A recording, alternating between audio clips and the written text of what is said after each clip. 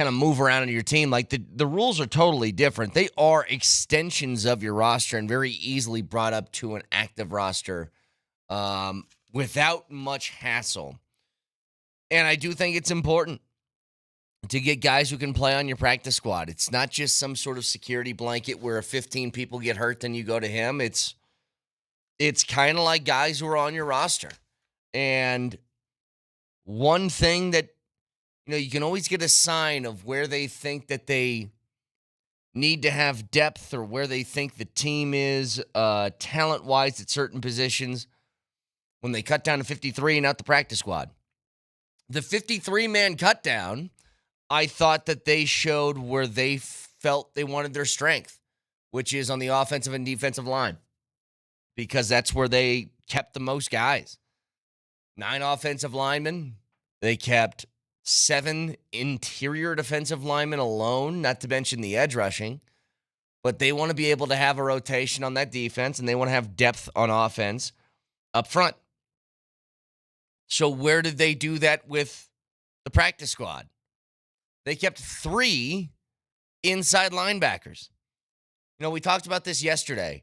The Broncos roster, if there's anywhere that they are thin, it's inside linebacker. Because it starts with Greenlaw and Singleton, which is a good group. But then it's Justin Strnad. And help me again, Nelly. Reed's first name is Karene? Something like that. Justin Strnad and Reed are the other 2 that are backing them up. Now, this will look different when Drew Sanders returns from IR. But I don't think it's any coincidence that they kept, first of all, I'm glad they got Lavelle Bailey back, so he's on the practice squad. They kept Jordan Turner and Garrett Wallow as well. I think this is like, if we ever run into trouble with Singleton just didn't recover the way that we thought he would off of his injury from last year, if Dre Greenlaw gets hurt again, which he has been apt to do in his career, we at least have some of these guys, a number of guys in the practice squad that we can throw in there and at least have some semblance of confidence in. Just some other notes on the practice squad. I love that Throckmorton and Lohner are back. I think those are 2 projects that are worth seeing through. They kept Adam Prentice on the practice squad, and he could very much play this Michael Burton role where they have him on practice squad but make him a game day call-up, and kind of play that yo-yo game depending on the matchup for the week. And then, at least that gives you some ability and confidence at fullback until Atkins comes back. Now, we talked about this for a minute yesterday. I don't know if Sam Ehlinger if he actually had second string quarterback opportunities elsewhere. That's been the rumor, is that he could have been a backup somewhere, and then he turned them down and chose to be the third string quarterback in this roster. I don't know if I buy that. But whether that's true or not, it's a great asset to have. I mean, I've been talking about if you're down to your third string quarterback, your season's screwed already. So at that point, I don't really care who the third string quarterback is. You maybe can get away with a few weeks of a backup quarterback playing, unless your backup's just really good, which almost never exists. But if you have like Kirk Cousins, then maybe.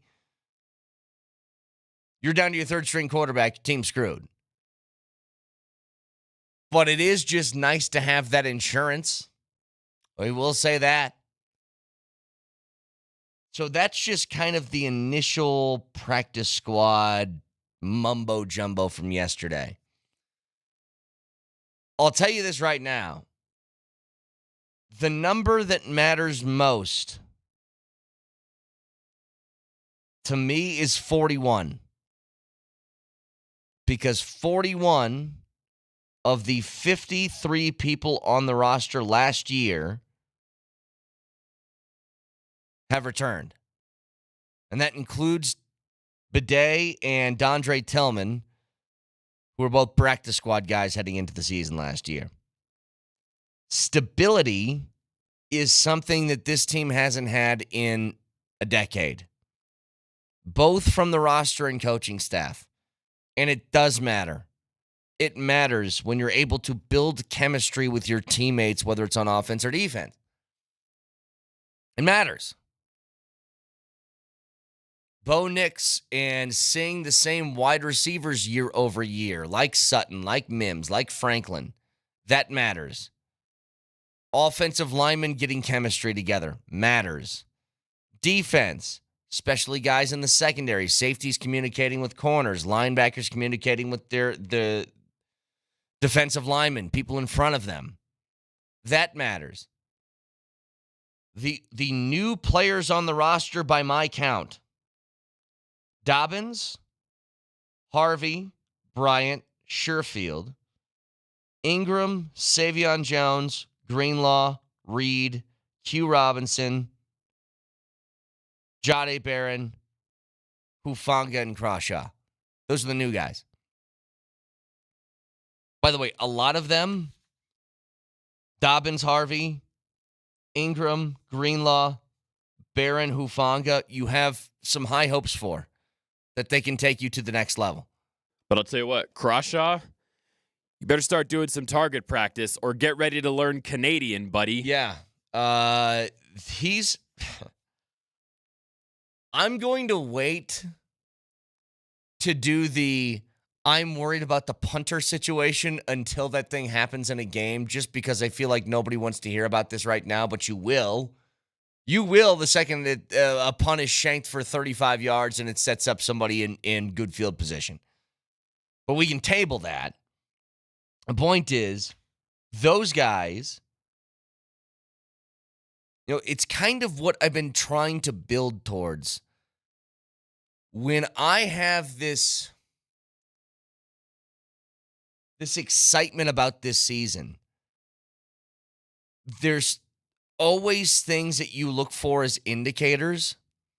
And a big one for me, like a really big one for me, is, were you good last year? Not first of all. If you were, cool. How many of those guys are back? And what did you lose from last year? And when I ask that about the Broncos, the answer is like nothing, really. I mean, honestly, you didn't lose anybody that you would say really, really hurt. When I talk about the worst thing that you lost from the roster last year was, what, Javonte? Cody Barton? You have players on this roster that are better than they are.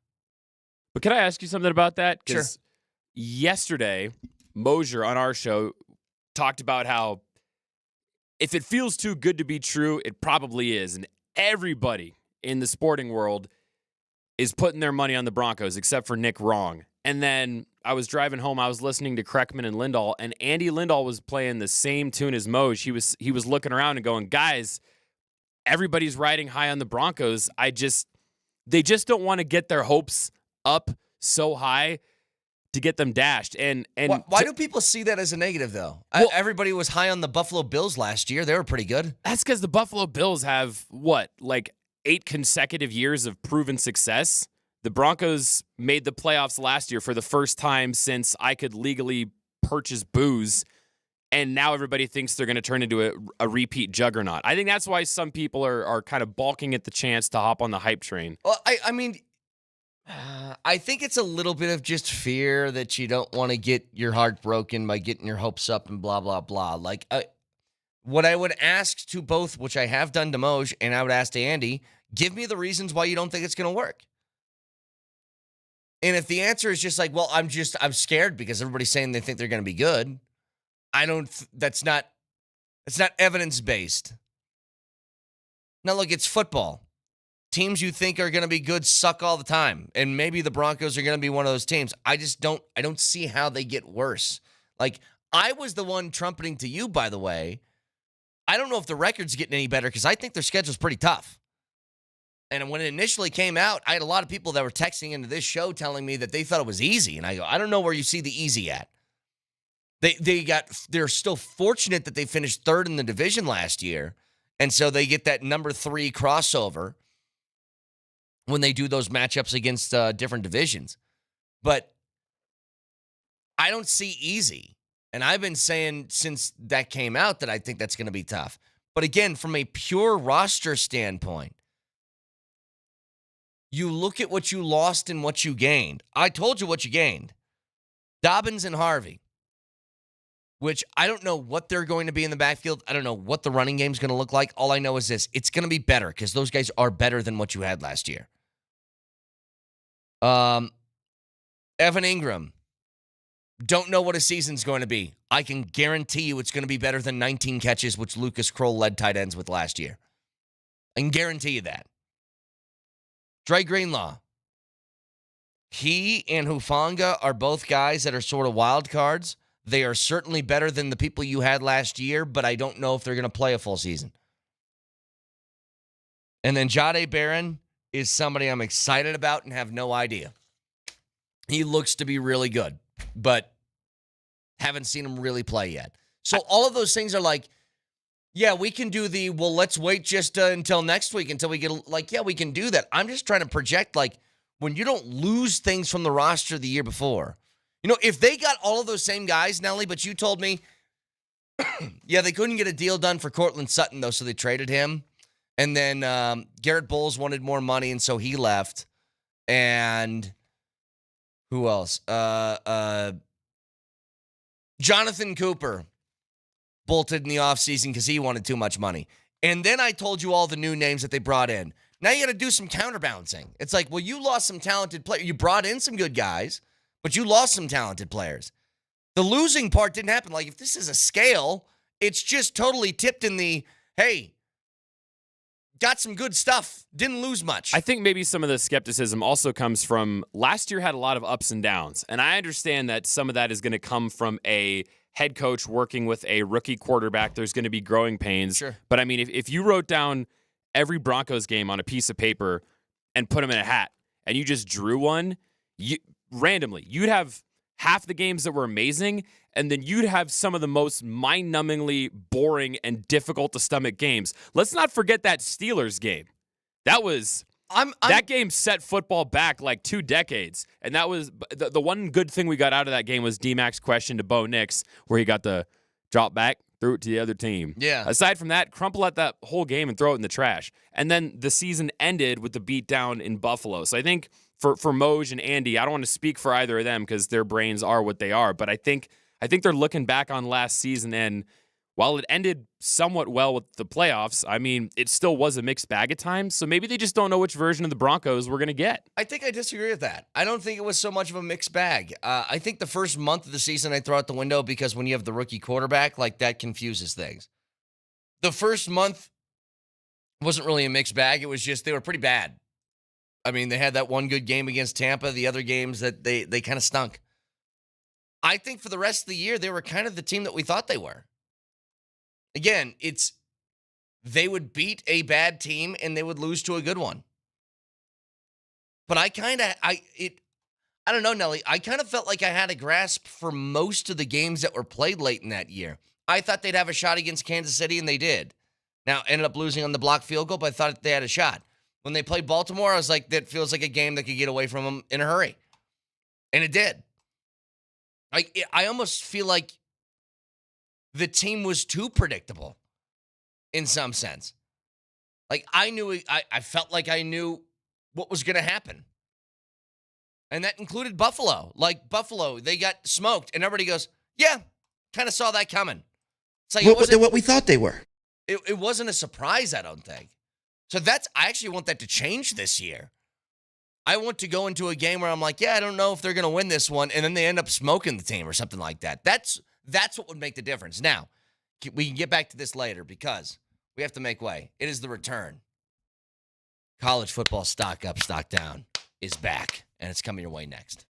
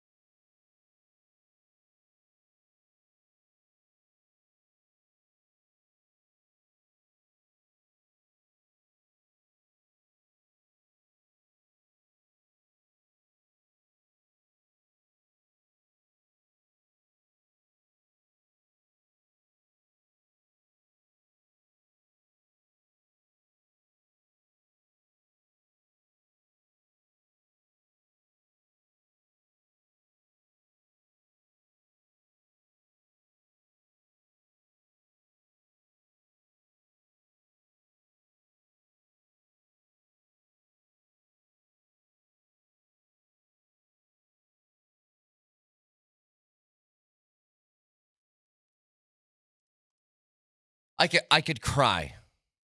I could cry right now.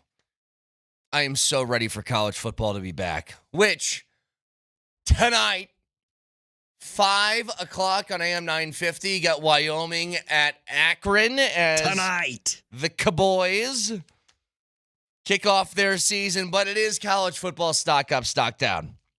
It was suggested by one of these appetizer listeners that we do one of these before the season starts. And I go, you know what?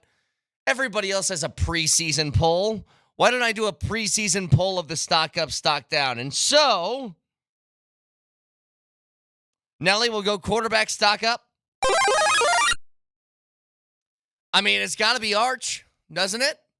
I'm looking at ESPN right now. They're talking about what is the ceiling for Arch Manning. He's as hyped of a quarterback going into a starting year as anyone I can remember.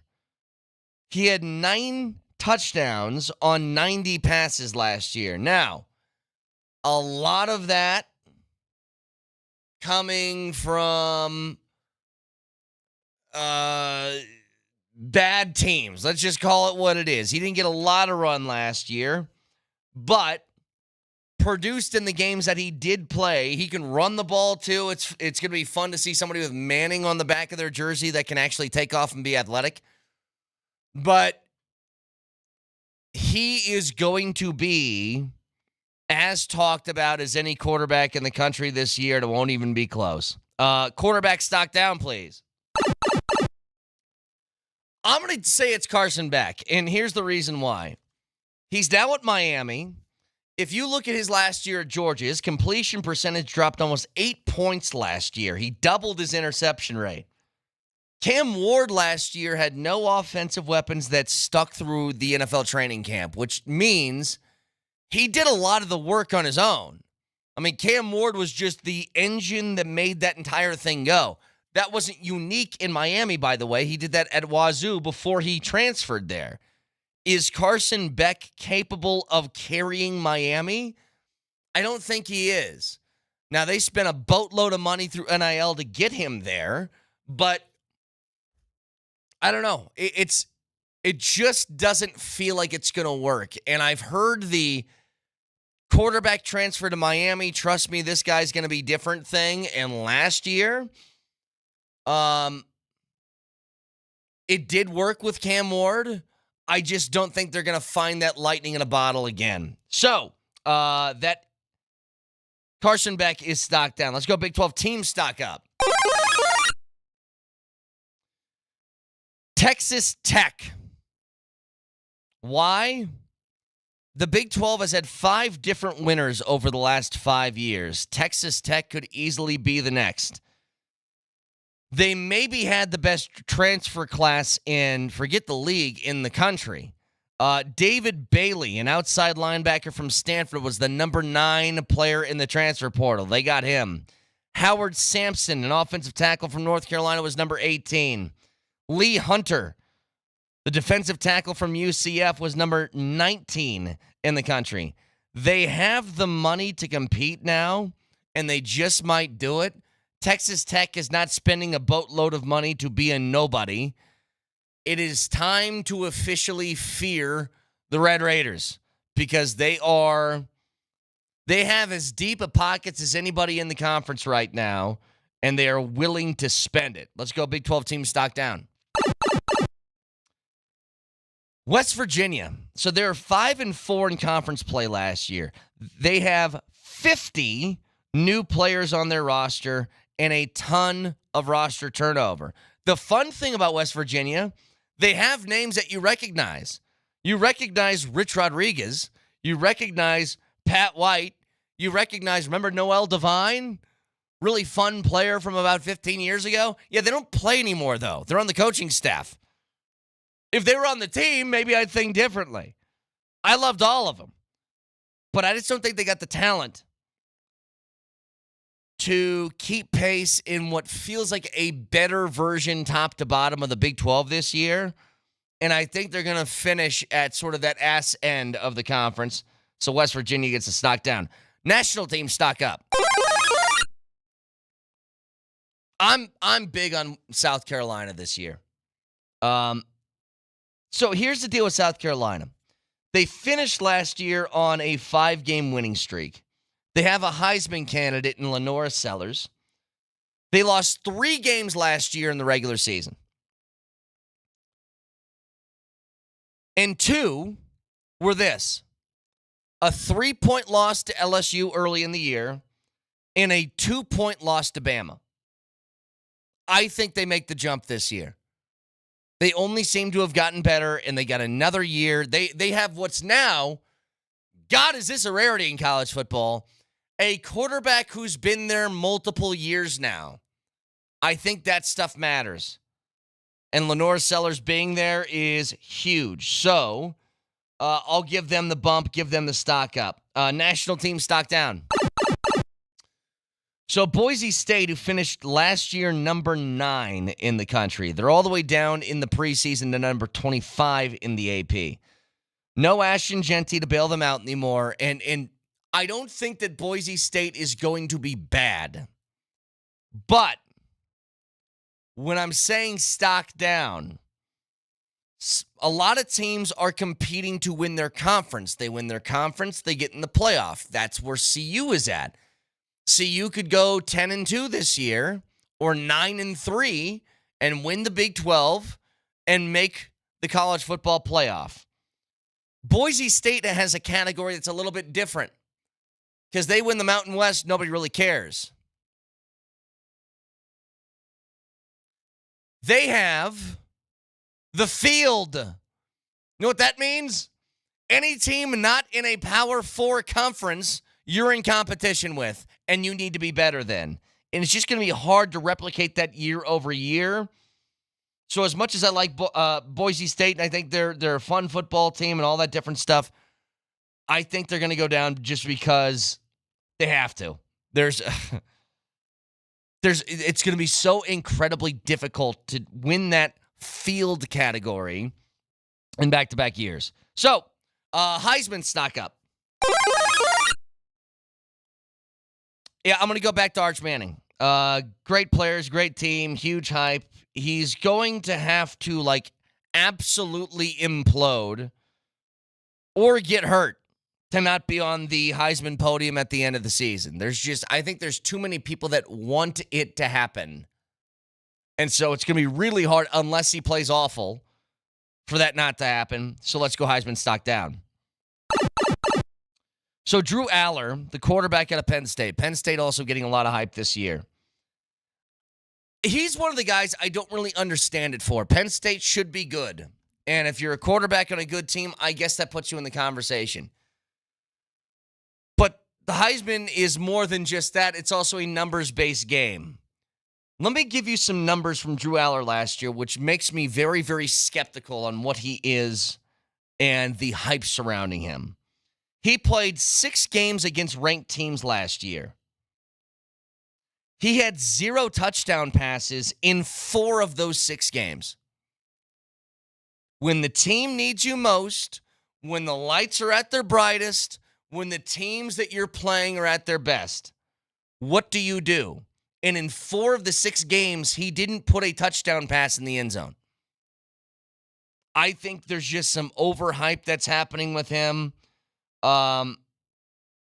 And Penn State is going to be good, but I don't think he's going to be able to take them to that ultimate peak.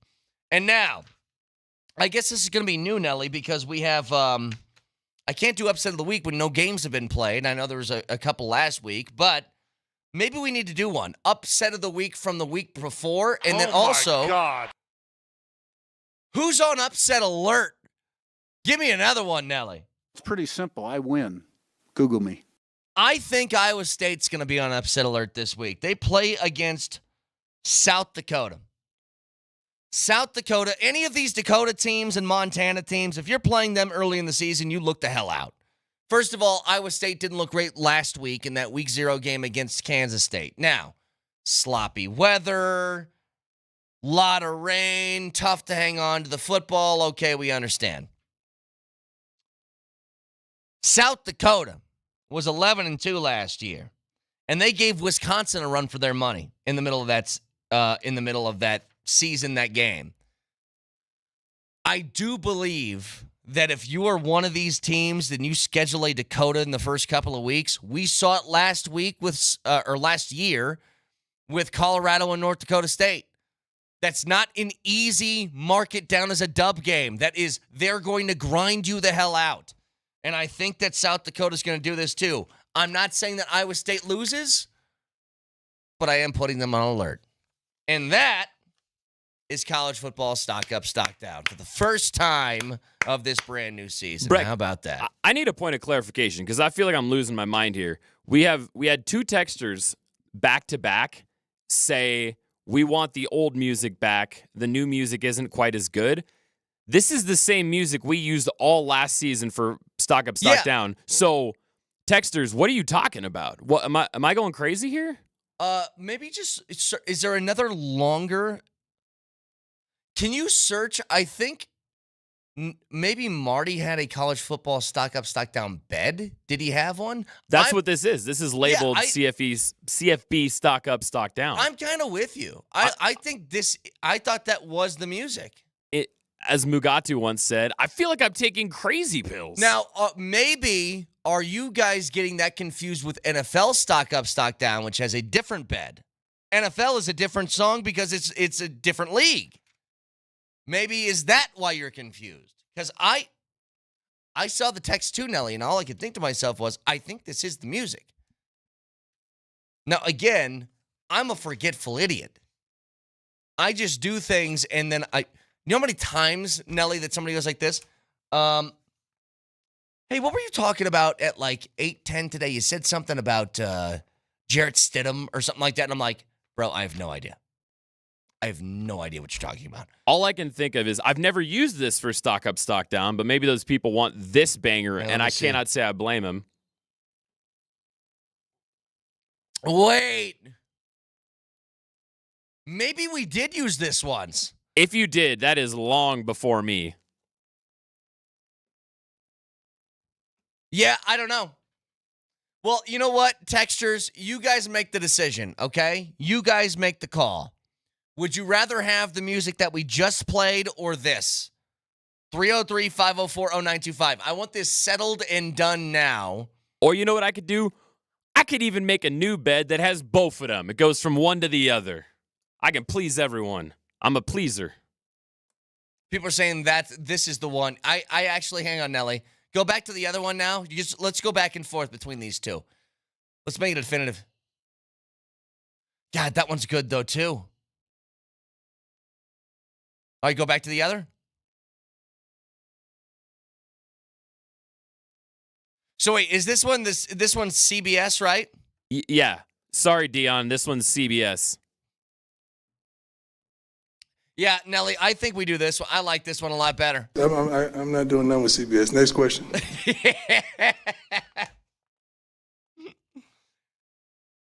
I like them both, but I think they're right.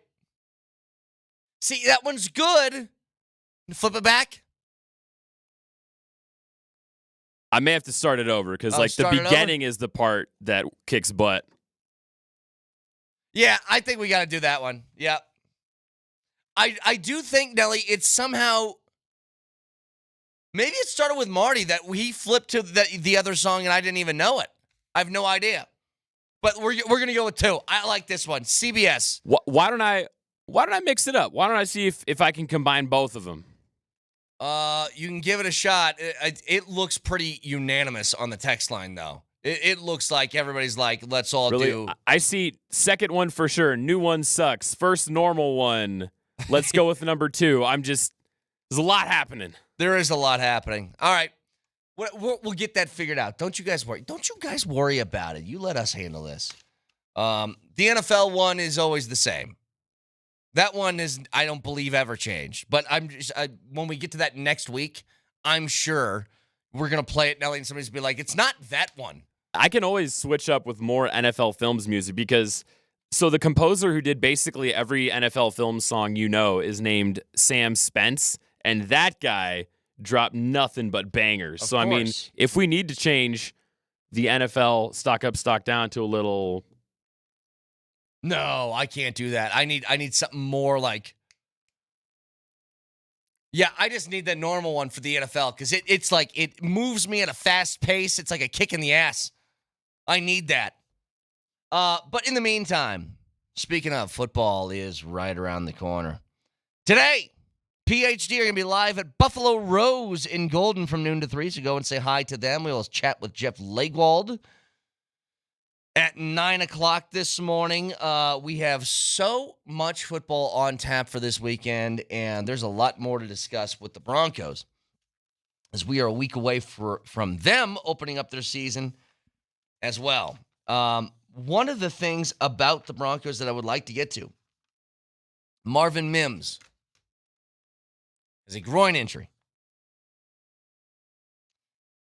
And Sean Payton said, don't worry about it.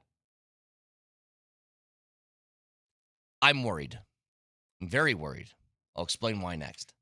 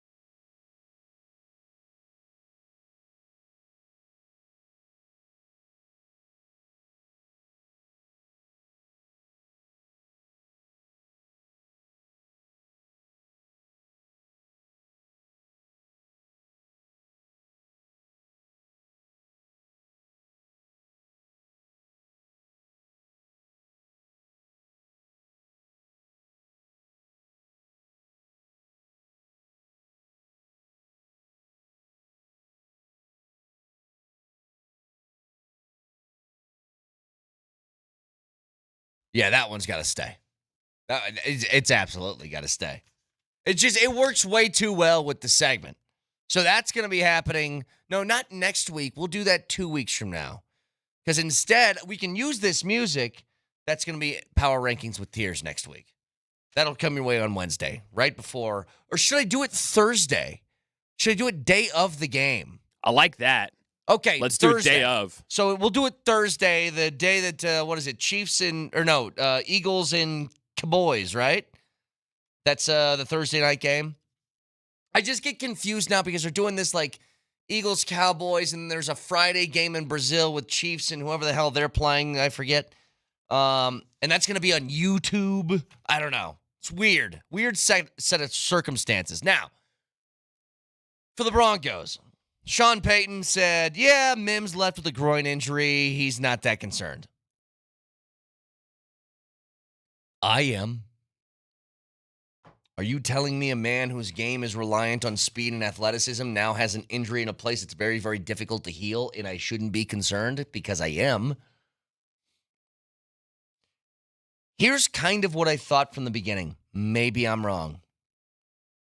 Very well could be. Nelly, I had a concern way back at the beginning of camp. Before anybody proved that they were flashing like Troy Franklin was flashing any sort of like year 2 bumps or whatever. Flashing year 2 bumps, that sounds weird. You know what I'm talking about. Before he looked good in camp, there was a quote from Sean Payton that I did not forget. People at the time said I was making too big of a deal out of it, that I was overblowing the quote. You'll probably say that now. Don't care. When he mentioned the guys competing for snaps, and he said, yep, Troy's going to be in there competing for snaps, and so is Pat Bryant, and so is Marvin Mims. And I'm like, why is Marvin Mims in the competing for snaps territory? Why isn't the Marvin Mims in the Cortland Sutton category of he's getting them? He's getting targets. He's getting the football in his hands. He is, hopefully this changes this year with a guy like Harvey or Dobbins, but last year he was your only big play threat. Guy who could get the football and run away from other people. You didn't have those. And at least at wide receiver, that's still the case. Troy Franklin, if he truly makes a jump, maybe, because he's a bigger body with speed. But Mims is like, what did Gus Johnson call it? Getting away from the cop speed, right? Didn't he say that very famously back in the day? That's what Marvin Mims has. That weird, like, not saying to this extent, but when you think of game breakers in the league, your Tyreek Hills, your Jameson Williams, like your straight up track runners, he's got that sort of speed. So when you have a groin injury, that isn't just something that leaves. It's always kind of there until you take a lot of time off. But there is one good thing about groin injuries is you inevitably get the coach in the press conference and somebody says, hey, what's Marvin's status? And then the coach goes, oh, he's got a groin. He's got a groin. Yeah. Or he's out with a groin. So we'll get some good sound bites, but no. I like the he's got in injury terms. It's like he's got an ankle. He's got a knee.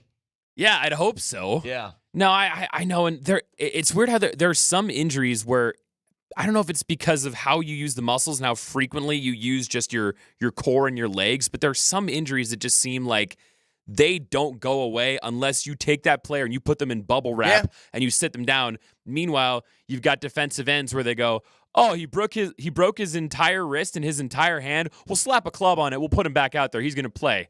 What? But a hamstring and a groin, you can't walk for like a month or you're going to re-aggravate. Well, you got to, no matter what, you got to be able to move. And his game is about moving and moving quickly. And so when you have something that hinders that, it hinders what his best asset is. So that is a concern with me. The other thing about the Broncos that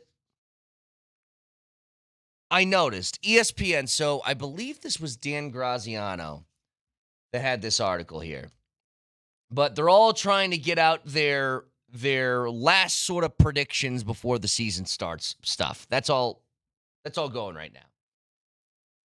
So he went through every team, and let me make sure this is Graziano. Give proper credit to the person who wrote this. It was. So he went through every team in the league, and the question was, don't be surprised if. His for the Broncos was, don't be surprised if veteran running back J.K. Dobbins is the Broncos' lead rusher. I wouldn't be surprised at all if that was the case. I don't believe it's ideal. Let me put it to you this way. For the Nuggets, in an ideal world, I think Julian Strother plays so well that he keeps Tim Hardaway Jr. off the floor this year. Not that I don't want Tim Hardaway playing, but it's like if your young guy is playing so well, who plays a similar style and role as the veteran guy, and he plays so well that he keeps the veteran guy from getting minutes or touches or snaps or whatever sport we're talking about, ice time, whatever. That's what you want. You want the young guy to be better than the veteran because the young guy is going to be playing for longer than the veteran. R.J. Harvey has a giant hill to climb in the trust tree of Sean Payton. It's one that running backs in his system have miserably failed at. It's the reason why Audric Estime is now on the Philadelphia Eagles practice squad. Do I trust you on third down? Do I trust you to pass protect? He does not have that yet. J.K. Dobbins does. By the way, I will tell you guys a stat about J.K. Dobbins that you might not know.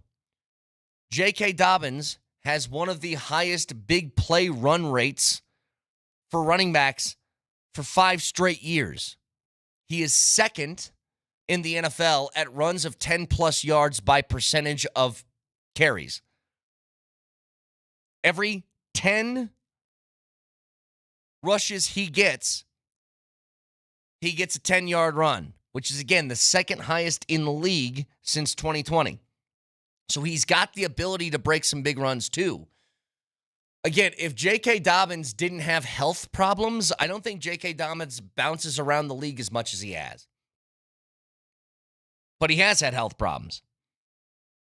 In an ideal world, R.J. Harvey at the end of the year is your lead rusher. Could I see the scenario in which Dobbins does it and it's fine? Yes. But go back and look at past ways that Sean Payton has handled his running back rooms. There is not really ever a feature back that gets 290 carries. It's 2 or 3 guys that all get like 120, 110, 100, somewhere in that ballpark.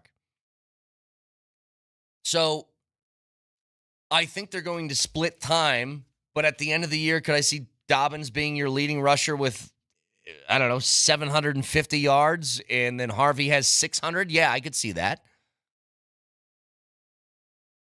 I hope it's more, but it's certainly possible.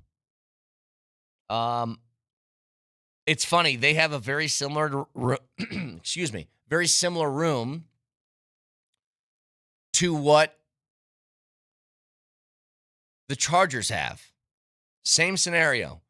Najee Harris is a veteran running back who you can trust. He doesn't seem like the ideal situation if he is your lead rusher. But they're hoping Omari and Hampton can be that. It's the same sort of thing. So just a couple of Broncos notes as we get towards the end here. Rashee Rice, remember yesterday, Adam Schefter said there's a high likelihood, that Rashee Rice is suspended the first 6 weeks. He is. I think this is a big deal. I know it doesn't affect directly a Chiefs and Broncos game, but hear me out. Go look at the Chiefs' schedule for me. It's always difficult. But the Chiefs still lack, I think, a lot of pop in the skill position Skill position, somebody take over a game category. Because I don't think Travis Kelce is that anymore. Pacheco maybe could come back to that after some injuries last year. But here's their first 6 weeks. This is what the Chiefs have that they won't have Rashee Rice for. They play the Chargers at home. Then they play Philly at home. Then they go on the road at New York. Then they play Baltimore at home. Then they go at Jacksonville. And then they play Detroit at home. That's the first 6 weeks that Rashee Rice is out. They could feasibly lose up to 3 games. Will they? Probably not. But they could if they can't score with Philly, with Baltimore, with Detroit, with LA, who has a very, very good defense. And that's just the beginning. After that, they play Vegas. Okay, fine. But then it's Washington, at Buffalo, and at Denver. Like, that's a really tough first 10 that they got to navigate their way through. Gets easier towards the end of the schedule for them. But that first 10 weeks is tough. Missing Rashee Rice for that hurts a lot more than if it was one of those, hey, I'm going to appeal this, and then they start the suspension in week 11. That's all I'm saying. Get more of that in a little bit. 303-504-0925. You know, always watch the show live on Twitch. Twitch.tv, search Altitude SR on the search bar, the Altitude TV simulcast. That is the Safeway Twitch feed. Download Safeway's Deals and Delivery app and get exclusive grocery offers. Safeway, fresh foods, local flavors. Hey, on ESPN right now, they're talking about some lacrosse, the Denver Outlaws. And they got Pat Cavanaugh, who we talked to at camp, live with Mike Greenberg on the ESPN set. Pretty cool. Yeah. Moser, Lombardi, and Kane starts next.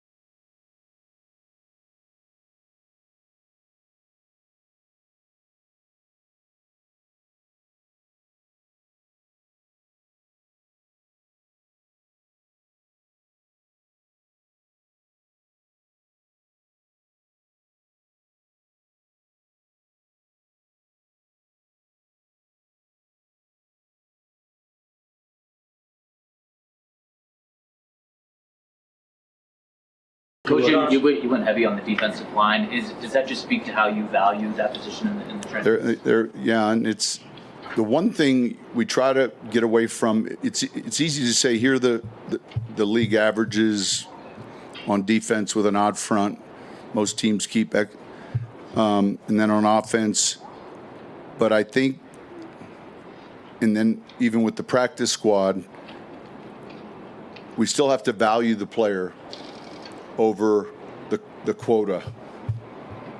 And so remember, it wasn't too long ago we had 53 with 6 guys on a practice squad. So there were some real benefits to COVID. And we got the practice squads to 16, and then the ability for these guys, I really look at it as a 69-man roster now. It's much different than what it used to be like. Something happening here. Sean Payton. There's no words. See, I'm not starting with this today. Cut it off. I'm not starting with this today. We have to break down that entire statement there. Yeah. Because I don't know what he said. And I'm serious, we need to break it down. And it's me, it's not him. It's just, I have trouble learning, I guess. We need to break it down because so many of the things he said, I have no idea what he means by this. Now, give it to us again. Coach, you went heavy on the defensive line. Does that just speak to how you value that position in the trenches? Yeah, and it's the one thing we try to get away from. It's easy to say here the league averages on defense with an odd front. Most teams keep, and then on offense. But I think. All right, stop right there. What? That sounded like he had 3 sentences that he stopped about a fourth of the way through. This is like a Moser conversation right now. I was going to say, it sounds like something that I would do. Okay, so far, you guys are with me. I have no idea what. Here's what I've gathered.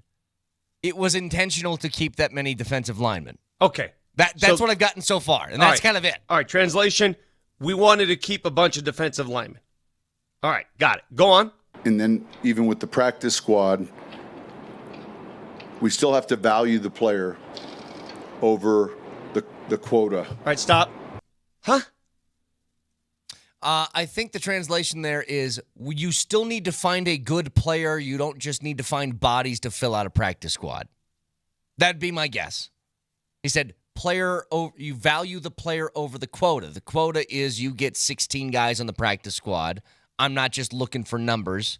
I want to believe the player's good. And guys that we can develop and help us, or guys That's that my can guess, step Vic. Don't in. look at me that way. I know, but I'm trying to help you. I don't know.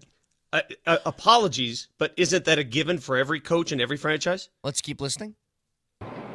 And so remember, it wasn't too long ago we had 53 with 6 guys on a practice squad. So there were some real benefits to COVID. And we got the practice squads to 16, and then the ability for these guys, I really look at it as a 69-man roster now. It's much different than what it used to be like. Now, that makes sense. Yes. And that is that true. makes a lot of sense. That is Totally. true. I got that. It was stupid that they had that short practice squad before COVID. Now it's good that they have more players. And if we need, we can go back to the original source material. I trimmed his quote way down to try and get it to like a you minute. Did? But he we don't spoke listen for to all like that. he spoke for like 2.5 minutes in this answer. Oh, so I didn't know. So this is already edited. this is trimmed way down. Oh, my God. All right, so COVID gave us 2 great things, Zoom and a 69-man roster. Yes, of course. All right, go on. No, We there's done? no more. No That's no it? and then. No and then. All right. Done with the and thens. Well, I just want to make sure that we're on the same level of understanding here. Well, yes. For what I could glean, I think we are. Now, I'll give you just quick thoughts that I have on the practice squad, guys. First of all, it's good to see Lavelle Bailey back on there because I was a little bit nervous that he was going to be gone. But much like when they trimmed down the 53-man roster, you can tell where they see value in depth. When they trimmed it down to the 53-man, they saw depth where? On the fronts of both sides of the field. They're carrying 9 offensive linemen, and they're carrying 7 interior defensive linemen alone. What'd they do on the practice squad? Vic, you mentioned it yesterday. You're a little nervous about the inside linebacker depth. Well, they kept 3 of them on the practice squad, including Lavelle Bailey. It was also Jordan Turner and Garrett Wallow. Yeah. And keep in mind that Drew Sanders is on IR right now, so he's going to be another one that they shuffle in there. Give Sean Payton and George Payton so much credit for being able to maintain the depth of this team and build depth. One thing I still don't understand, and I need you guys, again, to help me out, help me navigate here. In reference to Sam Ehlinger and why Sam Ehlinger decided to stay here on the practice squad rather than go to another team where he was given the opportunity to make a 53-man roster, reportedly. And then Sean responded by saying, well, we had the same situation occur with Chase Daniels and told him we'd call him up 3 times. What does this mean? What does that mean? Do we have a soundbite when he's talking about Sam Ehlinger? It just feels like you're going to get some guaranteed money because they're going to call you up and that's what it sounded like to me. I really don't know what it means, Vic, to be honest with you. So you get 3 call-ups. Does that mean that you get the big money 3 times a year, and you're guaranteed that big money? That helps you out. And like Ryan Harris told us yesterday, you can pay more money on the practice squad. You're not confined to just the very, very low end or just the limited. Yeah. I got a really tough time believing, and I'm not calling anybody a liar on this. I got a tough time believing if Ehlinger had a chance at a number 2 spot that he would turn that down and go to a number 3. Well, maybe it wasn't a number 2. Maybe it was a number 3 active spot somewhere that could have, gone up and down. Could be. I'll say this. One of the reasons why Sam Ehlinger decided to stay, and he referenced how great a franchise and organization it is top to bottom. Again, kudos to the ownership. Kudos to the executives and the coaching staff for the Broncos for years were regarded one of the top organizations in football, right? And now they're back. And here we go. And now that reputation is out there and players know it. So just a couple more real quick on the practice squad stuff. Adam Prentice is back on the practice squad. It feels like he could be a Michael Burton type that they call up for certain games where they feel like the scheme dictates they need a fullback. Maybe he plays that role until Nate Atkins gets healthy. Good to see that Throckmorton's back on this team. I thought that he's good offensive line depth. And also Caleb Lohner, that 7th round basketball player out of Utah, turned tight end, who showed some potential, but obviously is going to need some seasoning here. He's back on the practice squad, so that's nice too. The biggest news yesterday, though, forget the practice squad. Sean Payton said, "Yeah, Mims has got a groin injury. He'll be fine. It's he doesn't think it's a big deal. That's do. Scary. Yeah, I think it's a big deal. It's a huge deal. Everybody seems to think it's a big deal except for Sean Payton. Mm-hmm. Oh, well, look, man, his entire game is predicated on his speed. Here's one thing I do. You get a groin injury. Yeah, that sucks. Here's one thing I know about groins. I wouldn't say that I'm a groin expert. Yeah, I would say that. What you think of mine? Your groin? Yeah. What you think? Well, you are based on the advertisement you do. That's true. Yeah, you are among the people of this show. If there's a groin expert, it would be Mark Moser. Certainly not me. Well, let me explain. QC Kinetics doesn't go that low. I'm an expert. I'm an expert in carpets. 0 reps. I can help with backs, elbow pain, knee pain. I don't do groins. Let me tell you what I know about a groin. You got to get yourself fixed up. If you're dealing with anything. They take care of your whole dude engine at Rocky Mountain Men's Clinic, but groin injuries tend to linger. They tend to nag. Nag. Yeah, ask AG last year. Nag, groin, pulley-pull, Yankee-yank. And the only way they heal is if you just don't do anything. You wrap it and you sit around and do nothing. Yeah. Which sucks. Marvin Mims is going to be doing things, to my knowledge, here. Well, I hope he's able to do things, but what you got to do with less than 2 weeks here to go before the start of the regular season, you got to just sit around and hang, man. You just got to let it heal because groins they last unless you just let them do their thing and heal. All right, so there you go. That's the best I can give you on groins. I made a big deal about this when camp first started, and you guys and everybody on the text line told me to calm down, stop reading so much into it, but I can't help it. I just think with the unique skill set that Marvin Mims possesses, which I think we can all admit is a little different from anybody else on this roster. Nobody has the kind of just straight-end, athletic, raw speed that Marvin Mims has. R.J. Harvey might have it. Troy Franklin is fast and big, but nobody quite like, I catch the ball and I start running and you don't catch me. Nobody does. I got nervous at the beginning of the year when Sean Payton was talking about, Troy Franklin's, he's out there competing for snaps this year, and so is Pat Bryant, and so is Marvin Mims. And I go, Marvin Mims is competing for snaps. I thought that he was in the snaps category. I thought he was the guy that was, I'm in the Cortland Sutton category of, I'm going to get mine. Yeah, they're going to get some. Yeah, you have to. But he didn't say that. He said he's in the competing for snaps, and now the one thing that he does that kind of separates him is affected by a groin injury. I don't like it. So, Sean Payton, don't tell me not to be concerned. I am concerned. He's a fast man who now has a groin injury. Never been fast. I have had a bad groin. The good news is there's no game this Sunday. You have an extra week to prepare, so we'll see the extent of this. We'll see if he practices next week. If he practices, it's not an issue. If he doesn't practice, it's an issue. Yeah. So talk to me in a week. Give me a 1 week report. What's today? Thursday? Thursday. Next Thursday. If Marvin Mims is not on the practice field next Thursday, it's a problem. We'll see. Yes. By the way, tonight on AM 950 at 5 o'clock, speaking of football, Wyoming, the Cowboys, they will take on the Akron Zips, so you can hear that on AM 950 at 5 o'clock. Didn't we just get a text from a guy who's a former Zip tight end? Yeah, Vic, you weren't around. You didn't hear this. But apparently there's all kinds of injuries going on now. There's a men's tackle football. Is it tackle football league or leagues? No. The older. No, we talked about that with Vic. The 40 and over tackle football league. He wasn't here. 40 and over tackle football league, and a 60-year-old got rolled up on and blew up his leg. A 60-year-old, what? Was he an offensive lineman or defensive lineman? 60-year-old left tackle. Left tackle. 60-year-old left tackle got rolled up on, right? And got blown up. But Vic, you give this 4 more years, then I'm going to need you to throw on the pads and go protect that blind side. Hey, man, I might. But Vic, so we had a guy, we said, okay, would anybody out there like to play in a tackle football league right now? Because Brett said there's no way in hell I'm doing it. Let me handle this, Mo, since I'm the only person on this show with experience in collegiate tackle football. Hang on one second, though. This guy. Excuse me?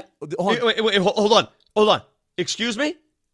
Is there anything false about that statement? Yeah, you're excused. Is there anything false about that statement? Yes or no? Yeah, because it was just what's false about that statement? Because he put on pads in college, but it wasn't collegiate football. It was collegiate tackle football. No, it was against college-age kids who also wore pads and played collegiate tackle football. Vic, the point is, it is not collegiate football. It is football against college-age kids. Gonna have to make me release the newspaper article again. Yeah, okay. Go ahead. See, I always have to fight this, so I have to go straight to the newspaper article. I mean, I'll do this every time. Just give me that. There's only one person on this show with the authority to speak of collegiate football. You know what? I will do that if you admit, Vic, that you're a collegiate baseball player. Hang on. No, hang on. Moser does NASCAR. If you say that the 60-year-old left tackle who just busted up his ACL in this league has played at a higher level of football than you did in college, then I'll admit that you're a collegiate football player. Was he paid? I don't think no. I think. Did he ever get to play in Notre Dame Stadium? Then the answer is no. Maybe they did. I don't know. I don't know where this league's at. Texter says, "Pipe down there, Rudy." Lombardi's the first-team wide receiver and honorable mention place kicker. According to Pangborn quarterback safety John Jacobs, Lombardi was one of the more explosive offensive threats on the talented Soren roster.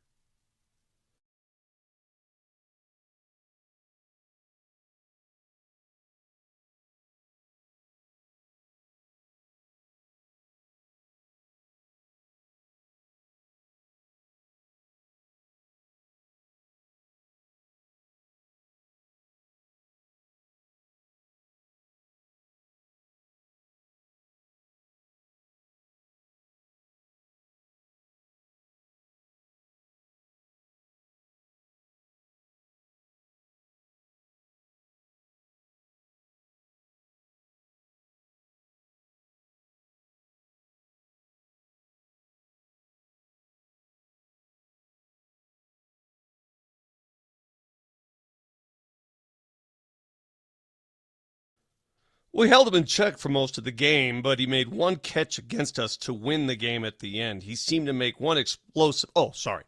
We're doing an ad right now. Vic Lombardi here for Dan Kaplis Law, and the motto is simple. The truth wins. In high-stakes personal injury cases, it takes a lot of skill, experience, resources, and truth to win that case, which is why Dan Kaplis Law has won so much. Take a look at Dan's track record. Record-setting results in an unheard of 5 straight multi-million-dollar jury verdicts. That's 5 straight. That only happens when your cause is true, and that's why Dan Kaplis Law is the official law firm partner of the Denver Nuggets and the Colorado Avalanche, a serious firm for serious cases, accepting righteous injury cases on a percentage fee basis. Dan Kaplis Law with offices at the Denver Tech Center, Fort Collins, Loveland, and Greeley. If you need his help, call today, 303-770-5551, 303-770-5551, or hit him up at dankapleslaw.com.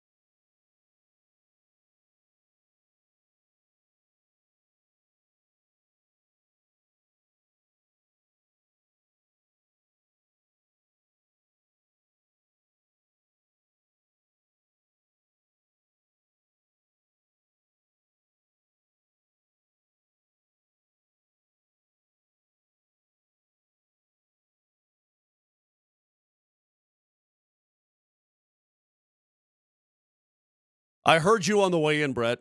Yeah. I've got to admit. It was a fire appetizer today. I felt good about It was super fire. I mean, we're talking big time.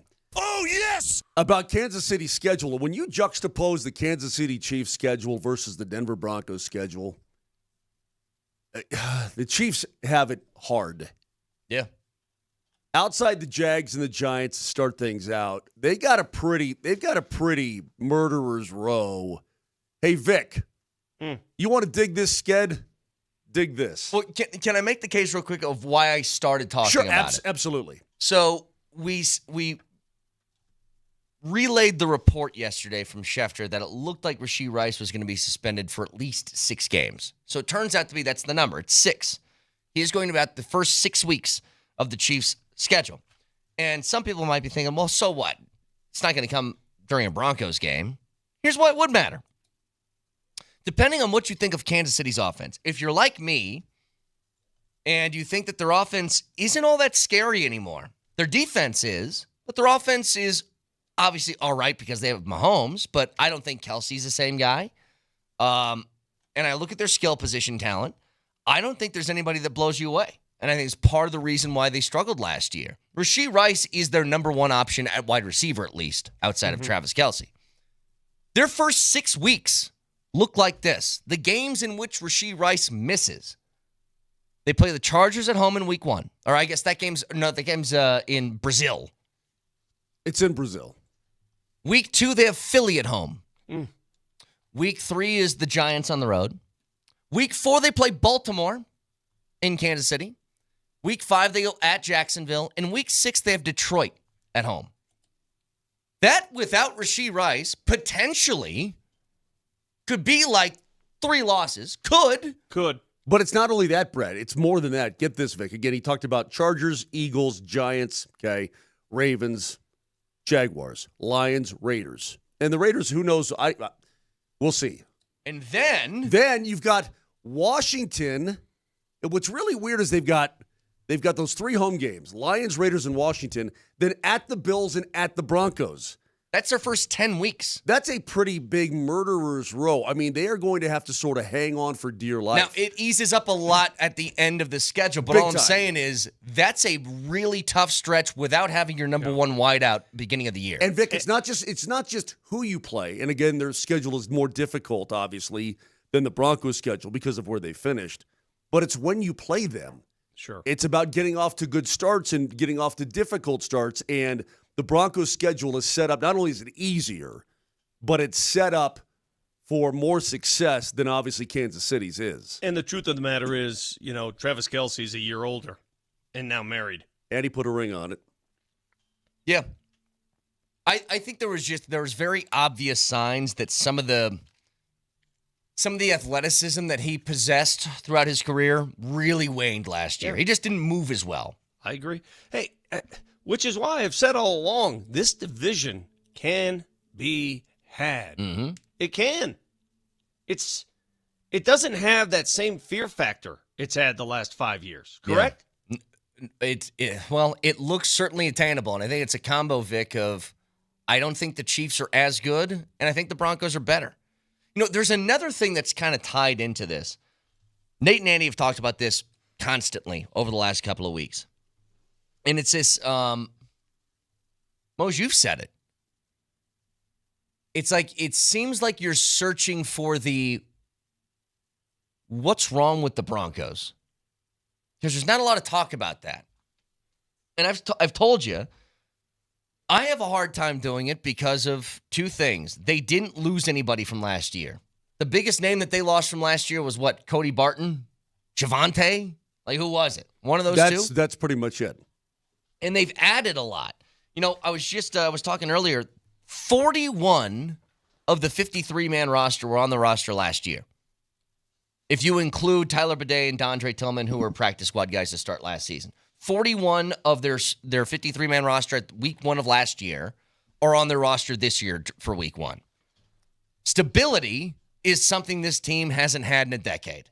And that goes for both the roster and the coaching staff. Brett, it's setting up nicely.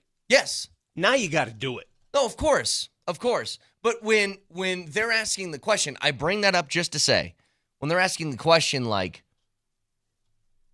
Andy said it this way, I'm nervous with how much people are being positive about the Broncos. And I want to know where that stems from. Is that an evidence-based thing? Or is that just something that's in your head? You're conjuring this up. A texter had a good point earlier. Are people like Andy or you, Moj, who have talked about this before, have the disappointments of where the Nuggets and Avalanche seasons have finished the last couple of years when we've thought they were going to be pretty good, factored into your Broncos sort of thoughts heading into the season? That you don't want to get your hopes up just to have them crushed again. Because again, just evidence-based. there is no reason to think this Broncos team shouldn't be better than what they were last year. Agreed. So is it maybe that you've had your hopes and dreams dashed the last couple of seasons by the Avs and the Nuggets, and now you're like, well, I don't want the Broncos to be in that category too? I feel like this is where I should be. You know our boy Zach Kelberman from Mile High Huddle? Yep. Right? Mm-hmm. Boy Zach, whom I follow. Good stuff. He came out with this yesterday, and I'm trying to get on board with this, okay? In fact, we should probably just call Zach and get him on the show. And again, Mile High Huddle, it's not the New York Times. They slant that way. But he says this. Broncos have one of the deepest rosters. Stay with me now, ready? Suck it all in. Broncos have one of the deepest rosters in the NFL. They are led by one of the best coaches in the NFL. They are quarterbacked by one of the top young passers in the NFL. They are home to the reigning Defensive Player of the Year. They are a perennial playoff threat. They are a legitimate contender for the AFC West. Perennial playoff threat. They made the playoffs last year for the first time. Said future perennial, right? No, just perennial playoff threat as of right now. They were. That doesn't. Okay. No, Okay. Sorry, that line doesn't work. Take it off. Okay. Take it off. Right. Take that line off. They are legitimate contenders for the AFC West. That's true. They are first entering their Super Bowl window. Nothing can stop what's coming. I mean, and I'm thinking to myself, I can't argue that. I have no I issues with somebody who feels that way. Okay, I got no can't issues. argue that. Okay, let me stop you right there. And again, I think Zach. The only thing I argue is the perennial playoff thing. Okay. It's not like they have 9 straight playoff appearances. Agreed. I One. think that I think what he was trying to say was he believes they're going to be a perennial playoff threat. Exactly. And Yeah. You can believe a lot of things. He's looking at it through orange-colored glasses a bit too. We should just get him on, for crying out loud. But the fact of the matter is, I'm reading that and I'm going, okay, probably right there. Yeah, it seems correct. Yeah. Then why am I so hesitant? Why are Andy and I sitting over here going? Well, have you answered what I said earlier, which is, are you almost nervous that the last couple of years with the Avs and the Nuggets have ended so abruptly and quickly and not lived up to what you thought they would be that you don't want the Broncos to be in that category too? So it's a self-defense mechanism. No, because I know the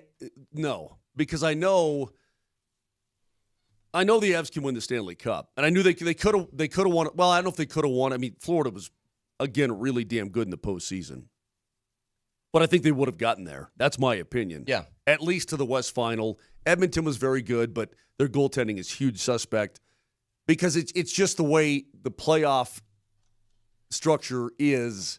You got to face one of the other best teams in the entire West. No, I understand, but it just stinks. It feels as if, like, I'm just the kind of guy, if this feels right, then why would I convince myself otherwise? It feels like the Broncos are going to be good. So why would I think anything else? Because I balance that out with my inherent skepticism of, damn, I got to see it first. Damn, I got to see that this is a top 5 defense like I think it is. Again. Damn, I got to see that the offense is more dynamic than it was. I've got to see that the whole wide receiver room is this, or that Evan Ingram is going to be this. I get the and that list, the running by the game way. is going to be this. I mean, I guess I have to see it. I get the list, by the way. Here's all the guys, the 12 players that were not on the roster last year that are on this year. Dobbins, Harvey, Bryant, Sherfield, Ingram, Savion Jones, Greenlaw, Reed, Q Robinson, Jade Barron, Hufanga, Crawshaw. So the guys that weren't on the roster last year. And I think Dobbins and Harvey will have a big impact. I don't know about Bryant. He might. Ingram will. Greenlaw, if healthy, will. Hufanga, if healthy, will. And Barron, you hope. Like, there is legitimate reason to be excited. And what we were just talking about with Kansas City, that's a tough stretch at the beginning of the year without one of your best offensive playmakers. That is correct. I mean, they've got a murderer's row to begin their season.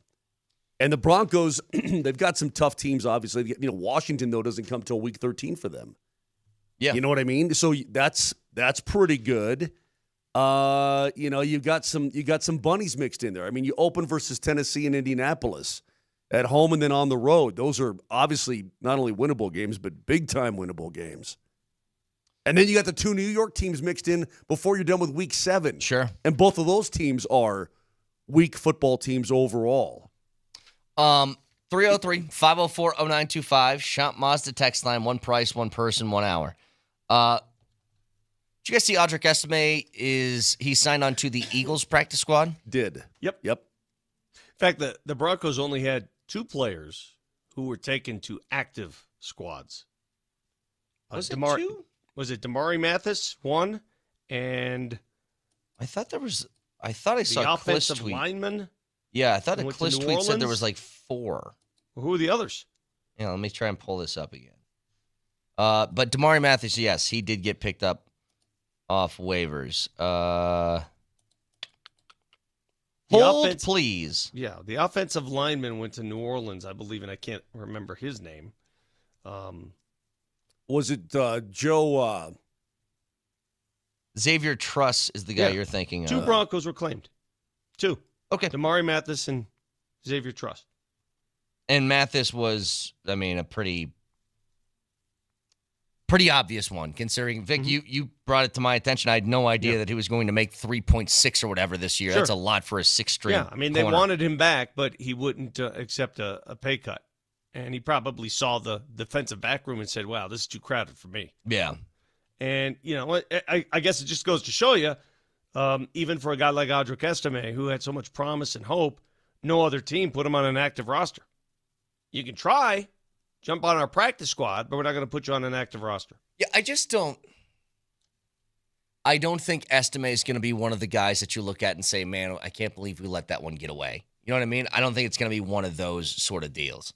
Now, he plays in Philly.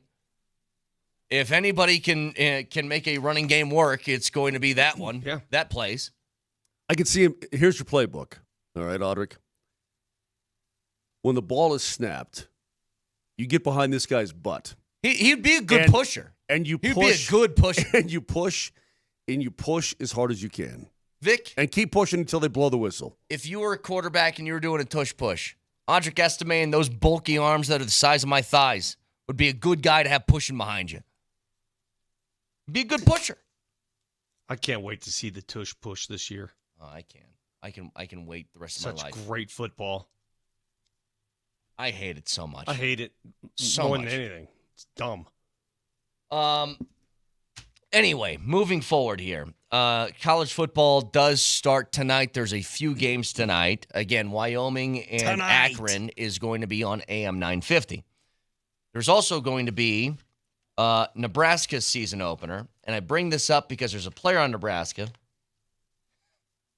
who said, and I quote, Nebraska plays Cincinnati at 7 o'clock on ESPN. "Oh, they're playing Little Moser School, Yeah, huh?" they're playing. Well, yeah. Where is that Mose game? Jr. Where is that game? I don't know. To be honest with you, I'd have to look. I have no I'll idea. tell you right now where it's at. All right. It's at Cincinnati. Okay. Huskers favored by 6.5. God, there's a lot of games tonight, boys. A lot. So hang on. 13 games tonight. Keep that list in front of you, Vic. Okay. I just want to give the quote. This is a new defensive back for Nebraska. His name is Deshaun Singleton. He said, and I quote, "We finna make people in wheelchairs stand up," which would be a hell of an accomplishment as an entertainer. That game is actually at Arrowhead. Oh, that's right. Yeah. Arrowhead. Yeah. It says at Cincinnati, so Cincy's the home team? They're the home team. What? Say it again. Say that one We more time. finna make people in wheelchairs stand up. For Moser, because I know what finna means. Could you tell Moser what finna means? Well, it's like it's something we're fixing to. Yeah. Yeah. We're about. Let me tell you something right we now. We are about to make people who are in wheelchairs stand up. Imagine somebody wheeling in to our radio station. And at the end of the show, he gets up, he gives a standing O. It would Finna be... make people in wheelchairs stand up. Yeah. There he You is. found it. That avoid Those are his words? What's that? Yeah, that's what he said. All right. Anyway. And by the way, I guess it's only fitting that the Cornhuskers are playing at Arrowhead tonight because their quarterback's got a Mahomes complex. Okay, so Dylan Raiola, does, he's dude. he's got a Guys, problem. I gotta Moj, tell you something. I gotta tell you guys something. What is it? One of my buddies from back in Nebraska sent me. He was on a podcast, I guess. Dylan Raiola was, and it was with his teammates, and they were sort of asking him about the Mahomes stuff. You wouldn't believe what he said. That he had the haircut before Mahomes did. Okay. That he had the sunglasses before Mahomes did. Yeah, he did. That he just liked the number 15. That pregame routine that he does, he had no idea Mahomes did it. Like, he is denying all of this stuff. And I'm like, dude, come on. Please. There's no chance that this is all just a coincidence, that you guys look exactly. I'm not kidding. You guys watched it last year. He kind of moves and throws like Mahomes. If you had told me, is this Patrick Mahomes, I would have said, yeah, that's Patrick Mahomes. That's how much he looks and moves like him. Mannerisms, the actual style of play that he has. Now, he's not as good, obviously, but the look of it looks like him. Mahomes was in the league when he was 12. Yeah. Okay? When he was 12 years old, Patrick Mahomes was drafted. Yeah. Just embrace it, dude. Don't run from it. That's what I'm saying. Just say, like, I'm a huge fan and I would love to be him one day. And like, everybody would get it. And he said, he's like, it's not my fault that God made me look like Mahomes or whatever. That I don't know. So look at this college football slate tonight. Yeah, hit me. And there's so many games. Hit me with your best shot. The games that are on television locally that you can find. Do you know that Boise State, South Florida, play at 3:30 this afternoon? 3:30. I'm on it. On ESPN. 3:30. 3:30 kickoff. It's going to be so hot. Then Ohio at Rutgers at 4. East Carolina, NC State at 5. Towson, Norfolk State. Wait, isn't Norfolk State coached by? Is that Michael Vick's? Is that where Michael Vick is? Oh, look it up, please. It might be. If I hit that, that's a good hit. It is. No. Okay. It's Dawson Odoms. Dawson Odoms. Close enough. 5:30 Central Arkansas, Missouri. Wait a minute, though. Hey. Buffalo at Minnesota at 6. Miami of Ohio at Wisconsin at 7.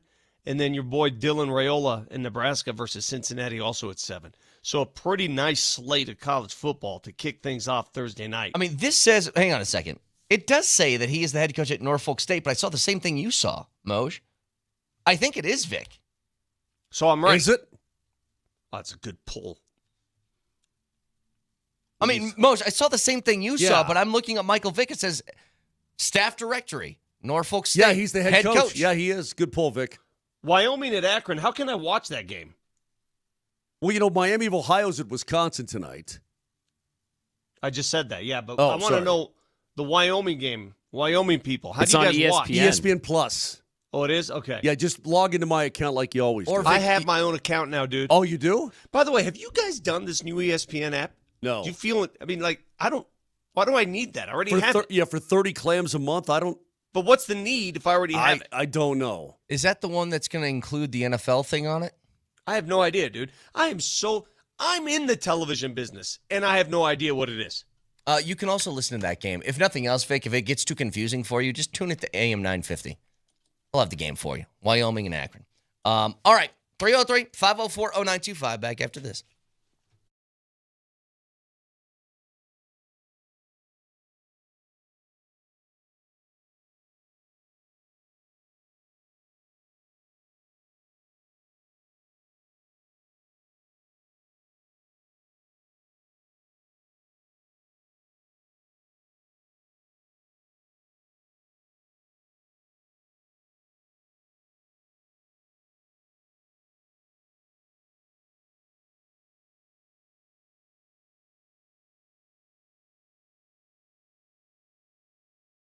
Dudes, I don't need into my private life. I mean, your private life is your private life, but maybe the Rocky Mountain Men's Clinic does, because if you're dealing with any sort of form of erectile dysfunction, they can help you. Do not miss out on intimacy and being yourself and being whole again, because their treatments work when the pills or the herbals fail. Success rates well over 90%. If you have something that was an issue with your arm, your wrist, your ankle, whatever it may be, you go get it looked at and taken care of, right? Don't feel embarrassed. Don't slough it off. Don't say, no big deal. Do something about it because Rocky Mountain Men's Clinic, it's the best. They've got experts there, and they've served the Front Range for nearly a decade. Successfully treated tens of thousands of men. Schedule a consult today. It's easy. Initial visit's only $99. You got the consult with a Colorado licensed medical provider, TNPSA test, and if medically advised, a test dose right there in the office. If it doesn't work, your appointment's totally free, but it's going to work. And you could be right back to being you right away. 5 locations, so it's easy, from Fort Collins all the way down to Colorado Springs. So why not give them a call today at 720-440-7900. You heard me again, 720-440-7900, or go online. Take care of your whole dude engine at RockyMountainMen'sClinic.com.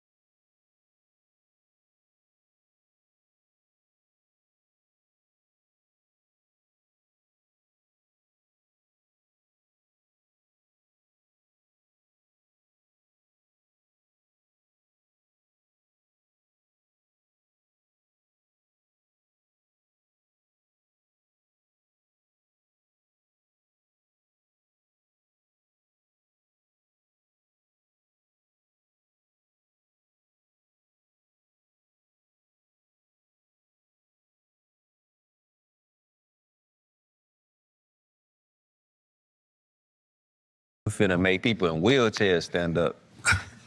You heard me? Yeah. Get like that. Tell you.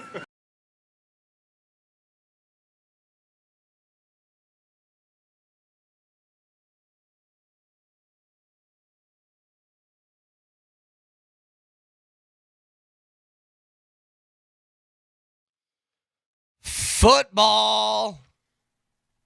Guys, we've arrived. Just tomorrow.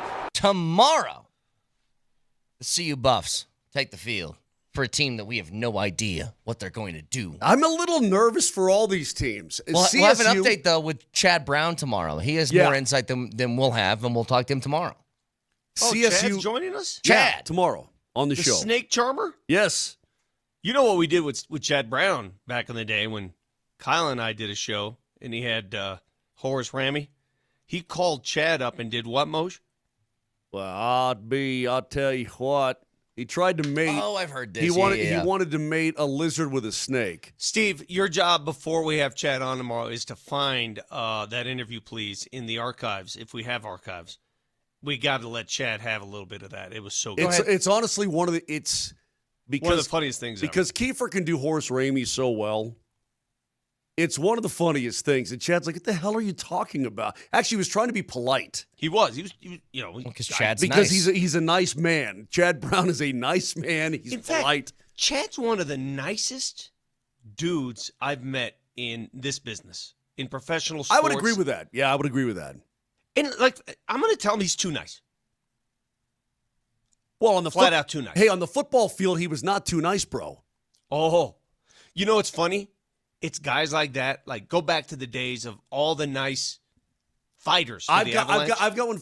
Yeah, like I Ian agree. LePerriere was so nice. So nice. I got one for you. Carl Mecklenburg So is nice. a nice, genuine human being. The white rhino? Is that what they called him? Yeah, on the football field, though, Brett, he was the albino rhino. Albino rhino. What a nickname. And he was That's really good. He's a Minnesota guy, right? I mean, he's straight towhead off the ship from Sweden or whatever. But when or Denmark or wherever, but dude, on the football field, he was an absolute killer. What were incredible. What were you going to say about the Buffs so much? Well, I was going to say I'm nervous about the Buffs, and then the Ramies have to go to Washington. Yeah. And they got to go to Seattle, and I'm nervous about that. I think Jay Norvell and his boys are ready for a big season. I mean, Fowler Nicolosi, he's back yet again. I just think that they're primed to have a really good year. Because of their retention of the quarterback and some other pieces, it's easier to tell you what CSU will look like than what CU will look like. I have no idea what to expect from the Buffs. Can I ask you guys something? Look, it's the nature of the business. I like Jay Norvell a lot. There was a point last year, if you remember, in CSU's season where it kind of felt like they were at a fork in the road. The season was going to go one way or the other, and I can't remember which week it was. Give me a second. But they struggled out of the gates. They didn't have a great start to the year. They had just lost in double overtime to Oregon State, and they were 2-3. Yes, and it's like I don't know where this season's going to go. And to their credit, they rattled off 5 straight wins to get to 7-3. In year 4 for a head coach, Norvell has steadily done what he always does. Look at his progression. You start here, and then you just incrementally build year after year. Year 4 is typically the one where he makes a big jump. Do you think that happens for him this year? I certainly hope so. Again, you're getting a payday by going to Washington last year. The payday to go to Texas. 21.5-point dogs, by the way. Yeah, they are. The payday to go to Texas was big, obviously, and they got clobbered. And so that hurts your ego and it hurts maybe your confidence a little bit. You know what, though? That's reality for CSU. That's reality for a lot of these teams. It is, but you at the same time, get these paydays. Yeah, at the same time, you rallied for, what was it, was it a 9-win season last year? 8-win season? Help me out. They finished 8-5 after losing the bowl game. They lost the bowl game. They played in the what? Snoop Dogg Arizona Bowl. That's exactly right. They lost to Miami of Ohio, if I'm not mistaken. Yes. Okay, so, and it wasn't even that competitive, but they got to a bowl game after that, and they finished with 8 dubs. I mean, I'm hoping for the best. I really am. And by the way, 21.5 might be too much. You want some? Are we doing any of that crap tomorrow? Your Brady's in the bets and all that crap? I don't know, but I signed up for our fantasy football league. What? That alone was hell. Just signing up. Shockey sent an invitation for our in-house fantasy league. And this is one of the reasons why I don't do this stuff. Just the sign up was a process. Well, you like anything, Vic? participate, there's probably something you need to sign to get into it. They want too much information. It's just a stupid fantasy league. You don't need all this info. Like Stop what? it. What do they need? Back in the day, they used to not do it, but then it was some guy's responsibility to tally up the points by himself, and that sounds miserable. Check this box if you want marketing. I don't want marketing. Okay. All right, so Vic is no on marketing. At 8:20 today, you guys, I do my stock up, stock down every week, and Hold on, that's hilarious that they actually have a box that says, check this box if you want your inbox inundated with marketing That's messages. automatically checked. You have to uncheck it, by the way. And they know that I'm too lazy to look through all that stuff. At 8:20, so I do stock up, stock down, college football, NFL every week during the appetizer. I did one for college football because everybody does a preseason poll or what they think the preseason power rankings of college football. Would you like to hear my stocks at 8:20 and just react to it? Oh, I can't wait. Not really, but we're going to do it. We don't have to. I'm genuinely asking. Well, I mean, this no, could if be you bring just it a up on the purely air, appetizer thing. That means you want to do it, and we're all boys, so we're going to let you do it. It better be good. Oh, it's always good. It's the best thing ever. What do you mean? Okay, straw poll. Go ahead. Straw poll. I got it, Moj. Not even on your stock. Sex or stock up, stock down? What's better? Okay. Just 303-504-0925. Just answer the question yes or no. Not even in regard to your little bit. Is it the best thing ever? In fact, put that on your Twitter. Is it the best thing ever? Put that on Twitter right now. Yeah. Is yes or no? Is it the best thing ever? And people have no idea what you're talking about. No, they'll know. They'll know what I'm talking about. Is it the best thing ever? All right, hang on. Vic, should we humor him? Can we blast you if you're dumb? Well, go ahead. I mean, that's kind of. And by the way, we don't have to do it. I was just asking. It's been a purely appetizer thing for like 5 straight years. So, well, I met a gal yesterday with her dad at this Avalanche season ticket holder thing. It was pretty cool. Yeah. Hold on, Vic. Hold on. We had a great time. Yeah, great. Her name is WNBA, okay. the Eastern Conference. Chicago is Shut 9-28, 14 Shut and him a half off. games back. Nelly, shut him off. Thank you. Her name is Cassidy. She listens every single day, right? Uh-huh. And I said, yeah, we kind of just, we beat each other up a little bit. She's like, oh, yeah. I like that. Yeah. Yeah. So if you're bad at 8:20, you're going to get beat up. Ben, look at. People are saying it's better than sex. I told you guys. The Los Angeles Angels are 12.5 back in What's the happening WNBA's Western Conference. I don't know what his problem is. What is happening? He's a mess. But what is he doing? What's even the bit that he's doing? I don't know. understand. Let's get on with the show. We are on with the show. We're on with it. The show is on. What do you mean we're on with it? The show is on. And by the way, the guy who's talking about, I have to check a marketing box, wants to get on with the show, does he? That's the guy that wants to get on with the show. Rather uncheck the box. The box is already checked, Vic. You got to uncheck the box. If you want to listen... I just want to talk sports, man. Yeah, sure you do. Yeah. You can listen anywhere on the Altitude Sports Radio app. It is powered by the Will Height Law Firm. Injury lawyers go to willheightwins.com. That's willheightwins.com. So again, to me, the big news yesterday is not who is on the practice squad. It's who is dealing with an injury. And an overall question about the Broncos offense and what expectations should be. Now with the 53-man roster set, we'll get to it next.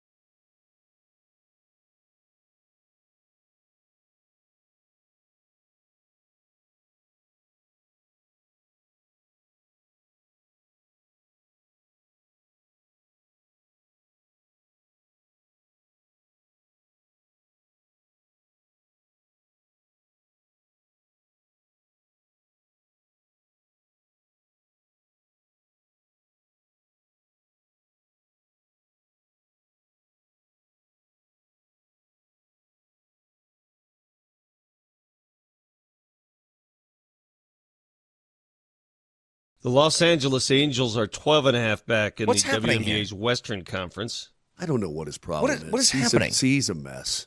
But what is he doing? What's even the bit that he's doing? I don't don't know. understand. Let's get on with the show. We are on with the show. We're on with it. By the way, did you say the Los Angeles Angels were 12 games back in the WNBA's Western Conference? The Los Angeles Angels are 12.5 back in What's the happening WNBA's Western Conference. I had no idea that Mike Trout switched sports. Angels legend Cameron Brink. Yeah, of course. Oh, my good God almighty. Hey, moving on with the show. Again, I am a little bit more concerned than the head coach seems to be about Marvin Mims' groin injury. Just saying, speedy guy with a groin problem is not ideal. And speaking of ideal. Nelly? Wait, what happened now? Moser, I'm not going to play the groin song that you Googled and found 2 minutes ago. Yeah. It's a great job. job. You didn't even Hey, know Good job, Nelly. Good job. You didn't even know Good that job. song existed. Don't that feed the addict. You Good Googled job, like Nelly. groin music? How did you even find that Good song? job. Don't worry about it. I had to delete my browser history. Yeah, but, I'm sure but you other did. than that, It's okay. I'm moving on to something else anyway. Dan Graziano of ESPN is everybody's getting in their last second. I'm going to make predictions and stuff, blah, blah, blah. All 32 teams, this is what they need sort of articles. So one of these is just called Don't Be Surprised. Dan Graziano goes, don't be surprised if, and he has something for every team across the league. Here's his for the Broncos. Don't be surprised if J.K. Dobbins is the Broncos' lead running back. Now, to me, this feels like it feels similar to something with the Nuggets. Let me explain. In an ideal world, Julian Strother, who plays a similar style and position to Tim Hardaway Jr., plays so well that the young guy makes it hard for Tim Hardaway Jr. to get on the floor. In an ideal world, I think that's what you see. In an ideal world, R.J. Harvey plays so well that he makes it difficult for J.K. Dobbins to get snaps. The problem is, we know that if you want to be in Sean Payton's backfield, there's a very key thing that you have to do, which is pass protect and be good on third down. And R.J. Harvey, he has said, is not quite there yet. It's the reason I think Audric Estime isn't here anymore, is that he couldn't do that. I think there's a very good chance that J.K. Dobbins is the lead running back, and I don't have a problem with it. I think Sean Payton already told you he's the lead running back by not playing him at all in the preseason. Yeah. He didn't need to see him. He needed to see R.J. Harvey. Needed to see what he could do. And I like Graziano, but that does not feel like a revelation. I know. It feels like we already knew that. I mean, he's the veteran. He's been around. He's trustworthy.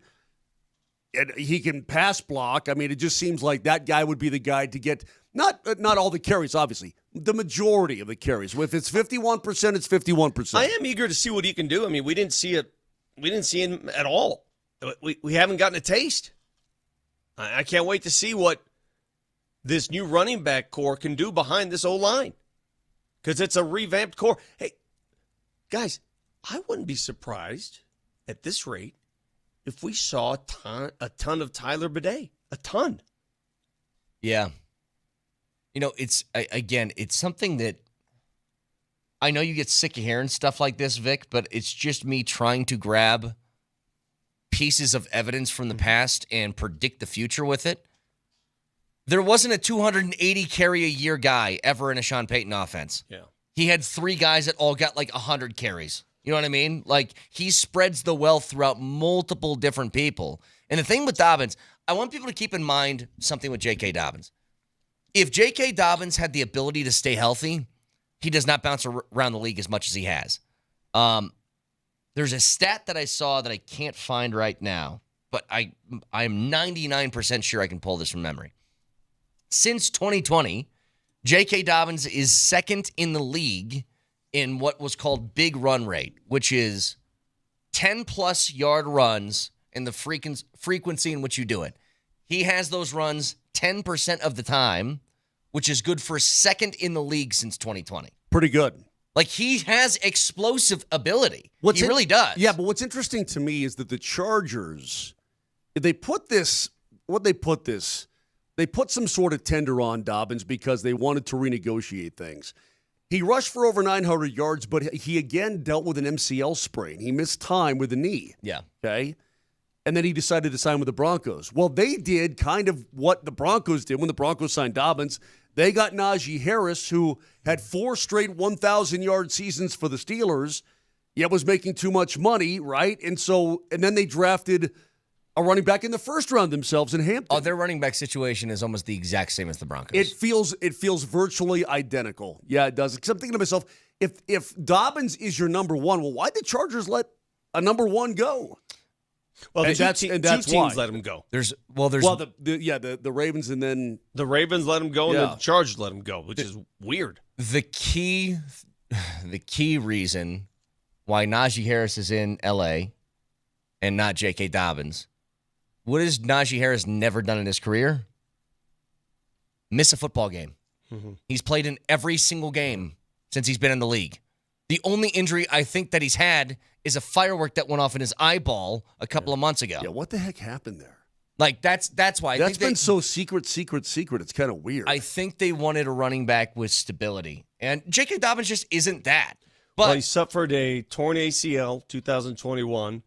Then he suffered a torn Achilles 2023. yeah, Then the MCL with the Chargers in 2024.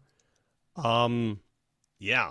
so The the injury history alone. but I don't think it's ever been a talent issue with them. Like he's No, been no, no, no. good, but he's hurt all the time. The odds are that R.J. Harvey and Jaleel McLaughlin and probably Tyler Bidet are going to touch the football this year. I mean, Harvey more than the other two, it seems. And see, we haven't even talked about that. Vic, you laid it out like that. 21, 23, and 24, he had devastating injuries. Yeah, the MCL, the sprained MCL is like the least of your problems. Yes. Torn ACL, torn Achilles, and then an MCL. And we're like, oh, yeah, he's our number one back. This offense is going to kick so much ass. And you wonder why I get a little bit hesitant and nervous. Because they have other backs that will carry a lot of the load, and that's why he's a rookie and guys who are third and fourth string. Wait, I'm just, hang on. What? Hang on. What? Let's not act like rookies need 3 years to get it in the I'm NFL. not It's like saying either they they don't. can play or they can't. Especially at running back. Yes, I'm You not know what? I'm not that's I'm what not I acting meant. like that. Rookie running back. But see, when Vic says that, then that's when I start to get a little bit. J.K. Dobbins, do you know his real name? It's actually the subject of the great Key and Peele skit. Jake Quellen? Ja'Kalen. Ja'Kalen? Yeah. Ja'Kalen Dobbins. What's his Jake Quellen. What's K stand for? Ja'Kalen. Ja'Kalen. J apostrophe K. Oh, my Ja'Kalen. bad. Okay, my bad. Kalen. Copy. By the way, I think it was Care Bear on Twitch who mentioned with your have you announced your incoming? Yeah. Okay. Yeah, I I don't know if you've get done another kiddo on the way. I believe you go Throckmorton. 2 words. Throck, middle name Morton.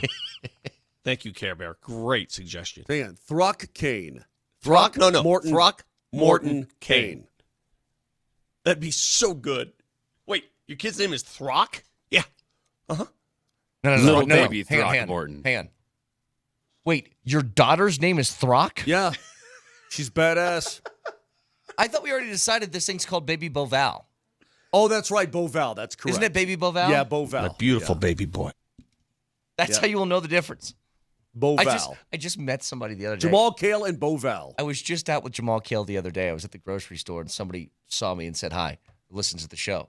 He goes, is that Jamal Cale? That happens every time I'm out with baby Jamal Cale now. Dude, when It's she's like, what's her name? And I look at him, I go, it's Jamal Cale. My brother just texted me, says that he and his family are watching our show, and his daughter, Stella, asked if you were Ed Sheeran.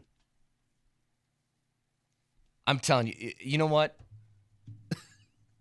I don't want to pull the race card here, but I get pretty sick and tired of everybody just asking, are you Ed Sheeran? Are you Carson Wentz? Are you Prince, what is it, Harry? Is that Prince Harry, yeah. Are you that weird dude from Yellowstone?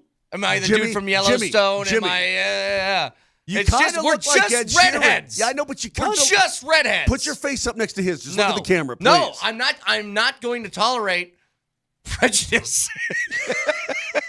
I don't know, dude. You kind of look like it, man. If you got it, own it. Putting the red in prejudice over here. Yes. Jeez. Yeah. But no, Kaner, actually, I think it was when we were at Raj's wedding. You said your daughter's actual name for the first time. What is her heard it. name? I don't know her name. That is not. But the point is, all the people need to know it's Baby Jamal Kale. That's all you get to know. But you said you were like, yeah, wanted some ice cream the other day, and I looked at you and I went, who? Yeah. And you went, that's a oh, good point. that's my daughter. Yeah, that's a good point. I Dude, didn't know. when she's like 15, 18. She'll still be Baby Jamal Kale. She will. I mean, is she going I am never.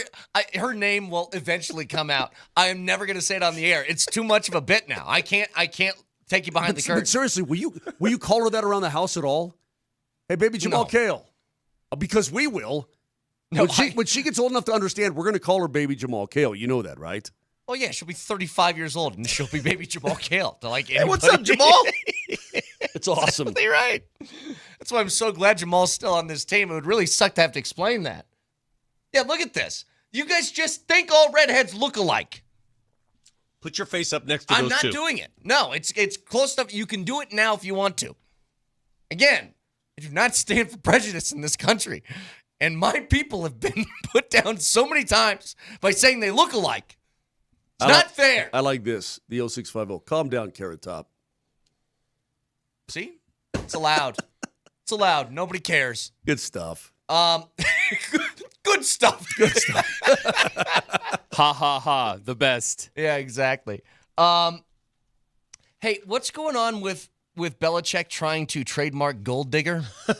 I read that, dude. It's so funny. What's that about? I don't know. Is this like, the more I see this happen, like they're trademarking all these terms, he and his missus.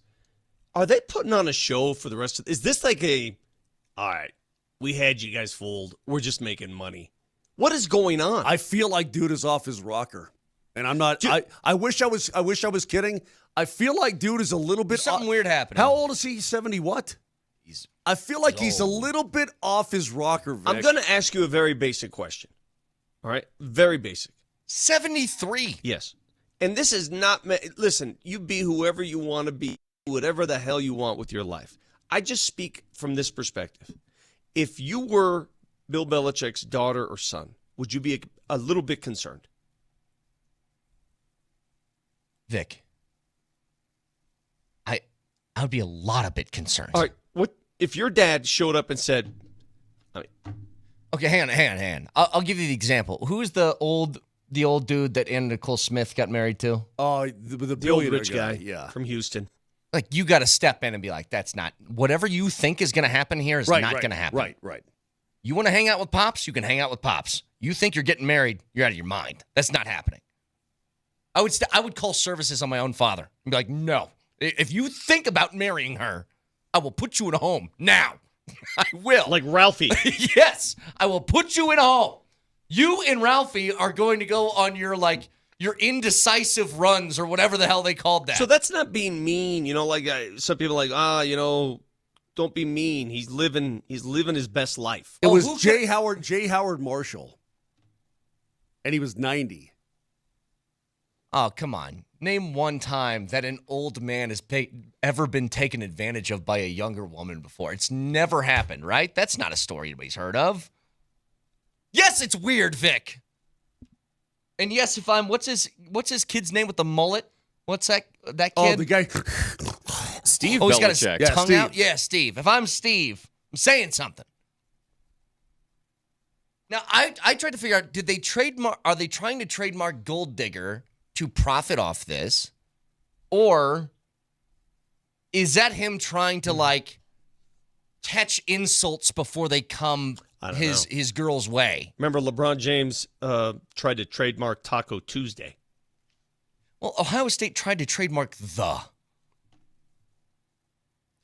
You know that word, THE, that we use every sentence in the English language? It's just so dumb. Ohio State said, I want that to be mine. The arrogance is ridiculous. Google the list of Pat Riley trademarks.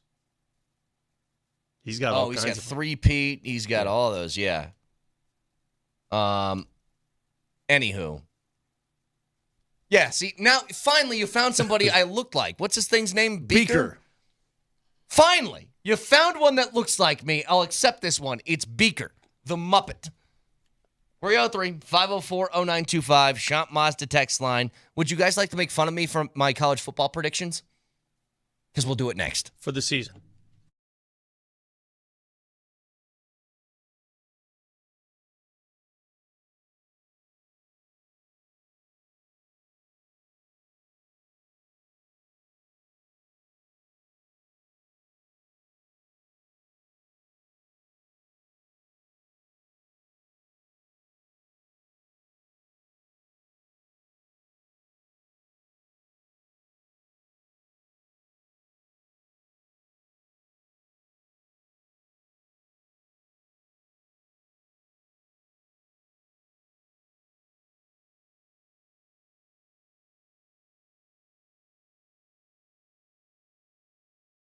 Hey, if you're thinking about an electric vehicle, EV City, well, that's Silterhar Motors in Broomfield. And right now, they've got zero interest for 72 months and lease credits up to $11,000 off, like the awesome all-electric Ford F-150 Lightning, the Mustang Mach-E, and many, many more makes and models. You got to hurry it up, though, because the federal tax incentives are going away on September 30th. And Greg Larson and his staff, they are ready to welcome you into Silterhar Motors and take care of you if you're looking for that awesome EV. So get yourself up to Highway 36 in Wadsworth in Broomfield and check it out. They've got so many cars in captivity, it'll blow you away. Or just go online, pre-shop, and then make your way up there. Go to sthmotors.com. That's sthmotors.com. It's Silterhar. Everything you want out of a dealership.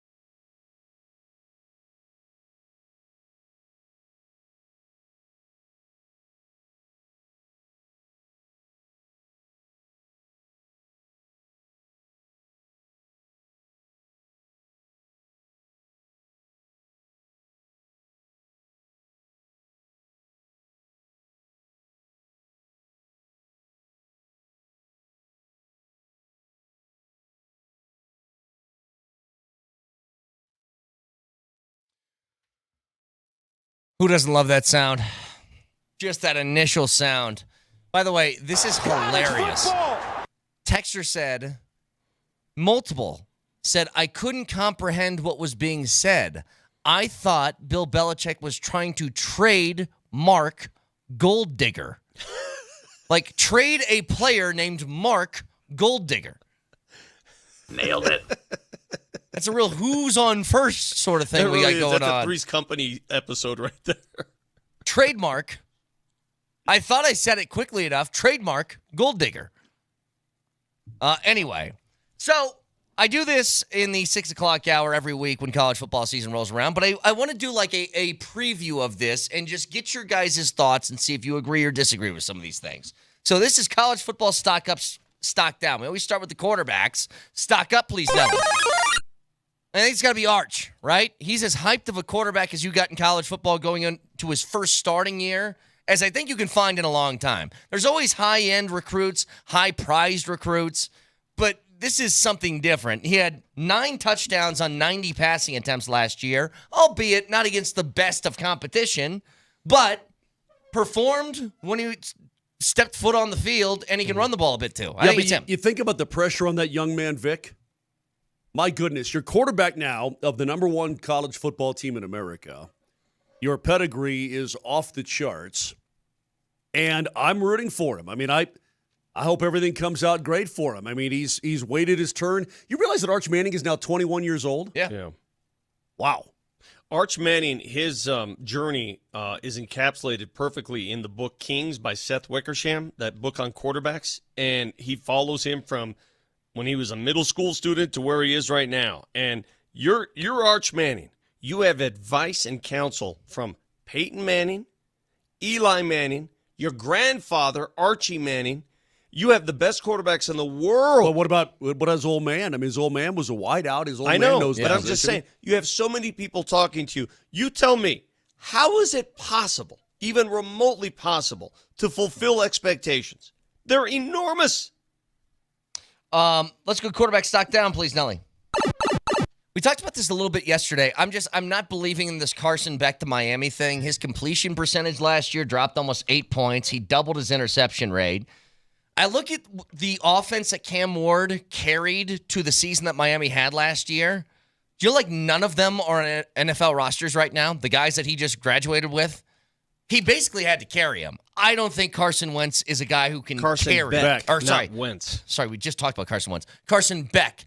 I don't think he's somebody that can carry Miami in the same way that Cam Ward did. And there's always like, hey, Miami gets a new quarterback they just paid for.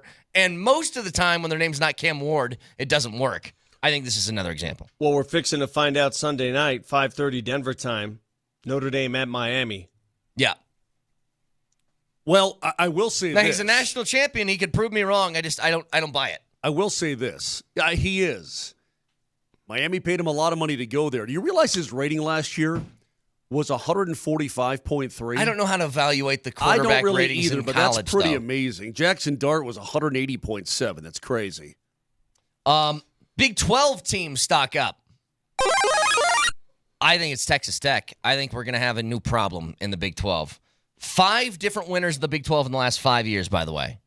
And I think Texas Tech could be the next one. They have definitely the best transfer class in the league, but maybe one of the best in the country. They got David Bailey, who's an outside linebacker from Stanford. He was the number 9 transfer in the country. Howard Sampson was a tackle. He was 18 from UNC. Lee Hunter was a defensive tackle. He was number 19. They got him from UCF. They now have money that just was infused in that program, and they are throwing it around everywhere, They have which the makes oil them money. very, very, very dangerous. They have the Midland oil money, and it's a lot of it. How do I get me some of that oil money, Vic? You know, the other thing about Texas Tech, too, it's a much more the history there, the pride and the loyalty of their fan base is deeper than we all expect and think. Truly, they want to win. They want to prove that there's more to that state than the University of Texas and Texas A&M. However, I'll say this. Remember last year, one of the best games CU played was at Texas Tech. They handled them with all those tortillas flying around. What do they call them? Tacos? Hey, man, we've always said it. It doesn't surprise me because the Big 12 of the major four now, right? Of the big four. Yep. I think it's the easiest one to build your roster and win the dang conference. That or the ACC, depending on what you think of like Clemson and Miami. Well, Clemson and Miami are pretty damn good. But either way, Yeah. I think the Big 12 is probably the most wide open. Somebody could have maybe what if West Virginia gets crazy and has a great year? You know what I mean? Big 12 team stock down. Oh, God, here we go. West Virginia. I don't see it. They were 5-4 in conference play last year. They have 50 new players on their roster. 50. It's a ton of turnover, even in a turnover-heavy era of college football. Let me give you some names. Rich Rodriguez, Pat White, and Noel Devine. Remember those guys? Sure. Really, really fun. Rich Rod, good coach, fun back in the day. Pat White, amazing. Noel Devine has like an amazing college highlight reel. They're playing, though. They're coaching that team. And I just don't think that they have the horses, especially at the beginning of this sort of new era, to really go. And I see a lot of other Big 12 teams getting better. I think they might finish last. Chase Davis from CSU, the linebacker, transferred there. There are a lot of transfers there. Yeah. But isn't that college football today? But isn't that what it is? 50's a lot. That's a lot of new. National team stock up. By the way, have you ever been? Sorry, have you ever been through Morgantown? I've not. It's very pretty. That's all I got. National team stock up. I'm so in on South Carolina this year. South Carolina. Quarterback? Lenore Sellers is, yes, a Heisman candidate. He's fun to watch. He can do a lot of stuff on the field. That's one thing. The other thing is this. If you really follow what South Carolina did last year, they rattled off 5 games in a row to close out their season. They lost 3 games in the regular season last year. They lost 1 game to LSU by 3. They lost 1 game to Alabama by 2. Like, they were right there as competitive as anybody else in the SEC, and they have something that not a lot of teams have anymore, which is the same quarterback year over year, which should really help. And Sellers is only a sophomore, so he's got plenty of time to go. Hey, Vic, though, riddle me this, because I guess I haven't been paying attention. When was the last time South Carolina entered a season in the top 15? I don't know, but I do remember they had that long-haired quarterback with a lot of promise, and they had a team, and I can't recall his name. That wasn't under Spurrier, was it? No, it was about 10 years ago, that long-haired QB that had some game to him, and that's when they thought South Carolina had something, and they really never did. Hang on a second. I need to look that up now because I remember that guy was fun. Who the hell was that? That was... Yeah, I don't know. I can't find it now. Good find. Yep. Very, very nice. Way to go, guys. Yeah, I don't know, Vic. Yeah, stock down. National team stock down is Boise State. And here's the reason why. I don't think that Boise State's going to be bad. But they finished number 9 in the country last year. They are preseason ranked by the AP number 25, which feels about right. Now, no Ashton Genty's going to hurt them. Again, I don't think they're going to be bad, but they are dealing with something that no Power 4 team needs to deal with. If you're a Power 4 team, you have to be the best team in your conference. If you are Boise State, you need to be the best team out of like 75 other teams to make the playoff. That's where it gets difficult. They're playing against the field. And if it's Boise State versus the field for who's going to make the playoff, I'll take the field in that and just think somebody else is going to step up. The answer is Steve Tannehill. Thank you very much, Barella 14. There you go. Heisman stock up. I'm going to say Arch Manning again, just because I think he's going to absolutely have to implode or get hurt to not end up on the podium this year. There's too much. Has there ever been a player with as much pressure on him? That's what I'm saying. I can't even fathom that, right? But he's so, it seems like he's so built for it. Every time somebody tries to goat him into like, hey, you're like one of the best quarterbacks in college football, and he's like, I haven't played yet. I don't know what you're talking about. He seems humble enough to be able to handle very that. humble, and that's a credit to his parents and his family. You know, one of the things that Cooper Manning did is he removed social media from his life in high school. He didn't do social media. Good. And that's saying a lot. I wish I could remove it from my life. Heisman stock down, Nelly. This guy's getting not just love for the Heisman, he's getting love as like a potential first-round quarterback, and I just don't see it. Is it the Tennessee kid? It's Drew Aller. Drew Aller. Out of Penn State. Yeah. Penn State's going to be good. I think Drew Aller's a fine quarterback. Just look across the way at your boy Vic Lombardi, who Penn State's a wagon. Drew Aller's Penn State, I think, is going to win the national title. Yeah, see, I mean, he's already... Penn State's good. I don't think that's going to happen, and here's why. Drew Aller last year, for as good of a year that he had, he played 6 games against ranked teams. He didn't have a touchdown pass in 4 of those games. When he played bigger competition, he kind of dissipated in those moments. Now, still, the team was very good, but they're good. If you want it to be a national champion, that can't happen. You know who he kind of reminds me of? With the big arm and the size. He's a big dude, Vic. What is he, 6? Big guy. I don't know. He's like 6'5", 2'4". I mean, he's just a big old dude. He kind of reminds me of a Big Ben, Josh Allen kind of guy. He threw a horrible interception in the semifinal game against Notre Dame, if you recall, late in the game, that set up the game-winning field goal. However, earlier in that game, I'm not afraid to tell you this, they should have had Notre Dame painted into a corner because one of his running backs dropped a walk-in touchdown that he threw. I think he's better than you guys think, and I think that entire backfield comes back. That Penn State's going to be tough to beat. So I usually have an upset of the week, but now I'm going to do something different because we don't really have games yet. I'm going to say who's on upset alert, Nelly. Oh, my God. We know as well as anybody around these parts. You schedule a team with a Dakota or Montana in their name early in the season, look the hell out because they will bite you. Iowa State just won the Week 0 game in Dublin against Kansas State. It was sloppy. Now, weather had a big factor in that. Iowa State this week plays South Dakota. South Dakota was 11-2 last year, and they were down by, I believe, 4 points to Wisconsin in the fourth quarter last year playing against the Badgers. They're good.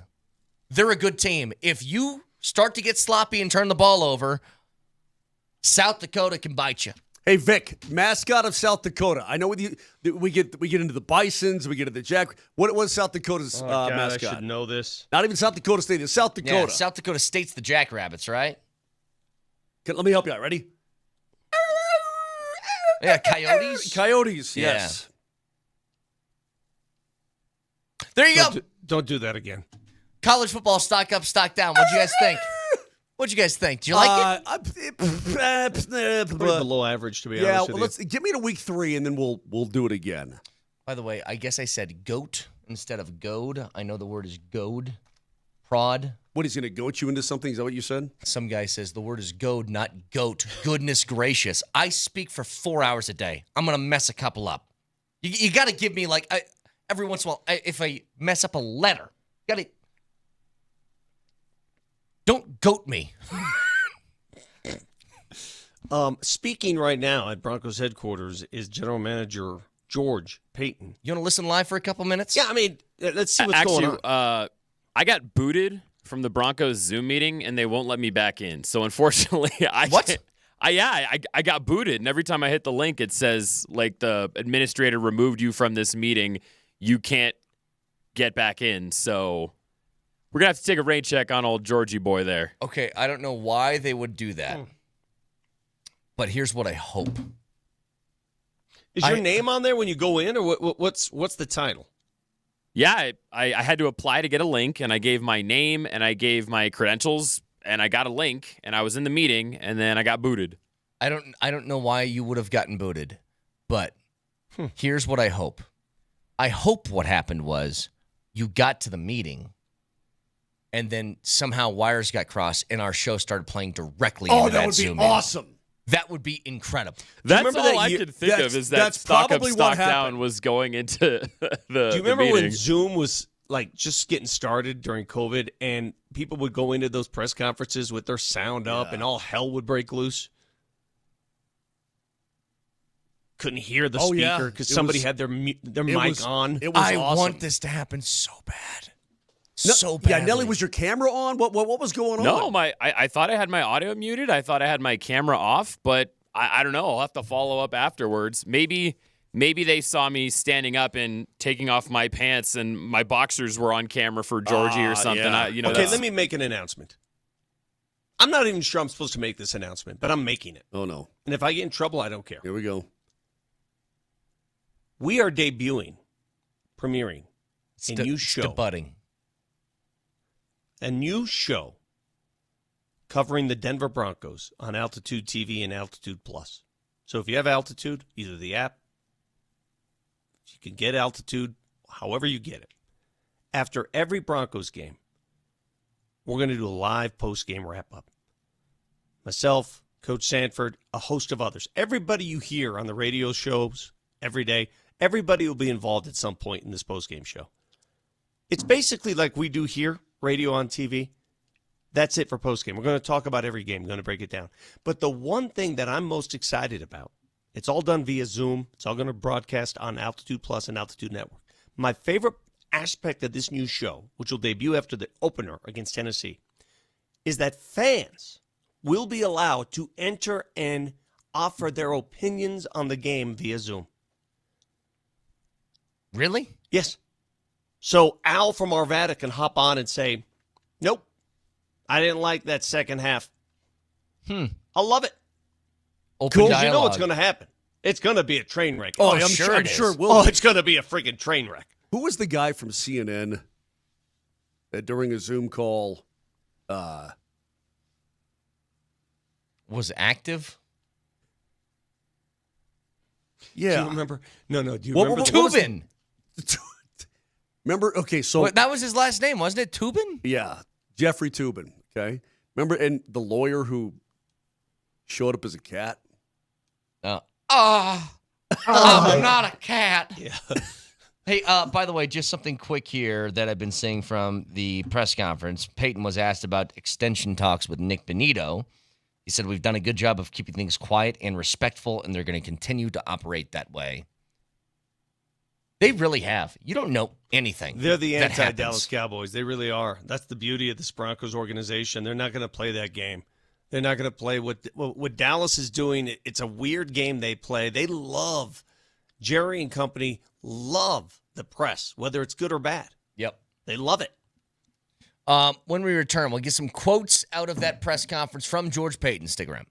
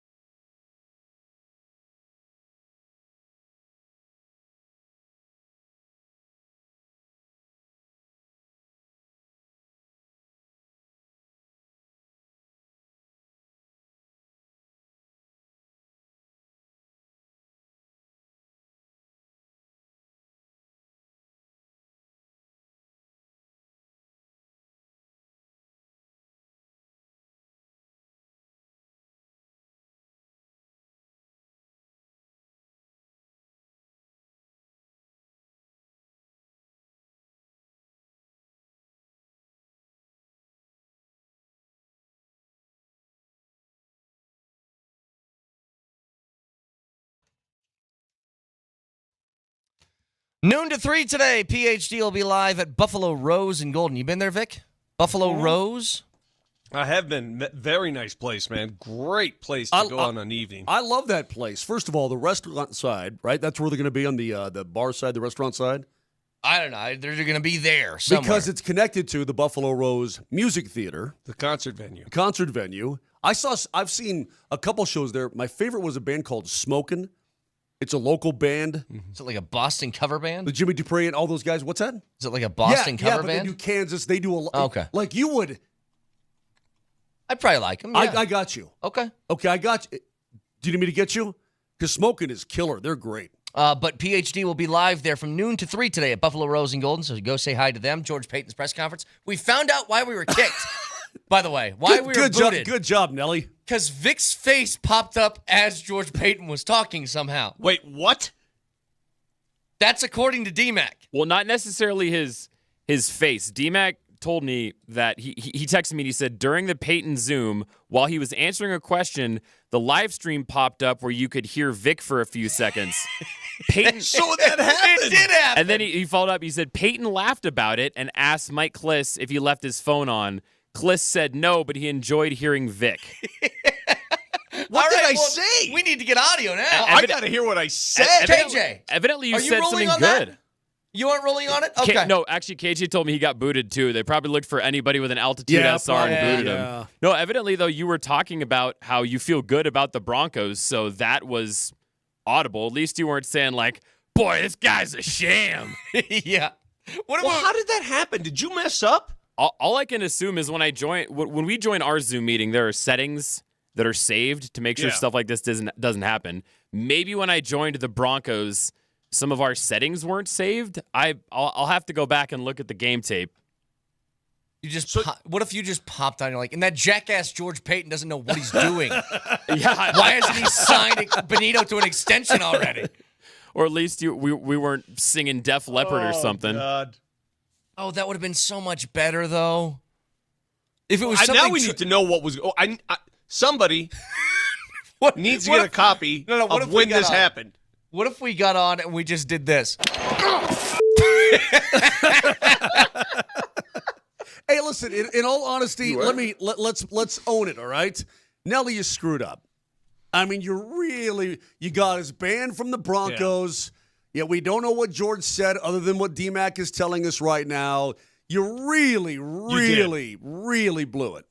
Yeah, I'll have to do some damage control after this. No, seriously, Nelly, we invaded their live stream, and it's going out to all the NFL. Come in the studio. Nobody do anything naughty.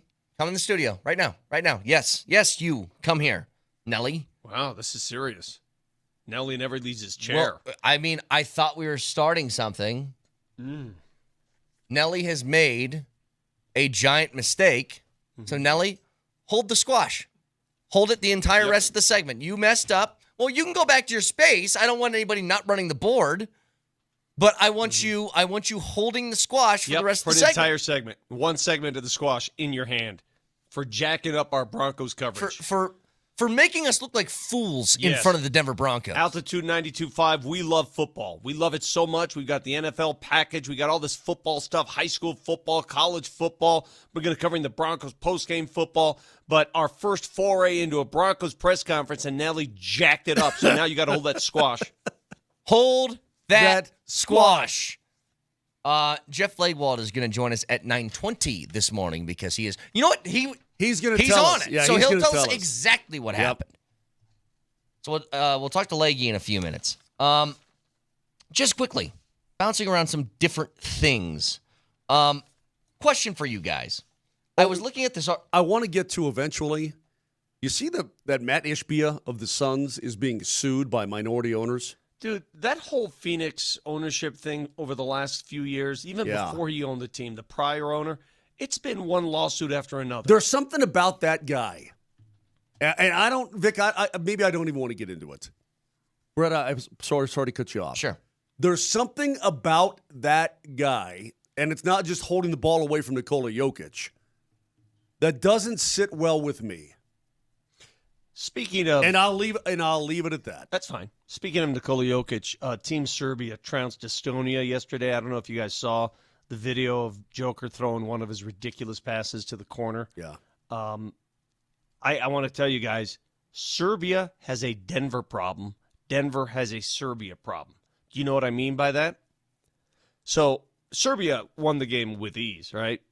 They won the game with ease, 94-70. I'm sorry, 98-64. But in that game, Nikola Jokic on the court, plus 23.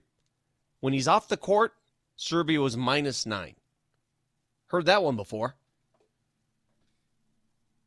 He's so good, he makes everybody look bad no matter who the everybody else is. It doesn't matter what team is on. Plus 23 with him on the court, minus 9 without him. After the pass, did you see the guy from Estonia? Yeah, oh, he was God. lost. He was That like, pass was just, it was. He's like, Also, his backup center, Jonas Valanciunas, playing for Team Lithuania.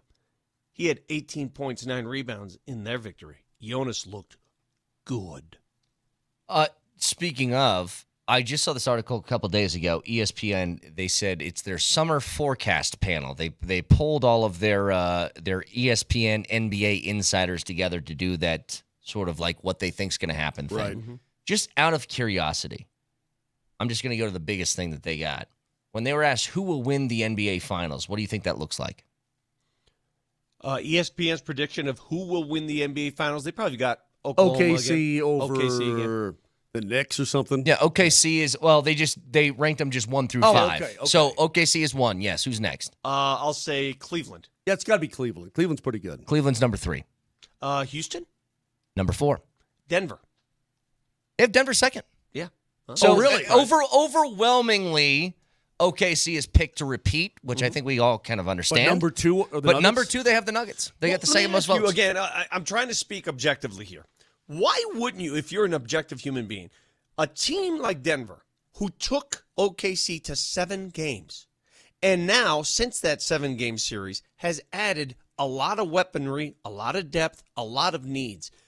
That team, of course, yeah, they can beat OKC in a 7-game series. You're damn right they can. Sure. I don't think there's any doubt about it. I'm surprised actually that people picked them second for some reason. I didn't think that nationally people would be as on board as we are locally with it. Just a couple of other ones that they had. The next superstar to request a trade will be who? Who do you think leads that list? Let me think this through a little bit. Hold on a second. Hold on. The next, has LeBron formally requested a trade? They said the next one to do that will be Giannis? LeBron is third on James. that list. LeBron's got to be on there because he's got to want Giannis a trade. is second on that list. Okay. I guess it depends on what you consider superstar, but yeah. I mean, it's good player. What are they saying, Harden or something? Zion's number Zion. 1. Zion. Zion's Okay. number 1, and then they have 1 vote for Ja and 1 for Trae Young.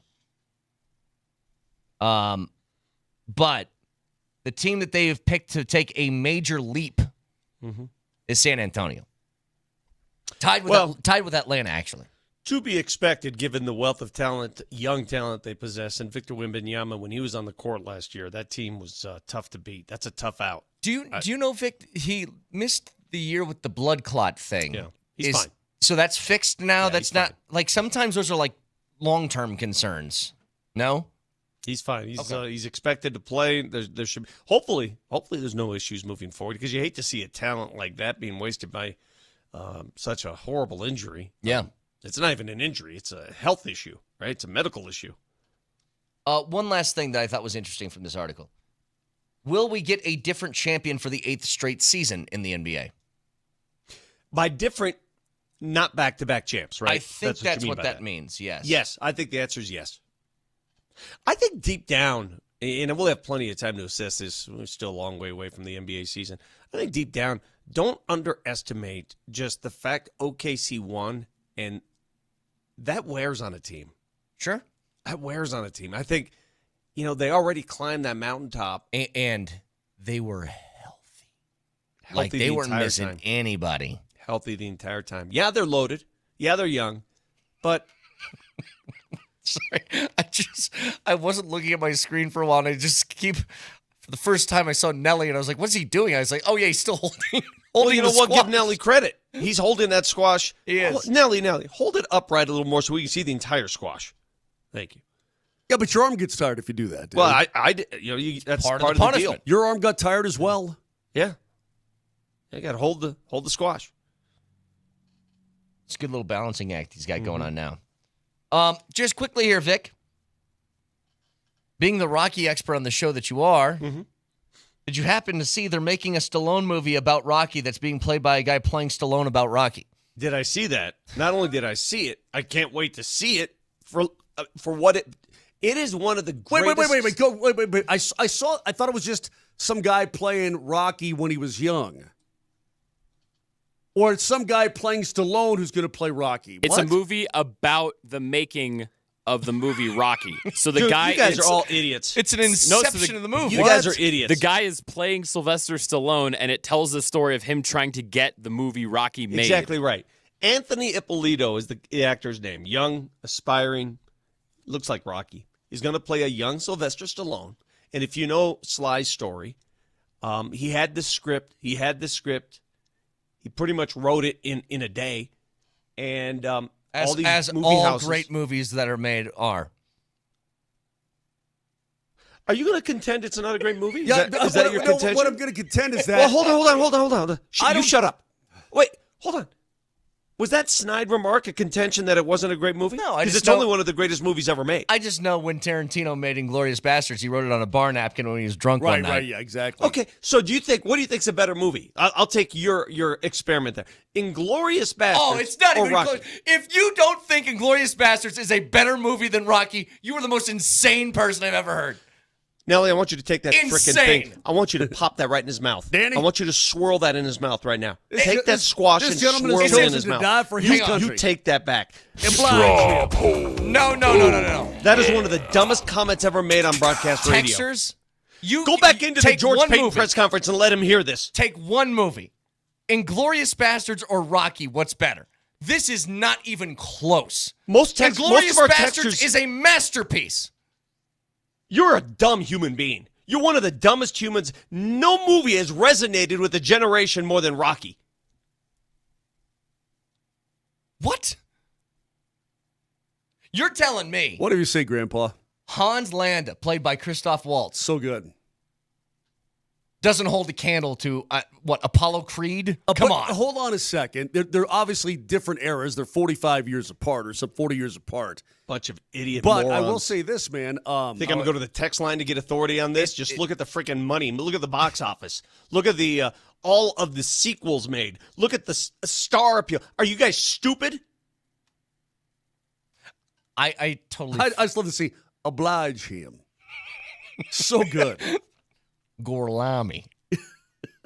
303-504-0925. We got... Great job, Nelly. Put that squash down. We have Jeff Lakewell joining us in 20 minutes. Stick around.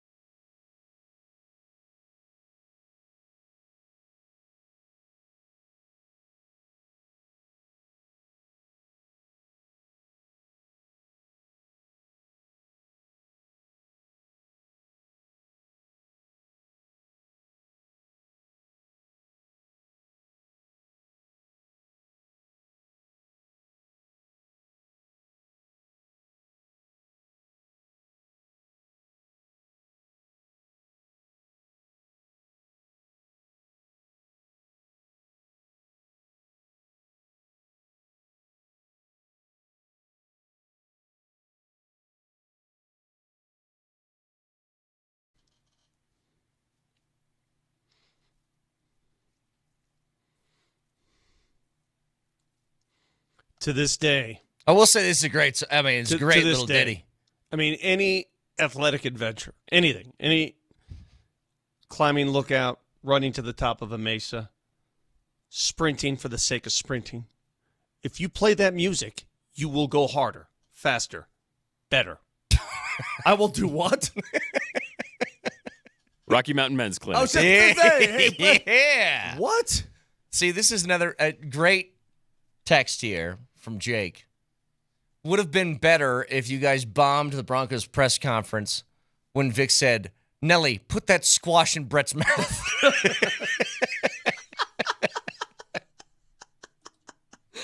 Would be really nice. Like, it would have been a really good time to jump in. Have we In found Vic's it defense? yet? No, I was asking KJ. He got booted, too. The got only booted. person from here that hasn't been booted is DMac. DMac. Yeah, he's the only one. Somebody out there, find it and give it to us. I want to hear it and see it. I want to see the reaction. Vic, in your defense, I think that I've done it. I've done it on multiple occasions. Running up the steps of the Philadelphia Art Museum and recreating that Rocky moment. You've ran up the steps? Yes.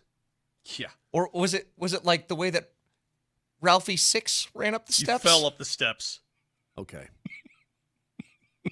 I wasn't always this old. Was it the indifference to running pace that Ralphie Bill, Six? I wasn't always shrinking, all right? So just get off my back. Anybody, Vic, have you ever run up the steps of the Philadelphia Art Museum? That's the dumbest question ever asked of me. How dumb would you? Well, I don't know how many times you've been to Philly. I have no idea. I'd go to Philly just to run up the steps. Okay. By the way, Why are you in Philly to run up the steps? you realize that my mother, God rest her soul,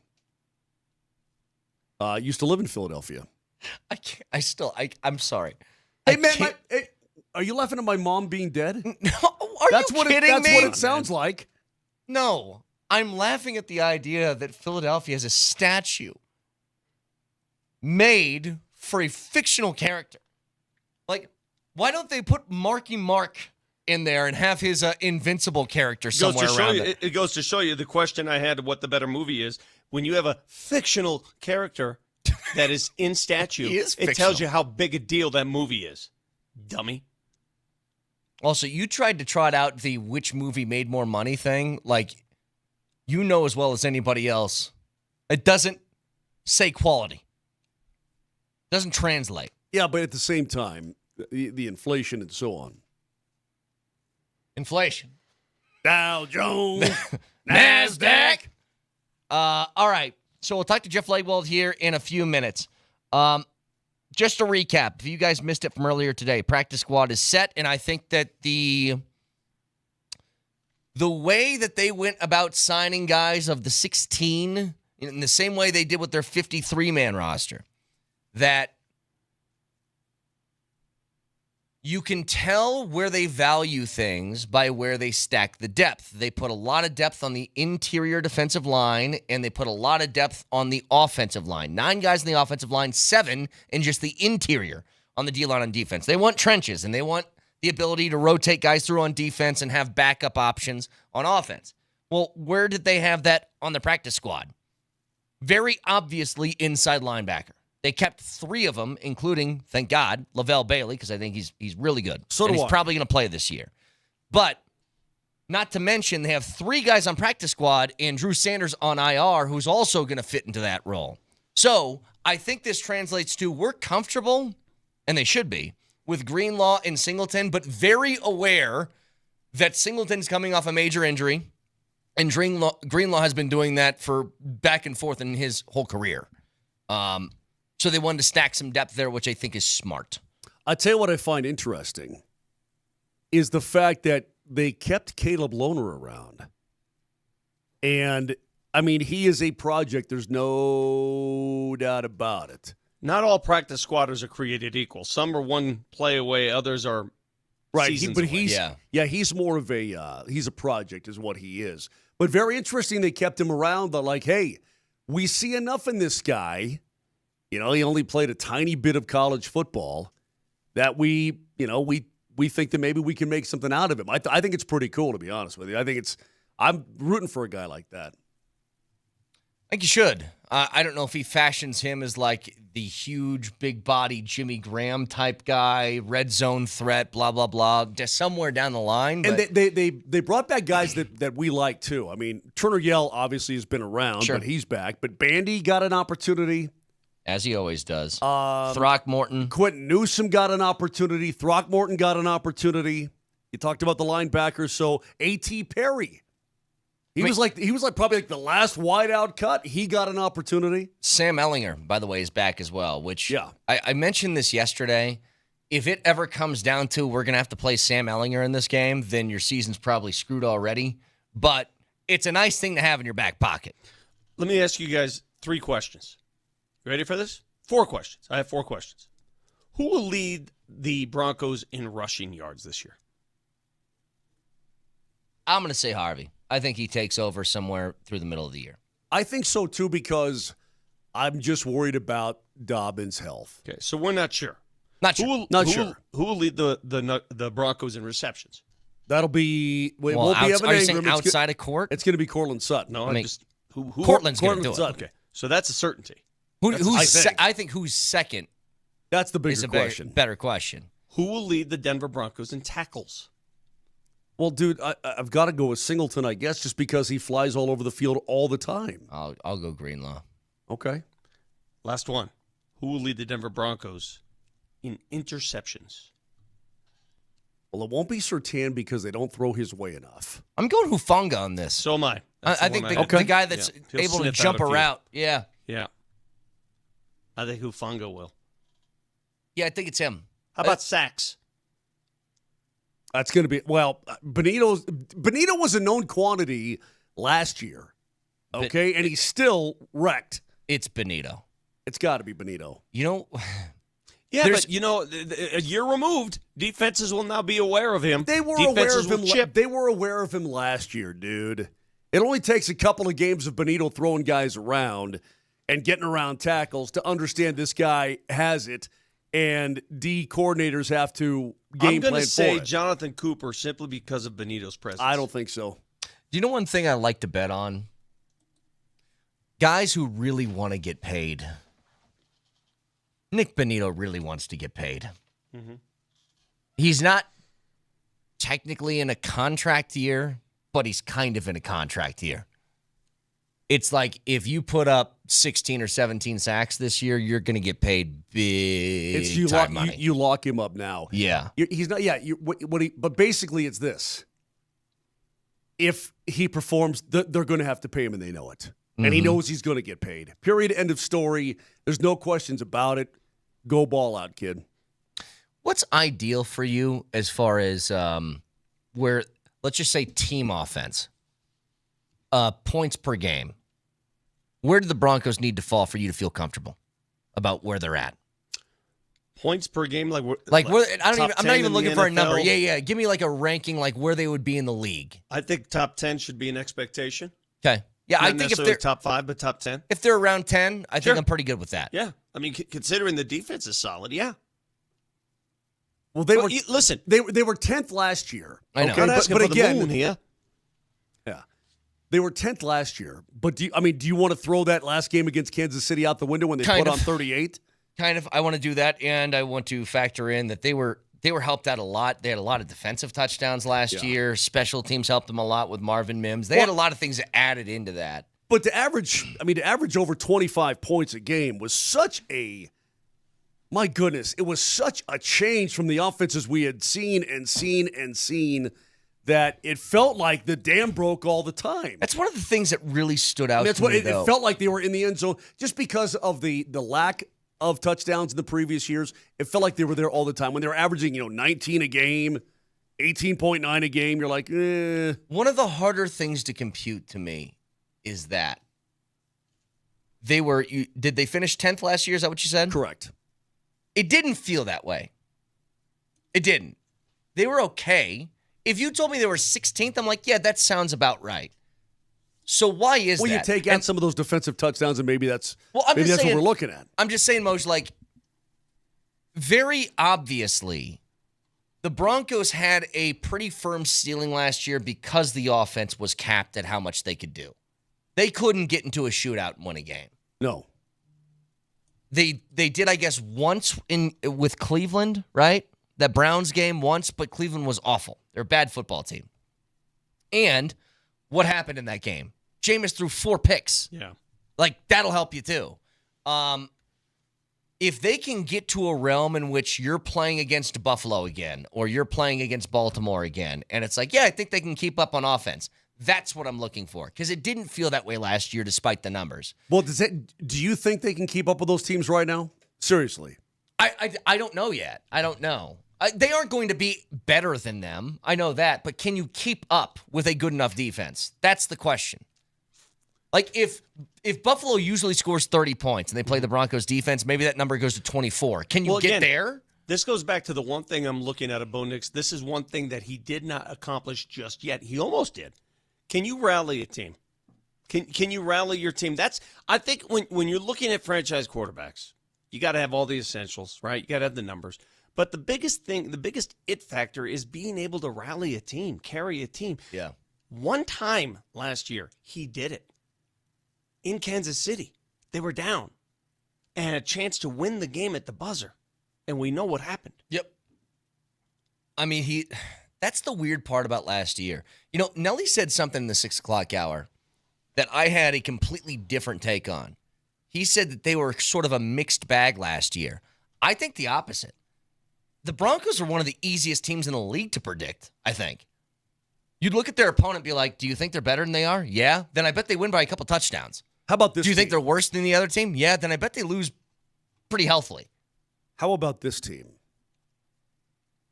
This team finished 1 spot behind the Broncos. They were 11th in points per game. Mm-hmm.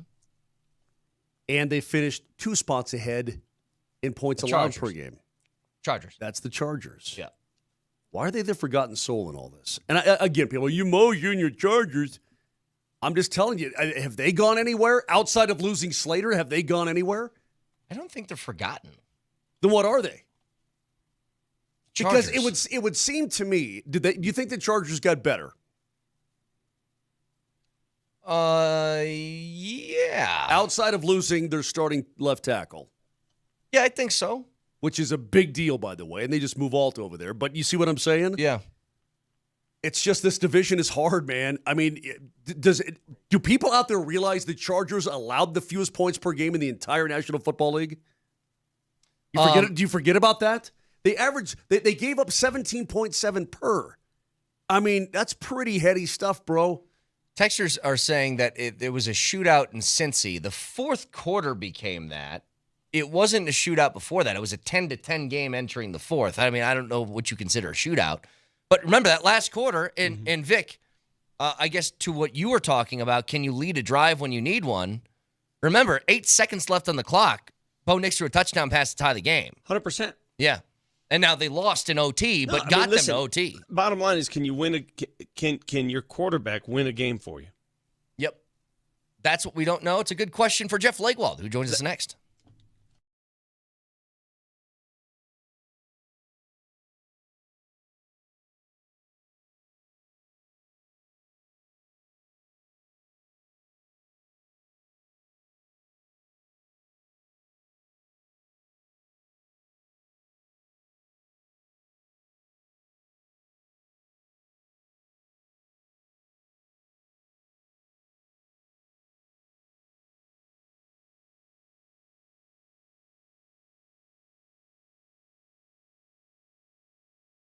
Guys, we're back. And it starts at 3:30 today. Boise State playing against South Florida. College football back in action. Boise State 5.5-point favorites. I'll give you the run-through on Circus Sports. Ohio is taking on Rutgers. Rutgers 15-point favorites. East Carolina, NC State. NC State 14 points. Wyoming and Akron, which you can hear on AM 950. Wyoming's a 5-point favorite. And then you have games Nebraska, Cincinnati, Wisconsin versus Miami of Ohio. All of that is available in the Circus Sportsbook and so much more, including those futures odds for both college football and the NFL. Jump on it right now. Tight money line splits, low holds, and excellent customer service. Download the app or go to circusports.com. And always remember, a gambling problem, call or text 1-800-GAMBLER.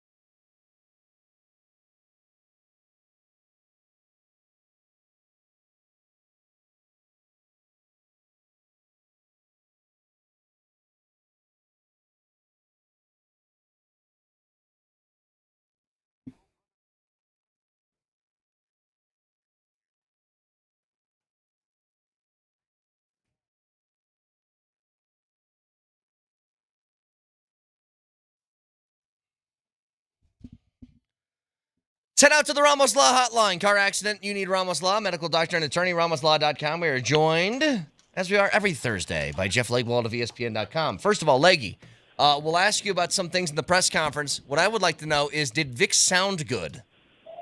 Oh, yeah. We love the Vic Lombardi interlude.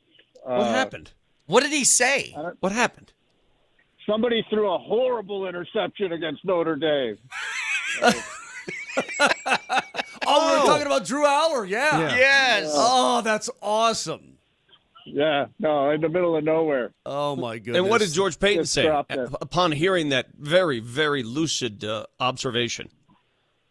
I think he just paused and moved on. I think that was, Which is why we didn't draft Drew Aller. Yes, exactly right. Leggy, so... a horrible interception. It was unbelievable. You know, I'm Yeah, trying to that's- work. I know it's also I'm trying embarrassing, to do Jeff. some work. I'm trying to get information for people. I'm trying to do things, and I get, that's a horrible interception. I mean, we think it's funny, but if we apologize to the Denver Broncos and Jeff Legwold yet, guys, Nelly, have you apologized yet? Wait, I know what happened. What? Leggy's pissed that Vic intruded on Leggy's virtual bubble. Mm-hmm. No longer the camp bubble. It's the virtual bubble he's now intruded on. Well, it ain't the first time. I got to be honest. Yeah. Blame Steve Nelson. He couldn't figure it out, so my bad. Leggy, we were talking about some things this morning regarding the Broncos. I mean, it's right around the corner, the beginning of the season. One of them is, Vic just asked the question, if you had to predict it right now, the leading rusher, rushing yards, is it Dobbins or is it Harvey? I guess I would phrase it, I think they want it to be Harvey, honestly, and I think they'd like Dobbins to be that third down guy, you know, but we'll see how it plays out. You know, if Harvey doesn't have the, you know, I think they're going to have the quick hook for everybody. If it's not going well, they're, you know, somebody else is going to get the ball, I think is how it's going to go this year. And I think if you play fantasy football and until you get a few games of information, I think the Broncos will be a frustrating operation in the run game. Jeffrey, are the reports true that other teams asked Sam Ehlinger to go join the active squads of those teams? And if that's true, how in the heck did the Broncos manage to keep him? Yeah, I think I was able to confirm really multiple people said there were at least one and that they believed there were two teams that had, you know, now what is the interest, quote unquote interest? Is it, yes, we're going to sign you to the 53 or you're under consideration for our 53? I mean, I think, Gotcha. You know, it's always semantics this time of year. You know, somebody's representative is going to say, oh, yeah, there's 12 teams interested in them. And you'll talk to somebody in the league in personnel, and they'll be like, yeah, you know, maybe one or two. But I was able to confirm at least one team, and I was told there was another. So I think there was a possibility for him to be a number 3 on somebody else's roster. But you can keep him because now, if you're a veteran player with probably 4 or more years of experience, and under 8 years of experience, that 4 to 8 year window, the veteran minimum salary, you can get it pretty close with what you can make on the practice squad now if you're elevated once or twice during the season. So maybe they've got some kind of subtle agreement that he'll be elevated at some point during the year.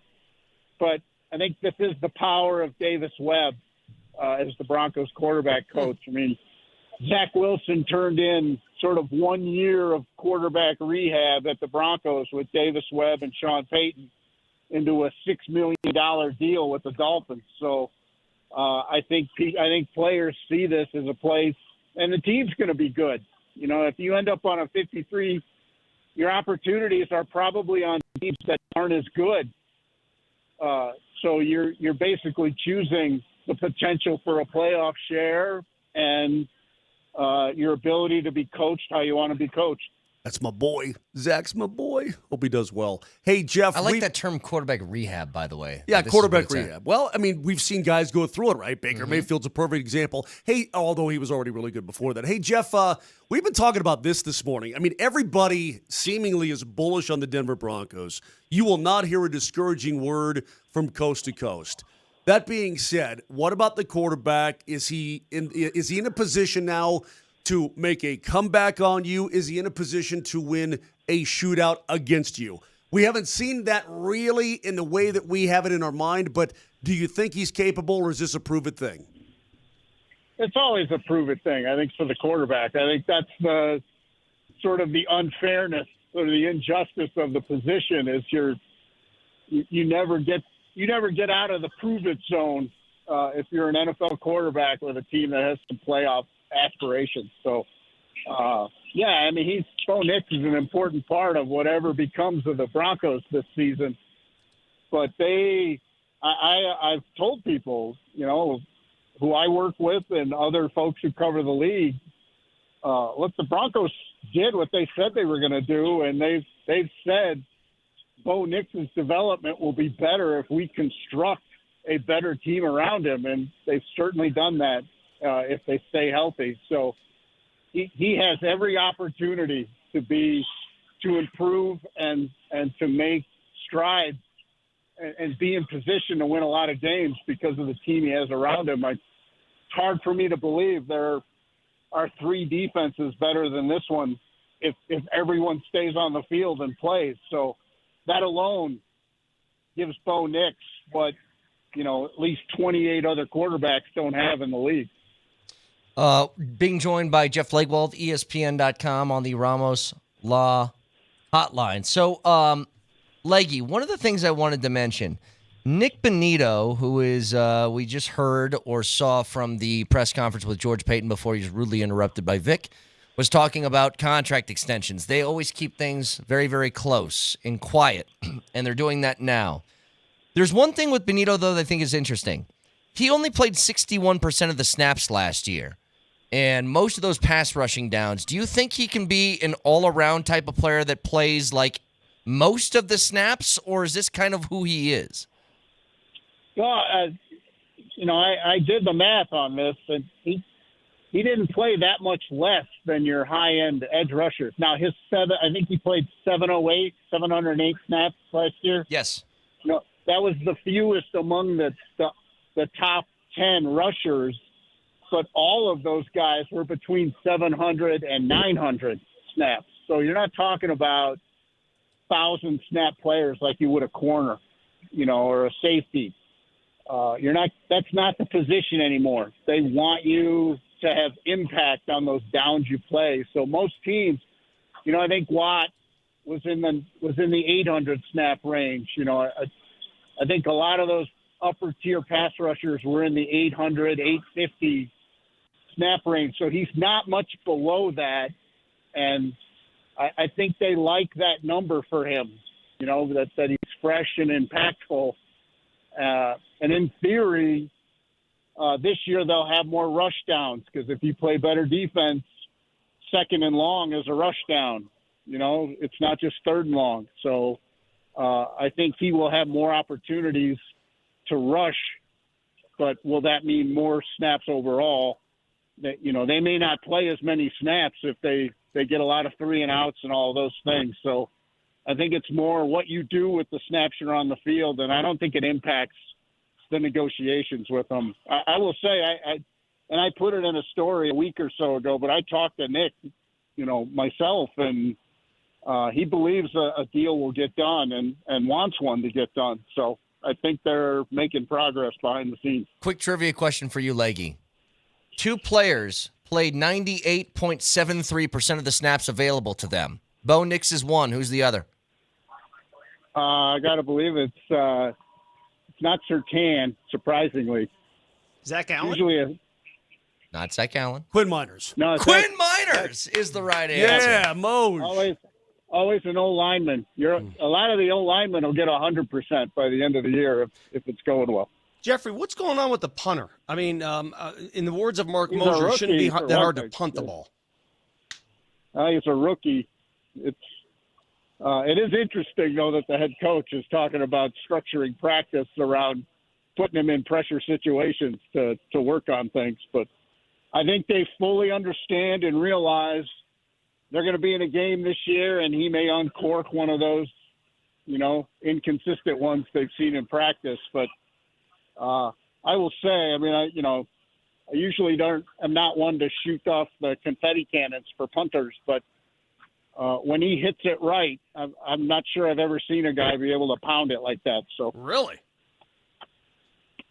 Okay. He needs to hit it right, though. Hold on, I was trying. Sean Payton's theory is that it's usually the first punt, so they're trying to figure out how to address that in practice. And Sean even said they may just stop at practice at some points and just give him a surprise punt. I was trying to. Sorry, Jeff. I was trying to find Australian slang for awesome. While you were talking, I came up with bonza. Well, give me an Australian. I don't know. It's a bonza. Like he'll uncork one of those too. So I guess my question to you is, once we get through week 1 and week 2 and whatnot, if it's still kind of going the same way, do you think they would bring somebody in just to try him out and to say to the kid, "Hey, we love you, but you got to settle down"? I mean, what do you think? I certainly think that is not above. I personally believe Sean Payton would do anything if he thought it was necessary to win games during the season. So I don't think anybody gets the total free pass, except maybe Surtain. Sure. Jeff Legwald with us, ESPN.com. Leggy, Sean Payton said he's not worried about Marvin Mims' groin injury from practice yesterday. I am. Should I not be? Well, I don't know yet. Practice doesn't start till 10:15 today, but I wouldn't expect to see him practicing today. But he did walk off, fairly. Was not like a noticeable limp when he walked off the field yesterday. So, Jeff, you have a groin, right? As far as I know, yes. Okay. All right. I'm just making sure. So much can be said there. I know. We were talking about that earlier, but because groins, Jeff, unless the only fix is just to sit around and wait for them to heal, you can't do really anything, right? Well, I'm sure they have some kind of rehab program for those things, but I'm sorry. Every time we talk about that kind of injury, I can only hear Mike Shanahan at the end of the gathering with us one day saying, oh yeah, and Al Wilson's got a little groin. And so anytime we talk about that injury, that pops in my. No, I mean, it's like a hamstring. You probably don't know the severity, but they did an MRI. They took him for an MRI, and I was told the results were not alarming or anything. So it's still a couple weeks until the game, basically. So I think he'll, if he's on the practice field next week when they get it cranked up, I would think it's okay. Last one for me, Leggy. Do you think after watching preseason, after seeing the new running back room, do you think Sean Payton is going to commit to the run game this year? Yeah, I wish I could offer you a promise for that, but I think it's always in the heat of play calling. I think that's I just saw something the other day where they were showing a Cowboys, Super Bowl clip with Emmitt Smith getting the ball on 7 consecutive plays. So, it was 9 straight. Yeah, it was 9. Yeah. I just watched that episode. 9 straight plays where he carried the ball. Yeah, no, and I once saw Kubiak, and I'm certain if I went back through my binders, I'd find it with Mike too. But I once saw Kubiak call like the same play like 6 times in a row because they were just mashing somebody. But I don't know that he, I don't think you're ever going to get the pounded out series. I mean, I've gone back and looked at a lot of his New Orleans tape and looked at a lot of the offensive drives, and there are moments in there when he does, but I just don't think that's in his DNA. I think he just like it in his world. I think he would like it to be impactful when he calls it, because their issue last year is, by every metric, by all the advanced metrics, they had the best run blocking line in the league, yet they didn't run the ball very well. So that puts it squarely on the running backs in his mind, and probably for good reason. And where did we see the most change on this roster when it went to 53? Was that running back? They let Javonte Williams go, cut Blake Watson, cut Audric Estime. That's 3 of the running backs sent on their way. So you can tell where they think the problem was. Jeff Legwell, ESPN.com. Last thing for you, Leggy. We were talking about this earlier. Rashee Rice being suspended the first 6 games in Kansas City. It doesn't affect a direct Broncos matchup that they have at some point this year, but their first 6 games are against the Chargers in Brazil, Philly at home, at the Giants, Baltimore at home, at Jacksonville, and then Detroit at home. This is going to hurt them, isn't it? Like, having that stacked of opponents the first 6 weeks without your number one wideout should hurt. Yeah, I mean, it's not awesome, certainly, but I tend to, as we saw with Peyton Manning over his career, including his time here, I think the quarterback makes an awful lot of other players good. So I don't think they will have as hard a time adjusting as some people would, simply because of who has the ball most of the time. And they've known this suspension's been coming too, so they have spent months in all of their meetings and game planning and schematics. They've spent months knowing this was going to happen, so they probably have a lot of things in place to deal with that, because the league wanted 8 games for the suspension, and I think ultimately it settled on 6. We wish you a very happy and productive groin day. As we all should have. Yeah, sometimes. absolutely. Thank you, Leggy. Thanks, fellas. Jeff Legwell, ESPN.com, joins us every single Thursday, and all conversations with Leggy are brought to you by the International Brotherhood of Electrical Workers, IBEW Local 68. Start with a job, end with a career.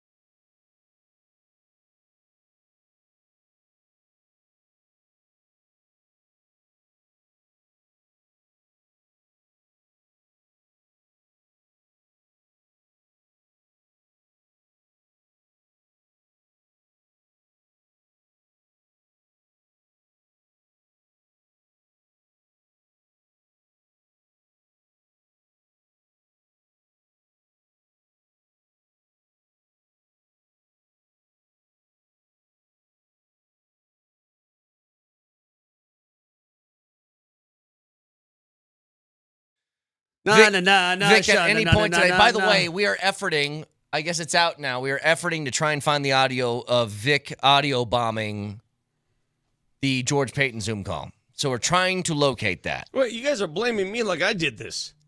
Well, Nelly turned his camera off. We have nobody else to talk to. It's your fault.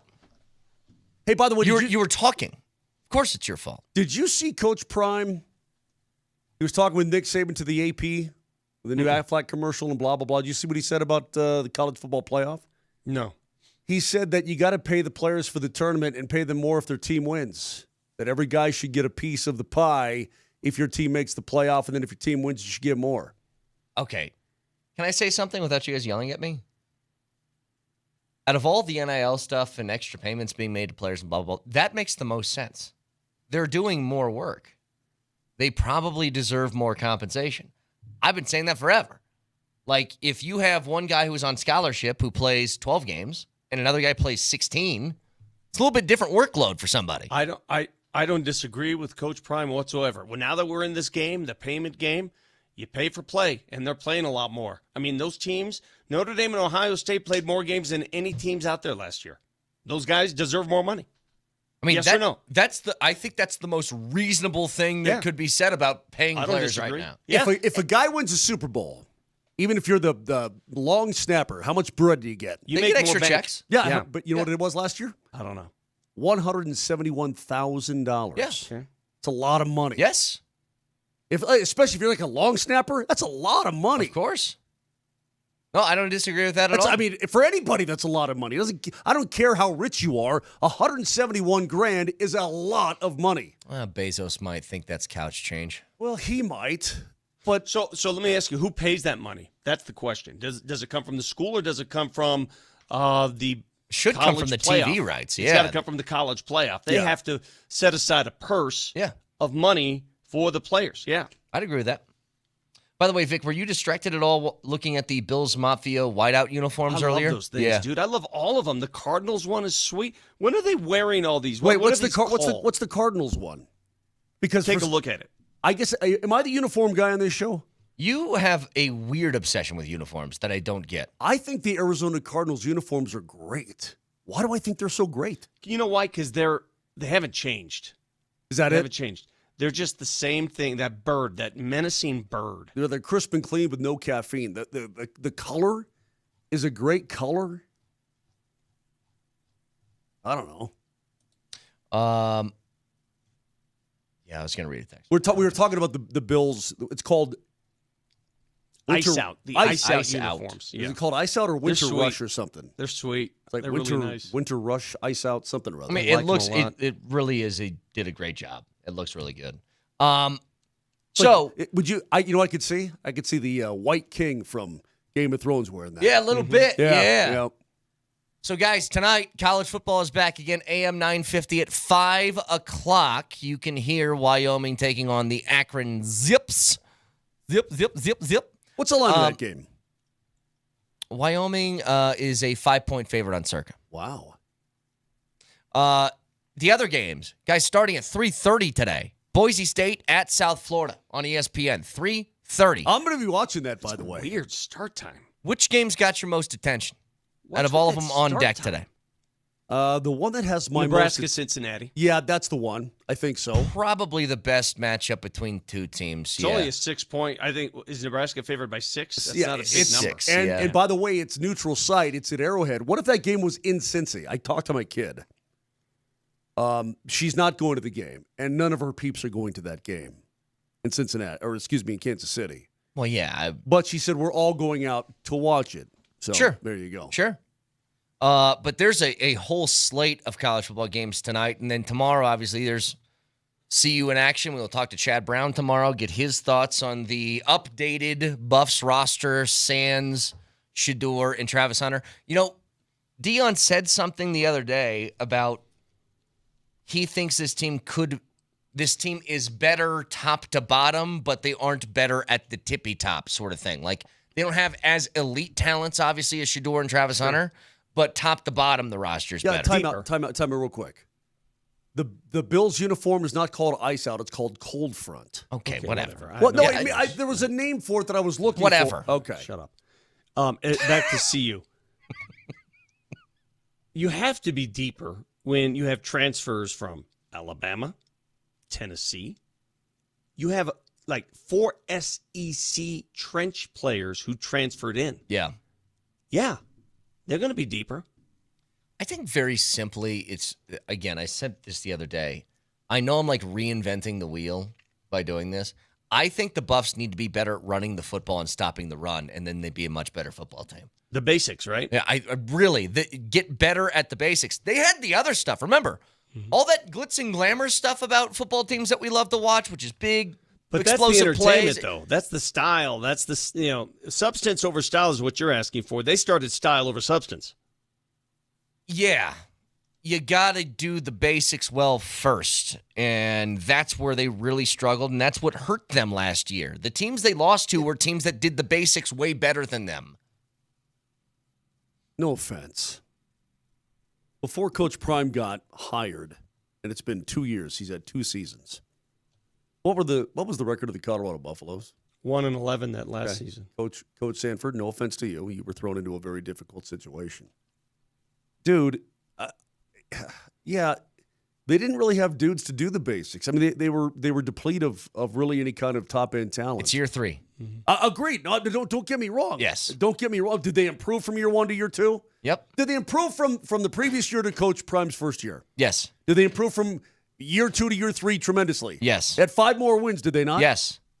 Okay, well, I'm just saying that it takes a while sometimes to get your stuff established and get ready to go. I understand. All I'm saying is it's year 3. You should have this thing pretty much in gear now. And this should be moving. Listen, you've got a 30-year-old transfer into starting quarterback. How old is Caden Sullivan? 23, 24? He's not that old. How old is he? 22, maybe? We're doing that too much with people. How old He's is he? 22 years old. Okay, he's 22. That's a perfectly fine age for I a don't even college know athlete. I don't even know what old is anymore for athletes. I don't even know what that is. It changes so much. You've got NFL rookies who are like 26. Well, that's not going to happen anymore. Those guys were granted an extra COVID year. That stuff's getting. I think it's about done. Is this the last year for the COVID stuff? It has to be. Who was the Utah quarterback that? Oh, Cam Rising? Cam Rising. Yeah. Didn't he play 8 years? Yeah. So what? Oh, I'm just saying. I don't think that's happening anymore is what I'm trying to tell you. So he's 26. What's he doing now? Hey, he's a coach. How about your quarterback for Vanderbilt, who I believe is on his 6th or 7th season of college football? Diego Pavia. What's Iamaleava. What's his story? I don't know. We just naming random players now. It's kind of fun to do. I wish I could name them more like and know exactly who people are playing for, like the good old days. Like, I don't know, 5 years ago. I've got to be honest with you. It was probably 3 weeks ago, maybe a month ago, when I realized that flipping Carson Beck had gone to Miami, because I guess I'd forgotten it. And I'm like, whoa. Dude was just with the Bulldogs, and now, it's weird. It's weird. That's funny. I'm gonna have a conversation with baby Jamal Kale. She's gonna be like 23. Maybe she'll come over to the house Saturday, watch some football with her pops, and I'll be like, honey, there's one day that I could name most of the players that were on the field for these teams. Can't do it anymore. Everybody goes everywhere. There was a time where people stayed at the same school for 3 or 4 years. Some of them even 5. Iamaleava is only 20 years old. Where is he playing quarterback right now? Oregon State. He left Tennessee because he wanted more money, and then somebody gave him more money, but not the kind of money he expected. Louisville? He's at UCLA, right? Right on. He's a yuckla. Okay. He's an ukla. A Bruin. You guys know, it was 25 years ago that CU and Georgia Tech were co-national champions. That was 25 years since they've last played a football game. Oh, okay. Well, no. They never played each other that year. No, Vic, 25 years ago was the year 2000. Oh, let me try that again. It's like, wait. Hold on a second. What? Strike that from the record. Rewind. Did you guys know it was 35 years ago since CU and Georgia Tech were co-national champions? 35 years. Dude, I don't know time anymore. It doesn't hit me. I was laying in bed. It was just the confidence in which you said it. It was so good. I was laying in bed. I was waiting for the Moser's patented, yep. There's 100%. You're so right. There's always, for every misstep I make, there's always a Moser. Yep. I remember it. 25 years ago. Sorry, Moshe, go ahead. I was in bed the other day thinking, as of right today, when I was a junior in high school, I was as close to World War II as I am to me being a junior in high school. That freaked me out. What? Settle down just a little bit. When I was a junior in high school, Oh, I see what you're saying, yeah. I was that far removed from being from World War II as I am today from being a junior in high school. Yeah. That freaked me the hell out. No, 25 years ago, Vic was, I think, inarguably the greatest college football team of all time who existed. That Miami Hurricanes team. I just heard Greg Olson talk about them, and he goes, you got to understand something. At running back alone, we had Willis McGahee, Frank Gore, Kellen Winslow, Ontrell Kellen Roll. Winslow was a tight end. No, I'm saying at running back, sorry. At running back, they had those two guys. They had Kellen Winslow. They had Ontrell Roll on punt team.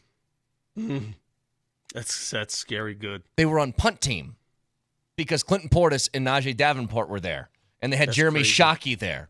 Like, That's crazy. The amount of talent that they had was unbelievable. But that was an 11-1 team. Was it not? What year was this? Their 2000 to 2001 team that won the Natty. Because they finished second in 2000. I know that. 2001. Okay. However you do the math on that. Yes. Vince Wilfork, by the way, special teamer. He's a freshman. Just look at the names in it. DJ Williams, Jonathan Vilma, backup linebackers. Crazy. Hey, I always tell people this. Go back and look at the rosters of the 1990-91 Orange Bowl, Notre Dame and CU. Look at CU's roster that year. Incredible. Just go down that Absolutely roster and see all the NFL players and stars. Well, we'll talk more about the Buffs tomorrow. Get a quick fact checker, please, Nelly. Nelly monitors the mistakes in today's Fact Checker. Presented by Rock Plumbing, Heating, and Air Conditioning. Your local home comfort specialists. RockHeating.com. Rock, bringing comfort home and simplifying your life. Today's show is perfect. Nothing happened. What? I got nothing. Crystal clear. Yeah. Not even 25 years ago? Nope, nothing. Everything was perfect. That's expected. Yeah, Nelly, you screwed up royally. Yeah, not Nelly. I don't know. Accidentally putting Vic's voice right behind George Payton in a press conference. Not that. I don't know what you're talking about. I've Today always was noticed, by the crystal way, clear. Between you and your predecessor, fact checkers never came at the behest of the producer, did they? Never did. Never. Well, you can accusations. Be careful with those. Find the podcast, iTunes, Spotify, Moser, Lombardi, and Kane. Have a wonderful Thursday. We'll talk to you guys tomorrow. Chad Brown previewing the Buff season as they get going tomorrow night. Talk to you then. See you. Love you. Bye.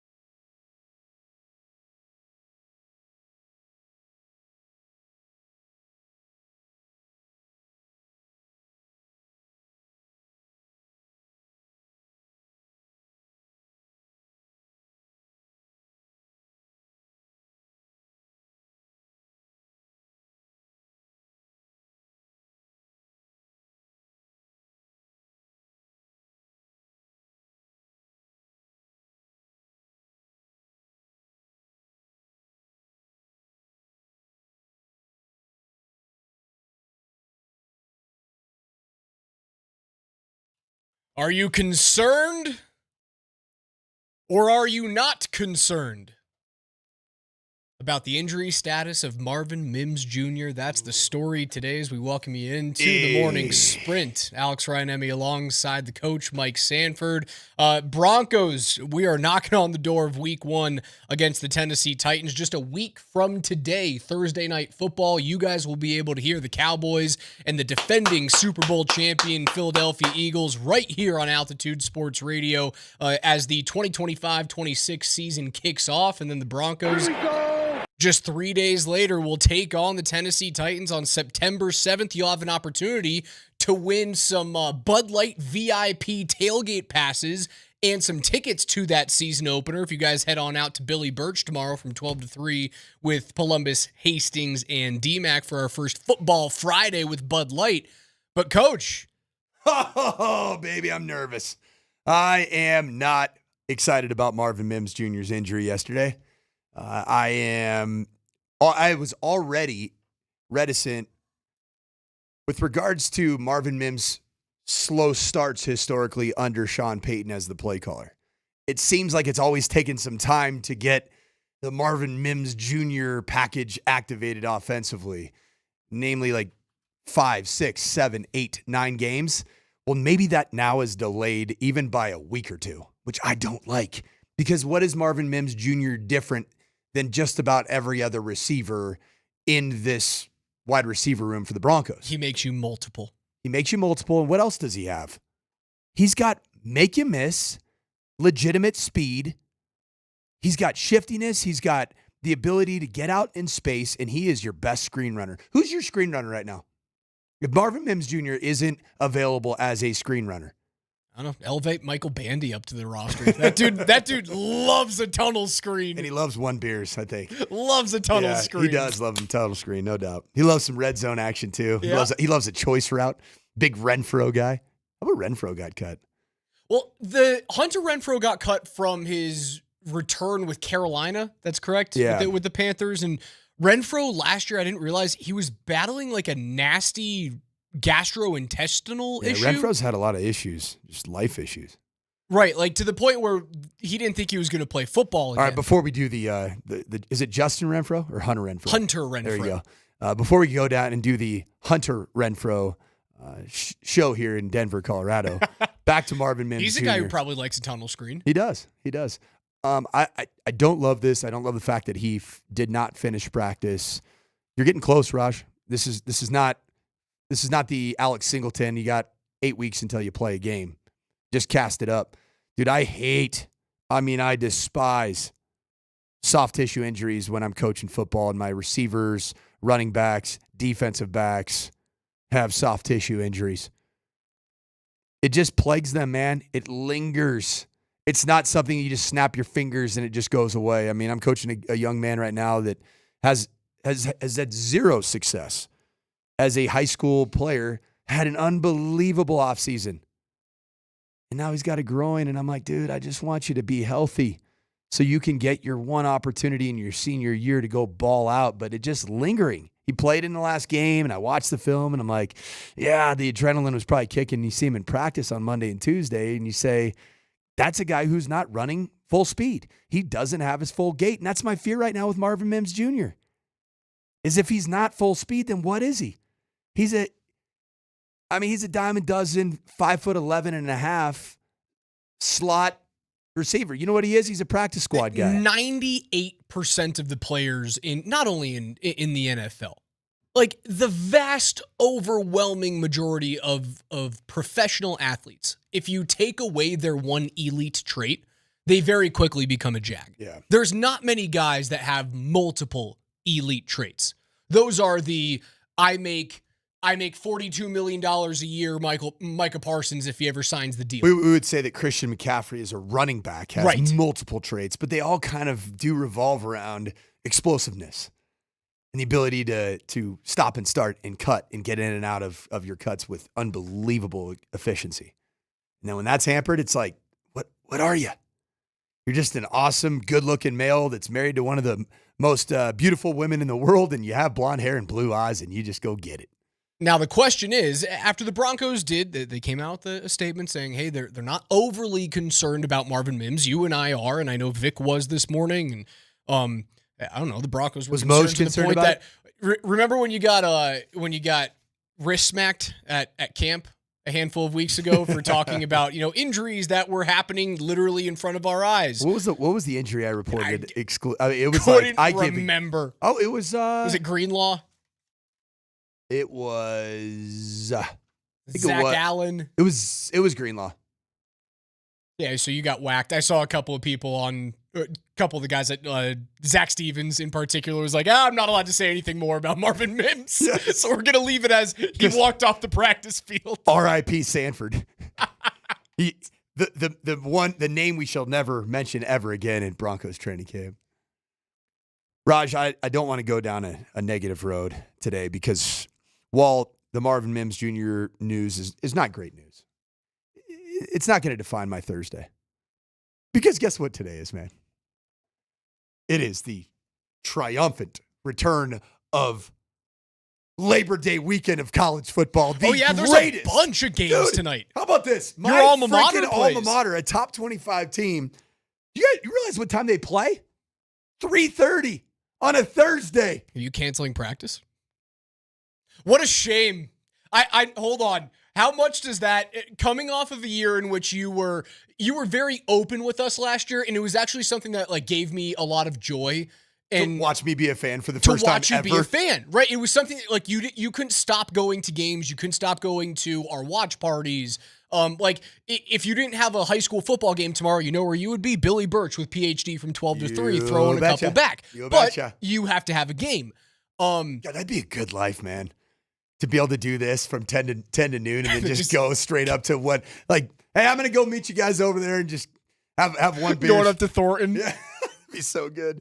Boise State at South Florida at 3:30. Does it hurt that you can't go watch that game now? You can't cancel practice? Can we do a quick exercise? Because I'm the college football guy. I'm not looking at mascots, okay? And don't put away your little mouse right there. I just have the schedule up. That's so all I have. Here is the slate of Thursday football games, which is glorious. Give me mascots for each team. Boise State, South Florida. The Broncos and the Bulls. Love it. Ohio University versus Rutgers. The Bobcats and the Scarlet Knights. You're on fire. You're not going to get this next one. The University of Lafayette at Bowling Green. The Bowling Green or the Falcons? Beautiful. Lafayette is Matthew Meyer. I'll give you a hint. There. Lafayette is an alliteration. The Lions? Close, but it's the Lynx. Spotted. They're spotted. They're the Leopards. The Leopards. Which is very different, right? Okay, all right. I'm still going. I love this. You're doing well. I promise I don't have this. I just have the schedule. I know, you're crushing it. East Carolina versus NC State. Pirates and the Wolfpack. Love it. Jacksonville State. No clue. Versus the University of Central Florida. I'll give you a hint on Jacksonville State. Their color scheme and their mascot is identical to a team that Steve Spurrier coached at the latter part of his career. The Jacksonville State, Steve Spurrier after Florida, after the Commanders/Redskins. They were the Redskins when he was the head coach there. He was the head coach in college football. Go ahead. You said it. You were on it. I don't know. You started. I don't know. Gamecocks. Jacksonville State's the Gamecocks? They are the Gamecocks. I feel like that's cheating. You're not. South Carolina can be the only Gamecock. Come on, you can't have multiple Gamecocks. All right, we'll skip some. UCF for the Knights. Yep, you got UCF. They're in the Knights. Okay. All right. No chance here on several FCS games, so I'm not even going to throw it out there. Okay. You know Delaware. The Fighting Blue Hens. Got that. You don't know Delaware State. The Hornets. You're on it right now, man. You are crushing it. St. Francis University. Come on now, no chance. Same as the St. John's, which is strange. St. John's. Red Flash. Is that right? I thought they were the Red Storm. You're right. So St. Francis is the Red Flash. Last couple here. I'm loving this for a Thursday. Okay. All right. We have Wyoming versus Akron. The Cowboys and the Zips. The Akron Central. Zips. This is a good FCS program. You might know this. The University of Central Arkansas versus Missouri.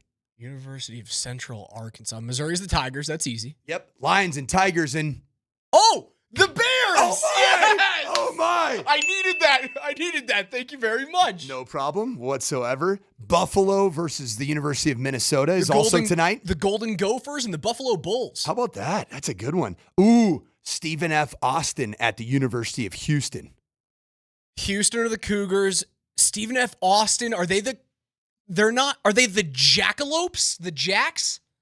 They're Jacks, yes, but they use their they swing their axes into wood to create the lumberjacks. Yes, they are of the a lumberjacks. Also tonight, and then your night kind of wraps up with 3 pretty awesome games. 7 p.m. The team that we should not talk about. Better dead than red. The Huskers play at Cincinnati. Oh, the Fighting Taylor Swifts. The Fighting Swifties. Bearcats. The Bearcats. The Miami of Ohio. They are the Red Hawks. Playing at the University of Wisconsin. The Badgers. Oh, and then I got one for you, man. Oh, I got this one. I played in your state of collegiate residency. Stony Brook at San Diego State. Stony Brook. San Diego State are the Aztecs. Stony Brook, I know their logo is like a wolf. Yes, but Stony Brook is where? Where is the campus? Think lacrosse. Think... I don't know. It's in New York somewhere. Yeah, but I've been there. Think about a hockey team that's been just mired in mediocrity. Are they in Long Island? They are Long Island. So it's near a sea. Seawolves? Yes! Seawolves of Stony Brook, baby. I know I played against them and at one all point. of this is to tell you, our fine listeners, man. I hope you enjoyed that as much as I did. You probably didn't. But guess what? I had a delightful time. College football is so back, as you can see by the obscure mascots that Alex Ryanemi just reeled off with incredible accuracy. You were phenomenal. You were better than I would have been, which is crazy. I'm usually pretty good in that space. It brings me back to the big smile that was on my face when we went through all the rivalry games and the what their nicknames for the games were and the trophies. How many of the top 100 had I been a part of? Was it like 15? It was nuts.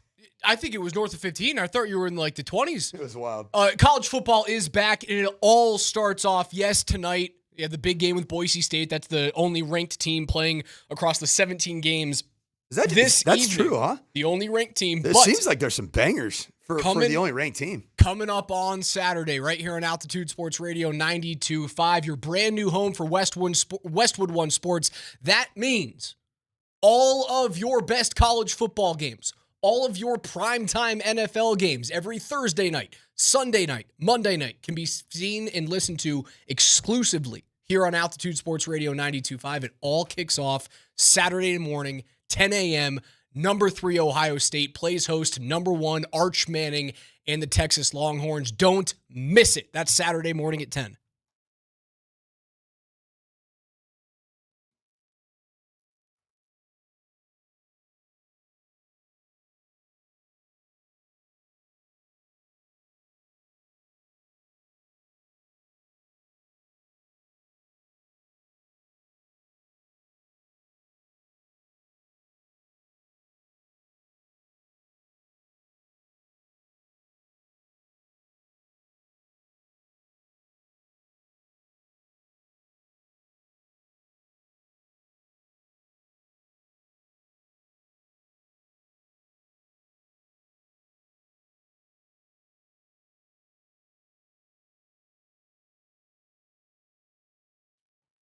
It is the most wonderful time of the year and my favorite 4-5 day weekend in all of sports, and that is the return of college football, Labor Day weekend. And so all of the odds that you might be looking for, which start tonight at this afternoon at 3:30, the Boise State Broncos travel to the University of South Florida. College football is so back. So the odds that you need to check out are available right now at Circa Sports Colorado. And I'll tell you this, it is the place to be. Just checking out some of these odds right here. A game that I have my eyes on. Ohio U visits Greg Schiano and the Rutgers Scarlet Knights. They got an incumbent quarterback in Ethan Kaliak-Manis. I think this is going to be a Rutgers team that's going to cover well over the 15 points that they're getting. I would lay the 15 and Rutgers. That's a great bet there. So whether you're looking for any college football action, futures for the NFL, or any props on your favorite players, Circa Sports has got you covered. So download the Circa Sports Colorado app or visit circasports.com today. That's where I just found those odds. reminder, you got to be 21 years or older. Gambling problem, call 1-800-GAMBLER.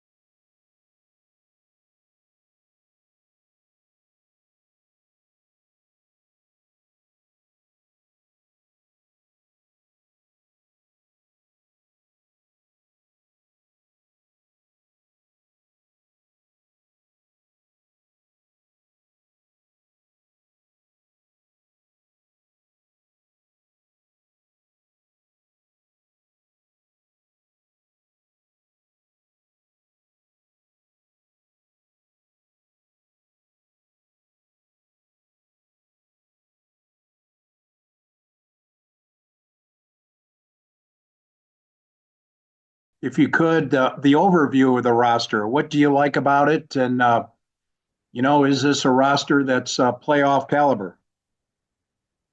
Mike, was that your phone that went off? No, it wasn't. But I enjoyed Vic Lombardi's little diatribe there. Some people are really stupid.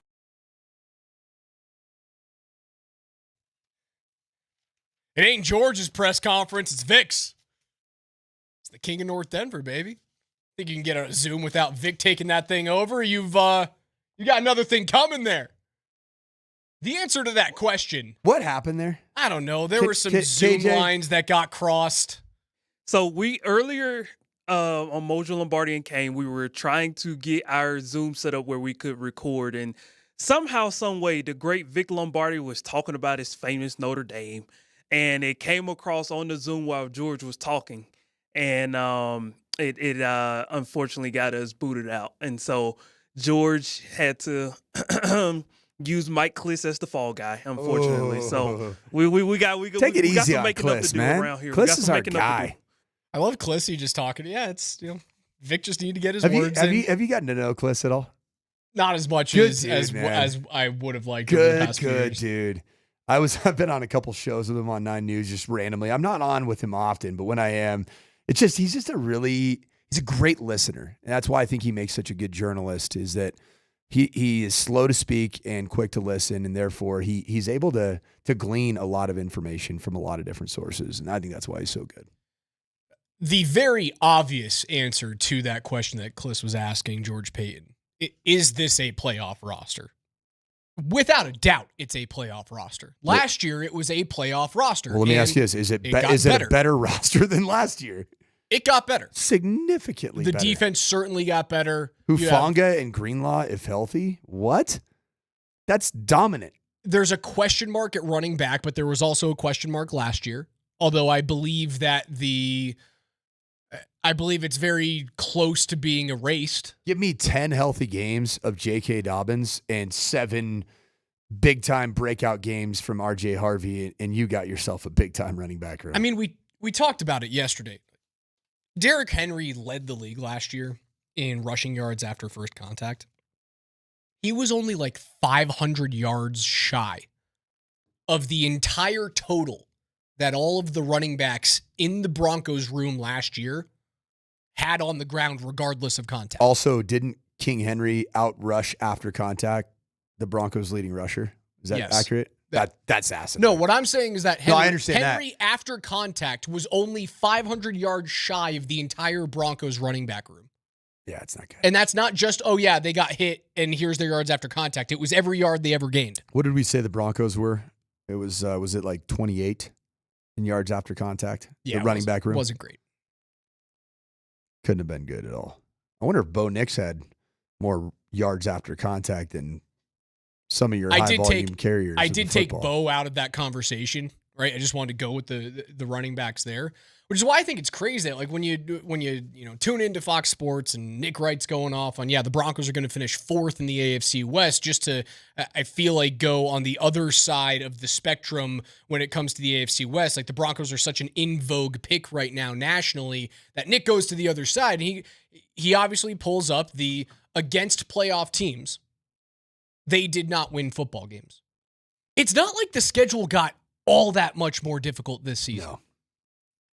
Now, you don't have the South to go against. Like you don't have the NFC South to essentially pencil in 3 wins. But we've shown you, there's a lot of very winnable games there. Tennessee and Indy should be, I know you obviously believe that Daniel Jones is a better quarterback than Anthony Richardson. I don't believe I Both know. of those games should be cakewalks. He's better, Raj. They should be cakewalks. They should. If you handle Jonathan Taylor, you beat Indy by 2 to 3 scores. How good do you think Jonathan Taylor is? I think he's a top 7 back in the league. With having a healthy quarterback situation, healthier quarterback situation, and a running back that can go get it, and then making the decision to move on from defensive coordinator Gus Bradley a year ago. I just don't think that you can just you can't just think about the Broncos-Colts game a year ago. Until Jonathan Taylor decided to drop the football they were losing short the game. of the goal line, you were losing that football game at home. That was a dicey ball game until you got AR5 to give you footballs and then Jonathan Taylor to just gift wrap the ultimate thing for you, which is what backs are you putting ahead of Jonathan Taylor? Saquon Barkley, Derrick Henry, King Henry. Oh man, are you going to put Bijan Robinson ahead of him right now? Okay, yeah, I would put Bijan. Jahmyr Gibbs. I'd say Jonathan Taylor's more of the real bell cow. Jahmyr Gibbs could be. I don't want to hold David Montgomery against Jahmyr Gibbs. I think that Jonathan Taylor's more of a real, like, wears you down and then gets like the big carry in his 21st carry of the game. James Cook. No. I like Jonathan Taylor better than James Cook. Bucky Irving. No. So yeah, he's a healthy Joe Mixon. He's pretty good, healthy. It's just the problem is it's been elusive. Josh Jacobs. Pretty good. Better than Taylor? There. I would say those two, like Josh Jacobs just a mere, 2-3 years ago? Was it like the Rush King 2 years in a row? With Vegas early on. I mean, he had a hell of a season last year. He rushed for 1,300 yards and 15 scores, and he played every game. So top 7 for me to say Jonathan Taylor. He's a top 5. He's a top 5 back. Top 5. Saquon, Henry, Bijan, probably Jacobs, right there. Taylor, and then you get into like the Jahmyr Gibbs, Chuba Hubbard, Bucky, James Cook, that type of area. What did Bucky rush for, though? He didn't go over 1,000, did he? He went over 1,000. Did he really? As a rookie. Dude, I tried so hard to get him to follow me from Minnesota to Colorado. He was coming. He was coming on a visit because he was a true freshman. What held him back? He ended up going to Oregon, Raj. What do you think he got from Oregon that CU didn't have to give him? 1 million jerseys. 1 million things. Yes. I was like, but we have pretty mountains. We get more sunshine on an annual basis than pay for than sunshine. Eugene, Thank you. Oregon. You got real quiet real quick.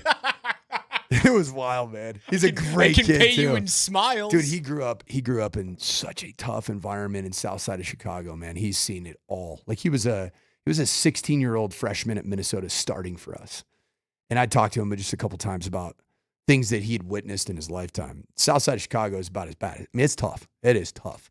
He's just a great dude, man. He's fun to be around. He's got an infectious smile. And then he was completely underevaluated or undervalued in the draft. He ends up going, third or fourth round? Was it fifth round? Bucky Irving last year was selected In the 24 draft. fourth overall. Wait, fourth round. Sorry, fourth round, 125th overall. 125th Yes. overall. And the guy's a 1,000-yard rusher. And you and I are now talking about him in the first 5-6 backs in the national. No, but it 10. came out of your mouth. He's in the conversation. Once you get past Taylor, I think he is worthy of the conversation of, okay, who's the next tier of running back when you bring up Kyron Williams, Aaron Jones, Chuba Hubbard, Mixon, Cook, Chase Brown. Like, I think he is in that group. We're forgetting somebody. Thank you, CJ, from the Shop Mazda text line. Keep them coming, 303-504-0925. Who am I missing? Christian McCaffrey. If healthy. We can't It's the forget biggest about, if in football. Cannot forget about him, though. It's the biggest if in football. I don't want to forget about him, but dude, like saying Christian McCaffrey is going to play 17 games that's the sketchiest bet you can put on paper.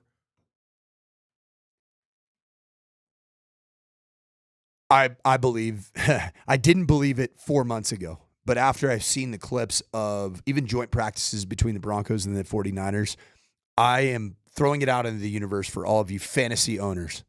And there will be a fantasy draft for all on air and I'm so excited about this. Here We haven't had a KSC, league in years. Altitude Sports Radio. Next Wednesday it goes live. Apparently. My team is the Raj Mahaudables. It's so good. I found out my God. my new favorite use for ChatGPT, creating fantasy football logos. So now I have a Sultan who has a head coach headset on with a football under his arm and he's yelling out an audible. It's the best thing you can use ChatGPT for. So good. I'm so happy about it. I gotta think about my name. I'm not gonna throw something out there. It's terrible. But for all you fantasy owners that are out there, I'm gonna put this out there. Draft Christian McCaffrey. Just do it. Great question from the 203. He hasn't played a single down in the NFL. Where does Ashton Genty figure into this conversation? Well, if he was in Denver, I would be telling you he's gonna be the best running back in the history of football. But unfortunately, he's in Las Vegas. So prove it to us, kid. Prove it. Do you put him ahead of Alvin Kamara, DeAndre Swift, or is he? Are we talking about Genty? Genty. Top end? I'd put him right at that Bijan Robinson level. Top end talent. And I don't know that there's anything telling me he can't be Saquon Barkley if he stays healthy. Jonathan Taylor or Ashton Genty right now? Who is? I love this. Who are This you is more great. scared about? I just got the 506 real quick. Comes with an awesome fantasy football name for the Sanford squad.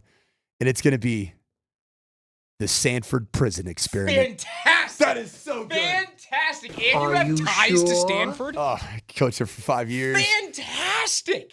A full-on That's the name. A full-on mutiny is going to break out in my fantasy football team.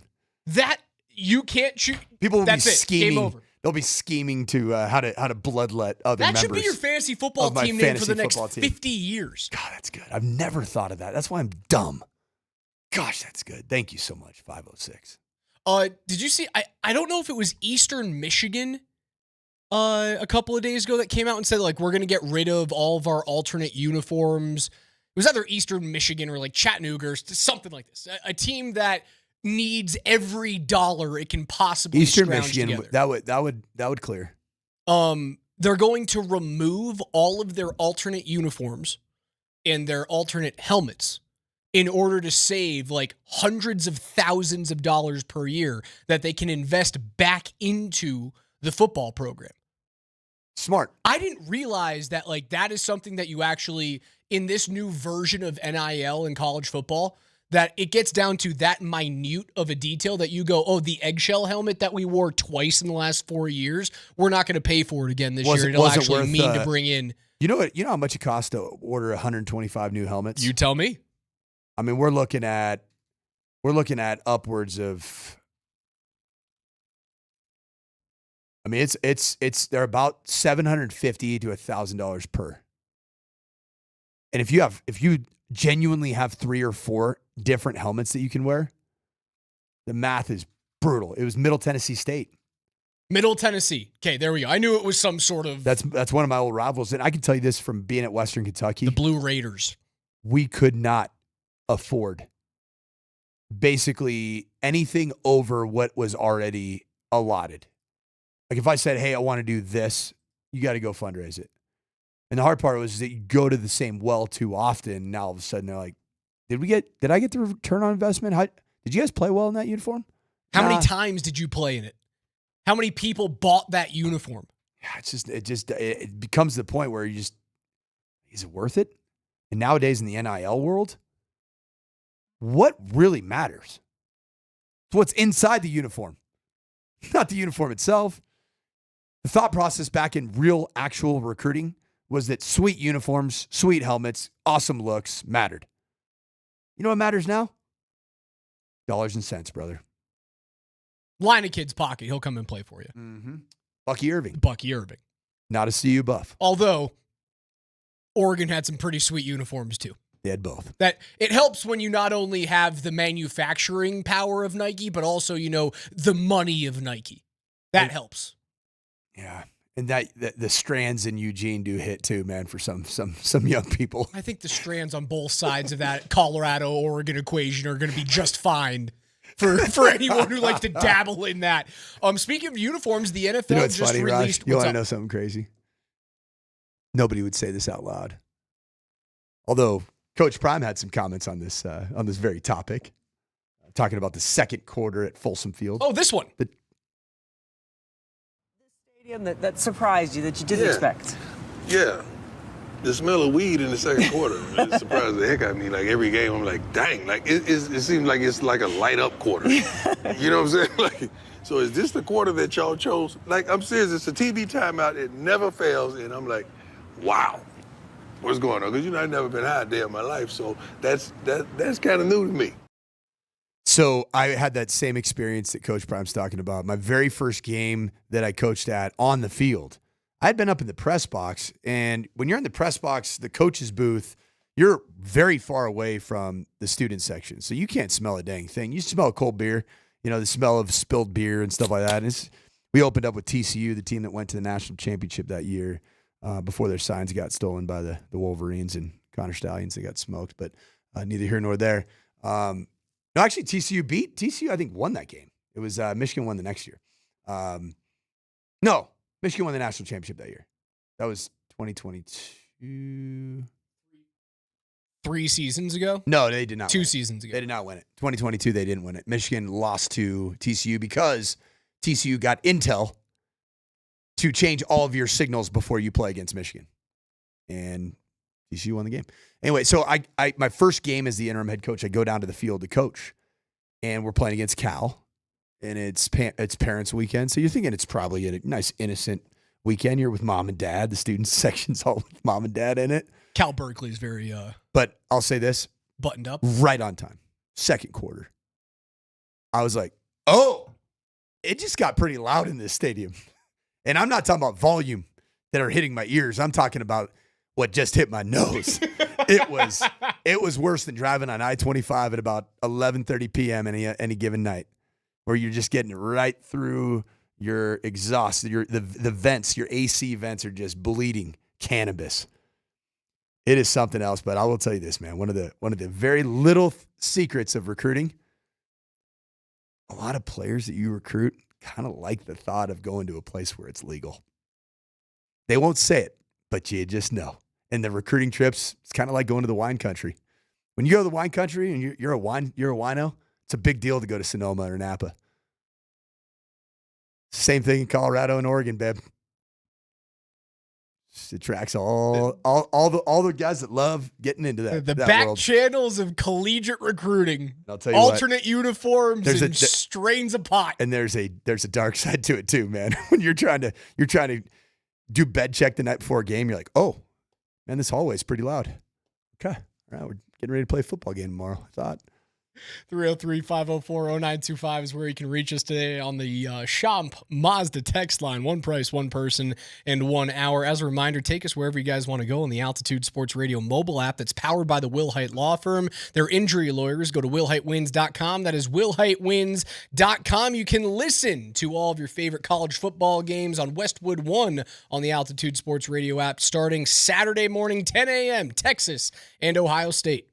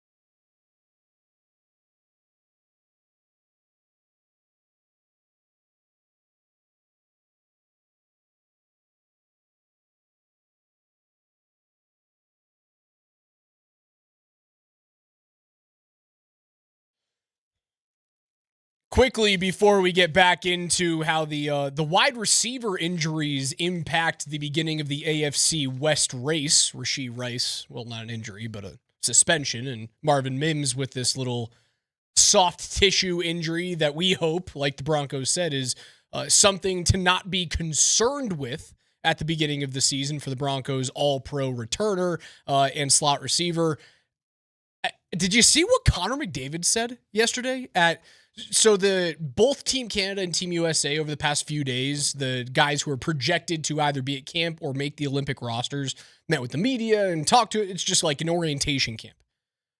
Do you know how happy I am that the Avalanche have not had an offseason where their number one star, generational talent, is using the words, "I have every intention to win in Edmonton," when asked about, hey, what's going on with your contract? Because that's a very toe-in, toe-out way of saying, until they show me they're a true contender, I'm not signing long-term. The offseason for the Avs, regardless of what you think Chris McFarland and Joe Sakic did in terms of their additions and bringing in Brent Burns and moving on from Mikko Rantanen last year during the season to try and hopefully, sign Marty Necas and make a deeper team, kind of something that the Nuggets... I'd say the Nuggets almost mimicked in the offseason, right? By trading Michael Porter Jr. and getting a little bit deeper, not a little bit, a lot of bit deeper down the roster. Regardless of what you think that the Avs did internally, two of their biggest threats in the Western Conference either got worse or are muddled in kind of turmoil. Dallas got rid of their head coach, that your head coach, Jared Bednar, can't beat. Just simply can't beat. It's nice of them. Peter DeBoer. And Very, Dallas very nice of Dallas. Thanks, franchise. Don't want to deal with you anymore and moved on from him, which is really nice because, well, Jared Bednar can beat pretty much everybody else in the league except for Peter DeBoer. You know what? As you were talking about Connor McPickles and Edmonton, has this version of the Avs ever really had to beat Edmonton in a significant moment? The Cup team beat him in the Western Conference Final. Was that full-fledged? Full-fledged. Full-fledged. Like Draisaitl, yep. McDavid, healthy, everything. Yeah. Okay. So you've done it. That team was McDavid 123 points, Draisaitl 110, Zach Hyman, Nugent Hopkins, Evan Bouchard, Evander Kane, Darnell, pretty much the same team. And obviously that was the 21-22 season. Yeah. 22 Cup. There's obviously a lot of different changing pieces, but they beat the McDavid Draisaitl Oilers and they smoked them. 5-gamer? 4 games. 4 games. Smoked them. No chance. Mike Smith was the goalie, which is at that point in his career, Mike Smith sucked, but Edmonton's goalies still suck. So for me to look at the two biggest threats in the Western Conference right now, which are the Oilers and the Stars. Not Winnipeg. I don't know if I really believe in Winnipeg. Look at Hellbuck had one of the greatest goaltending seasons we've ever seen and then did the same thing in the playoffs. Same thing. Vegas will always scare me, and they got better with Marner. They did. So I suppose not all of the threats got worse or are, muddled in turmoil. Who's the next team up that's young and trending? San Jose is probably, 3, 4, 5 years away? Yeah, I love Macklin Celebrini, but they're a little bit far away. How about L.A.? No. I think Darcy Kemper outkicked his coverage last year. The next, up-and-coming, maybe throw Minnesota in there. They've had a couple of good drafts. They've got some good young players, good young blue liners. I like Matt Boldy up front. Chicago is no. No chance. No. That's the worst team in the West, dude. I think Chicago's going to be worse than San Jose this year. No, the Western Conference are the haves and the have-nots. The guys who have been there will be there this year is my expectation. So I'm just happy going in this, the rest of the offseason, looking at the rest of the West going, Edmonton has to worry about Connor McDavid re-signing. Colorado hasn't had to worry about any of that stuff. Just a little update for you guys on the hockey front there. Heard from Sean Payton this morning, huh? No, from George Payton. Oh, this is George. This is George Payton talking about his roster, and he would talk about the growth of Troy Franklin, which is now with the Marvin Mims thing, Troy Franklin needs to step up big time if Mims is going to miss any time or if he's going to be hampered in the first couple of weeks of the season. That's the one dude that you have to look for, that if Mims is not available to play, Troy Franklin he's got to ball out. He becomes your slot receiver. He becomes your guy that you have to look at for little bubble screens. Am I wrong? You're 100% right. And I'd love to hear from George Payton here on the growth that he's seen from Troy Franklin heading into his second year. The lift gets stronger. They're not focused on meetings. They're not focused on football. And I think that was really important for Troy to get stronger. And then, he took that momentum into training camp. And the biggest thing with Troy is the confidence. He's not thinking as much. Last year you could tell he was thinking, and now he's playing fast. He's playing urgent, the confidence. You see the big plays, the ball skills, the hands. And so he's just developing right in front of our eyes, and that's a credit to him and the work that he's put into it. Boy, I'm glad to hear that from George Payton, because that was my first observation. I love it every day that we would show up for the morning sprint between 9:30 and 9:50. You're walking across the grass the long way on the east side of the field, right next to the Broncos locker room, their practice locker room, which will no longer be there, I believe, with the new expansion. But you would always see the jugs machine, right? And Cortland Sutton is leading a group of wide receivers. The first day that I walked by going to our Altitude Sports Radio 92.5 tent, I see Troy Franklin, and I go, that dude went and got after it in the weight room. And that's not very common at this stage of development, with how much, like, Raj, these players are developed in high school now.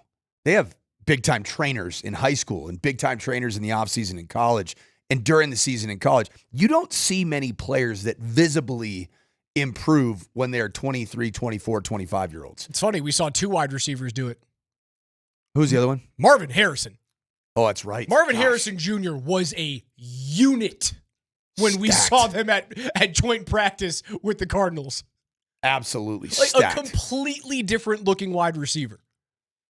Troy Franklin looked significantly stronger. I agree. More sturdy, more confident. It's almost like his chest was starting to poke out in a good way.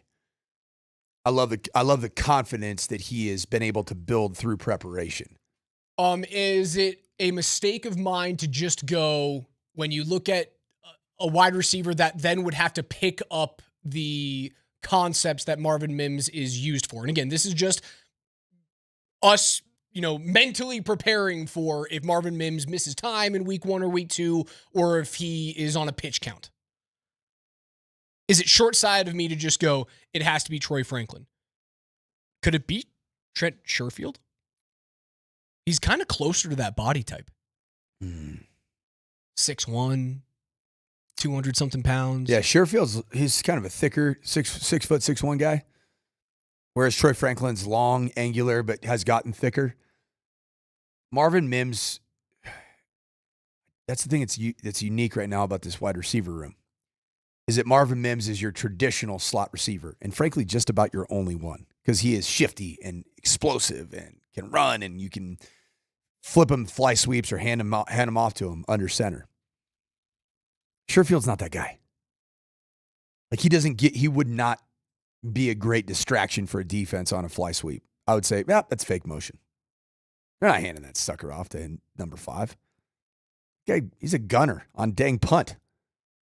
He's a punt return hold-up guy. He runs down on kickoff. Do you think that guy's going to get the fly sweeps that he gets in the National Football League? No. How do you scheme away from not having a true slot wide receiver? How do you fix that? You do what Sean Payton's shown his hand to do, probably with more frequency than a true twitched up slot that can run. You have 2 big slots. And those two guys, last year there really was, it was little Jordan Humphrey, who did a lot of the kind of the dirty jobs, right? Like chipped on third down and helped out in protections, perimeter blocking in the run game. And last year was Devon Bailey. You want to know who those 2 big slots are this year? It's Evan Ingram, and it's your newly drafted wide receiver, Patty Bryant, out of the University of Illinois. Those are your 2 big slots. Like, I like it. I like big bodies. I like possession catchers, but I also like a little bit of a change of pace guy that can blow the top off and that you can hand the ball off to on a fly sweep. You're not doing that with Evan Ingram. Well, God, hopefully. Everybody's probably would be mortified if Sean Payton's first play of the season is a fly sweep to a tight end. Can't have those. Was that 2022? I can't remember who that was. It a Noah Fant pitch? Yeah, somebody. I can't remember who the heck it was, man. I don't. If it was Sean Payton, then it wasn't a Noah Fant pitch. It was either Hackett or whoever the heck was before Hackett. I don't remember who that tight end was, but I certainly remember the play and yelling at my television. 303-504-0925 is where you can reach us today. We're live from the Backus and Shanker studios. Their passion is justice. Hour 2 is coming up next. PhD noon to 3. Nate and Andy on your drive home from 3 to 6 on Denver's number 1 for sports talk. It's Altitude Sports Radio 92.5.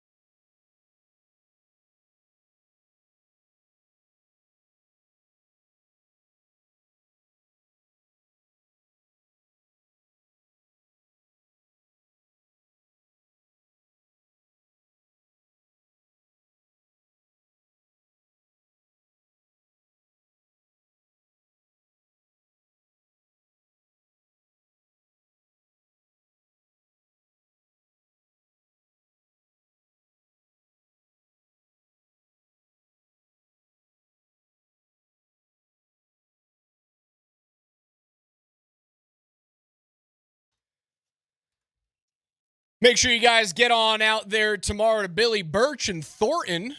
Hang out with PhD on a Bud Light Football Friday. You have the opportunity to win some Bud Light VIP tailgate tickets to the Denver home opener on September 7th. That is next Sunday against the Tennessee Titans. So get on out there. Billy Birch and Thornton with PhD from 12 to 3 tomorrow.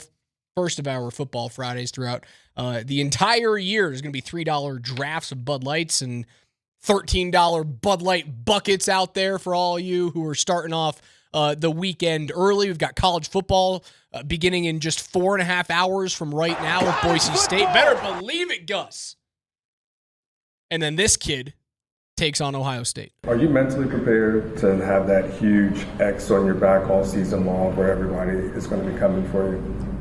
I mean, I think that's all of us at Texas, and I think we kind of try to shift the narrative. We're going for everyone else. Target's not on our back. We got a red dot on everyone else. Real deal or not the real deal? Arch Manning. Remains to be seen. Incomplete grade for me right now. Very athletic. I love the athletic traits, and that's one of my foundational evaluation points for the quarterback position in the 2025 era of football. Can he beat a team with his arm? I don't know. I haven't seen it.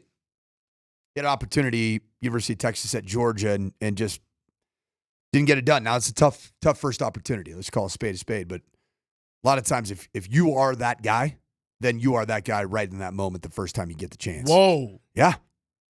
The last dude that I saw who was that guy stepped in and was a stud from the first moment I saw was Trevor Lawrence when he was at Clemson. Stepped in and was, I'm the best quarterback in the country. I would say Andrew Luck was that way when he started. He looked just, because I was there.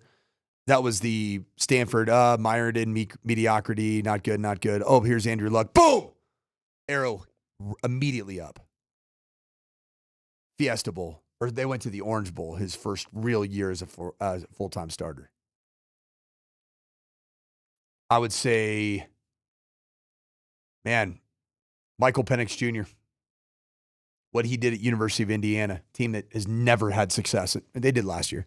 Before that COVID year, when he goes in there and his first game is at Penn State, and he goes out and wills Indiana to a victory over Penn State that year, that's impressive. Penn State's the number 2 team in the country this year. They might have the most talented running back room. They have a returning blue chip senior quarterback. I like Drew Allen, Allen. man. I do. Are they going to do the same exact thing that Penn State always does? Probably. Because they're the number 2. Like, I thought it was going to be Texas, Ohio State 1-2, and that's what it was for a while because of the coaches poll.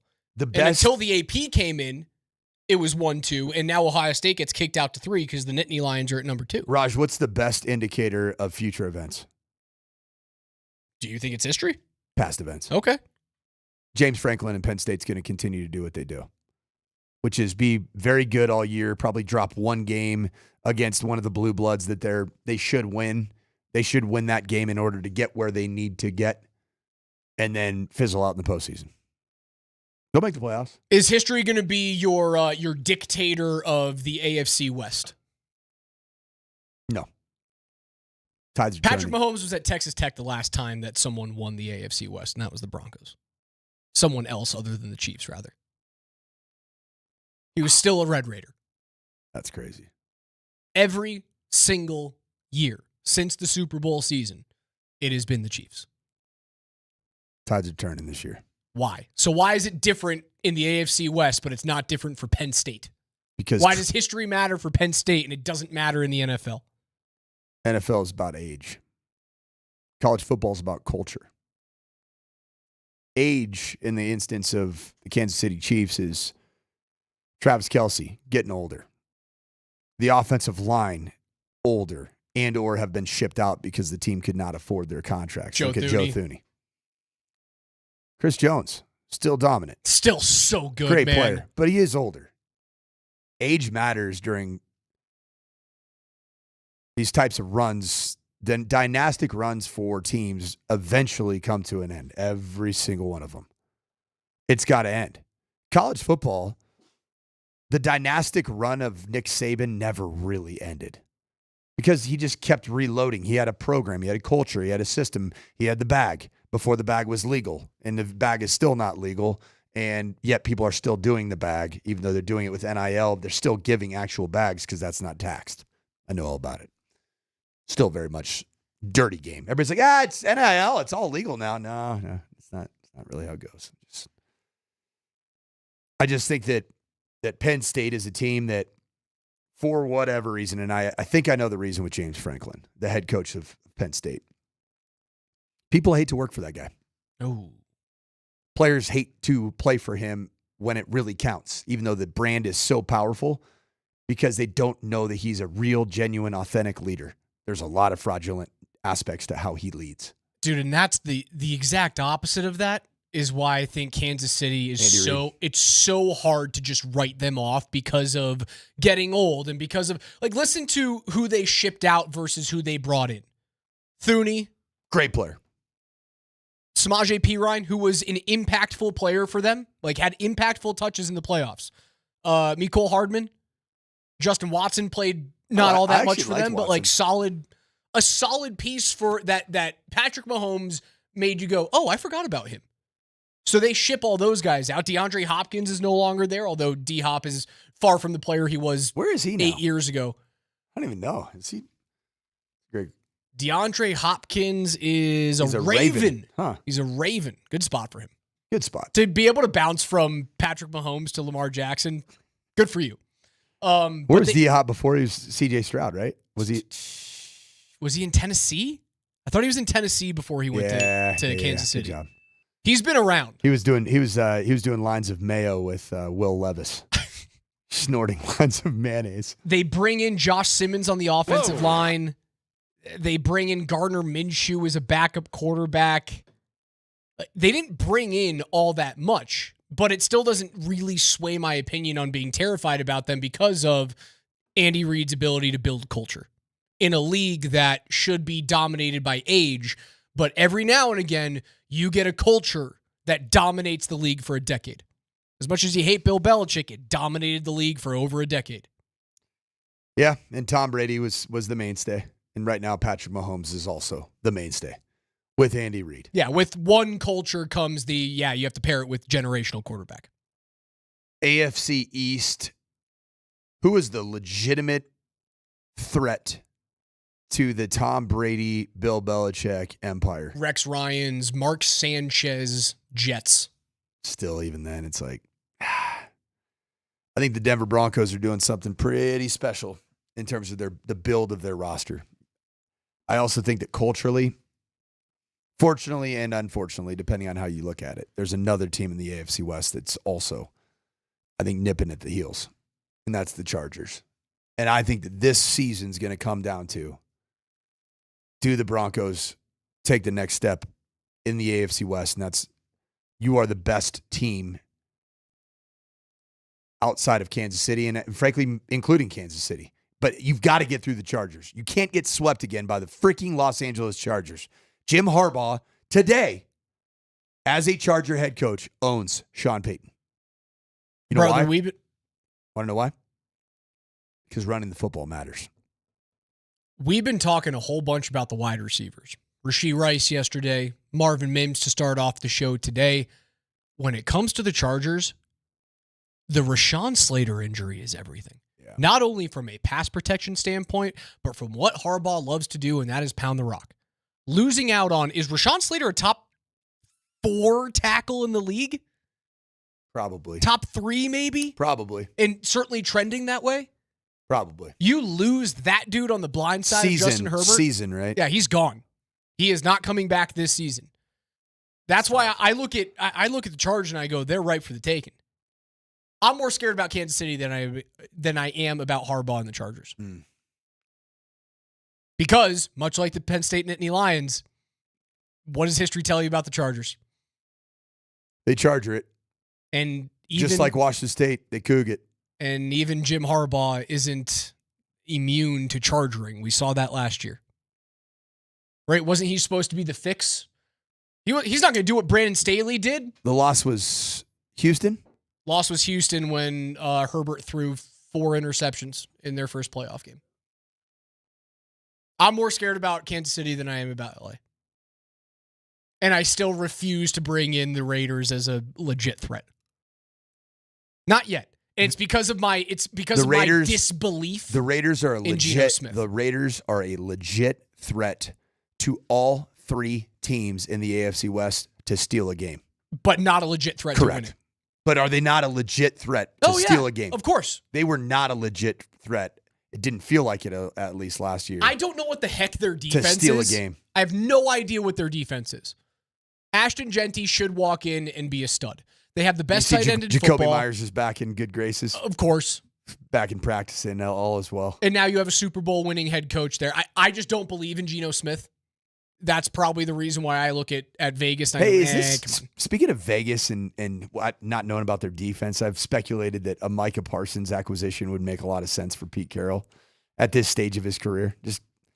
Just hedge your bets on all future stuff. Just go out and try to win in the next 3 years and go Max Crosby opposite Micah Parsons. Good luck. The rest of the league. Good luck to the rest of the AFC West. But is this Micah Parsons to Green Bay stuff real? Seems like there's some legs behind this thing. Nah, I think he's gonna extend. He'll miss a game or two. He'll extend. He'll get some big deal. You can't let him. It always happens with Jerry Jones. They go down this whole road. We talk about it for 2 months, and then the player's back in the fold in Dallas. You can't let that guy go. He's too good. He's too good. Dude, he might be the best defensive player in football. How good would Micah Parsons look in a Packers home green? Pretty good. He'd also look awesome here in Denver. He would. You don't need him. He'd be redundant. Like, I'm not saying Nick Bonito is Micah Parsons, but you have such great edge rushing ability on this team that you don't need him. If the Packers want to get over the edge, man, that would be. Yeah. What'd you have to give up? You'd have to give up like 3 first-round picks at least. He's that good. He's that young. He's that durable. It's not just like, oh, disgruntled player, here's a first-round pick, we'll take him off your hands. It's disgruntled player that plays a ton, is impactful every time he's on the field, and is not like 32 years old. You'd have to give up your entire future, and that is guaranteeing that Jordan Love will never be able to get, the next best wide receiver coming out of college. Could be Matthew best Golden. Running back. Could be Matthew Golden because Brian Thomas Jr. was picked right around the same time that Matthew Golden was picked. I don't know if I do that if I'm Green Bay, dude. That might be too much for a team. You're already there. You're already knocking on the door as Green Bay. And the NFC, like outside of Philly, what is the NFC? It's as wide open as possible. Would it be Reggie White 2.0? That'd be pretty cool for them. Pretty neat, dude.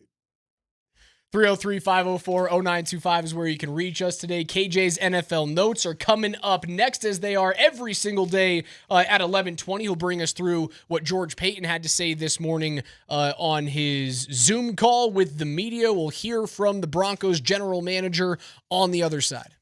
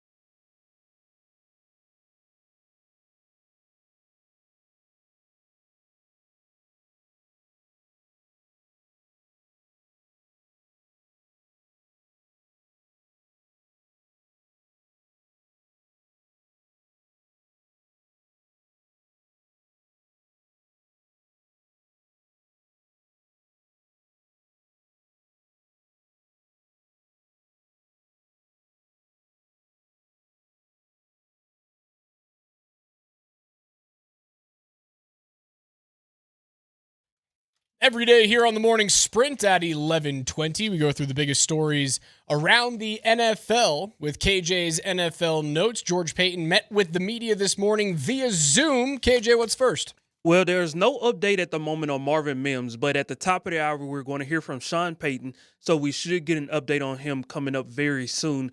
Here is our latest update on Nick Bonito as well. As far as any other stuff, we're just going to we've done a good job of keeping these things quiet and respectful. We're just going to keep it that way. Great answer, George. And it's just been rainbows and sunshines with the Denver Broncos all offseason. Super Bowl this, AFC West that.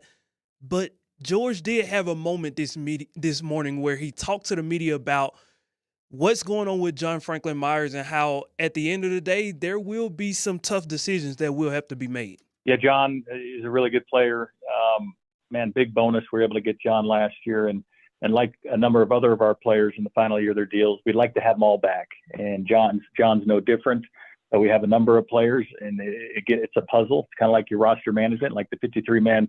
And so we're working through a lot of that now. But we're excited to have John Franklin. We're excited to have Wattenberg and a lot of these guys in the last years of their deals. So. Big kudos to John Franklin Myers for not doing what I predicted he would do before training camp started, which is hold out or be noticeably disconnected because of not getting the deal that he probably wanted, and maybe you could argue he deserved. He's playing for his contract. That's a good thing for the Broncos, and that's not a bad thing for John Franklin Myers either. Can you pay him $10 million a year? I think that $10 million a year would be if he has a next step in the right direction season. Right. Or is he a 6-year player? Jonathan Franklin Myers right now earning 7.4, just south of 7.4. 7.39 is his salary this year. How many years of service is this coming up on 6? 6 sounds right. Yeah, so this coming year 7 years will be his 7th. 7 years. Yeah, can you afford to give him a 3-year deal at the age of 30 that's going to pay him between $25 and $30 million total? Is he? It's funny. He's one of these kind of he's a pre-COVID player. So he's actually an age of what you would think a 7th-year veteran is. He's 28. He's a 28-year-old. Which, yeah, I mean, he's got some years on him. But you know what's cool about John Franklin Myers, man? A lot of times, I think we've created this narrative that he is a malcontent waiting for his deal. I'm not saying you are, Raj, but we all have assumed that he would do that. John Franklin Myers, in 6 years of service in the National Football League, has played 16 games, 15 games, 16 games, 17 games, 17 games, and 17 games. That's worth $10 million in and of itself as an interior D lineman. It's impressive. In terms of defensive percentage of snaps, he's got to be up there, right? 46% of the snaps last year on defense for Jonathan Franklin Myers. He trails just Zach Allen on the defensive line. That's it. Zach Allen was the only other defensive lineman that played more than Franklin Myers did last season. Zach Allen played an astounding 84% of the snaps last year on defense. It's funny. John Franklin Myers is listed as a defensive end. Like as a 3 technique or a 4 He's an interior hand on the ground defensive lineman. Correct. And he's got twitch, man. That dude's he's impactful. He's a guy that seems like every single year he hovers around that 5, 6, 7 sack rate. Coming off his career year, man, he had a career high 40 total tackles, a career high 7 sacks. He had a heck of a year. KJ, what's next? The Loch Ness Monster. Earlier, George Payton was talking about D linemen and talking about why they decided to keep 7. And then he was interrupted by... I think they should have kept 6. Maybe 7 or 6 or 7. Yeah, keep going, please. 7, maybe. Who knows? But nonetheless, he was interrupted by Vic Lombardi talking about his Notre Dame football. And then he made a joke out of that. And then he finally got to the answer that we were all looking for, where he talked about the state of the 2025 Broncos and his thoughts on where they could go. No, Mike, we like our roster. We like the depth of this roster. I think You could see that depth throughout the preseason, and we extended leads with our second and third phase, and how talented this roster is, we'll see. And I mean, last year we were the 31st roster in the league, and we didn't believe that, and we do think we have a strong roster, and obviously that's day to day, that's week to week, but we feel we're strong in the trenches. Obviously, we feel like we have a franchise quarterback. We like the weapons we have on offense, and we play really good defense, and that's a recipe to win a lot of games. So we feel good about this roster. You should feel good about the roster. You made an elite defense even better, assuming Talanoa Hufanga and Dre Greenlaw stay healthy. You invested into a position that is no longer a sub-package of defense in nickel, as we've talked about. And I saw a lot of, after like the official depth charts were coming out, a lot of people on Twitter going, well, it's a complete miss of a draft pick if Jahdae Barron, your first-round corner, doesn't start over Riley Moss. Yeah, the draft and the combine need to start changing the way that those players are listed. Right. Just listed as NB, Nickelback. We started talking about this very, very early on when, who was the defensive coordinator at Texas? Pete Kwiatkowski. Pete Kwiatkowski PK. was talking about the star position, the nickel position that Jahdae Barron led the SEC in interceptions with last year. The Broncos selected him because, well, defenses are playing like 70% nickel.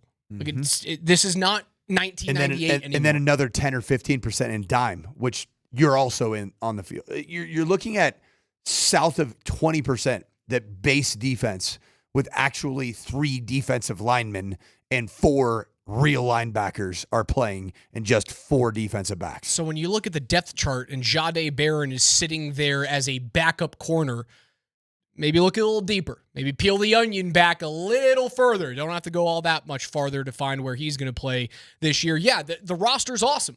It is a very, very good roster. Now, I still have questions about whether or not J.K. Dobbins can stay healthy, whether or not R.J. Harvey is a home run hitter in this league, whether or not Evan Ingram is truly the Jimmy Graham version of a tight end that you need in the Sean Payton offense, and who outside of Cortland Sutton is going to take a big step on wide receiver. I have questions on offense. I have 0 questions on defense. Agreed. I agree. The roster on offense is more hopeful than it was going into last year by a long stretch. And that comes in the form of Bo Nix has developed into the clear-cut franchise quarterback. And then you added some pieces at running back. You added some pieces at tight end. You ended up getting tremendous value and return on investment out of a third round wide receiver draft pick in Patty Bryant. I'm excited to watch this offense. I think it will be better. KJ, keep it rolling. The Loch Ness Monster. The Washington Post, they released an article this morning where they've done an extensive report/research on things that have taken place within the Colts organization since the passing of the late, great Jim Irsay, the former Colts owner. And one of the things that came out of that report was they found that Irsay had suffered 3 overdoses in the final 5 years. He had one in February of 2020, which is the month right before COVID. He had one in December of 23, and then 12 days later after that original date that was discovered in December. And he's now being under the care of a doctor after these multiple overdoses. And this doctor is also the same doctor that signed the death certificate, and he's also the one that decided not to go with an autopsy. And it is also reported that the Irsay and team executives went on to repeatedly mislead the public about his relapse and how many times he had relapsed leading up to that point. Do we suspect an investigation by the NFL at any point in regards to what the Colts may or may not be hiding beyond Irsay? I mean, this is feels like a tough and personal matter, and addiction's nothing to make fun of or scoff at. And I know that's the furthest thing that any of us here on Morning Sprint are doing. But at the end of the day, this sounds like a story where Jim Irsay had a really bad addiction problem, and he was the owner of a team that there were oftentimes probably some things that they had to protect him from himself. I don't know how else to put it. It's just an unfortunate situation. Right. I don't expect an investigation I don't really know what the into NFL this. could do. what would they say? Like, I don't know. It's conspired a sad to hide this. I mean, how it's many a sad people? situation, The right? whole world. I mean, so many people hide addiction. That is from the public eye or from their family members. I mean, it's unfortunate. It's sad. Also, like, billionaire addict has access to whatever he wants in terms of ketamine. Therefore, luxury doctor comes in and supplies said ketamine to addict. Yeah, it's a sad situation, but I don't think the NFL's. I don't think they should look into anything. It's just sometimes things go awry. KJ? The Loch Ness Monster. Let's head to New England. Head coach Mike Vrabel appears to have been caught off guard this week when wide receiver Kendrick Bourne and safety Marcus Epps asked for their releases. Mike tries to make sense of it by, while not trashing any of his former players in the media, he appears to still be a little hurt by what was something that, like I said, it really caught him off guard. Yeah, that's news to me. I think that we just, again, try to put the roster together. I guess when it doesn't work out, you break up with somebody, your girlfriend doesn't want to be with you, and then you say, well, I don't want to be with you either. I'm not going to get into all that. So was that? I just said I'm not going to get into it. It was just like, Like, we're not going to go back and forth here. We're trying to build a roster. You got to move on from some guys. You make connections with guys. You coach them. They earn opportunities. They get more opportunities. They take advantage of them. And that's kind of how these things go. Who the heck is Drake May going to throw the football to? No question. Outside of Stephon Diggs, name one wide receiver on the Patriots roster. There's a McMillan. I thought there was a McMillan that played it at University of Washington. I don't see him on the depth chart right Polk, now. Jalen Polk. I don't see him on the depth chart right now. A guy that can line up at receiver. He's not a receiver. Trevion Henderson. Okay, sure. Mac Hollins? Like, is that your guy? Goofball. Dude, I don't get the hype about the Patriots, like, making a run at an AFC wildcard spot. I don't get that whatsoever. It's better for Drake May and the Patriots, well, not Drake May to suck, but it's better for Drake May to look competent and continue to be the starter there. They got Keyshawn Boots, hey? I don't know who that is. LSU. Who's their tight end? Is it still Hunter Henry? They got that guy doesn't do anything for me. Hunter Henry is the starting tight end. Austin Hooper. Those are two good tight ends. Good tight ends is an oversell. Those are two tight ends is what you should have said. Hunter Henry Those last are year two was, tight ends. He had 66 catches, 674 yards. They're two tight ends. He had 9 touchdowns in 2021, man. It is better for them to suck really bad and then be able to take a wide receiver in the first round of the draft next year. Or maybe you're good this year and then you have to suck. What's bad for teams that really need wide receivers that Jeremiah Smith ain't coming out this season. Right. Williams ain't coming out this season. You really want to be bad as a wide receiver needy team next year. That might actually, would that pan out for the Broncos? Well, you don't want them to be bad. You just have to trade with a bad team. That's New what I'm Orleans, saying. what's up? Yeah. New Orleans, you want steady? We'll give it to you for a 1. Jonathan Franklin Myers halfway through the Can season. we get Actually, it? no, you need him to. You need JFM on the team to win the West. Listen, we'll give you steady and JFM for a 2027 first round pick. I'll give you this year's first rounder, this upcoming draft. I'll give you this first rounder and Jarrett Stidham for your 2027 first round pick. Come on down. Done. Come on Game down. over. Let's go. Bring me Jameson Williams. 2 middle fingers. KJ, what's next? The Loch Ness Monster. Well, a quick Kyle Williams. What's his name? Ryan. Ryan Williams. I thought There it was you go. Jameson Williams. Jameson Williams is a Detroit Lions wide receiver. That's exactly it. Look, Coach and I have been name adjacent all week. Oh yeah. Oh yeah. There's so many names that kind of mishmash together. Like, we have so many sports names out here. People don't even begin to truly It's understand. all the gray matter. Right, exactly. Couple of former Bronco updates here. Former Bronco guard Dalton Reisner has signed with the Cincinnati Bengals. So dang. Yep. Still hanging around the league. Good for you, Dalton. Yep. Come on, man. He just signed, so he's he's found a home, and he's going to be competing for one of those guard spots at some point this season. So, man, congrats to him. Love that. Let's head to New York for former Broncos assistant general manager Darren Moogey, because he has made news that is absolutely unbelievable. He believes that his starting quarterback Justin Fields can join a company of revived quarterbacks Sam Darnold and Baker Mayfield. Quote, "I do believe Justin can be one of those guys. I've seen progress during this camp and look forward to seeing the progress throughout the season as they all come together. Obviously, it's his third stop in 3 years with 3 different coordinators and a lot of moving parts, so it does take time, but I like where he's at, and I look forward to watching the progress," end quote. Is or should Justin Fields be a rehab quarterback candidate in 2025? Real quick, just for our listeners to revisit, what's the first name of the general manager from the New York Jets that just said that Justin Fields is going to be a rehabbed quarterback?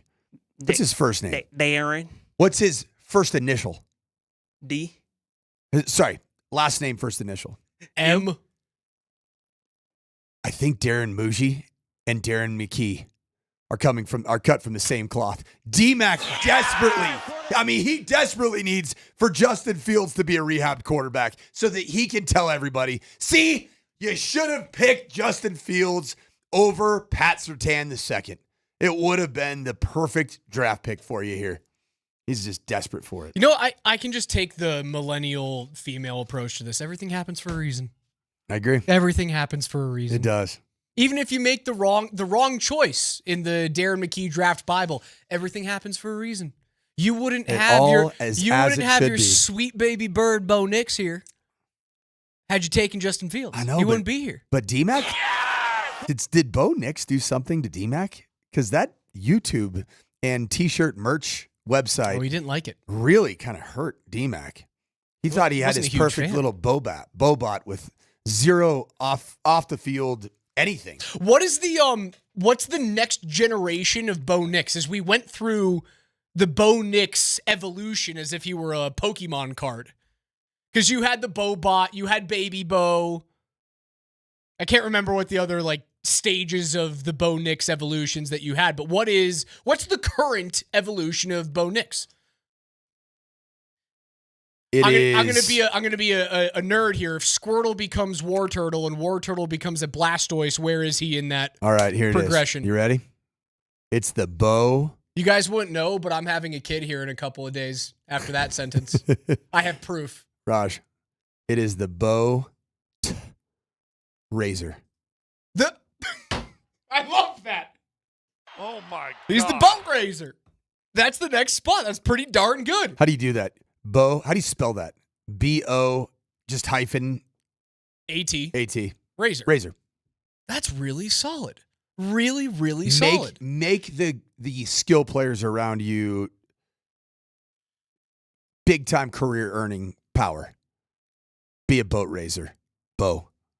KJ's NFL Notes are brought to you by our friends at Mountain High Appliance. You can find them at mountainhighappliance.com. They are Colorado's most complete local appliance store. They have locations in Denver, Louisville, Littleton, Colorado Springs, and Glenwood Springs. They offer every major appliance line and brand, and you can find them at mountainhighappliance.com. It is a huge football weekend here on Altitude Sports Radio 92.5. You already know that tomorrow morning at 10 a.m., Saturday morning at 10 a.m., Texas and Ohio State will take our airwaves at 10 o'clock in the morning.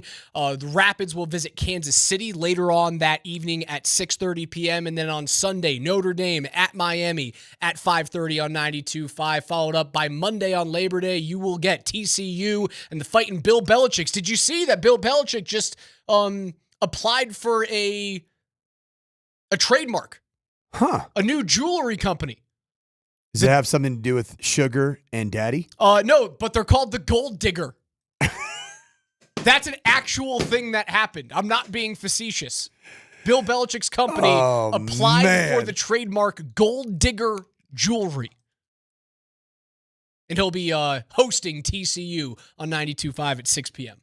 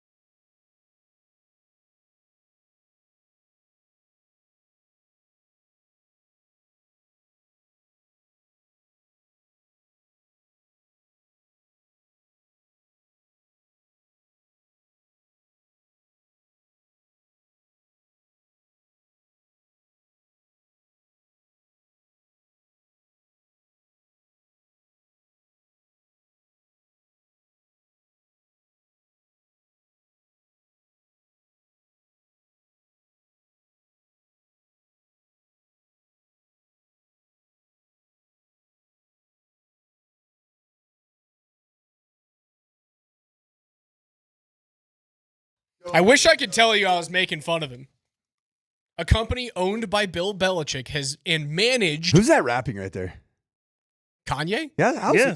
Yay. It's Kanye. How have his last couple years been? Pretty interesting. I don't know, but this version of Kanye was like unbeatable. Smackers, dude. What happened to that guy? It kind of feels weird, like when you start bopping to old school Kanye, and you're or like, wait, I'm bopping to Kanye. Yeah. That guy's, it's not a guy I want to be bopping with. But that is a catalog It's that a banger. can't miss. It's a banger. You can sit on that catalog for hours and not miss once. You ever think about somebody who's pretty unhinged, right? Like say Kanye. Mm-hmm. Like, what is he doing this second? What is Kanye West doing right I now? don't know, parading his wife around wearing nothing. I think He's they're done, aren't they? I don't know. Aren't they done? I don't JJ? follow Kanye West. They probably are. He probably has a lady, lubing him up or lathering him up or something. Who knows? You know, Kanye, he just out of control, man. He went for the lube. Whoa. Oh, I love you so much. Yeah, company owned by Bill Belichick Sorry. and managed by 24-year-old Jordan Hudson. That's what happens when you act and verbalize intrusive thoughts. Yes. You get Kanye's getting lubed up currently. Yeah, at or you file for a 11:45 a.m. trademark called Gold Digger. He's just, man. like, Belichick's just, he's either being puppeteered or he's just trolling all of us. I'm so over him. I want nothing more than UNC to crash and burn. I would love to watch him just suffer. Horrible. Suffer way worse than I ever suffered in college athletics. I would love it. Is that weird of me that sometimes you kind of root a little bit for people that you know are bad humans and bad people to Absolutely suffer not. on There's the football a term, field? There's a term for it. On the football field. Schadenfreude. There you go. Taking joy in other people's pain. Yeah, it's something I got to address in my character flaws. The question is, so does he last 2 seasons is my question. Does he last 3 seasons? 2.5? Zero chance to 3. Okay. You went what?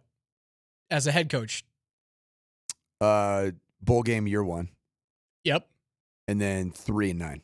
Okay. Done. 10-16 overall is what Wikipedia says as a head coach. Yeah, it sounds about right. Does Bill Belichick have a better record than you at the end of his UNC tenure? Boy, that's going to be fun to watch here on the morning spread, isn't it? I'm going to keep that we close. We got to have on the socials an update, real-time update. Here's where Sanford was after 5 games. I'm totally in on that. Belichick, Sanford. I'll sit right now. I have a sneaky feeling you're going to beat him. Oh, wouldn't that be fun? I'm so happy if this happens. I will be thrilled if that happens. Also, I appreciate your ability to allow me to make fun of you for reaching the pinnacle of coaching in your sport, which is being the head coach of a college football program. And I just whack a fish in your face about it every now and again. I think I whack more fish in my own face than probably you could ever do it. It's part of my deal. It makes me so happy, my friend. You can't take yourself too seriously. Now, I'll tell you who does take themselves too seriously. One Bill Belichick. CU taking on Georgia Tech coming up tomorrow. They will not be let out by a Ralphie, right? They've sent Ember not off to pasture. She's actually going to be walking in a pasture. Greener pastures. Yes, greener pastures, not off to pasture. She's very much being kept alive. Ember had a tough run, didn't she? No, she just didn't want to run. She didn't have a tough run. She just wanted to waltz. She just wanted to walk, hang out, graze, eat some grass. Do you think any of Ember's development was halted by the extreme uptick in energy in the stadium when Deion Sanders took over? Maybe she's an animal. Maybe she was spooked out by loud noises. Wouldn't surprise me one bit. All right, so no Ralphie. Because I saw potential in Ember. 23, I was like, I think we're turning the corner here. Are you an expert on bison running and bison I just rearing? believe in developing all athletes and mammals. You gotta have a development mindset. Is something to be said for Ralphie doesn't run the same way now as they ran Ralphie back in the heyday of CU football, where the whole team actually within yards of the animal, was sprinting behind. Now it's just like Ralphie goes out and then the team follows. Like there's a big gap. You know what I mean? You're not chasing Ralphie onto the field. God, we're getting a lot of text right now about how good bison burgers are. Jeez, come on. I mean, the reality is they're delicious. When you have a bison burger, you're essentially eating ember. Oh, yes. Kevin's going to get so many emails from Peter right now. Yeah, but listen to Lance right here from the Shahmad's text line. Is the nice thing about animals that don't run very much is they stay more tender and don't taste gamey. Oh, my God. Jeez. Oh, my God. She's a statewide treasure. That's ridiculous. I like this idea from Philip. Should we actually get an actual, real African water buffalo where you have is it like their bone, the bone is revealed in their tusk or horns or whatever the heck that is? You've seen, because there's no real buffalo in the United States. It's not a North American. No, it's the American bison. It's the American bison. Can you imagine an African water buffalo? That would be so cool. You ever seen those things? They got bone all over It wouldn't their make head. sense in Colorado. They look like they were born with a helmet on. Doesn't make sense. Bison makes sense. There's a lot of those things roaming around up there. Every time you go past I-70. Or on I-70 rather, and then you come into like right before you get to El Rancho. You see all the bison roaming around there. Makes no sense. Don't you change that on me. See you in Georgia Tech. What do we think the new look Buffs look like against the Yellow Jackets? Caden Salter is going to be very interesting. His 2022 season at Liberty was fantastic. He ran for a ton of yards. He is going to bring about a different dynamic in terms of tough yards, hard yards, not flashy yards, as a runner. 2023 was the season where he went off. And that was a year in which he rushed for, it was a 1,089 and 12 touchdown season running the rock, man. 6.7 yards per carry. He's played a lot of football games, man. Last season, big dip, man. Big dip.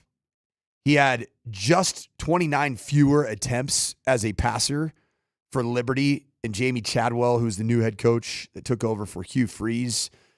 And Jamie Chadwell's team, that 261 pass attempts, and he was only 56% completion percentage and just had 1,886 yards passing. 6 touchdowns to only 15 touchdowns to 6 interceptions. Last year, he didn't run the ball as well either. 587 yards rushing. Caden Salter is going to be unique. If you know what's going to happen, Juju is the shiny toy and a lot of Buffs fans. And if Caden Salter doesn't deliver the goods game one against a very game Georgia Tech team, Brent Key finds very creative ways to run the rock. And they play tough defense. It's a team that took Georgia to the woodshed last year. Remember that 7 overtime game or 6 overtime game, whatever it was?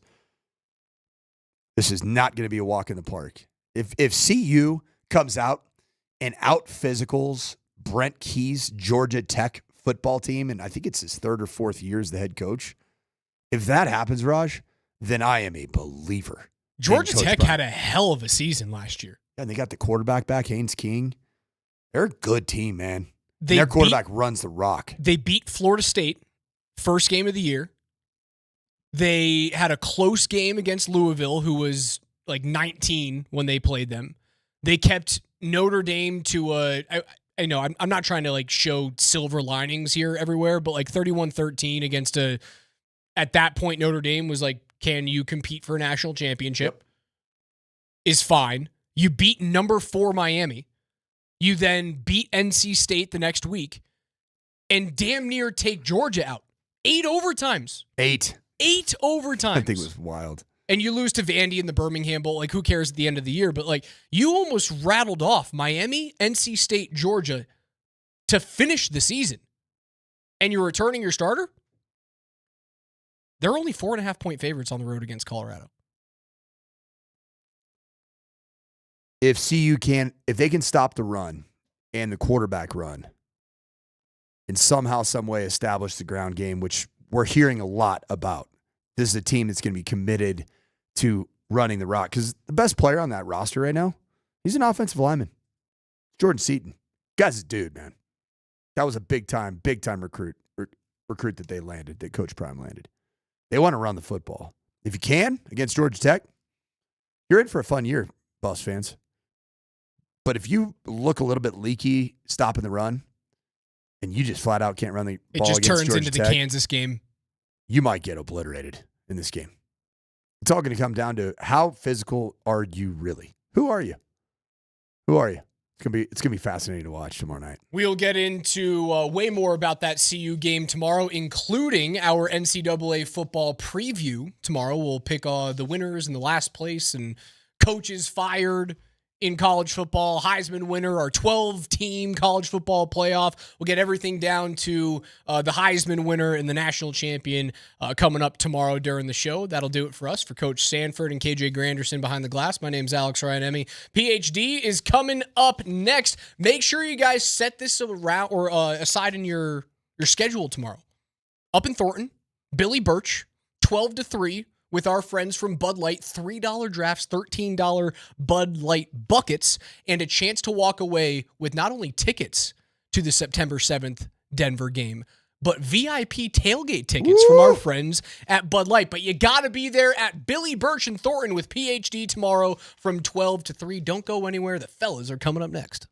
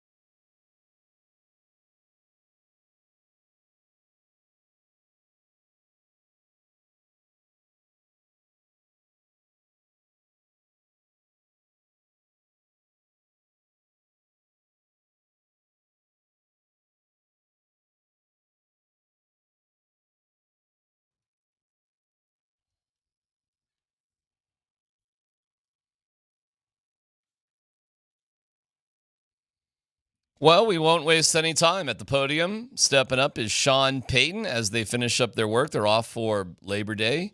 Marvin Mims, how's he doing? All the cuts. They did add a 17th guy to the practice squad. We got a Australian dude. All that and more. Here is Sean Payton. Everyone says this at this time of the year, but we like how it unfolded the last 48 hours. You know, basically with a lot of talented players that led to long discussions, and the equation is always trying to predict who's more claimable sometimes, if that makes any sense. And it worked out really well. We're going to have this luncheon here pretty soon. Any questions? Sean, what's the challenges of play calling? You have 4 backs that can do a variety of different things to. Well, it's hard to get 4 up. Yeah. It's hard to get 4 up. All right. And historically speaking, in the years that I've coached, we haven't been that just one back, all the downs. We've typically been 2 backs, and then you may have someone that does third down, you know, and so, but it's hard to get 4 backs up. And look, there's times where you do if there's a vision in the kicking game, and so generally speaking, I think you can feed 2, and they appreciate that because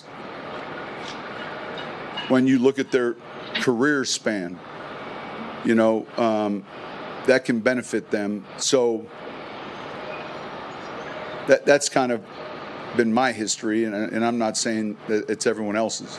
So just talking about developmental players, when you guys took Kane, did you envision that potentially he could start his first year on practice squad, that sort of thing? What was kind of the development plan? Here's the thing, there's so much unknown, right? Limited information.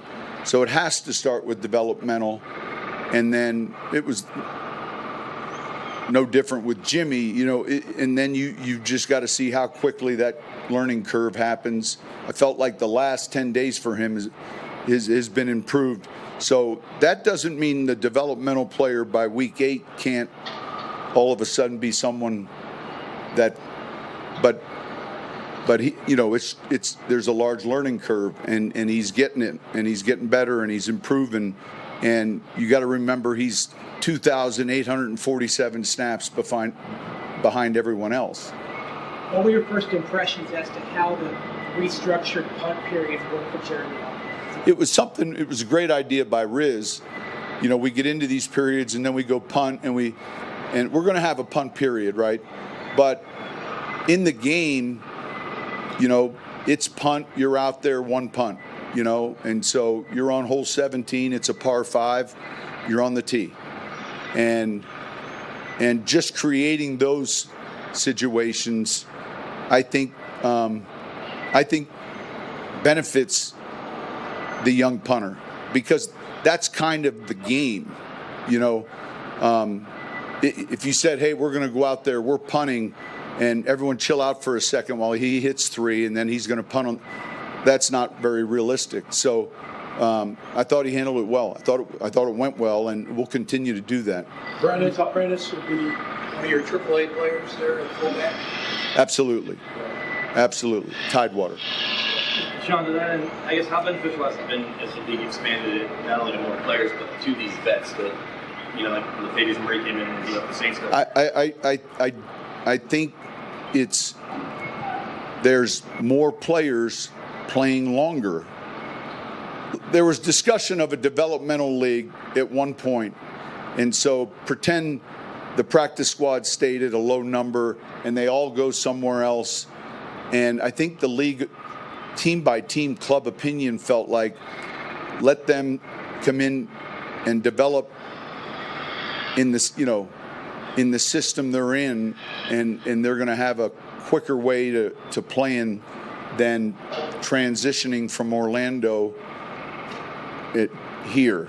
And so I think it's worked out well for a lot of teams. And then they added the third quarterback on the roster can dress. And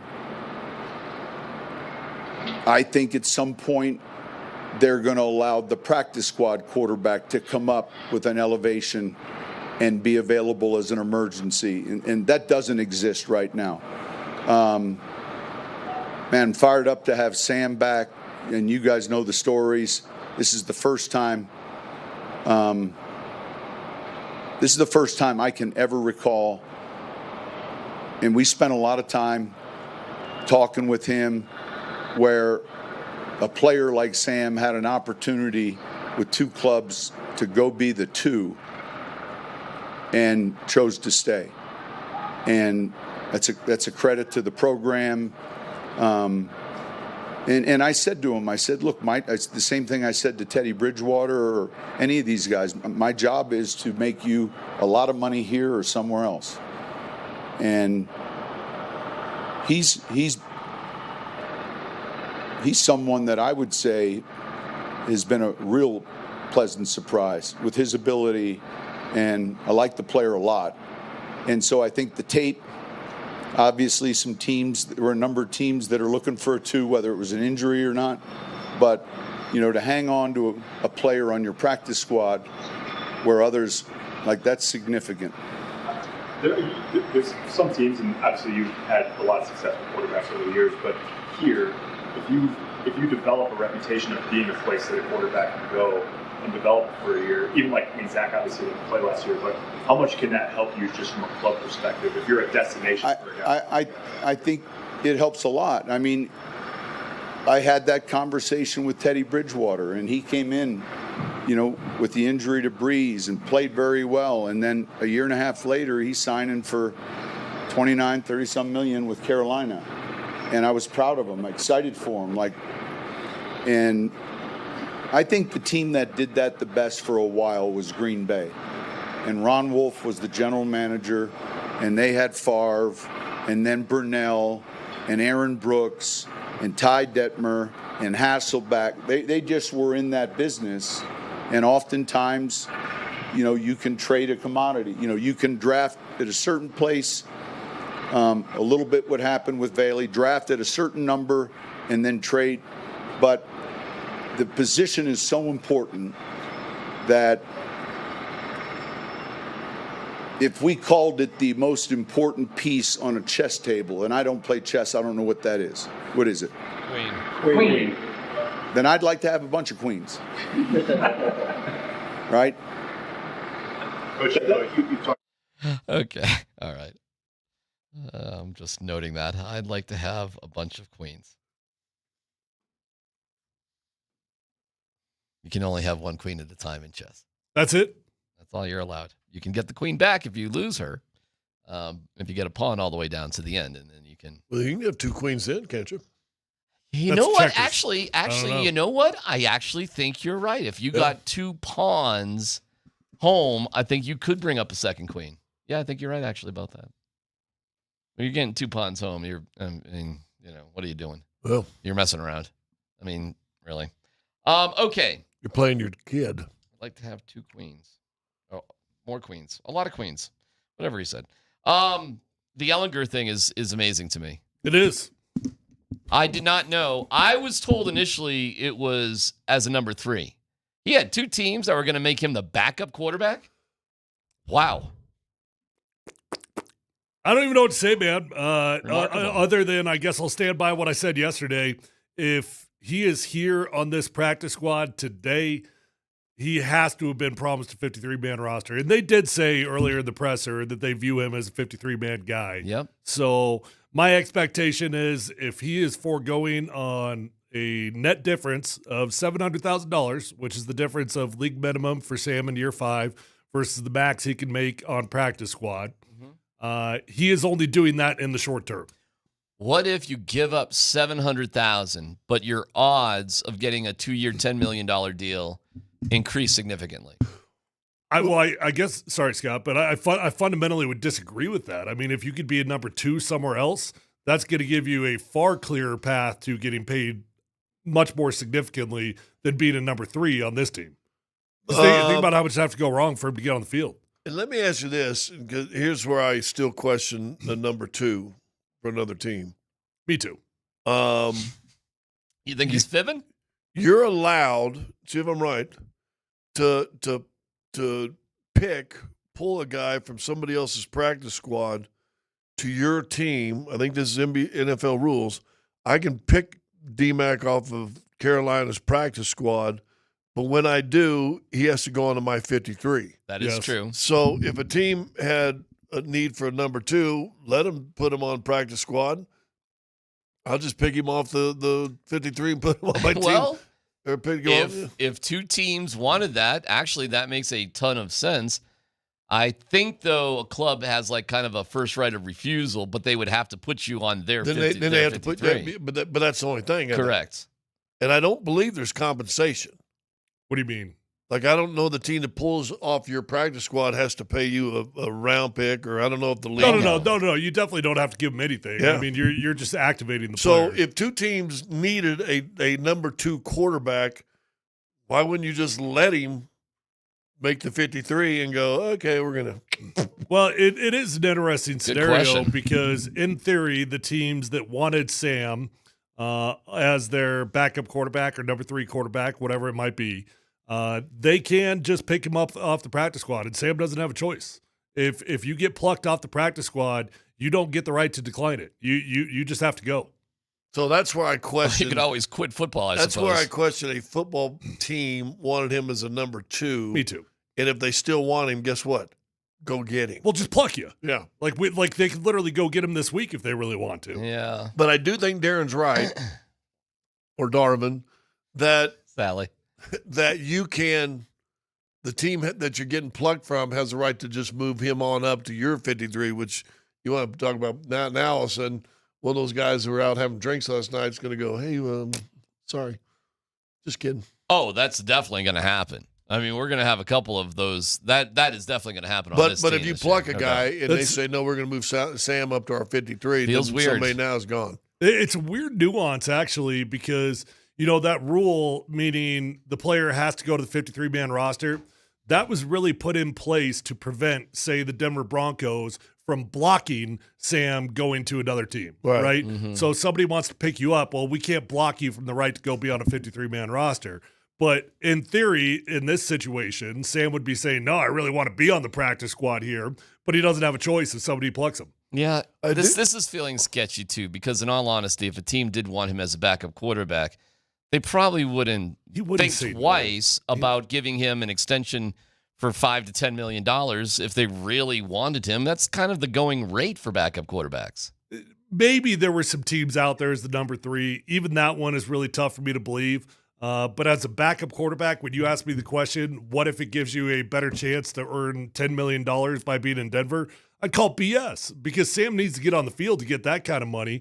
And for him to get on the field here in Denver, you need 2 dudes to get hurt. Yeah, I think Sean may have been I think that might have been a little bit of a truth stretcher right there from Sean. Yeah, and he may have overestimated that. That being said, I do believe the reading him and listen that he does like Sam Ehlinger. I don't think that was phony. George Payton said it this morning.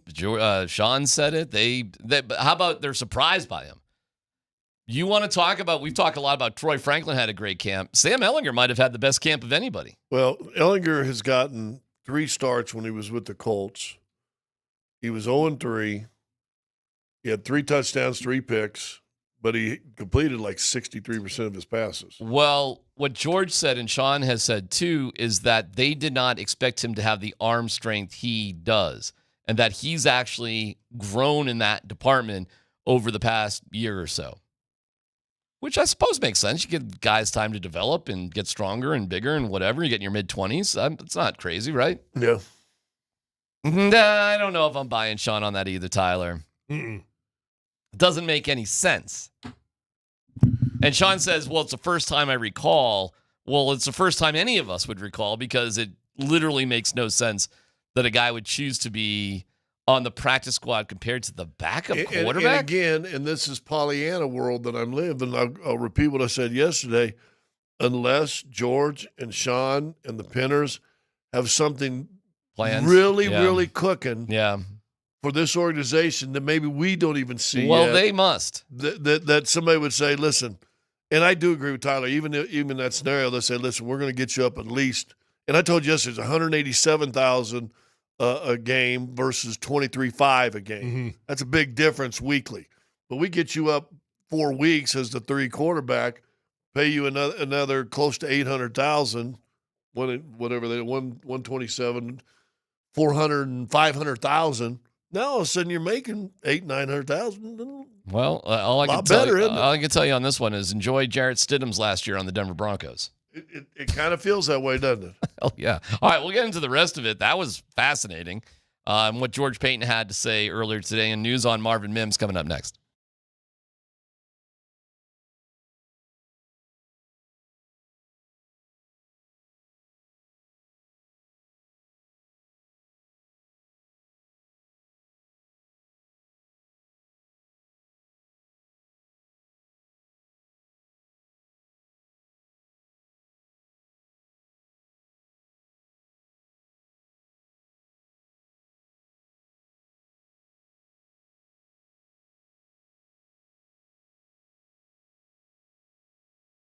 Hey, what's going on? It is DMac for the Rocky Mountain Men's Clinic. Okay, if you're dealing with erectile dysfunction, bummer, right? Like first time you didn't perform, you can kind of laugh it off. Second time, third time, what is going on here? I mean, not good. Not great, Bob. And as I heard Mark Moser say, if your man machine's not working, I love it. Your man machine from Moser. Go with the Rocky Mountain Men's Clinic. They have success rates well over 90% for your man machine. Some treatments can have you last an hour or more. They've served the Front Range of Colorado for nearly a decade, treating tens of thousands of men. So come on, let's go. That initial visit's only 99 buckaroonies. Get the consult, a T and a PSA test, if advised a test dose. They've got an expert staff. Like a lot of men, you'd be having sex the day after your appointment. And if the test dose doesn't work in the office, it's free. Nothing to lose. 720-440-7900, RockyMountainMen'sClinic.com.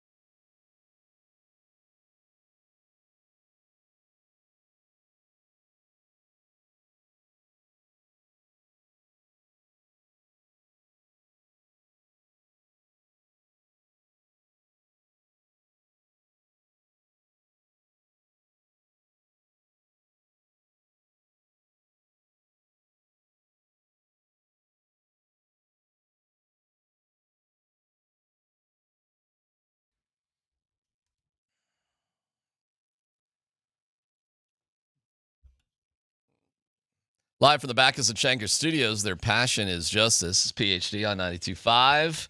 And reacting to Sean Payton. And George Payton spoke earlier today, too. So we'll get some of that to you. George is an interesting dude.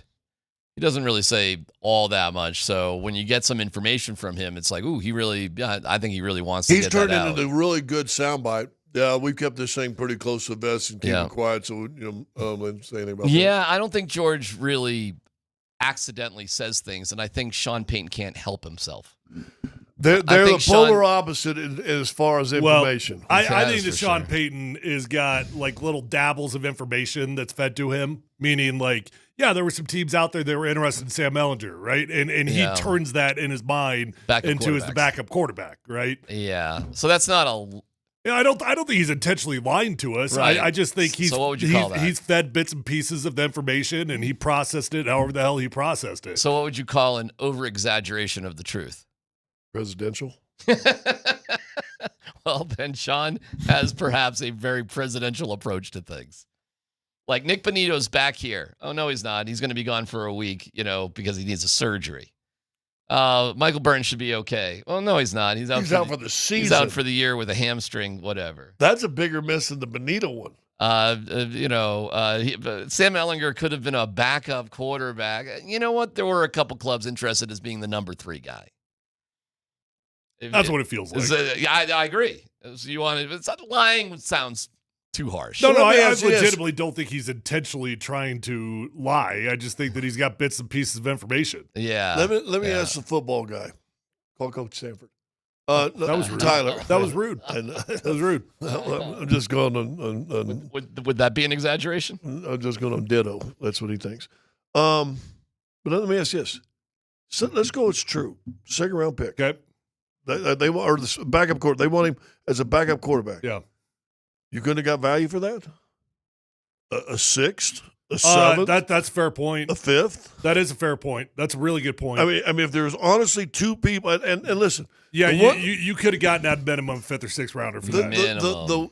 The one word that it should never be used in pro sports is loyalty, because there is none. Got to get yours when you get yours. If somebody want him as a backup quarterback, you're going to tell me George Payton couldn't got a 5th, 6th round pick for him? Agreed. Well, you can't sit there at a press conference like Sean just did and go on and on and on about how the value of the position is more than ever and not come to that obvious logical conclusion either. If somebody wants you to turn into the guy that brings logic to this show? That's presidential too. Thank you. That might be a little bit of a stretch as well. Thank you. All right, whatever with Sean. Sean is, you want to hear somebody just tell you how it is, and it's easier to read through the lines. You talk to George Payton, okay? He doesn't give you a lot, but sometimes what he says or what he doesn't say seriously tells you everything. Right. Let me present to the court's consideration this answer this morning about Estime, about what was going on with Estime. George, I'm just curious if you could, Sean went into it a little bit the other day, but just expand on the decision to let Estime go and if the practice squad was ever a consideration for him. Yeah, and big fan of Audric, and I thought he had some moments last season. We drafted Audric, he was 20 years old. You don't see that very often, and we knew he'd take some development. And he did develop. I like the way he finished against New Orleans. The bottom line, we were just able to keep 4, and it's hard to keep more than that. And we just wish him the best. He's going to be a really good pro. I think he's with the Eagles. And, again, we just wish him the best. So the question was, did you make him an offer? And he declined to answer. At the end of the day, he said, we wish him the best. Yep. Which is no. No, we did not. Now, but also doesn't sound like we liked him. He's progressed. He was a 5th round pick. Oh, this wasn't my decision not to offer him. Well, it could be a couple things. It could be that. It could also be Estime and his agent were pissed off, and they made it clear to the Broncos they didn't want to be there anymore. And, okay, you don't want to be here. Well, all right, I'm not making you an offer either. It might not have even got to that point. My guess is they just had they were banging heads from the jump, probably since the playoff game, about what's going on here. Yeah, I don't know. Look, I don't know if the Broncos offered him a spot on the practice squad or not. I don't think that audio definitively makes me feel one way or the other. Really? It doesn't. No. Okay. It does You think not. the Broncos, after hearing that, offered him a spot on the practice squad? So that's where I'm going to, is that it doesn't make me feel one way or the other, because if they did offer him a spot on the practice squad and he declined it, they're not going to brag about that either. So it could be one of two things. It doesn't really matter. I mean, from Modric Estime's point of view, if you had an opportunity to go anywhere else, that's where you're going to go. And whether the Broncos offer him or not, it really doesn't matter to me. But I don't feel like that audio is definitive, because they wouldn't be bragging about a player choosing another team. Yeah, I don't think they wanted anything to do with Estime, in all honesty. I think they were done with him. I think Sean Payton was done with it. Yeah, whoever was done with him, they were done. I think George would have taken him back. He said he was only 20. I mean, he was a fifth-round pick. We liked him. Whoever here's a 20-year-old, right? I mean, he's given reasons why. And then he put the big D word. Talk about using the big D, development. Mm-hmm. He developed him. He really grew. See, I think if it was up to George, he'd be on the practice squad. But I think there was a hard, bad blood relationship between him and Sean Payton. Yeah, you think a GM wants to see a fifth-round guy that he picked out be gone in the second year? Who's That doesn't only make 20 any and just turned 21? Yeah, man. I mean, that doesn't make a lot of sense. There probably is a little sort of things with him and Sean about Estime. I mean, that's, well, whatever. He's gone. You know, another guy that's interesting we really haven't talked about. Did you see where Damari Mathis went to and what 53 he was signed to? What team? Carolina. Do you know who's in charge of that defense? Evero. That's right.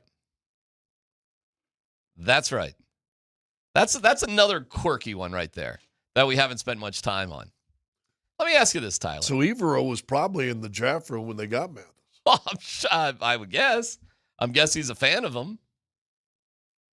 How often I know you're probably not supposed to, but how often in the NFL does the word get out there like, no, we want you, if you're not here, you can come here, that sort of thing? How often do guys know they got a landing spot, one way or the other? Oh, well, you're asking King Landing. Well, I mean, you're right. I mean, I pretty much did always know I had a landing spot with Mike or one of his proteges somewhere. That's the way it worked for me.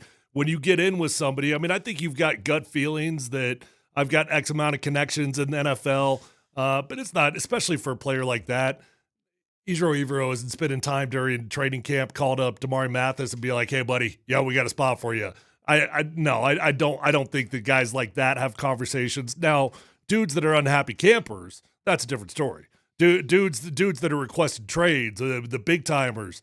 Yeah, I think there's conversations going on behind the scenes. But when you're talking about number 52, number 53 on the roster, you might connect some dots and feel like you've got a good chance somewhere, but nobody's having a conversation. All right. Anything else stand out? Oh, the Broncos did sign a guy as their 17th guy on the practice squad. I saw that. Aussie Rules football player. Dan didn't know what. Dan, did you do research in Aussie Rules football? Dan said he'd never seen Australian Rules football before. It's just rugby. No, it's not rugby. That's not what even close to rugby. I mean, it's sort of close. They don't wear pads. They do not wear pads. They're men. They don't wear them in rugby either. That's what I'm saying. But that's what I'm saying. That's the similarity. Oh, okay. It's significantly different. You can run around and kick the ball forward in Australian rules football. You can't do that in rugby. You can only pass it backwards. The field is like this crazy oval shape. Yeah, oval. It's like a polo. It's got sort of three thing. goals. Doesn't it have three? No, goals? it only has two, and the goals do look like a rugby sort of goal. Anyways, we got. They're big into long poles. They're big into long poles. So the Broncos do use that international thing, and they get a 17th guy on the practice squad. Big guy though. 6'6", 250. Played for the Jaguars last year. I mean, you got the spot. You got the spot available. It'd be silly to not use it. On the text line, what did Payton say about Vic? I missed it. Oh, Vic was part of the conference call this morning unexpectedly. It wasn't Vic. We signed on, and Vic kind of was there. So, like on a Zoom thing. Yeah. So who was in the picture? Nobody was in the picture. It was actually just all audio stuff, but like doing his show or what? Yeah, doing the show. So it was a morning show. It was Man, George Payton really sucks as a GM. Hey, George, how you doing? Here's Dan. You got a little bit of something afterwards. Yeah, go ahead. Mike, was that your phone that went off? No, it wasn't. But I enjoyed Vic Lombardi's little diatribe there. Mike, jeez. Mike, we got to talk about bro code here, man. You can't be throwing dudes under the bus like that. They used we all knew it was Vic. Vic's to get on Zoom, but then he got a phone call or they heard him talking? George was answering a question, and all of a sudden you heard the I want to show. hear the audio of Vic. That's what I want to hear. That is gone, my friend. That does not exist anymore. What? Oh, that was buried? Just go to the skimmer. The skimmer, yeah. Well, no, it wasn't on the radio show. It was on the Zoom call from the Broncos. But he was doing his radio show. Yeah, and that went on the Zoom call by the Broncos. The Broncos. Did he not hit mute? I don't know how it works. I have no idea. We got to find that audio. That's what we need to find. Maybe somebody has it out there. But the Broncos, they scrubbed it. They scrubbed it. They got rid of it. But it was funny because he's answering a question. All of a sudden, there's just Vic with a hot take. It's just blah, blah, blah, blah, blah, doing his Vic thing. And you can hear it. Clear as day. And so the next person asking a question was Mike Kliss, and George Payton didn't realize what had happened. He thought that was Mike, because Mike was the next question. Right. He thought Mike's phone or something went off. So it's, it's silly, not a big deal. Just, Mike throwing his boy under the bus, though. Yeah, I thought that was kind of a funny line, actually, Professionals. We got it done. What else we got from George Payton today? The growth of Troy Franklin. Yeah, I mean, the biggest thing, he had a really good offseason and he's getting stronger. And, we stay in phase one for 5 weeks, and that gives the players the opportunity to lift, get stronger. They're not focused on meetings. They're not focused on football. And I think that was really important for Troy to get stronger. And then, he took that momentum into training camp. And the biggest thing with Troy is the confidence. He's not thinking as much. Last year you could tell he was thinking, and now he's playing fast. He's playing urgent, the confidence. You see the big plays, the ball skills, the hands. And so he's just developing right in front of our eyes. And that's a credit to him and the work that he's put into it. Who did have the best camp as things wrap up? Who do you think it was? Was it Franklin? Was it Ellinger? Who was it? In terms of most improved?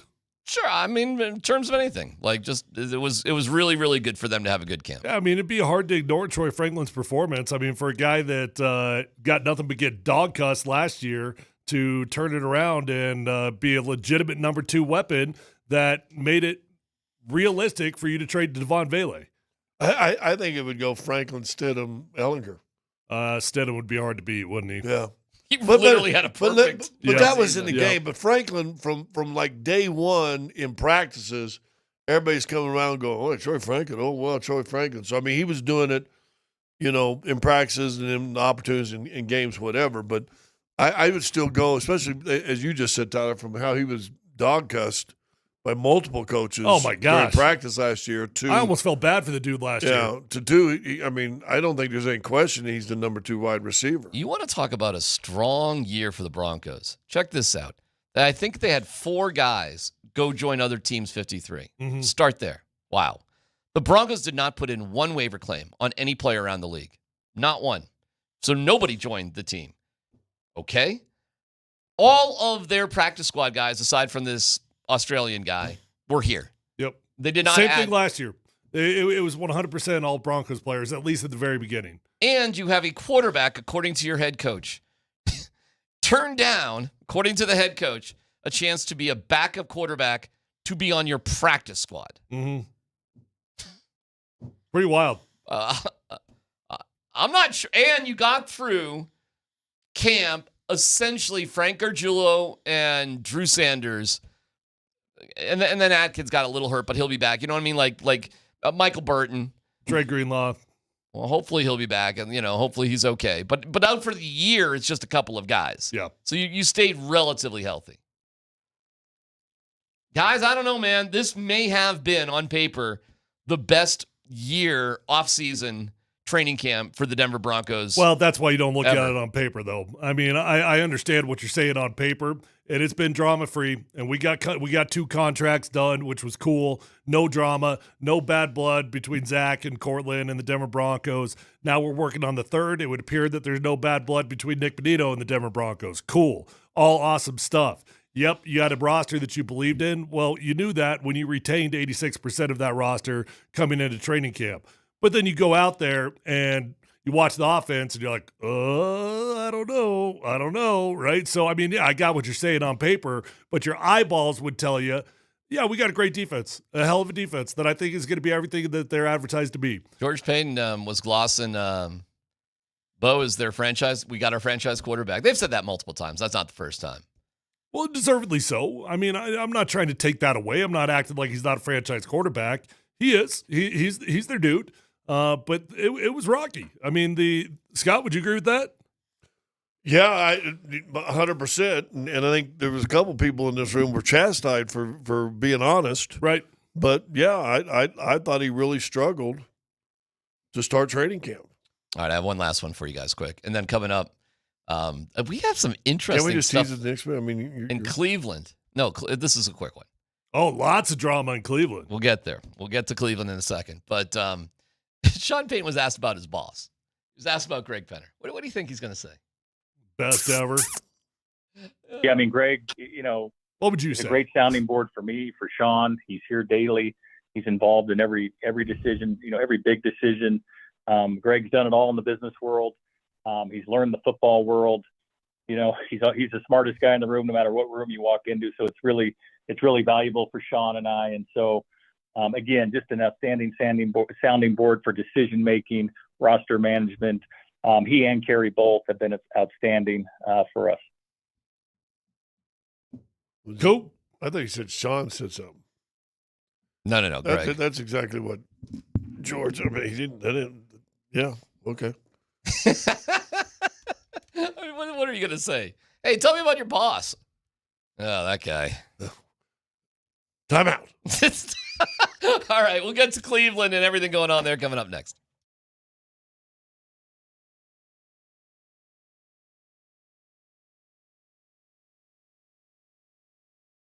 Hey, if you need a new vehicle or a pre-owned vehicle, go check out the best dealership in Colorado with the best prices and the best inventory and the best customer service. My friends over at Phil Long Ford, just a fantastic car dealership, guys. I've been buying cars there since my rookie year, and relationships do matter in life. So if you value relationships, go check out Phil Long Ford, and you'll probably become a customer for life just like I have. Whether you're looking for a new vehicle or a pre-owned vehicle, it's already on the lot at Phil Long Ford right now because they've got over 8,000 cars, trucks, vans, SUVs, electric vehicles, even commercial fleet vehicles on their lot right this minute, and you're going to get the best price. They'll get you in, they'll get you out, they'll respect your time. They've got an award-winning service department, so remember once you buy that new vehicle to keep it serviced over at Phil Long Ford, and you're going to have a beautiful ride for a very long time. Let them know that your friend Tyler sent you on over, and feel free to shop at phillongford.com.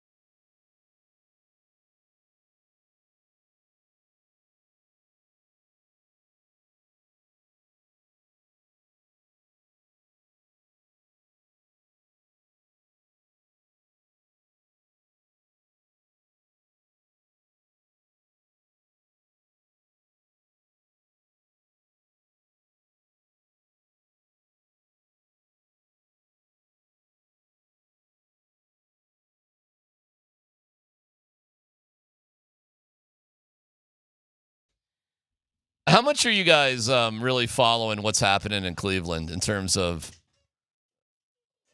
with what's going on there? Well, if you watch one video, your algorithm turns into 100 videos. Is that what's going on? All of a sudden, I've got a bunch of Cleveland sports talk radio on my timeline. It's pretty entertaining. It's pretty funny. You want? Let's start with Kelsey, the Kelsey brothers. God, first. it really is Tebow. It really is Tebow 2.0. How dare you disagree with me? How dare you not see it? I like this guy. That's why, because I like him. All right, let's just go to the radio stuff first. So this Tony Grossi guy, I guess he's like a columnist, a writer, but he makes regular radio and TV appearances. He's one of them dudes, okay? Who was like the biggest anti-Tebow guy here in town? You guys, does it ring any bells? John Elway. Elway. Aside from Elway, like I don't know. I know like Woody was like really pro Tebow. You wrote a manifesto. I was pro Tebow as well. Yeah. Well, to be more specific, I was pro here's how this could work with Tebow. And I was definitely like, you drafted him, you got to play him. That's what I was. Woody was just like he was like Skip Bayless. Remember they did like ESPN shows down like at Jackson's and stuff. And so that's on the very pro side. There were a lot of anti-Tebow guys in the media. Tons. Yeah. But then they had to shut up because they kept winning games. I can't think of a newspaper writer here. Was Kiz anti-Tebow? I don't really remember.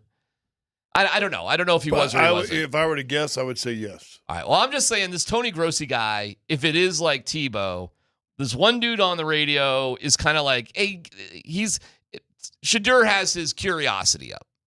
And he's like, yeah, let's see what he's got. But this Tony Grossi guy has his flag buried like, Shedeur sucks. And so they had this little fun conversation in Cleveland Talk Radio. You mean he hurt his chances that much? Stop for a second. I got some more context. They signed Bailey Zappi to the practice squad. So this Tony Grossi guy is just like, cut Shedeur, have Zappi, that's it, whatever. Like, this guy is no Shedeur no matter what. Yeah. Okay. And the guy that hosts the show, Rizzy or something. Something like that. He huge Shedeur fan. Yeah, he likes Shedeur. Okay, here we go. Sorry. You mean he hurt his chances that much? Why would they value the third game over the first game? Riz, because you're supposed to improve with every appearance. He played with the twos in the first game. I'm not going to argue with him, all right? He had 5 series, and he went backwards on each of them. Played with the threes, Tony. 4 of the 5 guys got waived the next day. That doesn't mean anything? That doesn't mean anything to you? Boy, it means something to you. It means something to you if Dylan Gabriel was the guy playing with the threes and they got waived the next day. That would mean something to you. Doesn't fit your narrative. Doesn't fit your narrative. Narrative? I don't understand your emotional investment in Shedeur. Tony, I'm rooting for the kid. Don't worry about what my investment is. Worry about what your investment is with your guy. Don't worry about me. Don't worry about why I like a guy. I think that kid can play better than Dylan Gabriel. I said it before the draft, and I'll stick to it. I think he got a raw deal here in Cleveland. End of story. That's how I feel. Don't tell me how to feel. At which point will you admit, boy, was I wrong? Tony, it might be 10 years down the road because both these guys are going to be backups, honestly. I agree with you. I agree with that. But right now, Gabriel's better. Couldn't you see it? Didn't you guys watch Tony. the game? Yeah, Tony, yes. You asked me why I'm rooting for Shedeur because I like him. I'm sorry he's famous. I'm sorry that you don't like famous people, even though you're the most famous guy in the world right now. No, that's okay. Not I don't know what you're thinking. I'm just telling you. Don't tell me who to like and who to root for because I don't root for who you root for. That's pretty good. That's good stuff. It's Tebow. It is totally. Yes, it is. That is Tebow right there. Yep. I mean, honestly, neither one of them were making logical arguments. I don't know. What's the dude's name that was hosting the radio show? Riz. Something like Riz. Riz. Riz. He was actually more logical than Tony. I mean, because Tony was like, well, can you admit that Dylan Gabriel's been better? He's like, yes, but I like Shedeur. I like him. But that's also out of context in the sense that this argument's been going on since before week 1. But this was exactly what was happening with Tebow. When you looked at him on the field and like practice and camp and everything, it was just like, you got to be kidding me. This is not good. And everybody with any kind of sense of football was but that part's not. I don't think that's a direct comparison to Shedeur because Shedeur can play. He can play, and he's been getting really good reviews from his training camp practices. Well, Tony Grossi just said he goes back and back and back. He's had 5 drives. It just keeps going backwards. Dan Orlovsky was back on that stuff. I saw Robert Griffin Jr. I saw Cam Newton talk about Shedeur. Just you got to step up in the pocket. I mean, I've seen multiple guys be critical of it. Tyler said it best after that third game. That first game, he said, "Okay, this kid's getting it. He's looking. He's doing what he needs to do." In the third game, he reverted back to CU. Mm-hmm. And what's the difference? First game, he's playing with first and second teamers. Last game he played, the third one. Well, that's it. He's playing with guys that are going to be cut, and that's all the guys he's played with on the line the last 2 years. But you realize that was the Tebow story too, like who he's playing with, who's the coach, how he's set up for failure. He doesn't have a chance because nobody's giving him. Listen, he couldn't throw. What did Tony say after the first game for Shedeur? I'd love to know that. Oh, I'm sure he killed. Well, that was the "you don't believe in me, Tony." Yeah, I know. Why are you hating on me? That sort of thing. I mean, to take the accumulation of their preseason performances, it would be impossible to not grade out Dylan Gabriel as better because the 2 games or the 3 games combined, Dylan did play in one of them, but the games that they played combined, yeah, it was a better average. I mean, if you want to average it out, for sure, it was a better average. But what happened in the first game was pretty special for Shedeur, right? Yeah. So how do you weigh that into an average? Again, if you want to say Tebow sucked, I'm with you. If you want to say he's good and does nothing but win, I'll point at his record. I mean, it's kind of crazy. I mean, there's 2 sides. Here's what let me play Travis Kelce for you.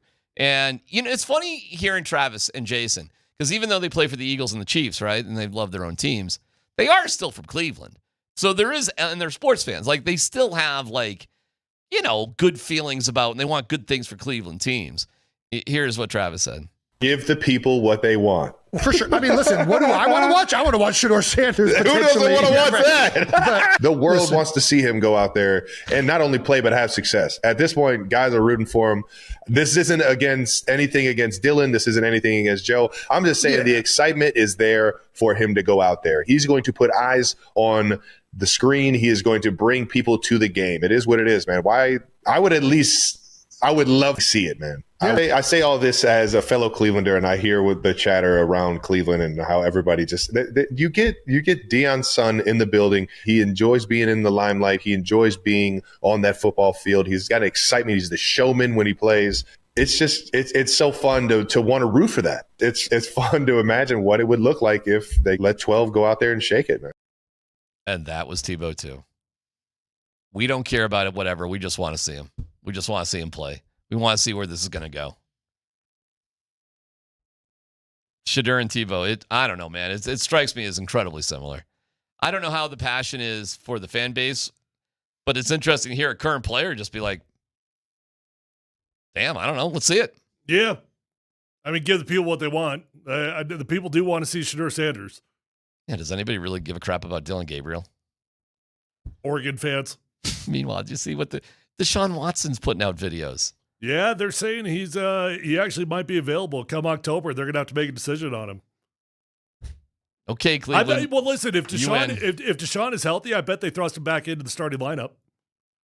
Okay. Because why wouldn't you? Why wouldn't you try to salvage that one last time? You're already committed. You're pot committed financially. Yep. I mean, on paper too, he's still in the prime of his career. I mean, on paper, he's the best quarterback in the room. Cleveland wins, man. As long as you don't care about anything else. Cleveland, whatever the drama sweepstakes is, Cleveland, you win, Cleveland. And then we're just going to start Joe Flacco. Yeah. Who's their first game against? Who are they playing? Somebody tough. Oh, the first 4 games are brutal.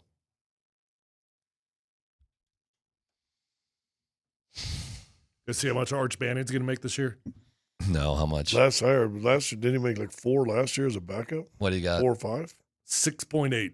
That's awesome. $2.5 million more than the next highest, which is Carson Beck out in Miami. That's awesome. You know what you ought to look at? We ought to look at all the quarterback salaries and see how many NFL quarterbacks he's making more money than. Well, he's making about a lot. He's making $6.4 million more than Sam. Yeah, yeah. Who's according to Sean Payton? He's making $800,000 more than Stinkum. Yep. Yeah. Right. Yeah. Oh, he's making a lot more money than a lot of quarterbacks in the NFL. I mean, not the starters, but like tons. Rookie starters. Tomorrow it's Texas, or Saturday rather, Texas at Ohio State. 10 a.m. kickoff right here on Altitude Sports Radio 92.5. Speaking of college football, Romy's interview with Dion was great. It's a small clip, but it's fantastic. You'll hear it next.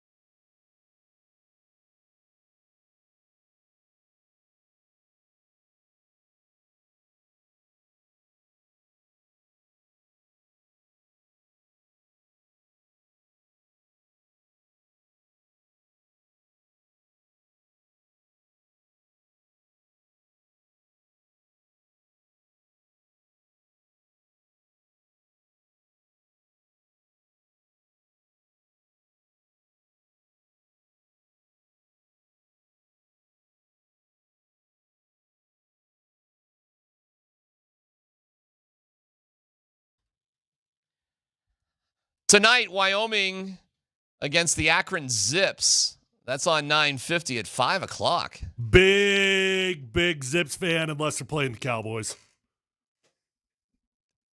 I feel like we should play Name That Conference. I do not know the answer. So Zips I'll take your word Zips for is it. MAC. Oh, okay. All right. Wyoming's Mountain West, right? No? I think so. They were. No. Is it MAC or are they in the USA? No. I'll take Tyler's word that it's MAC. And I assume Wyoming is still in the Mountain West because when does CSU and all those schools become part of the? They're Mountain West. Okay. Who's in the Pac-12 this year? It's not this year that Colorado State goes to the Pac-12, right? Or is it? I actually, no dumb questions early. Don't know. Yeah. I know they're joining the Pac-12 at some point. And I know last year there were only 2 schools in the Pac-12. Right, last year. Can you name the 2 schools in the Pac-12 last year? Oregon State, Washington State. You get the gold star. Way to go. Is that I'm 97% sure that this year it's just those 2 schools again. Again? Huh? Yeah. Okay.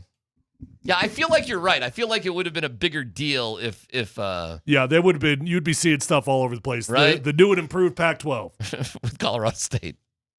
Wow. Hey, that sounded like something I would say, but I'll take it. Is Wyoming part of that too? No. So what? Who's going to be in the mountain? Who's left for the Mountain West? What's the Mountain West going to be? God, you're asking you know me. What? Yeah, I mean, my lord. Sorry, I shouldn't even ask. It doesn't matter. In 26-27, they will relaunch as a 9-member conference. Boise. What conference? So we got 2 more seasons this year and 1 more. So yes, this is 25. Yeah. 20. Is this? You got 2 more full seasons until it happens. Well, is this considered 25-26? If so, then 26-27 is next year. Right. Yeah. So next season. Oh, okay. I was assuming it'd be the 27-28. No, it says 26-27 here. Boise State, Colorado State, Fresno State, San Diego State, Texas State, and Utah State. Freaking powerhouse. Wow. We'll join Oregon State and Washington State? Texas State, welcome to the big leagues. And non-football, Gonzaga will join them. That is pathetic. So it's the Pacific 12, and there's no schools on the Pacific? Yeah. I mean, are we really? Corvallis is on the ocean? No. I mean, we threw maps out a long time ago. State. There's no geography. San Diego State. Fresno State. That's nowhere close to the ocean. Cali. I mean, it's California. All right. Okay. At least it's California. Gonzaga. It's Washington. All right. Okay. So Wyoming stays in the Mountain West. So the Mountain West would be UNLV, Wyoming, Air Force. I stopped trying to guess. Nevada. There's only 2 conferences that matter anymore in football. The Big Ten, where there's like 20 schools.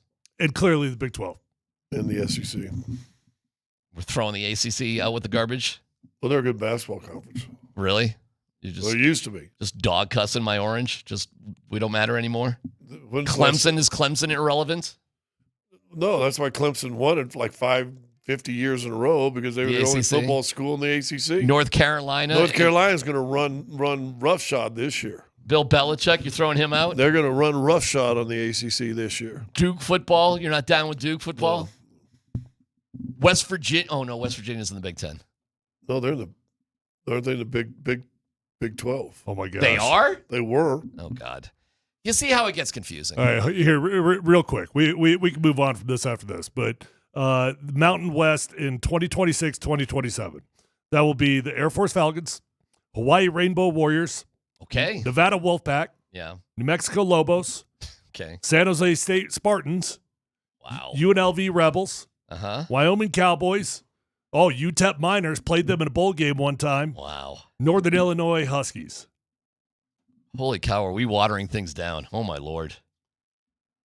So Mountain West, you want to talk about that geography? Yeah, that's awful too. Hawaii. Hawaii just beat Stanford. You see that? Hawaii beat Stanford in football. Hey, good for them. Good for them. Hey, well, go look at the Big 12. Look at that geography. Oh, forget it. Never mind. It's all ridiculous. Prime was with Romy doing his Prime Can show. you name the Hawaii football coach? It's not. It's June Jones. Is it not June Jones? It's not June Jones. I don't know. Timmy Chang. He's a cool dude. Oh, cool dude. yeah. Cool dude. He was QB for him, right? Yeah, I think so. Yeah. Prime with Romy about the students. You're going to the game Friday, right? I am going. Okay. I did not think I was going, but I'm going. Okay. Good. I'm in. Good for you. And here's party on, Wayne. Well, party is the right word. Go ahead, Dan. Is there anything about Folsom, about this stadium that surprised you that you didn't expect? Yeah. The smell of weed in the second quarter surprised the heck out of me. Like every game, I'm like, dang, like it seems like it's like a light up quarter. You know what I'm saying? Like, so is this the quarter that y'all chose? Like, I'm serious, it's a TV timeout, it never fails, and I'm like, wow, what's going on? Because I've never been high a day in my life, so that's kind of new to me. That's a Boulder essential, I guess. Truly. Yeah, that was going on when I was playing there. Ain't nothing new about that. Second quarter? I mean, I don't know about the second quarter. Take some time for the students to filter in.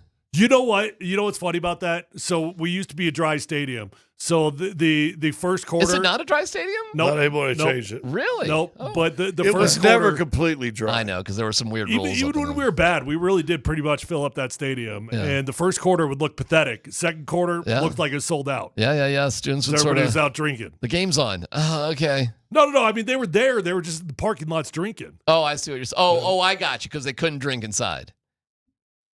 I didn't know it went. When did that change? That you could actually drink in it was in the last 5 years or so. Oh, no kidding. 5 years. It's probably been about 5. Yeah. They had that weird zoning thing where, like, at a certain level in the luxury suites, they banned booze except for the luxury suites and the boxes. Like all the high dollar alumni, they got their booze. Hey, rich people, we trust you to drink. Yeah, but everybody else, we trust you to drink. All right, so Georgia Tech and CU, and we look forward to it tomorrow night, man. Crazy, right? Football needs. I'm pumped. And listen, we're gonna have some great college football games on this weekend. I mean, I was talking with Coach in the interim. Sunday afternoon is Notre Dame Miami. That used to be one of the biggest games in the history of the world in college football. And I think both teams are ranked. No one's really talking about that game. Catholics versus the convicts. That's a monster freaking game right there. Yep. Didn't they do a whole E60 or 30 for 30? Yeah, it was great. Yeah. It was great. That's on 92.5 at 5:30. We have all sorts of football for you. We love football. On obviously. Sunday. That is on Sunday. That's perfect. Yeah, that's perfect. Cool. Yeah.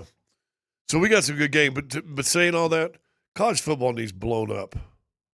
And they need it'll blow itself up. They need to realign themselves properly and make it regional. If you only want to have 4, then have 4. It's all going that way. But let's make them. It's stupid that West Virginia's in the Big 12. It is. Come on now. And I don't disagree with you, but it's actually amazing to me. Once it gets rolling, it does still feel like college football. Yeah, the games awesome. do. I mean, nothing beats college environment. But that's the environment. I'm just saying. But the realignments. This whole thing needs realignment. I know, but we just need to be dumb people with this and not think about it. This is such an example of don't worry how the sausage is made. Just it's Friday night or Saturday. Just close your eyes for another 2 or 3 years, and then you'll have a Super League. If you're in the Mountain West, just don't think about it. If you're an Air Force grad, you're watching Air Force games. Do you give a flip about anybody else in that conference? No. But if you're an Air Force grad, you're still really pumped about Texas and Ohio State. You know, that's a cool game no matter what. And you're watching that. It's college football, man. You just like it. So care about every other league and conference and everything else but your own. That's what happens. You like your own school, and then you like the big game. Is that any different than anything that's ever happened? You like your own schools, you like the big game. Yeah. It's college football. It's fantastic. I've actually, as soon as I sort of gave up trying to fix college football or even worrying about it, I enjoyed it so much more. I was really down on college football for a long time, and now I'm just like, I just look at it like there's drool, down my chin. In a weird way, it's almost refreshing that I know nothing about the Colorado football team. There you go. Like I know the basics. I know the starting QB. I know Juju's going to get some reps in there. Yeah. But I'm truly going into the season without expectation. Like, I have no clue what to expect. Yeah, it's going to be awesome. So every game is just like, Happy New Year. Like, who knows what's going to go on? All I know is it's 6 p.m. tomorrow, Folsom Field, second quarter, Dan Tanner's quarter. The Dan Tanner quarter happens in the second quarter. Hey, they had Randy Moss out at practice the other day. Randy was firing him up. He had all sorts of rah-rah things to say. Byron Leftwich is the QB coach. Marshall Falk is the running backs coach. Warren Zapp is the defensive line coach. Yep. I mean, Pat Shurmur, they kept Livingston as the DC. Like, I don't know, man. It sounds fun to me. Who knows? Ralphie is... Oh, by the way, I saw Koenigsberg talk. I guess Ryan Koenigsberg is like the Ralphie expert now. So what Ryan said was they do have a new Ralphie. This is the inside from Ryan. They do have a new Ralphie. Too aggressive. Wants to run a little bit too much and much bigger. And right now it's just about getting that Ralphie a little bit more under control. Perfect. Gummies. Second quarter. If you didn't have lunch plans tomorrow, go to Billy Birch Pub and Yard in Thornton. We'll be there from noon to 3 live with great Bud Light deals, including $3 drafts, and one fan will win tickets to the Broncos season opener with VIP tailgate tickets right here from your pals at Altitude Sports Radio 92.5. And thank you, Bud Light. We'll see you tomorrow for a Bud Light Football Friday at Billy Birch Pub and Yard in Thornton. No dumb questions coming up next.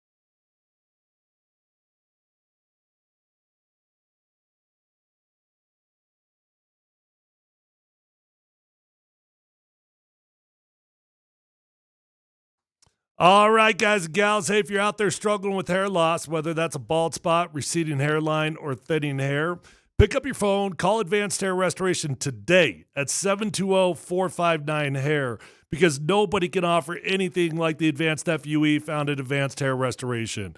They've already changed tens of thousands of lives, including mine. You deserve to be the next one. When you go to Advanced Hair, you're going to be in a calm, relaxed environment, and you're going to have the best of the best. Dr. Tanya Pauls is legendary. The entire staff at Advanced Hair Restoration, simply fantastic at what they do. Guys, Advanced Hair believes in what they do so much, they're going to guarantee your hair is going to grow for life. Lifetime guarantee with your own natural hair starting to regrow the very next day. So call 720-459-HAIR. You're going to get 250 free hair grafts and $250 off, but that is a limited time offer. Or check out those before and after photos at advancedhair.com.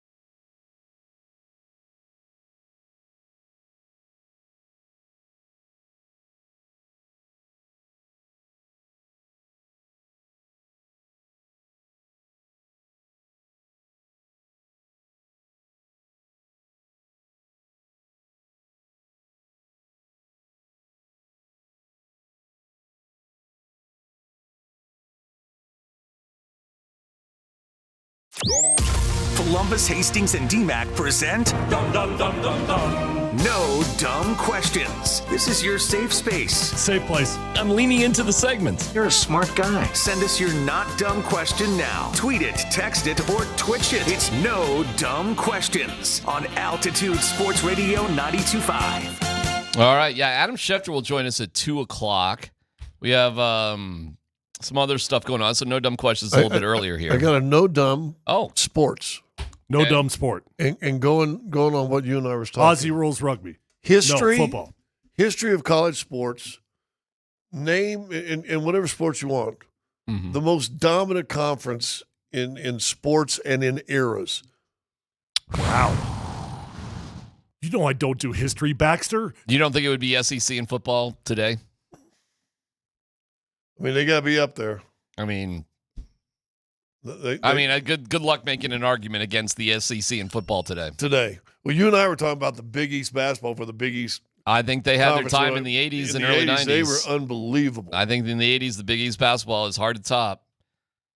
And so I'm, of course, with Syracuse, and when I went to school there, I'm sort of slanted in that direction. But, I mean, seriously, what is SEC football right now? Well, but for me, when I was growing up, it was Big Ten and Pac-12 football, for football anyway, were the two monster conferences. You didn't even worry about SEC other than Alabama. Well, what teams in the Big Ten do you guys think right now would compete straight up with the SEC schools? I mean, the obvious ones, Ohio State, Michigan. Would you put Penn State there? This year, maybe. Yeah. Okay. I mean, yes, I would. All right, so aside from those three schools, would you put Michigan State there? Not on a regular basis. Year in, year out, probably not, but they definitely have their runs, don't they? They get runs. I think you got to throw, it's such a different style of football, but you got to throw Oregon into that conversation. Okay, right. You're okay. You think Oregon could compete straight up with most SEC schools? I mean, Oregon year in, year out is a top 5 team. Yeah, but they always get in a bowl against the SEC team and get blasted. I know. I don't disagree with you, but I mean, you're year in, year out top 5 team. But that's the thing. Are they like that because they're a really, really good team and just a lower level brand of football? Like they're not. You went through Arkansas' schedule. It's killer, man. You know who might actually compete? This is going to sound crazy. Iowa. Iowa might compete just based off their style of play. And I was going to say Iowa's a little bit like Michigan State, but Iowa's had teams. Yeah. Indiana the last couple of years had teams, but I don't know on a year in, year out basis. Yeah, but these SEC schools, man, they're like mills. Look at who they got. Look at who they put into the NFL and how those guys perform. It is unbelievable. You could probably – can you imagine if you had an NFL team, a whole NFL team of just Georgia guys? You'd probably do all right. Probably not. Okay. Georgia guys with the Colorado quarterback. How many, all right, well, whatever. I mean, the SEC just kind of dominates everything. Well, who's the best player on your team, on the Broncos? The best player on the Denver Broncos? Yeah, right. Pat. Where did he play? He played at Alabama, but the most important player on the Denver Broncos is Bo Nix, and he went to Oregon. Not what that was Pac-12. But he started at Auburn. Well, and he did start at Auburn. He did. He couldn't, I don't know. It wasn't going his way, or I don't know. He didn't do anything but start at Auburn. I'm not sure exactly. I mean, I don't know. They weren't throwing the ball enough, I guess. Well, it's funny. So your top quarterbacks in the league, you got 2 of them that went to smaller schools. And yeah, that's true. Or smaller conferences, right? Well, Josh Allen went to friggin' Wyoming. Yeah, so Lamar Jackson went to Louisville. Yep. So Mahomes went to A&M or Texas Tech. But that's still Big 12. That's Big 12. Who's your 4th quarterback, man? Who you calling it? Who's your 4th guy? Oh, Joe Burrow. Don't forget about Joe Burrow. LSU. Or Michigan or Ohio State, then LSU.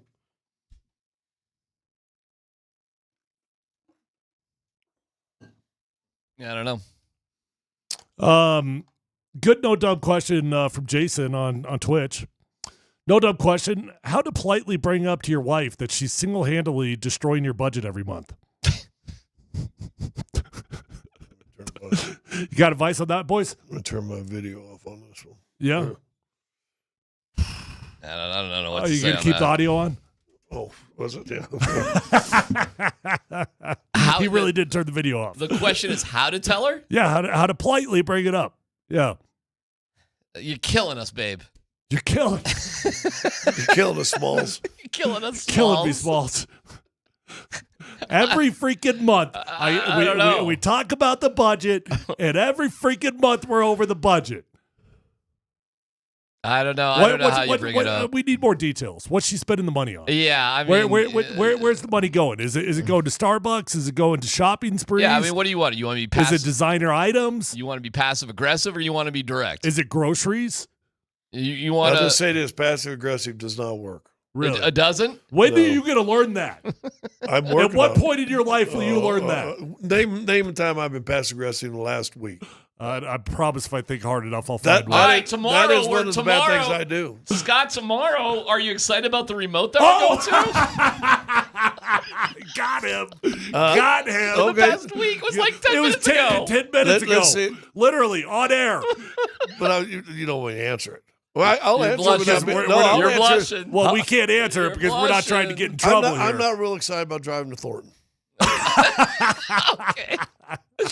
No dumb question. Is it just me who's nervous about the Broncos this season? I won't leave you out to dry, me neither. Okay. After 10 years, I just always have a pit in my stomach. That massive disappointment is right around the corner. So this is the shoe drop guy. Yeah. What do you tell this guy? Talk to us after September's over. You'll know by the end of September what you got. These are the guys who are always on Twitter in the first quarter, and the sky is always falling after the first 2 or 3 possessions. This team is terrible. They're not going anywhere. This game is over. Which I'll give my first PSA of the year. If you drink still, yeah. Hello, hi. Don't drink and tweet. Don't drink and tweet. No, bad combination. That is good advice. I may have been guilty of that in the past. Yeah. Well, I know I was. The tweet, that's right. But it comes out so much easier. Yeah. When you have that third drink, I would say put it away. Yeah. Not the drink, the Twitter machine. You can go for 4 or 5 drinks. I don't know, have a good time, but like that when you order that third thing of whatever, that's the time to, phones in the pocket. Yeah. You got to know better. Yeah. And by the way, pitch of beer and 2 shots down, put it away. Anybody who tweets at you, more than 2 responses to them, if you can't figure it out in 2, it'd be done. Anything, if you hit that third reply to the guy for whatever it is. But I guarantee you there was a time in your life you were a Twitter battler guy. Scott, whatever mistake. Every now and then it's fun to engage. Every mistake you can imagine, I'm guilty of. Of course. And being hammered and going back and forth with a guy on Twitter at 1 o'clock in the morning is probably not a good idea. Once in a blue moon, it feels good to dunk on somebody on Twitter. Yeah, but do you really? Yeah, but here's the thing: you think you're dunking on somebody. Meantime, they go, "Look how stupid Tyler is." Yeah, but I know the truth. Well, but it's always a bigger deal for them than you. Got him to respond. That's right. Gotcha. That's the way it goes. All right, we will have Adam Schefter coming up after 2 o'clock. We got a great Bill Belichick story to roll past you, and we have George Payton and Sean Payton talking about the state of the Broncos. Did Sean Payton stretch the truth earlier today? Hear what I'm talking about next.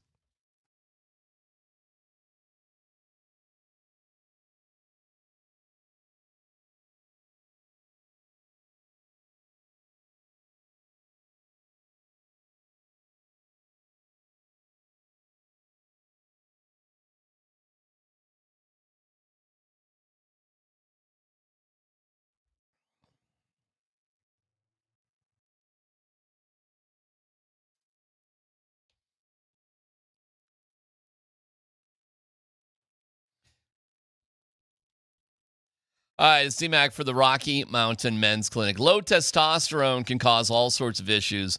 A low sex drive, bad sleep patterns, unproductive workouts, decreased energy, brain fog, so much more. But a lot of guys just attribute these symptoms to aging and don't consider that there are medical treatments that can give them back their vigor and vibrancy. The 2 V's. If you're feeling like this, it's time to treat that low T and change your life. It's DMac here and telling you about the Rocky Mountain Men's Clinic. Go to RockyMountainMen'sClinic.com and take that low T quiz. Simple 10 questions, yes or no. It only takes a couple of minutes. They'll draw your blood and have the results within 30 minutes. So make low T a thing of the past. It's the Rocky Mountain Men's Clinic. Within 30 minutes, you'll get some of the results and make your decision. Cost of the appointment is $99. It includes that consult T and PSA test. If you sign up for testosterone treatment the day of your appointment, that visit is free. So don't wait. Get to the Rocky Mountain Men's Clinic. Call today, 720-440-7900, or visit RockyMountainMen'sClinic.com.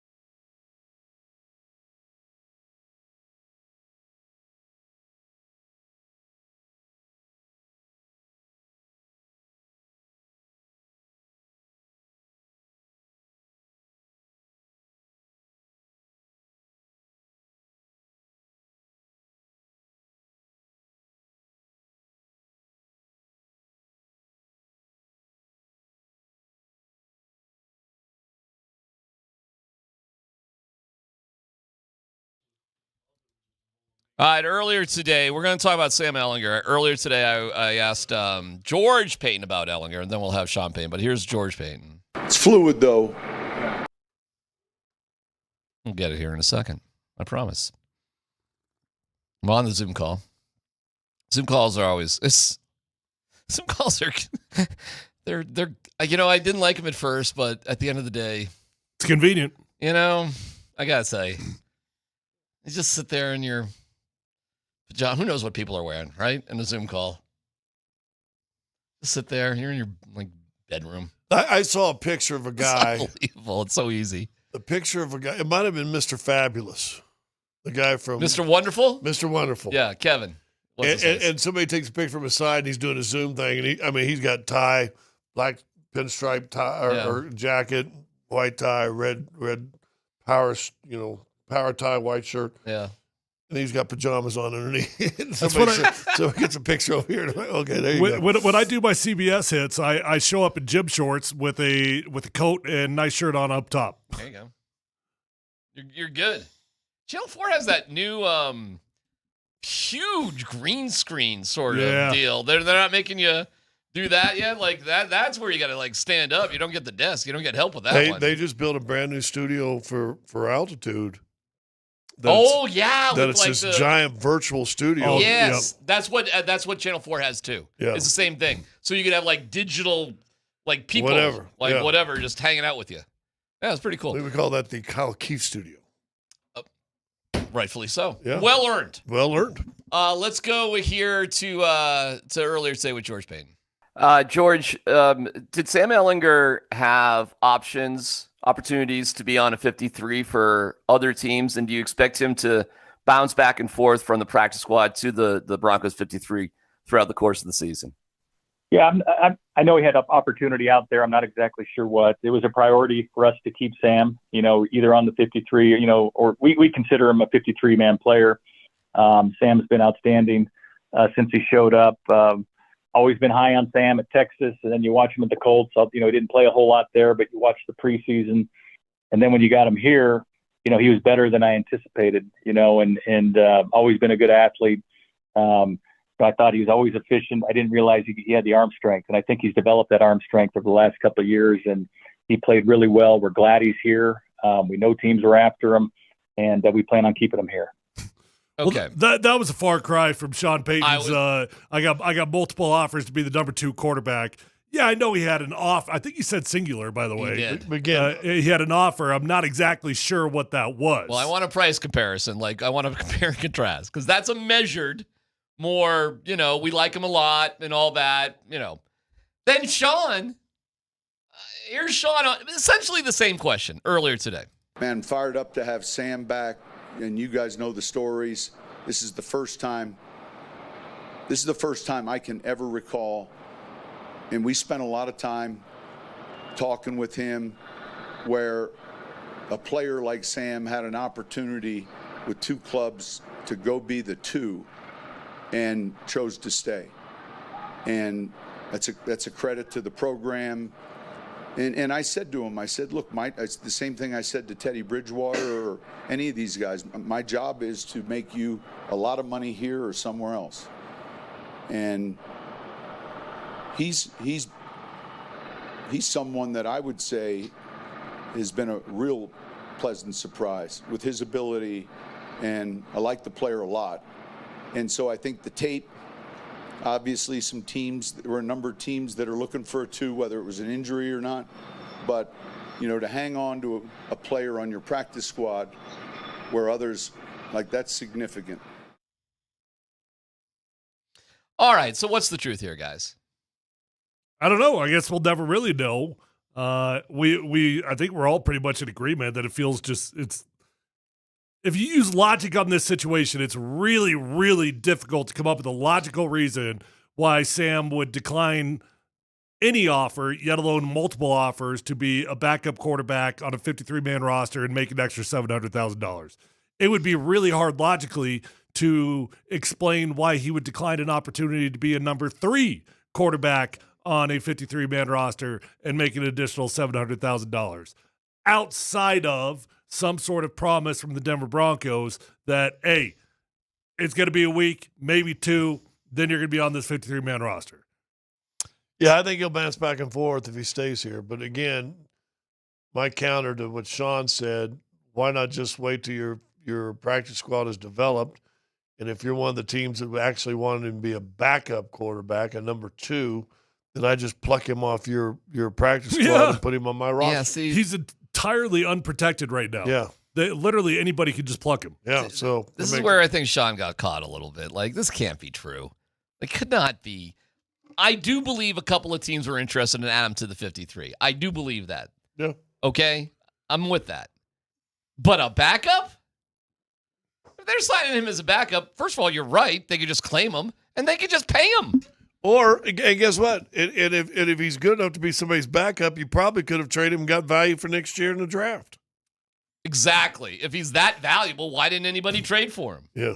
Now, I'll give you a long-term conspiracy that I'm kind of rolling my eyes at before I even say it. Oh, I love it.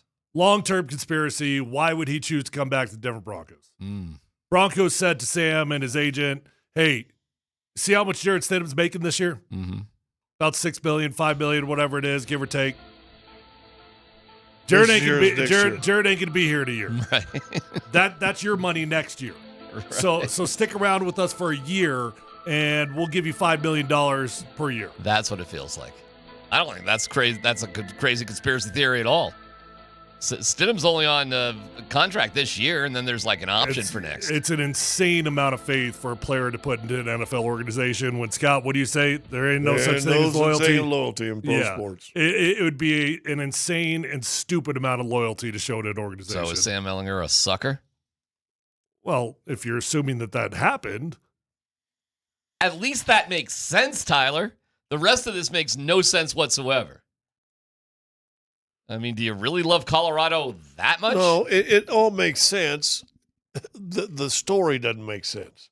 Ehlinger being on your 53 makes sense, but the stories that he's okay, yeah, keep going. But the stories that Sean presents, that's what doesn't make sense. That's true.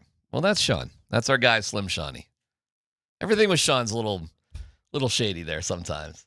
The truth lies in the presidential. He's very presidential. The truth lies in the weeds a little bit. It's in there. By the way, I should point out too, nobody actually did ask him that question. He actually threw that stuff out about Sam while he was kind of talking about something else. Like he wanted to. He's bragging a little bit. He's bragging. Look what we got going on here. It's kind of cool though. I mean, that did happen. There is a guy who could have been on a 53 who is turning down hundreds of thousands of dollars, at least on the surface, to be on our practice squad. Like, what? Well, again, if you're a team, crazy. It's still, if you're a team that wants him on your 53, then pick him up.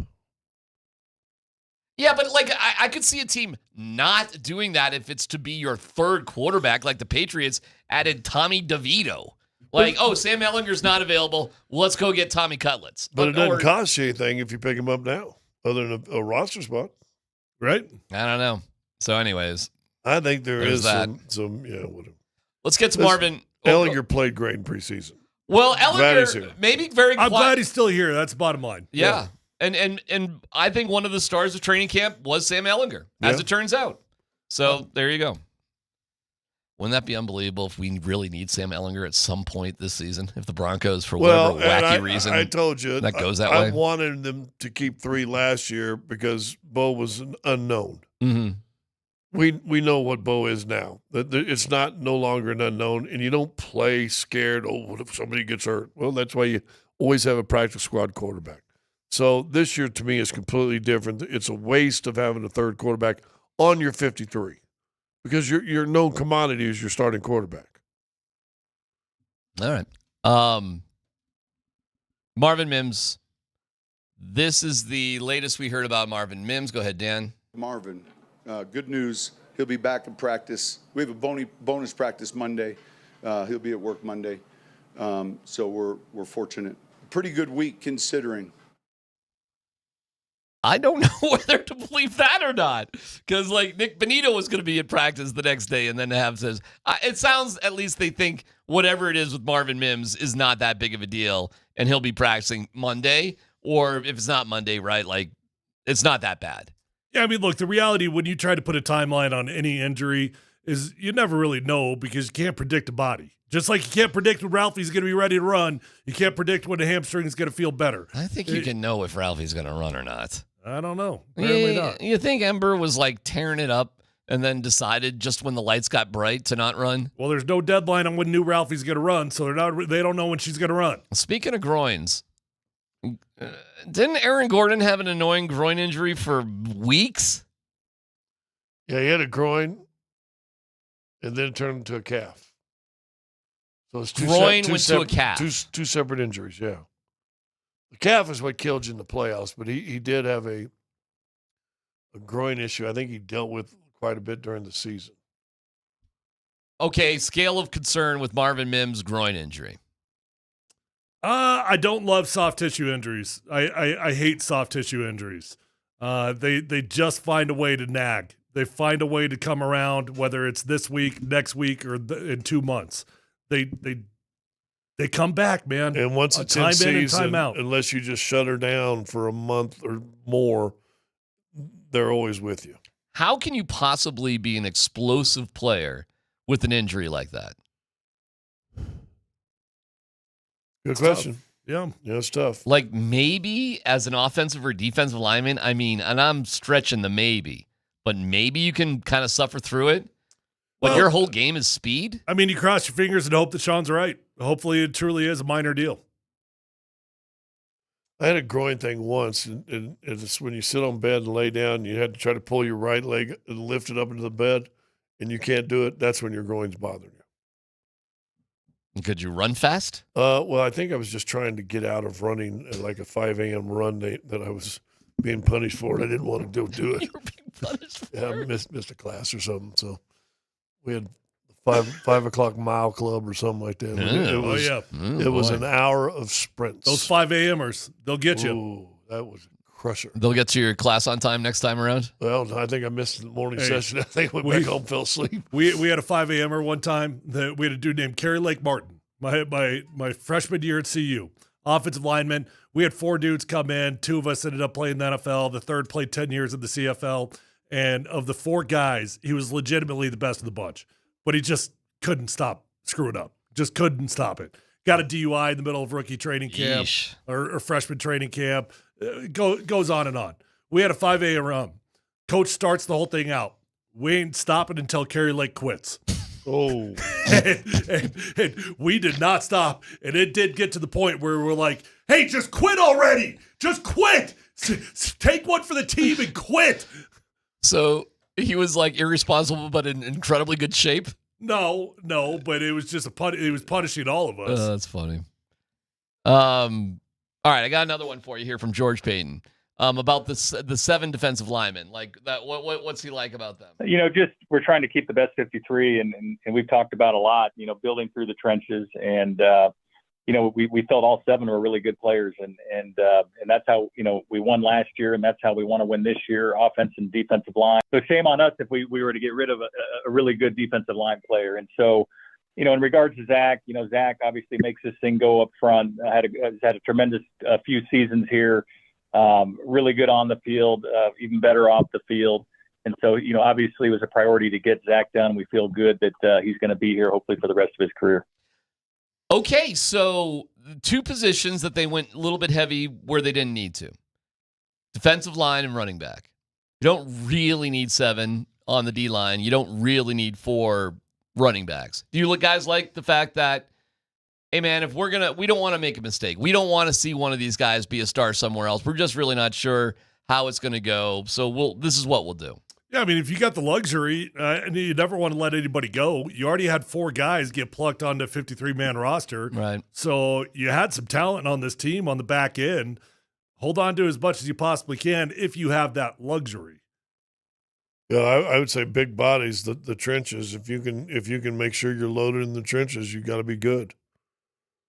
I don't know if they're as loaded on the offensive line trenches, although Tyler pointed out yesterday they got three guys that can basically play tackle that they kept on the practice squad. Yeah. Yeah, and they have 3 inside linebackers on the practice squad as well. They only have 1 wide receiver on the practice squad. That's Bandy. Because Joaquin Davis they lost. Oh, that's interesting. So the only guy they got right now is Bandy. Well, because they got 3 inside linebackers on the practice squad. Correct. Very unusual. Correct. They kept 8 inside linebackers between practice squad and injured reserve. You want to throw Drew Sanders on there? Yeah. Yeah, that is kind of interesting, isn't it? And 1 wide receiver, and I don't think there's a quarterback. I don't think there's any running backs on the practice squad. I believe there are 0 running backs on the practice squad. They're all on the 53 because they didn't want to lose a guy. And they got Sam Ehlinger, who's a virtual 53, turning down, according to Coach Payton, backup quarterback position and money for the glory of being on the Broncos practice squad. Wonder what happens if Watson doesn't get hurt. Does he make the practice squad? It's a good question. Yeah, I bet they offer it to him. Yeah. I think they like him. Yeah, seemed like it. Well, how many running backs do you need? He played good. I got you, but what are we doing here? Yeah, but now with when you got 16 dudes that could be on the practice squad, a lot of times you just utilize it because if you like the dude at all, like, hey, just stick around. You know who we don't have on the practice squad? Another punter. Well, you'd never have a punter on the practice squad. Well, ever. And again, I'll ask that's never happened. No dumb question. What Tuesday, starting this Tuesday, give me a number, 1, 2, 5, 8, 10. Do we have a punter tryout? Man. I don't know. Do you feel there'll be a punter trying out this year for the Broncos? Yes or no? Dude, no. I think they're all in on this guy, and they're just gonna come up with excuse after excuse. Here's what they'll do. And I don't know because I'd have to look at all the other punters in the league. But when the Broncos face a lefty punter for another team, they will bring in a lefty punter to hit kick so it spins lefty. True. That will happen. That happens regardless. Though. Can't you just do that on the jugs machine? Can't you just spin the spin? What can I tell you? It's one of the quirkier things. If you're a left-footed punter, you may find some weird tryout work throughout the year just bouncing from one team to another. It's really quirky. There's a lot of weird little nuances in sports, and that's one of them. Like the E-bug it's the lefty tryout, punter. And the E-bug's going away. The E-bug is going away. Boom. Kind of, yeah. How about that? Well, it's not completely going. It's like there's more of a permanent E-bug than a bunch of different ones. What's the new rule? Oh my God! See, gosh darn it. I got to look it up. But there is a change in the E-bug rule, and it gives. Scott will have to look it up. We get into sports, not sports. Let's just get into sports, not sports. So we can throw that in there if Scott can find it. I got something else for you guys though.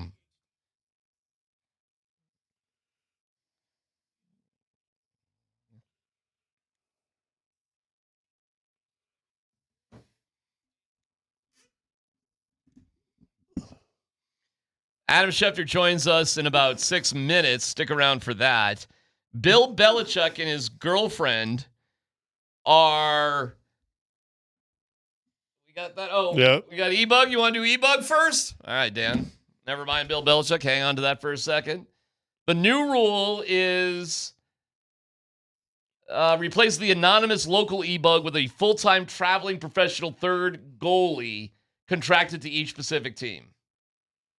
So I guess they kind of are getting rid of the local guys with the E-Bug. Just bringing a third quarterback, but he gets to travel with the team. He gets to travel with the team. So but each team gets their own now. Each team gets their own. So whereas previously he had to play for either team. Correct. Yeah, and he was provided by the home team. Yeah. So in hockey, it's just an extra roster spot. It's a roster spot that you don't have to pay. Well, you got to pay him something. He's got to do something for you. I mean, he ain't going to be getting league minimum. He's not going to get a normal salary. It's probably like a practice squad guy, right? It's probably different here, different there. So there you go. That is kind of sad news a little bit. I would run into the E-Bugs down there at Ball Arena, and there were like 3 or 4 of them that would sort of rotate. So now they're out.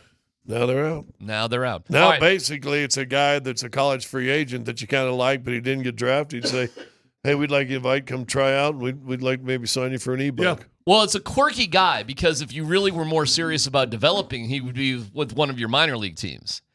So they're not doing that. Now does he get to go into the locker room? That's a good question. I bet he does. Because he's a member of the team.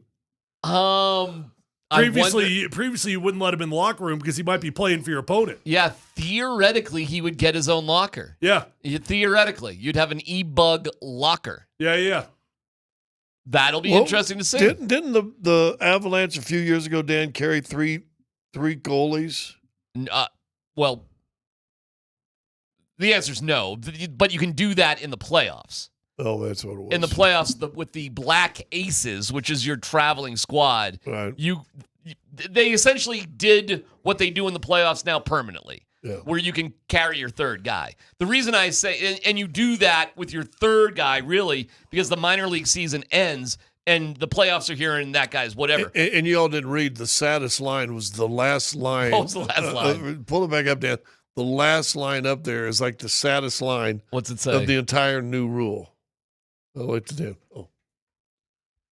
While creating more professional opportunities, the rule ends a unique tradition of regular citizens stepping into a game from the stands. Yes, having the math teacher. Yeah. Yeah. Dude, there's a dude like in Chicago or something a couple of years ago. We had him on the show. Won a game for the Blackhawks or something like that. It was pretty sad because the e-bug is told to scram before the players get So I would always see the e-bug leaving before the real players were back in the locker room. So there was no really mixing around with the e-bug.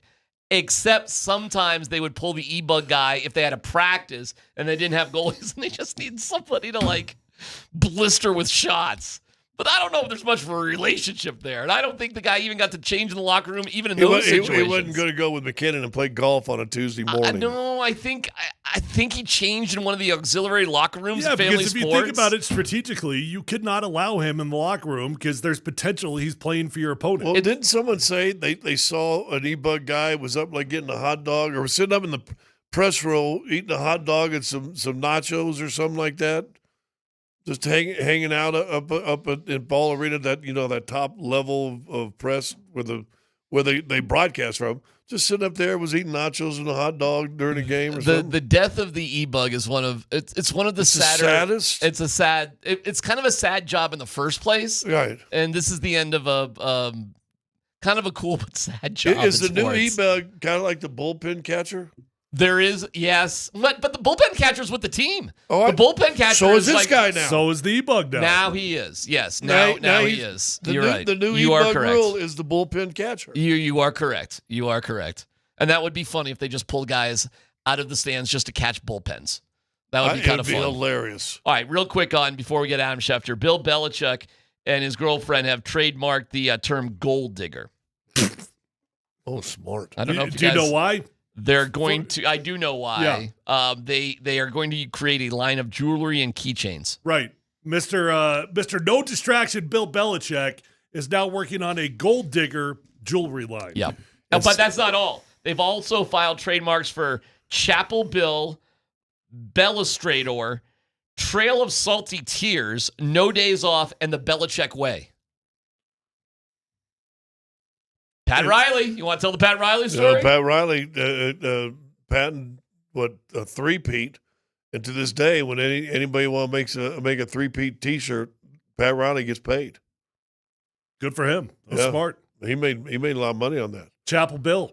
Did he just self-nickname himself? Yes, he did. And Gold Digger. Now, sense of humor. Somewhere, they got a sense of humor. Somewhere, Dean Martin is rolling in his grave. Why is that? Wasn't his backup singers called on the Dean Martin show called the Gold Diggers? I have no idea. Is that true? I believe so. So congratulations to Bill and his the greatest Coach girlfriend. T-shirt I ever saw. Is she 25 yet? I don't know. Remember, was it Mangini that was a coach at KU? Yes. Little short, really heavy, really big boy, really fat guy. I met him one time when my daughter went to school. We went up and toured the offices. Super nice guy. Yeah. But the kids would wear their blue shirts with white writing on it. It says, "Our coach is fat," but it was PHAT. Yeah. I said, dude, I got to get that T-shirt. For the 2025-2026 NFL season, we are proud to debut our guy, Adam Schefter.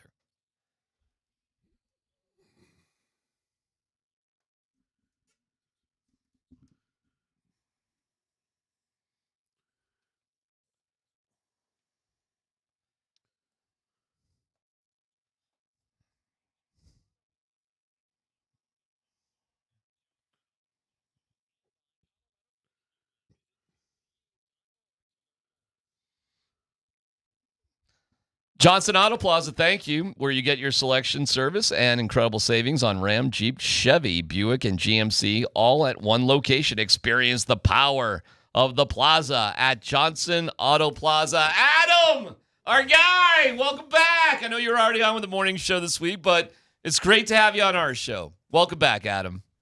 Gentlemen, it is great to be with you. Had a great time last year, and I'm always happy to be with you again this year. And you adjusted the camera so we could see what does that shirt exactly say? I mean, you probably want to get out there. What's he got there? It's Champion Circle. Yeah, Champion Circle. It's a Michigan thing. Yeah, you wouldn't understand. Exactly. That's okay. You know, that's all right. It's a Michigan thing. Who's Michigan got this week? New Mexico. Well, that sounded like a question, not an getting answer. into the Mountain West to start the year off, huh? Good luck on that. See how There you that goes. Adam, what is going on with Micah Parsons? Isn't that interesting, right? Holy moly. Like, this has gone on all off season, and now we're at a point where we're waiting to see if the two sides can get it done. The Eagles, let me remind you, open the season 1 week from tonight in Philadelphia, or the Cowboys do, against the Eagles. And Micah still is in practice. He was in California visiting a back specialist. They said they don't want to trade him, but they also have not had any discussions about a new contract since late March, early April. Nothing's gone on. They have talked to some teams about a potential trade. They say they don't want to trade him, but they have talked to teams. So, we'll see what comes of this, but I would think it's going to come to a head here relatively soon. I don't know exactly when, but relatively soon. Yeah, the reason why we are very interested in Denver about this is there's a belief that the Nick Bonito deal won't get done until the Micah Parsons deal gets done first. So, in fact, George Payton was asked about that this morning and said we're going to keep that to ourselves. He wasn't going to spill the beans on it. But that question was literally asked of George Payton this morning. Does that make sense to you that there is some sort of dominoes that may fall in that direction? You know what? I don't know. First of all, you got Mike out there. Like, it's always possible the Lions could extend Aiden Hutchinson before the season. There's been talk about a new deal there potentially. So, again, Nick Bonito's been great. Is he going to get what Micah and Aiden get? I don't know about that. So, I guess the numbers go up. So, if they get a big number and he comes in under that, right? I guess that's okay. Exactly. Like, yeah, Micah Parsons gets, I don't know, what are we talking about, Adam? Give me a number. Give me the top number. 43. 43. Wouldn't Nick Bonito want 36? Or something. 32. Whatever. Where right now you could probably get 27. But by the way, if I'm Denver, I'm just going to say right now, Trey Hendrickson just took 30. Yep. Well, right. Again, sort of. I mean, to keep him happy. But he's getting paid 30. Yeah. Oh, well, I've seen. And by the way, Max Crosby's at 35. Oh, we know. We're quite aware now. What? All right. Where do you think Nick Bonito fits with all these guys? I don't know. He's a great player. I'm not arguing that. We're trying to figure out what the number is, right? We're not here to debate whether he's great. He's a great player. He's a great player. What's the number? I don't know. I don't think it's. My point is, I don't know that Mike is relevant. That's my point. Gotcha. I don't know. Now to Nick Bonito, he might think that. That's fine. I got it. But I would say the Broncos probably would say we don't need to see Micah's new deal to have any better idea of Nick Bonito's value. That's what I would think on the outside. If Micah Parsons does get traded, what do you think that value is? Well, I think the simplest way to look at it is if we go back, I think it was about 7 years ago, the Raiders traded Khalil Mack on a Saturday before Labor Day, before the season began. And just take out that deal, and I think that's the starting point. That's the starting point for a deal. They're about the same age. They are of similar talents. They are elite players. And I think Khalil went for like a couple of ones and a few other picks, but then they got back Khalil and some pick. Like, it was a whole convoluted thing. So I don't know how you boil down the deal, but in the end, it probably came out to be about 2 ones. Wow. Hey, when you're going around the league, I know you're talking to everybody right now. Is there anybody that any of your contacts are buzzing about, any team and or player that your people are buzzing about more so than maybe somebody else? Well, I mean, I just think everybody's ready for the start of the season. I have my own ideas about how I think the season will go. And some of the teams will be better and worse. Like last year we talked about, I believe I was pretty resolute in my idea that I thought Denver would be better than people thought. I feel that way about a couple other teams this year. Like I think New England will be better than people think. I think the New York Giants will be better than people think. I think Arizona may be a little bit better than people. Like there are some teams like that'll take another step. I don't know whether that means they'll make the playoffs or win a game in the playoffs, but I think they'll be better than people are expecting, is my point. Now that Trey Hendrickson got an extra $14 million or whatever it was for the year, Terry signed his deal. Is there is there any other drama outside of Mike Parsons going on in the NFL player wise? Mike is the big one. Obviously, that's a huge domino. It's gone on all summer. Cam Hayward's been out there. Nobody's. That's true. That's true. Aaron Rodgers is giving him crap. Oh, that'll be interesting to see what happens before their opener, because he's a guy that's a team captain, incredibly popular, has always done the right thing. He was the one that came out and said, Aaron Rodgers, take the deal or don't. And he's supposed to make, I think, $14 million this year. Wants a raise. Haven't given him one. He's talked about retiring. We'll see what happens there. So that's a name I'd be watching. Obviously, a lot of players get extensions before the season. Tampa's talking to a couple of people, but Micah is in his own category. He just is, because it's the Cowboys. He's an elite player. He's young. He's great. So that to me belongs in its own category. Adam, I want to ask you something, and I'll probably set it up because it really has struck me the last 2 or 3 days. There's been so much talk about the early demise of the Kansas City Chiefs. They're on their way down. They're not good. They got a great quarterback and an aging tight end, a great coach. But what else they got? And it hit me last night. I go, wasn't these the same conversations we had for years about New England and Tom Brady and Belichick, and yet they were still always 12 wins, great teams, winning Super Bowl. I mean, are people trying to bury the Chiefs a little bit too soon? I haven't heard of people trying to bury the Chiefs, but I would just say that I think they are as formidable as ever. And maybe you could make the argument that they'll be even better. And I say that because where they've struggled in recent years, when they've been a great team, where they've struggled is at left tackle. They haven't had a left tackle to protect Patrick Mahomes' blind side. They went out this year and drafted a player that a lot of people didn't think would be able to make it back in time for the season or would be limited in some type of way. Josh Simmons, the left tackle from Ohio State. And if Josh Simmons hadn't torn his patella tendon last year in November, I believe it was, maybe it was October, in season, if he hadn't done that, I would venture to say that Josh Simmons probably would have been a top 10 draft pick. But he did tear his patella tendon. And the Chiefs drafted him at 31. And he's come back quicker than people thought. And he's been all the player that people thought. So if we take a top 10 talent who's been playing at a high level in training camp by all accounts and have him protect Patrick Mahomes' blindside, and you basically lock down and secure a position that had been a problem on your team in recent years, don't you think that team right then and there is better? Just think about what happened when Denver traded for Gary Zimmerman back in the day. Yeah. Did the Broncos not take a huge jump when Zimmerman was protecting John's blindside? Yep. No doubt. Yep. Adam, is what is happening in Cleveland similar to what was happening in Denver with Tebow, with Schefter and all this stuff going on?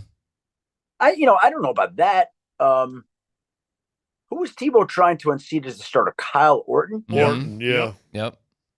And by the way, if you don't remember this story, Orton, yes, unseating Orton.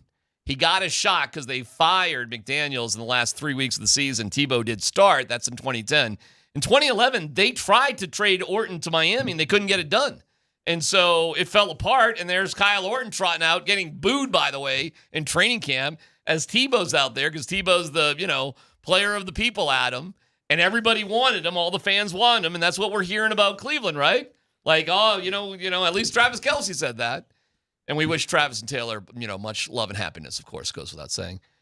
Of course. You hear, and we're listening to some of the talk shows there in Cleveland, Adam, they're screaming at each other about this stuff. And it does feel reminiscent of the Tebow stuff where just play him already. We want to see what he's got. It's nothing against the other guy, but come on, man. Give us what we want. Listen, I think Joe Flacco is a capable starting quarterback. He's won a Super Bowl MVP. Like he's a pretty good quarterback. And so I don't think the Browns want to supplant Joe Flacco right now with one of these rookie quarterbacks. And they named Shador number 3 today. Dylan Gabriel is going to be the backup. They added Bailey Zappi to the practice squad today. We'll see how it unfolds, but they moved out Kenny Pickett this week, got a 5th-round pick back for him. Well, Sam, all right, timeout. Why is he there? Why is he in Cleveland?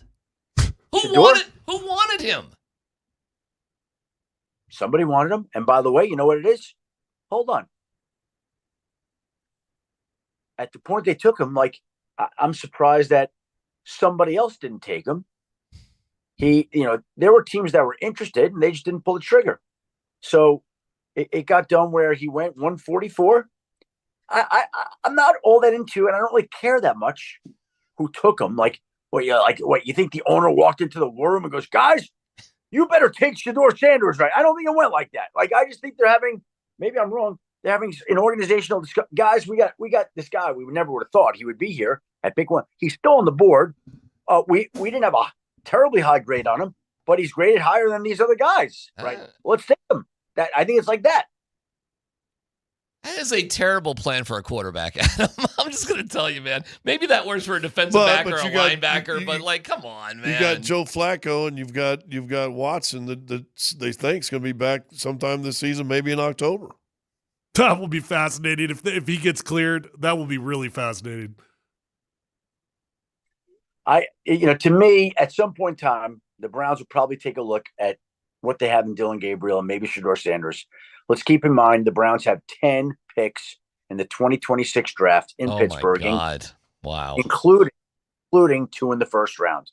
They have 2 first-round picks. Ooh. A draft in which wow. Look, remember the quarterback draft last year with Caleb and Jaden and Drake May and Bo Nix and Michael Penix and J.J. McCarthy? Yep. I believe, I'll say this now, we are going to have a similar quarterback draft in 2026. Similar levels of talent, similar types of quarterbacks. It's going to be another quarterback-rich deep draft. And I've never seen a draft in which the supply of quarterbacks exceeded the need for quarterbacks. I've never seen one in my 35 years. So it ain't going to be the first one in Pittsburgh. I guarantee that. I don't know which quarterbacks will struggle this year. I can't tell you the teams that will or won't be in the quarterback market, but I guarantee there are more teams that want quarterbacks, good young quarterbacks, than there are good young quarterbacks available. All right, Adam. Let me ask you a real quick question, because we always get into this. We usually wait the season. Who are the coaches, 1, 2, or 3 that are on a hot seat to start the season? I'll tell you something. I've learned this. I know it's a question. I'm just telling you. We've gone into years where I've had this conversation with people, and you're sitting here saying to yourself, I'm making this up. These coaches are safe. They're coming off playoff teams. And all of a sudden, the playoff teams, we could say today, the obvious answers, right? Brian Daboll in New York. Who else would be on the hot seat? Let me just take a look here. Oh, my God. Stefanski in Cleveland? Hold on. I don't think so. Hold on. Okay. Brian Daboll. How about Mike McDaniel? Mike McDaniel, fine. You give me 3 names. I don't know. Care. I have no idea. I don't know. By the way, I don't feel like there's teams that make so many changes. They're in and out. My point to you is, we will not name a few of the names whose teams are going to struggle. And those coaches are going to wind up on the hot seat. And we're going to talk about these guys today on August 28th or whatever the hell today is. Like Mike McDaniel and whoever else we brought up there. What? And a couple of these teams are going to surprise. And when they surprise and they're not on the hot seat, why did we even have that conversation? Like the season never really goes exactly the way you plan it to go. True. What about Kevin Stefanski? What about him? Because that's curious to me in regards to the quarterback decisions. Well, Tyler, you mean the guy that's won the Coach of the Year twice? That guy? I know, and I like him. I think he's a hell of a coach. I honestly do. The front office and owner who wanted to bring in Deshaun Watson, that guy's in trouble? Okay. Trouble. Fine. Yeah, a lot of coaches fall for owners' bad decisions. I mean, he wouldn't be the first one that lost his job because of it. Yeah, man. I doubt he was banging the table for 12 quarterbacks. Listen, Kevin Stefanski is a great guy. He's a great coach. If they want to fire him, go fire him. Like, whatever. Like, and the one thing, Scott, also is you just think you want to have one of these years. I think we had a lot of coaches 2 years ago, like it was like 10 coaches fired. Right. And last year was like 6. And, at some point, it's like these people got to say, you know what, let's just keep riding it through with our guys. I hope you make my life. They never do, though. They never do. Make my life a little sorry. Yeah. But how come you haven't got Shanahan in the Hall of Fame yet? Yeah, Adam. Wow. Total BS. Total BS. Like, ridiculous. And first of all, I'm not a voter, and I'm glad I'm not a voter. But I can't help it if they're making a ridiculous mistake by not putting him in. Like, don't get me started there. All right. Last one for you really quick. So ridiculous. Like, I mean, it's stupid. And I love these people that are in charge of people's lives like that, like, their happiness. Let's put Ken Stabler in now. He's gone. He left the earth. Right. He can't enjoy it. That's brilliant. Let's make Robert Kraft wait when he's been one of the most influential. I know he's on the doorstep, but we won't put him in. No. Let's make people. Mike Holmgren, I think last year was introduced. He was like a finalist, and then he doesn't get the 80% or whatever the number. Like, he had enough support to be brought to the doorsteps of Canton, Ohio, but a couple of votes short that he can't get in. Crazy. Oh, that's great. That's great. Oh my God. Adam, you're a proud Michigan man. ESPN now has a deeper relationship with Barstool, including Bussin' with the Boys. And David Portnoy, who, again, does nothing but... Will Compton, my teammate, by the way. There you go. Good for him. And Portnoy does nothing but represent Michigan to the degree. How soft is Ohio State for banning him from going inside the horseshoe? I mean, I wasn't aware that Dave Portnoy had anything to do with the fact that they lost to Michigan each of the last 4 years, but I guess some...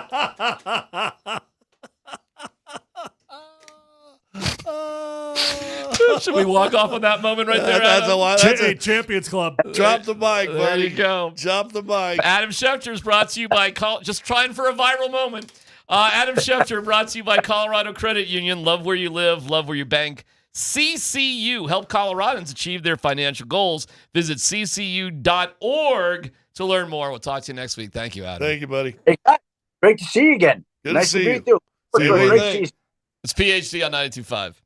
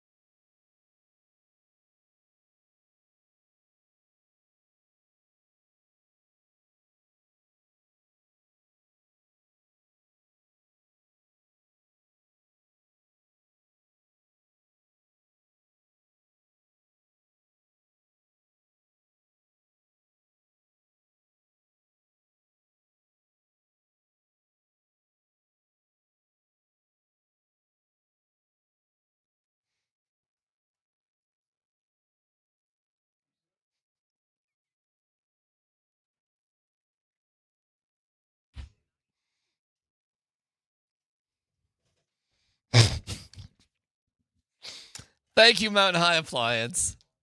You're the best. MountainHighAppliance.com. That's MountainHighAppliance.com. Dan Bud Squints Tanner, you wise guy. Let's go. Sean gave us some gold today, so I had to use it. I got you. All right. Hey, let's talk about Bo Nix and specifically with Drew Brees. Drew Brees has been making the media rounds the last couple of days. Obviously, we know that Bo spent a couple of days in San Diego working with Drew, picking his brain on a guy who played for Sean Payton. So what is Drew Brees expecting from year 2 Bo Nix? Yeah, look, I saw him grow and develop as that season went on. I think early in the season, what I most recognized was here was a guy who, yes, had played a ton of college football, 61 starts between Auburn and Oregon, but heavily shotgun offense, right? I mean, that's kind of the nature of college football now. And now he's in a system with Sean Payton where, hey, you're under center a lot, turning your back to the defense, play action, having to come back around, and, hey, does your pre-snap match your post-snap read? And, you could tell that there was a little bit of a development that needed to take place. But as the season went on, I saw him become more and more comfortable in that system. Obviously, he's an incredible athlete, so his ability to extend plays and then really take off down the field and make kind of big splash plays with his legs is evident.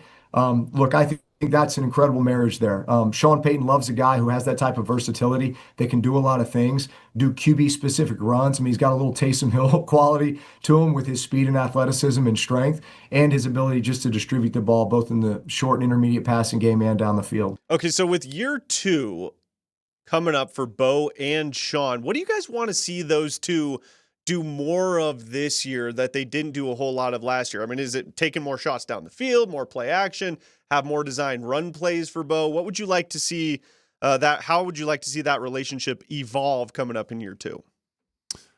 In theory, the only thing that should slow down this defense is being on the field too much. So if you want to put a great defense at risk, wear them out, right? And the biggest problem this offense had last year was 3 and outs. They got to solve that. You cannot be leading the league in 3 and outs. You got to be on the opposite end of the spectrum. Win close games. Mm-hmm. Is that it? Well, you said what I'd like to see different out of those two. I thought it was a great answer. Win close games. 1-6 in close games. It was succinct. Okay. It made sense to me. Yep. Well, you know football. It was definitive. Yep. Seeing Bo run less would be probably a good thing. That means you are running the ball more. He didn't run that much last year, though. Okay, well, even less. If you don't have to be scrambling around, if you don't have to do it, but don't do it. Okay, I don't disagree with that in terms of like designed runs, but I do want him to pick up 2 or 3 third downs with his feet every single game. Okay, if he has to. But there was a lot of times he's running. I think this is what you're saying. Don't run because all of a sudden protection has collapsed when you got to save us. Listen, he turned out to be a much better athlete than anybody predicted because he just didn't have to scramble like that at Oregon. How about that?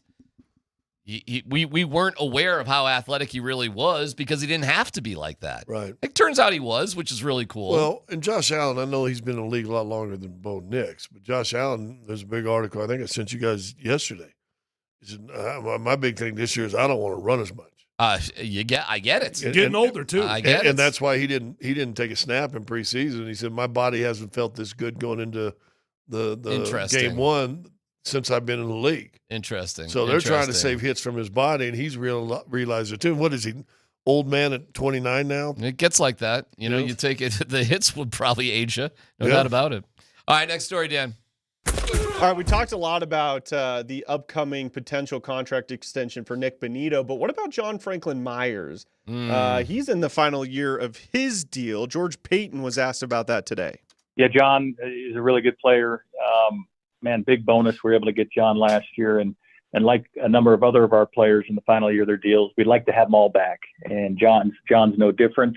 We have a number of players, and it's a puzzle. It's kind of like your roster management, like the 53-man.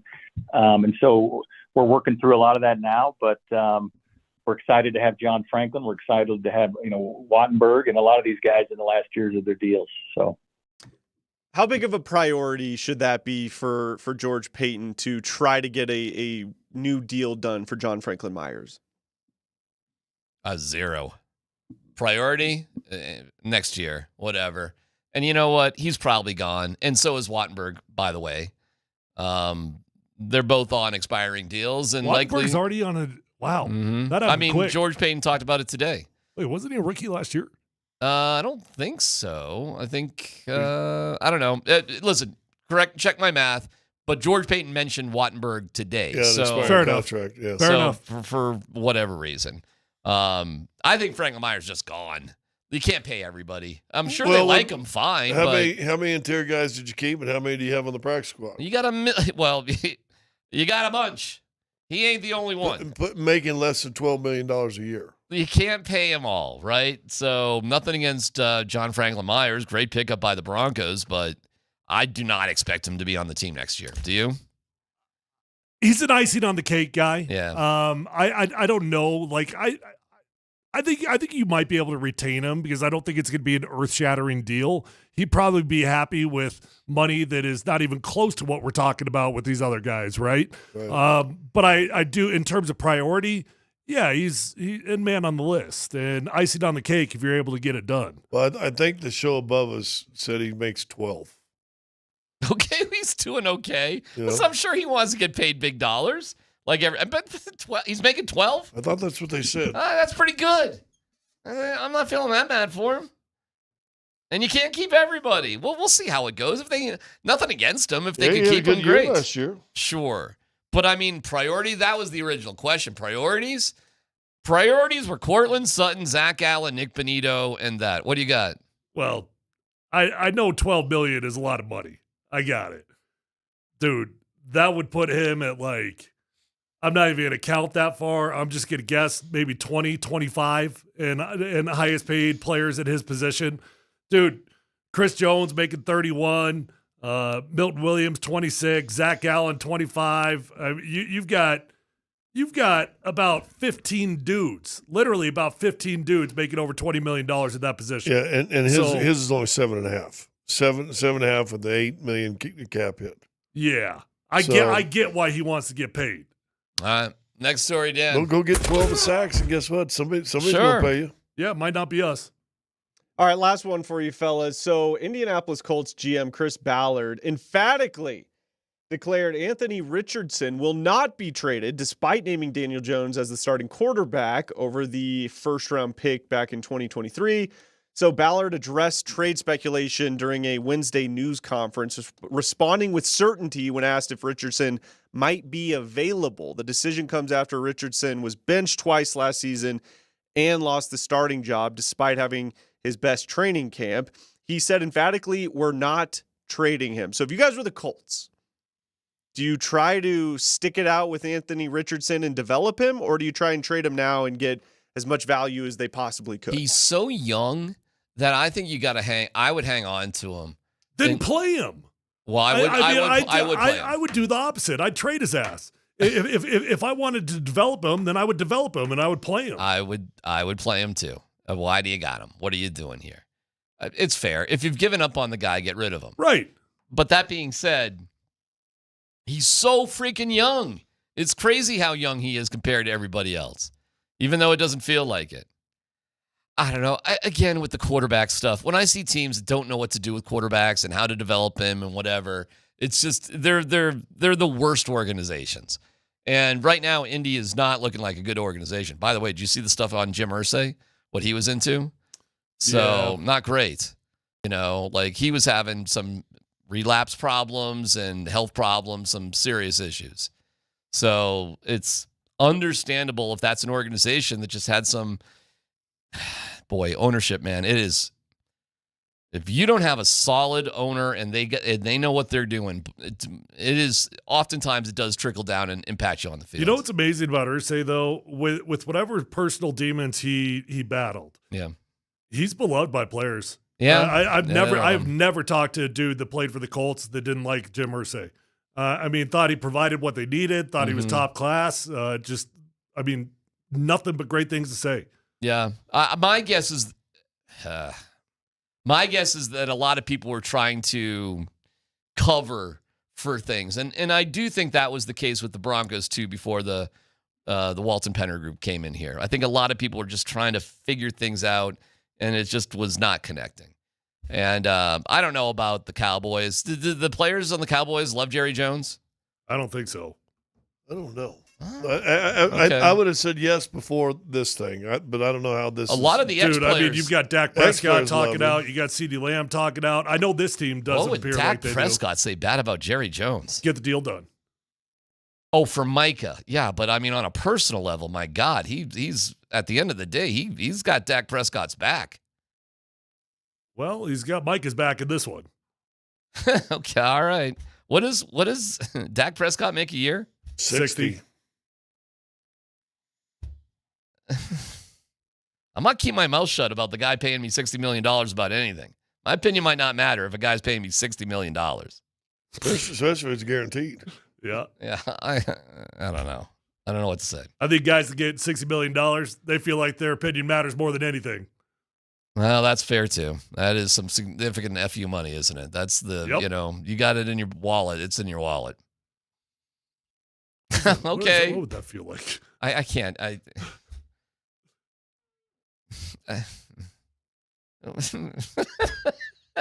don't know what to say. Insane. Yeah, it's crazy. Football's nuts, man, because the disparity from the top earners to the bottom earners, there's no other league like it. Nothing. You've got 5 dudes, maybe 8 dudes on any NFL team that is taking up 95% of the salary cap. Yeah. And then the far majority guys are making league minimum, which nobody's going to complain about. Good money, but the disparity is insane. Yeah, how many? All right, little no dumb question here.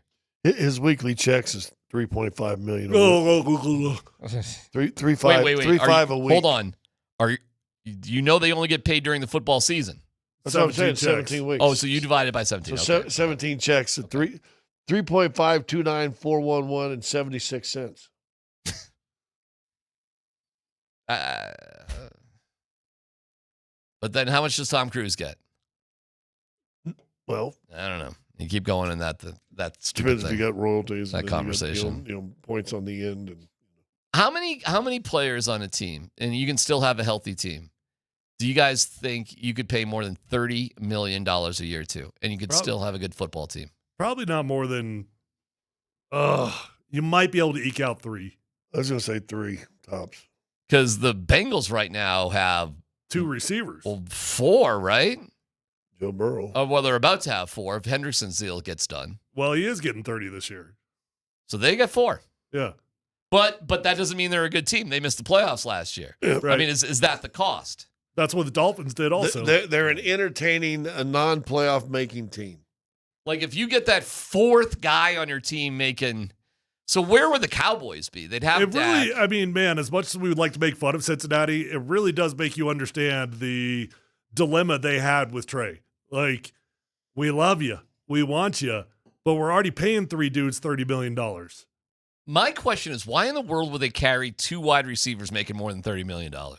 Well, T's just a shade under, but your point stands. Right. Like, you couldn't trade T. Higgins and... Was he an unrestricted free agent, or did he have time left when they signed him? I think he was a free agent. He was a free agent? Okay, so you didn't have a choice. So you got yourself in that stick. So you couldn't trade him. Right. I guess that's my point. You would have had to get rid of him last year when they were still contending. Yeah, T's making 28.7. So they got he's a free agent. They got a little just we're trying to win last year. We're trying to win. Do you know what Jamar's making? I guess not. I thought it was 35. Am I wrong? 40. Oh my god. Oh my god. Oh my god. Who's their running back? Is it Mixon? Is Mixon their running back? No. He's with Houston. He's going to miss the first 4 weeks. Who's their running back? I don't know. Right. Like, what kind of world have we entered with the NFL? Well, it's not guaranteed money. Most, Chase Brown and his backup, Samaje Perine. Oh, my God. You think they're going to run the ball this year? No. Remember that clip in quarterback where defensive lineman's like, hey, Joe, you running the ball? F no. Boom, touchdown. Your running backs are those 2 guys, and you're paying these guys a collective $70 million? Joe was mid cadence. He was wide 80. Joe, you running the ball? F no. Set up. You have sunk. Wow, what a team, man. You've sunk. So what's Joe? Is Joe 50?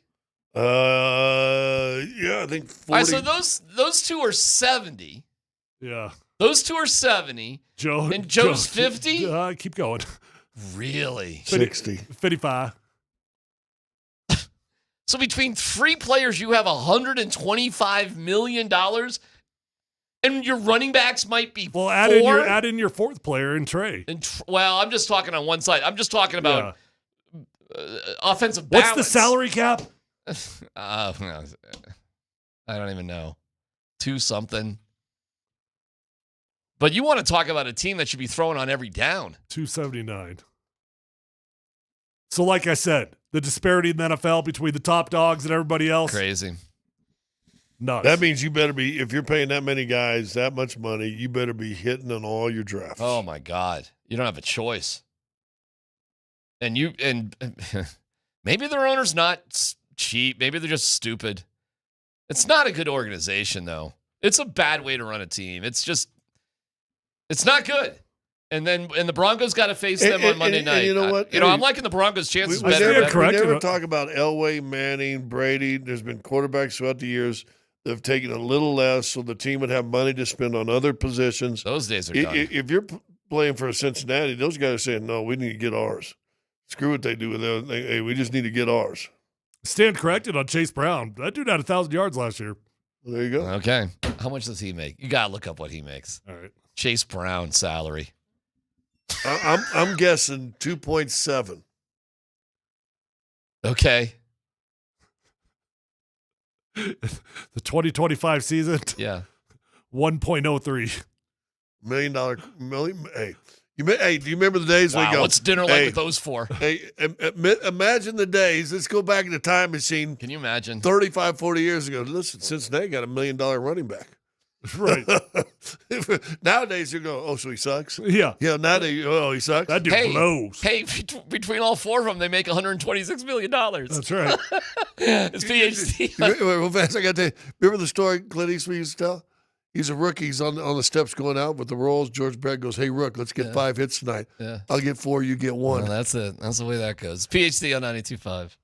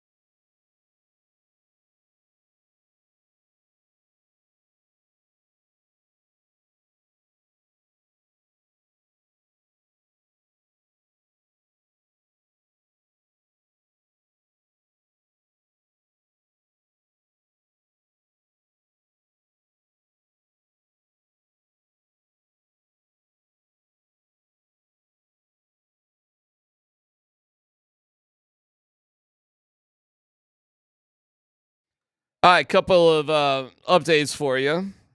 Rockies lost to the Astros this afternoon, 4-3.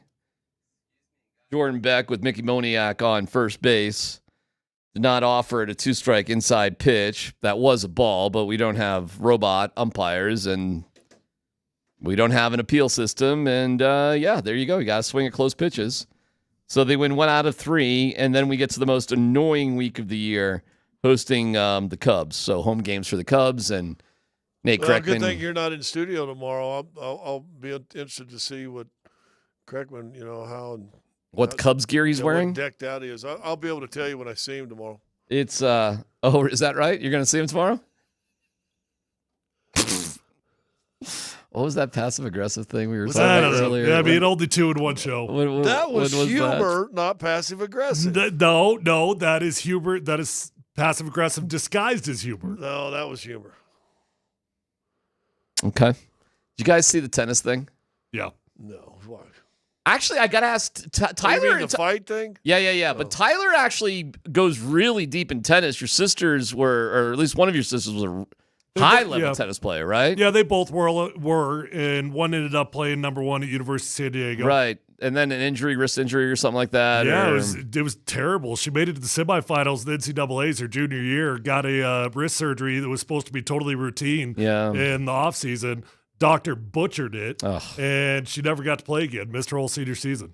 Well, she definitely would have been making, like, I'm not saying she would have been Serena Williams, but there's a lot of ways to make money playing tennis. Like, she definitely would have made a living playing tennis if it weren't for it. So help me out with like the unwritten rules of tennis.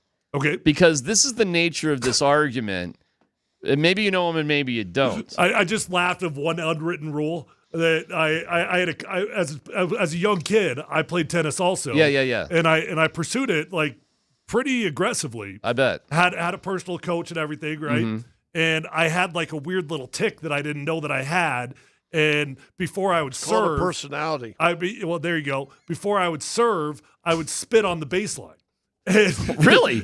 And he that can't be right. And this dude like wrote me up in like his notes afterwards, like, don't spit on the baseline. This is not okay in tennis. You don't get to spit on the tennis court. Tyler, I've kind of felt the same way about the microphone too, man. That could be I got some good old-fashioned Tyler Polumbus DNA right here on this mic, and I'm hoping it rubs off on me and my T levels shoot through the roof. I can use that. So Taylor Townsend is playing Yelena Swatsevakova or something from Latvia, and she wins.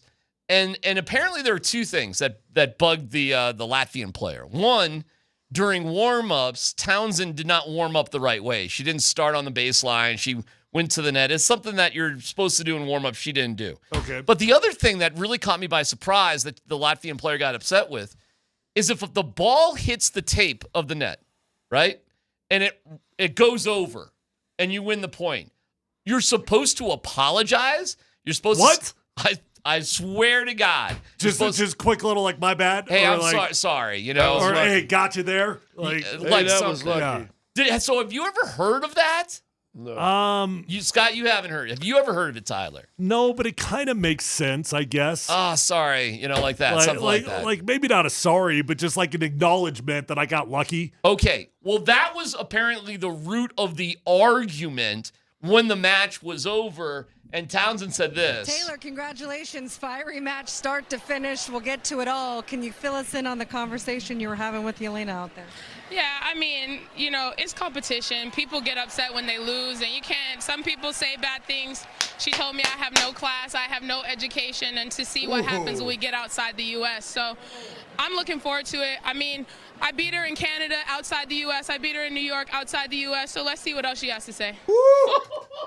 Man, did tennis just become cooler than the WNBA? I love it. Oh, that was pretty cool. Golly, I love it. That was some good beef, man. I beat her here. I beat her there. I'm not going to Latvia anytime soon. She said, I beat her in New York outside the United States. She did say that. Did she just call New York outside of the United States? Did she just ostracize New York? What kind of is? No, she's saying she's beaten both in New York and outside of the United States. She slipped a little bit. She said bit. it backwards? She gotcha. Screwed her words up just a little bit. But if you watch the confrontation, when they split and she goes back over to her chair, right? She is like, wow, like let's to the crowd, the U.S. Open crowd. And she's getting it going like wow. Listen, it was a tough first set, 7-5, but she kicked her butt 6-1 in that closing set. Hey, hold on, though. Unwritten rules of tennis. It says it right here. Apologize for net cords and lucky shots with a simple hand raise or raise of the racket. How about that?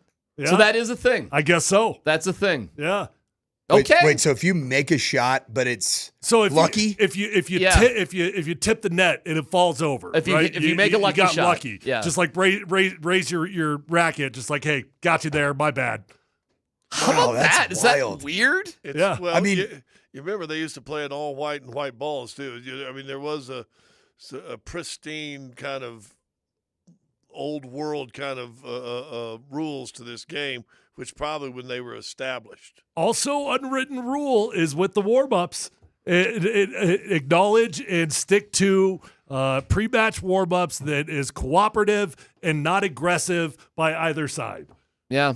And it's supposed to start at the baseline, apparently, and then you move in or what, I don't know, whatever you do. Really wild, man. Who knew that there were unwritten rules like that? Well, and then, of course, American Society, when they said, educate yourself or you're uneducated, we all take it as a racist comment. That she was saying you're uneducated about the she's saying, rules of tennis. No, these rules. Yes. And by the way, we were uneducated until Tyler. All right. If a guy steps in your line and you're playing golf, I mean, dude, educate yourself with the rules. That's not you don't lose a stroke for that, but you're not supposed to do it. I find it interesting, little tip of the racket or a little nod of the head on a lucky shot. It probably just happens instinctively in the game, and it became part of it, right? Part of the unwritten rules of it. Because you think about it, it's like, God, one of those, like, ugh. It would be hilarious though if you tip the net and it fell over by like 2 inches. Give an aggressive Tiger Woods fist pump. Booyah! I think in baseball. So what if you actually clinched a grand slam on one of those types of plays, right? What if if I don't know when the last grand slam has been won in tennis. How long has it been? It'd be the Serena, Wimbledon. probably. It'd be Wimbledon. I think. Yeah, it'd be Wimbledon for sure because it goes Wimbledon, U.S. Open. But it'd be Serena be the last one that ever won the it, like entire Grand Slam. it's the sweep, right? Oh, the sweep. The last Grand Slam that's been won. I have no idea. But think if you clinched your final leg of a Grand Slam via a net tip lucky shot that drops over, are you supposed to just be like, you celebrate, but when you walk to the net, you go, man, that was lucky. I'm sorry. Who knew that was a thing? Who knew that was a thing? That is very interesting. Maybe, but aren't there things in all sports though? Seriously, aren't there little things that you do or not do? I do think Mike's right. Like just instinctively, as a competitor, you do acknowledge those things. It just probably happened over time. I'll tell you what, man. I don't think Russell Wilson's ever acknowledged some of his ridiculous throws that he's made that got tipped and came down as a moonball from planet Earth and ended up as a touchdown to a George Pickens or a Cortland Sutton or a DK Metcalf. I don't think he's ever been like, all right, yeah, sorry. Well, I'm sure there's unwritten things in football, though. I'm sure there's unwritten things in all sports. I just didn't know that was a thing in stupid tennis. Yeah, it's weird, Tyler. I know you. What would you say are some of the gamesmanships, unsportsman or football? Unwritten rules in football. I don't really know how many there are. Well, it's only holding if you get outside the shoulders. Yeah, that's how it should be called. I can hold the V of the neck all I want. Yeah, it's how it should be called. It doesn't seem to always consistently be called that way. Yeah, but I mean, as an offensive lineman, I'm holding every play if I can. What about plays away from, in a real game? Plays. You guys got called for one of those in the Unbelievable. game. I couldn't believe that. It was like 20 yards away on a touchdown, right? Playing through the echo of a whistle. Yeah.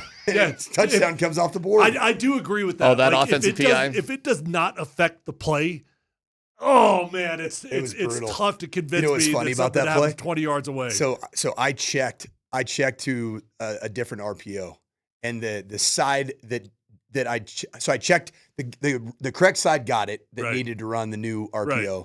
The other side didn't get the check, and so they were running a bubble screen, and one of those players engaged in a block opposite of where the check happened. Got it. And I'm sitting there like, it's the right letter of the law. It's the right call by the ref. Yeah. And actually, it was a female ref, and I I went up to her and I said, that's a great call. It's awful. I hate it, but that is the letter of the law. You nailed it. And it's hard because you're not watching that typically. Like it was such a bang, bang play. It's KKSC FM HD1 Broomfield Denver Boulder.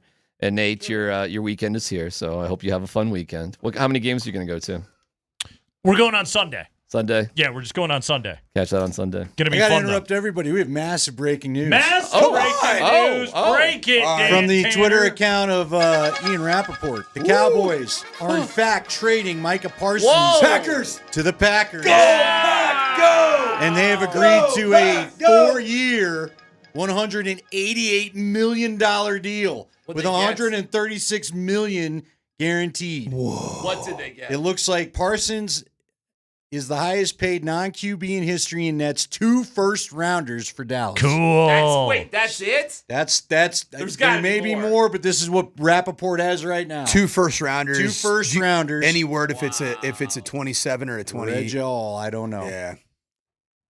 Wow. So Parsons is in fact traded, and your guy Scoop whoever got it right. Shout out to Jerry again. Wow. The new writers this year for the Cowboys came up with some great stuff, and Jerry followed through on it, man. He knew it was getting stale. I told you, Andy. Wow. Yes. Dude, is this Reggie White 2.0? As Or Jerry is it Jones. Hold on, is it Herschel Walker 2.0? As Jerry Jones said on America's Team, we are supposed to be a 365-day-a-year soap opera, and he actually got new writers this year, and he made a trade. He knows how to keep the people coming back for more. Guys, what's crazy, Wow. and I'm telling you, Jane Slater yesterday on the Pat McAfee show had an amazing breakdown of all of this, of how a deal goes down. And Jerry kept holding to the fact, he told anybody that would listen, he said, I negotiated with Micah. We shook hands, just like he did buying the Cowboys. He felt the negotiations were closed. Micah kept saying, my agent wasn't there. It doesn't count. Yeah. His agent said, I was not in on this. And Jane Slater said, when you do a contract, there's offer sheets that go back and forth, so everybody's confirming this is what we've agreed to. And none of that took place. So nobody understands how Jerry can think he can stick to this handshake deal. Everyone said it was personal. I don't think it gets more personal than what we're witnessing. A man that fondly remembers eating raccoon and squirrel, that man will hold to a handshake deal in 2025. I looked him in the eye. We shook hands. It's over. How about this? I always talk about the Fields and Surtain thing. You realize the Broncos passed on Micah Parsons. They did. For Pat Surtain. Yeah, he went number 11 in that draft to Dallas. Who would you rather have, Micah Parsons or Pat Surtain? Pat Surtain's the best in his position and the best in the NFL by DPOY. Andy Costas. It's kind of like the old question, Cindy Crawford or Christy Brinkley in her prime. Double-digit sacks every year for Micah Parsons. They're both on Hall of Fame tracks. That's what's absolutely wild I would rather about have it. Parsons because he can ultimately, You'd at the end of the day, anybody but no, that's not true. Yeah, it is. No, it's not. I'm excited for the Justin Fields renaissance this year. Micah Parsons, though, at the end of the day, he controls more of what happens on the field than a cornerback. A pass rusher always does. It's the inherent nature of the position. Has Micah Parsons won a DPOY? A defensive player? He is not, but he's has he been DPOY Leroy? He's won the cash poi. He's won the money poi.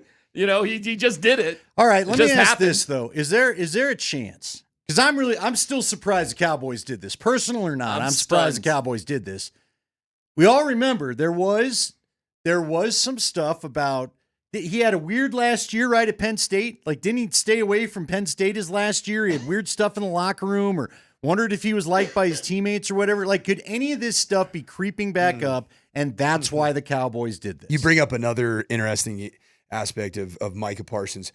Ezekiel Elliott's another player that over the course of being around college football, I heard a ton of stories about just some weird antics with Ezekiel Elliott. And you wonder, with a superstar player in the same organization, and you're like, did we not just go through this with a weird locker room fit? Well, maybe. Is it possible, and if you watch the new Cowboys documentary, the biggest rift between Jimmy Johnson and Jerry Jones is who got credit for the Herschel Walker trade. Oh, yeah. Is it possible that Jerry Jones just won this? Is it possible that this could, for the Cowboys, have the same impact that the Herschel Walker deal did. Got to get the picks right. I mean, look, Well, you yeah, know of what I would course. tell you? You know what I probably related to? Because Herschel Walker netted a ton more. If it's just the first two It's rounders. got to be more than that. Which we'll wait and get the full hit. But is it the Jay Cutler deal? Because remember, the Broncos got a couple first rounders for that, and Josh McDaniels, did he hit? I don't know. One of them turned into the trade down so he could get Tebow. Well, you got to hit on it, no doubt. You got to be great in your draft, but you give yourself the chance. And the Cowboys, I mean, that is what made the Cowboys dynasty the Cowboys dynasty. So think about it this way, though. Micah will look at it and go, you can have your dub all you want, guy. I got $136 million guaranteed. So he's going to be absolutely thrilled with it. But also, if you're Micah Parsons, and first off, I think isn't any great pass rusher kind of a weirdo? You talk about a Like weird your goalie, fit, and you're just saying? Exactly. Little LT says hello. I want my pass rusher to have a screw loose. Okay, Von Miller was a bit of a weirdo. Yeah, you're not. Yeah, well, you're right. You're not wrong. But a bit of a weirdo, right? Sure. And so Is Nick Benito a weirdo? We don't know yet. I hope so. Yeah. You know what? Again, I hope so. I He hope needs to get He's weirder. putting a pole up in the basement. I hope he's got a little oddball to him. I never got the He's got a invite to red. He's Club got a 58. red room. I wasn't Right. there yet. Right, exactly. But you go from the biggest pressure cooker in the NFL of playing for the Dallas Cowboys, where the media is on you every single day, and you get to go to the smallest market in the entire league. I know the Packers get an awful lot of attention, but when you're talking about like a local media contingent, it's not nearly the same. The national spotlight on you easy. isn't nearly the same. You get $136 million, and now you get to go, and it's football mad up there, Right, they'll but love you. also it's kind of Siberia. It's northern Wisconsin. Yeah, but it worked out all right for Reggie White back in the day, didn't it? That's right. And but he was a little later in the career. I think he was a Micah's little in more the prime. thirstier for the Super Bowl. By the way, you mentioned the Depoy, 3 top 3 finishes, but he's never won it. Micah Parsons. He's Oh, actually pretty good then. sucks. Right there. then. Pretty good play. Right there. Pretty good play. But do you want 47 mil a year or mid-20s a year? Because he just, There the you go. AAV is Andy, 47 million Andy, a year. follow the money. It just tells you what position is more important and what Highest position is more dynamic. paid non-quarterback in history. This is an interesting move, though, with Jordan. Jordan Love ain't too far from having to get his. Well, we were just No, talking he's about already- that. He just got his. Did he just just got get it, yeah. paid? Yeah, Well, yeah, So 'cause- we were just talking about and this. you know what was interesting before I understand there are power agents in pro football, but David Mulugeta of Athletes First is Jordan Love and Micah Parsons' agent. So just of note, Combined on average annual value, Nice check from pretty the good, Packers. pretty good deal. combined $102 million on 2 players, AAV, Jordan Love and Micah Parsons. Yeah, we were talking about the Bengals. Between the 3 highest paid guys is $125 million, and the starting running back gets $1 million. Did you guys read the story in The Athletic today that was the breakdown of max quarterbacks and the percentage of cap that they take? There's fascinating stuff. We're going to dive into it a little bit later in the show, but I will give you this as a preview because they had a graph on there by cap, the projections of the cap going up on average $10 million a year and percentage of cap. Bo Nix, okay, if he reaches his maximum potential and becomes a star quarterback, when the Broncos give him his new deal in 2029, when he is extension eligible, he will cost $84.7 million a year. All right, so with that number, Which is why you got to win now. Before you get out Why of you got to here, win now.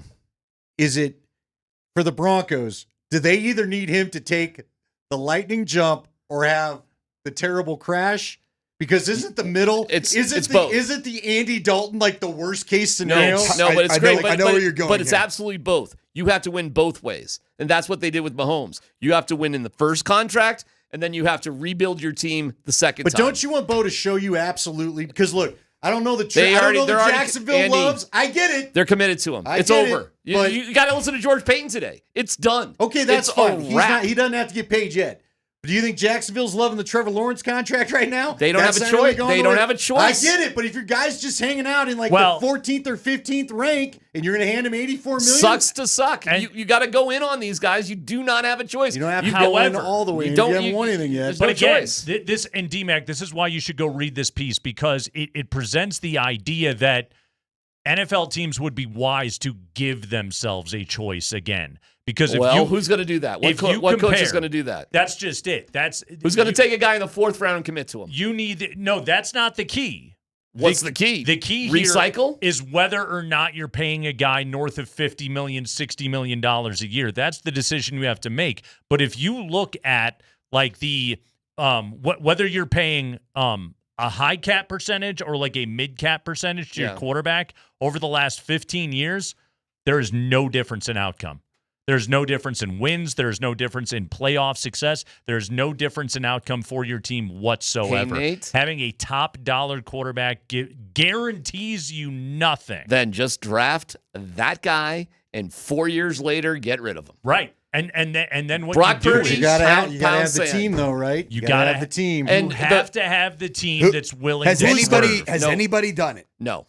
in the history of the If NFL? anybody should have done it, I would have said San Fran. Wouldn't have you? They had the team. They had to give up Greenlaw and Hufanga. I am not aware. And now they paid Purdy. I am not aware of any burgeoning, high-paid quarterback that a team got rid of just to restart again or say. Well, especially I if am they not were a aware first of it. rounder, a top 15 pick in the draft. Which Correct. Brock Purdy's not a perfect comp for that, Right, 'cause he was because Mr. Irrelevant. He No, was so but late. theoretically, what you could do is crazy, but you could draft a quarterback top 10, put on the fifth-year extension, then tag him twice in a row, and then move on. So you could theoretically, and yes, you would be paying $60 million 2 years in a row or something like that, but that would be it. And you'd be done with the quarterback in 7 years. Would he hold out on you at any point in that? You Prob- could, oh, yeah, oh, he'd be he pissed. undoubtedly. Oh, would. yeah, he would or be what pissed you off. could Yeah. do, and again, it's who has the nads to do it, is you draft a quarterback in the first couple of rounds of the draft every 3 years, and you have a coaching infrastructure in place that you trust and a scouting apparatus in place that says this is the player that fits it, and you build your team that way, and you say we will swerve and we will dedicate resources to the rest of the football team, and that is how we are going to win. If the greatest value in the sport is a winning quarterback on a rookie deal, then some team is going to commit to that as a plan, or should commit to that as a plan. That could honestly be modern NFL Moneyball. Who's going to do that? Well, is the closest thing Kirk Cousins? By the way, He got tagged twice. got tagged twice. But he was a but fourth-round pick. And they did. Actually, he was the closest But thing. remember, he's got what you described as his exact thing. Yeah, but it then is. he goes to the Vikings. They had success. And Massive took money. Washington until they found. But Jaden don't forget, Daniels. if you don't draft that guy in the first round, you don't get the fifth-year exemption, the fifth-year option. By the way, how about this, DMac? You only Two get him for picks, 6, not 7. 2 picks and a player, says Pelissero. That's the deal. 2 picks and a player. They haven't named the player. That's a bargain. That's a bargain for the Packers. I wonder if Rashawn Gary would be in the mix. Dude, do not forget, Well- Russell Wilson cost us 2 firsts, 2 seconds, and 3 I players. know. Well, at the time, I was like, no, the 3 players are going to stick around anyway. Who cares? Like, the biggest guy I was upset about was Shelby Harris. As it turns out. Because the Packers have Lucas Van Ness of Iowa, who's a heck of, like, you want to talk about a great player opposite Micah Parsons. Rashawn Gary, you could certainly throw that. Speaking of Iowa, the Boise State Broncos kick off in 17 minutes from now at South Florida. Your 25th ranked Boise State Broncos That'll getting it be going sticky. here in week 1. In South Florida? 5.5 Did you just say point favorites Did you of just Raymond say James. Boise with a Z and say Boise, Iowa? Here we go. For Boise. the love of all Boise. things. You It bunch is of- Boise. You bunch of snobs. Bring it on in. Come on. Boise. We got Boise. Boise State opens up against South Florida.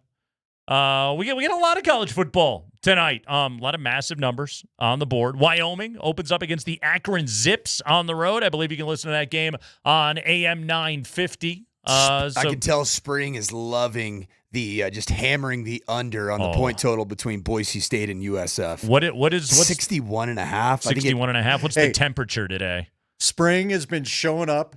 He's been groomed. He's had nice clothes. He's got plans later. This is the first day of football because Spring's a little disheveled. The clothes aren't quite the same level. He's been doing his research. He's getting the smart picks in on his college football. Is he laying the 19 That's and a half right. Hey, tonight? you know what? He's going to work. With San Diego State taking on Stony Brook at Seawolves. Snapdragon Stadium this The evening. Is that the pick? Huskers in action tonight on the road at Cincinnati. You got that game coming up. Ooh, I got one that I think is going to be big. The Badgers play tonight. Yeah, who do they play? Wisconsin opens up with Miami. Ohio. 17 and a half point dogs are the Red Hawks. Camp Randall. I am hammering the Red Hawks. You're on Miami O. Big this Miami evening. O guy. You got it right there from the Sandman. Badgers. By the way, real quick, Kenny Clark is rumored to be the player going Okay. back to the Cowboys. Yep. Just finish it. 2 firsts and Kenny Clark. So the Packers are left with Micah Parsons, Rashawn Gary, and Lucas Van Ness as their edge rushers. Micah Parsons is a Green Bay Packer, has the balance of power swung northward to Wisconsin. We're talking NFC race. Plus, I got a Broncos practice question. I got to ask the Sandman, a man that designs practice plans every single day. I got to ask you about something I saw out there at Broncos today. That's next on Altitude Sports Radio 92.5.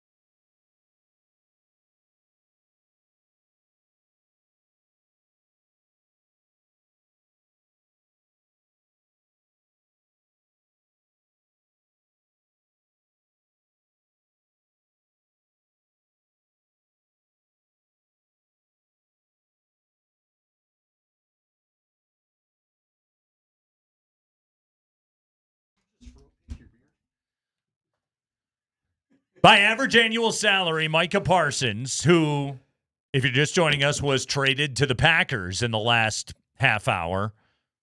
Literally at the top, right at 3. Micah Parsons will make, on average, $47 million per year from the Green Bay Packers. That surpasses T.J. Watt of the Steelers by $6 million. Clears him by $6 million at 41. Myles Garrett is at 40. Danielle Hunter with the Texans is at 35.6. Max Crosby, 35.5. Nick Bosa at 34. Nick Bonito, he of the one All-Pro season, one Pro Bowl season, 13.5 sacks last year with the Denver Broncos. Okay, let's do some projection in the market. $47 million is the high end. 3 different pass rushers in the league, that being Parsons, Watt, and Myles Garrett, clearing $40 million per. Set the market. What's the number? Andy, give it to me. Boy, I don't know.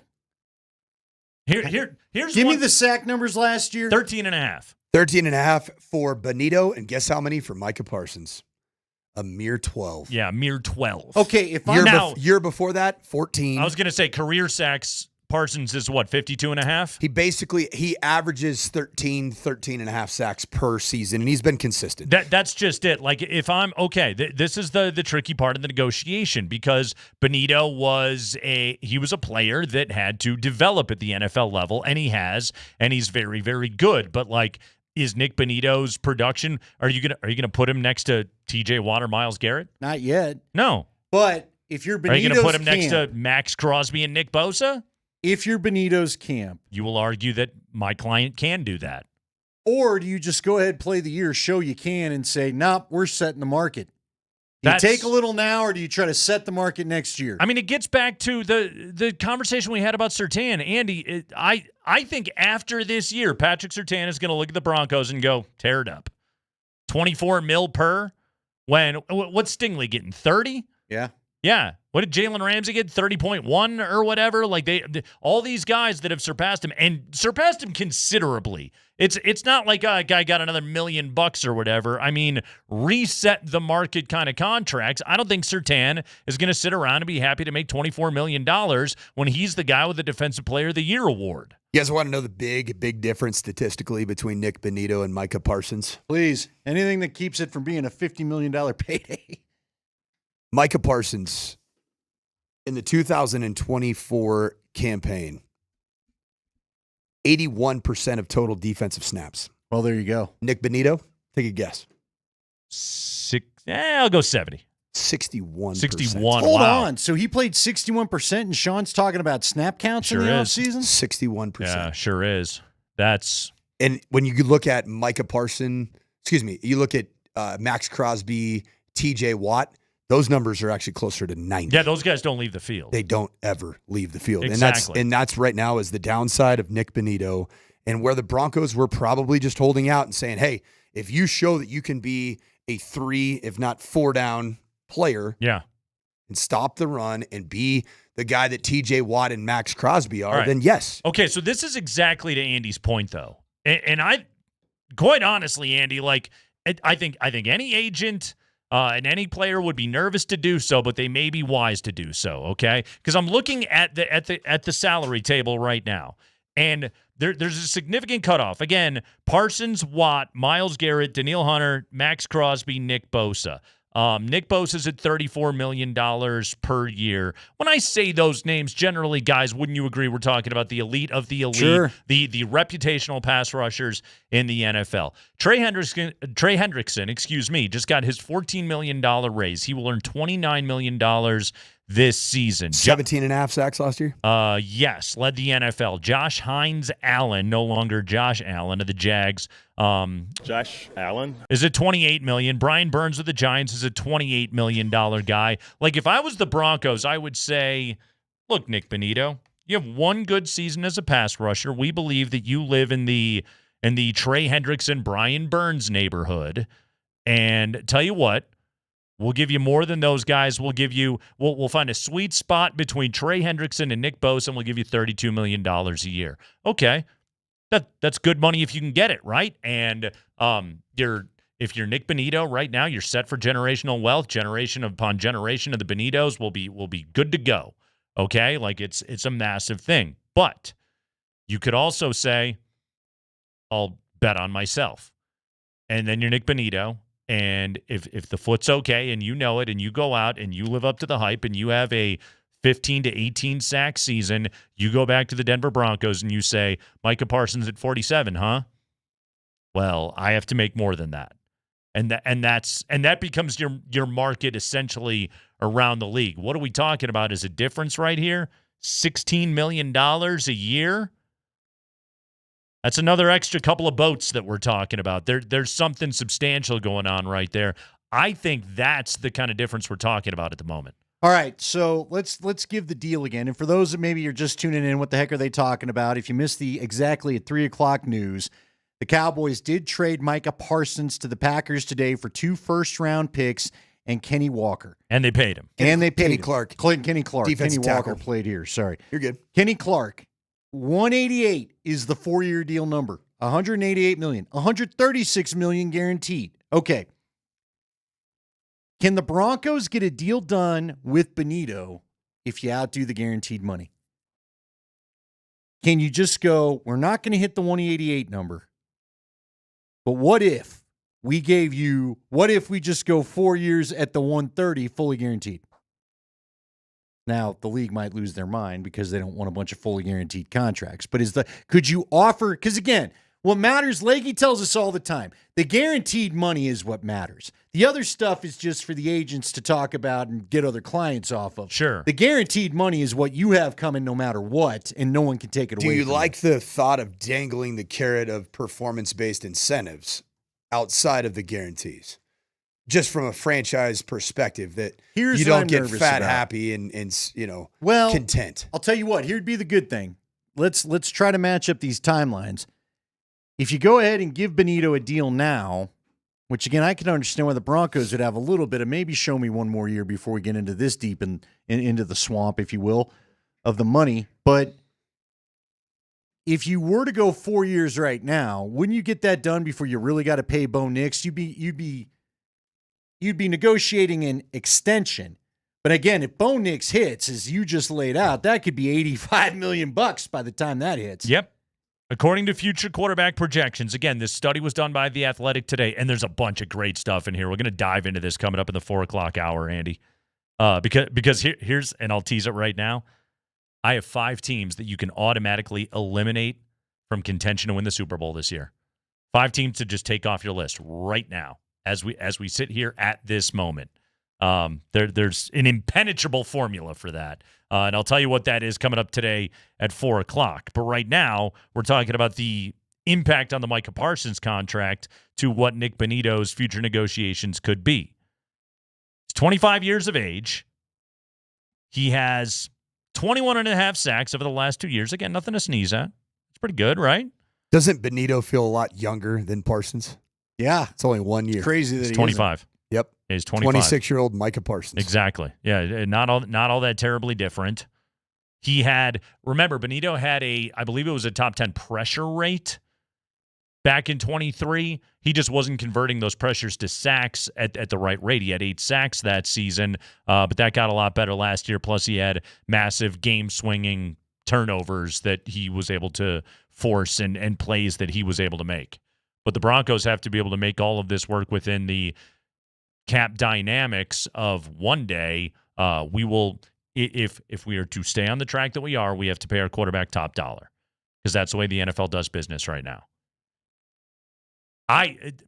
Honestly, Andy, to your point, first off, the guaranteed contract thing, that feels like a non-starter just because the NFL owners have literally colluded with each other to not do that anymore. Not a full guaranteed ride. Exactly. So they don't want to do all of that, and there is always the possibility that Bonito, who has already had 1 surgery so far this year, could succumb to injuries stacked upon injuries. The performance could slow down, and you're talking about possibly fully guaranteeing $30 million plus on the 4th year of a deal for a guy that could be toast by then. There's no guaranteeing the longevity of a pass rush contract. If I'm Bonito right now, again, when you're talking about the difference of perhaps 8 figures in salary, betting on yourself doesn't look all that bad right now, especially as good as he looked. Yeah, because you'll be in set the market territory. Right. And then maybe that guarantees 150. Right. 150. Yeah. Well, 140. And again, then you're rewriting the calculus of it all. And again, if you're Nick Bonito, like could Denver find themselves in a spot, again, thinking about future years where they may have to pay Bo Nix? Could Denver simply look at it and say, we can't afford high-end quarterback and high-end pass rush territory? Yeah. I mean, right now, Green Bay's going to try it. They're a pretty good test balloon, right? They are. Green Bay's going to try it with Jordan Love and Micah Parsons. You know who opted out of trying it? Dallas. 100%. Yeah. Well, really, so did the Bengals. Right. You're right. I mean, punted. they gave more guaranteed money to get him on the field this year, but there's no need for Trey Hendrickson and the Bengals to do business next year if they don't want. Their test balloon was paying 2 receivers top dollars. Yeah, It's still a very, very unique test balloon. It is. Right. To track. Mm-hmm. Can I want to revisit the point because I don't know if it got. I don't want people to mishear me. But let's say I do want to. I just think it's fair to ask. Let's say Bo Nix is just like what he is right now is going to be near the top of what he becomes. His ceiling is. And let's nearly be been honest, reached. that's not bad. You got to the pretty good. playoffs with it, right? Yeah. I'm not saying Pretty it good. sucks. Don't mishear me. But if again, I feel like it happened with Purdy. I could go to countless examples of guys. And let's be honest, Jalen Hurts was one of those guys 2-3 years ago. They were debating, do you pay him? He's now a Super Bowl champ. But all the offseason talk shows were filled with, should you give Jalen Hurts a lot of money? Do you agree or disagree that it would be better for the Broncos that Bo either goes extremely one way or extremely the other so that the decision is made for you? I guess what I'm saying is, if Bo Nix currently is still Bo Nix 4 years from now, is that the $85 million guy?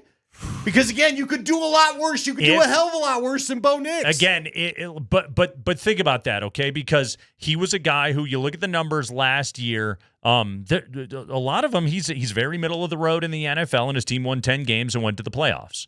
Which that kind of performance means that you are a $50 million plus a year quarterback in the NFL. At least. But by that time, $50 million won't seem so bad if someone's getting 85. And no, that's a good point. But also what we're talking about is percentage of cap dollars that you were pulling down. Like, for example, top quarterbacks right now get roughly 19% of a team's salary cap dollars. Top 10? The top quarterbacks, that being and I'm looking at salary, Dak Prescott, Jordan Love, Joe Burrow, Trevor Lawrence, Josh Allen.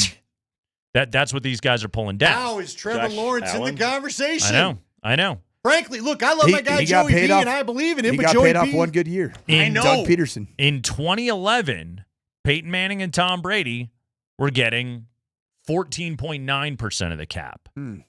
Like yes, it's inflation, but also like the value and fear of losing your air quotes franchise quarterback, the guy that sells jerseys and gives you a chance every single week, I think it's rewritten the cap dynamics in the NFL. Didn't Baltimore do that with Flacco, though? We can't lose our franchise guy.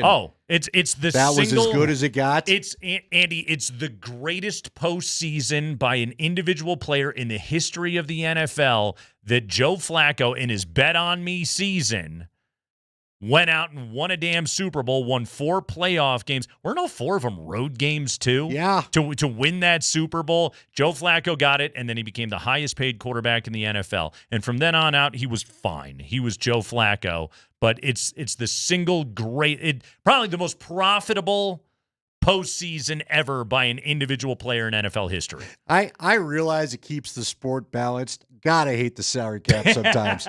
You know what I mean?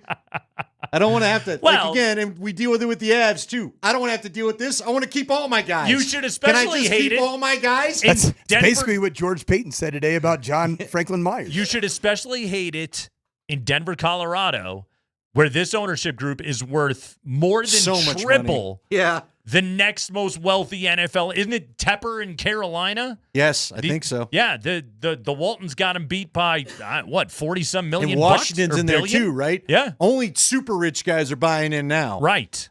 Right. Every team that's sold, that owner's in the top 5 at least. Yeah, if they're wealthiest owners. If the salary cap went away, the Broncos could have the sickest all-star team in the history of the sport. By the way, Reggie, solid deal. Does this count? Reggie suggests just give Benito $200 million in Walmart stock options. Do you just quietly, does Greg Penner, did they bring Rob Walton back for a deal? He's just, what happened here? Stock options. Creative accounting going on over there. You just Enron this thing? Uh-huh.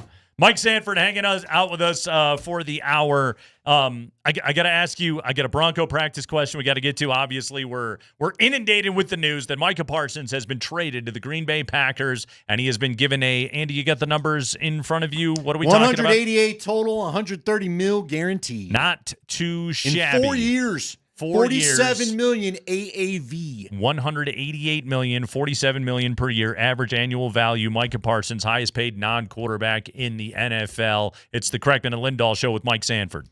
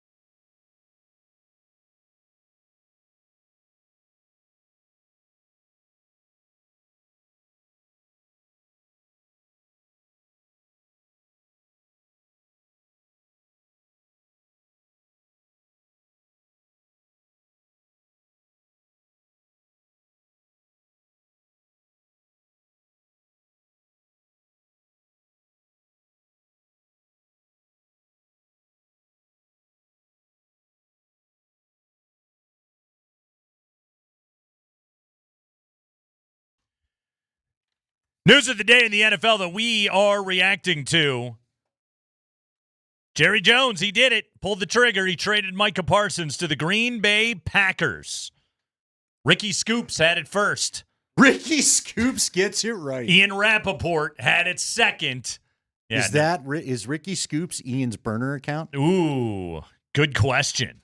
Don't know. Why would he scoop himself? Why would Ricky scoop because Ricky? sometimes you want to throw some stuff out into the water and just see how it hits. Is that so you can third person it like Dude, you, Ricky people Henderson? have said that incarcerated Bob guy I've heard for years. I've never had it validated. I've had one person come close, but that he's an old ESPN employee that has a lot of connections, and that's why he gets so much stuff right. Incarcerated Bob called Manning to the Broncos before anybody else did. I could have done it. I didn't do it. Why didn't you? Because they called us and told us not to air it. It was a whole thing. Yeah. I think you've told me the story. Yeah, Elway. Elway was flapping his gums. That would make a good podcast. One morning. Yeah, it was. It was a hell of a story. Anyway, something that I saw today at Broncos, and Sean Payton said yesterday that he wanted to do this, and I got to ask Sandman about it. Okay.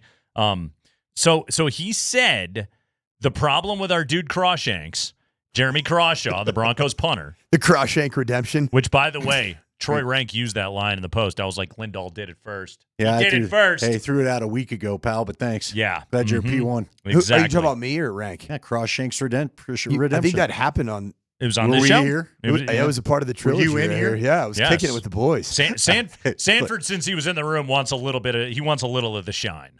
Okay? That's okay. He was part. That's fine. I started Crawshank. Yeah. And then you came with the ultimate Well, banger the first of thing I Crawshank thought redemption, of. which was phenomenal. Well, the redemption's going to be if he just drills this sucker and we don't have these problems. Yeah, it'd be we a good need the redemption. redemption. Sean said that he needs to get a punt out of the way. So today at practice, the Broncos, in the midst of team, sent the offense off the field, sent the special teams out. Crawshaw booted a punt. It wasn't great. It was a wobbler. And then he was sent off. The offense went back out. And then, I don't know, probably 5-10 minutes later, they did the punt period. And he crushed it. And he was pretty good. He had one today. I looked down at Legwald, and I was just like, that's the one you're talking about. It was absolutely blasted. But what was funny was... it's not funny. After the warm-up punt, Sean turned around to the assembled media and told us, breakfast ball. The old golf term.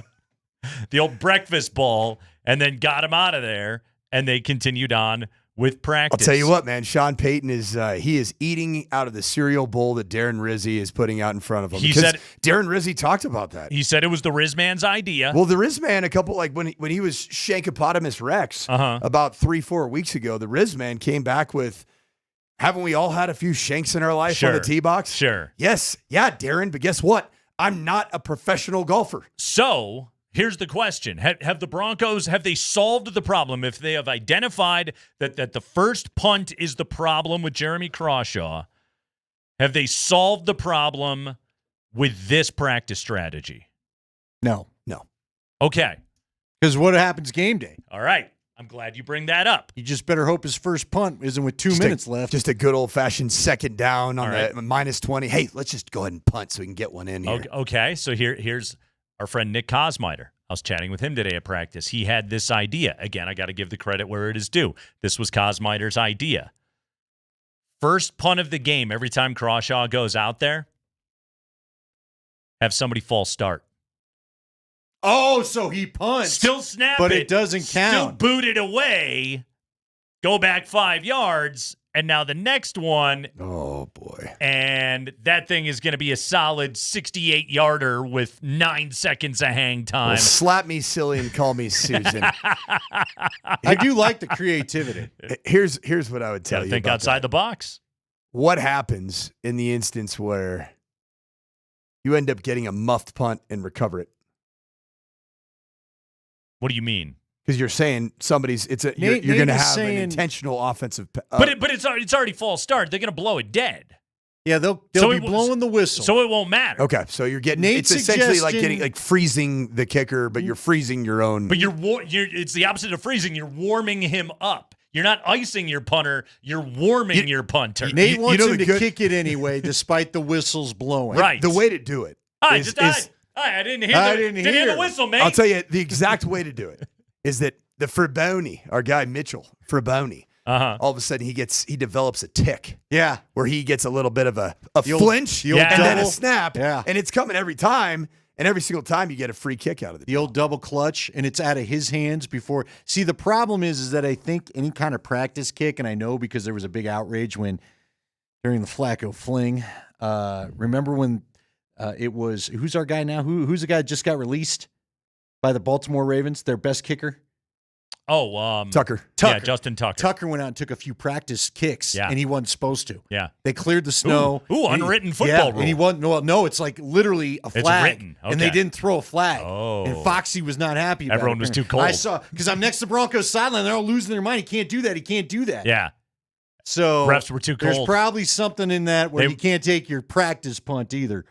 So Is that an additional penalty though? could be. Yeah. No, Because it happens all the time. If you did it 7 times in a game and But it I- became egregious. Sure, but on field goals, for example, on the ice timeout, those guys kick that ball all the time. Yep.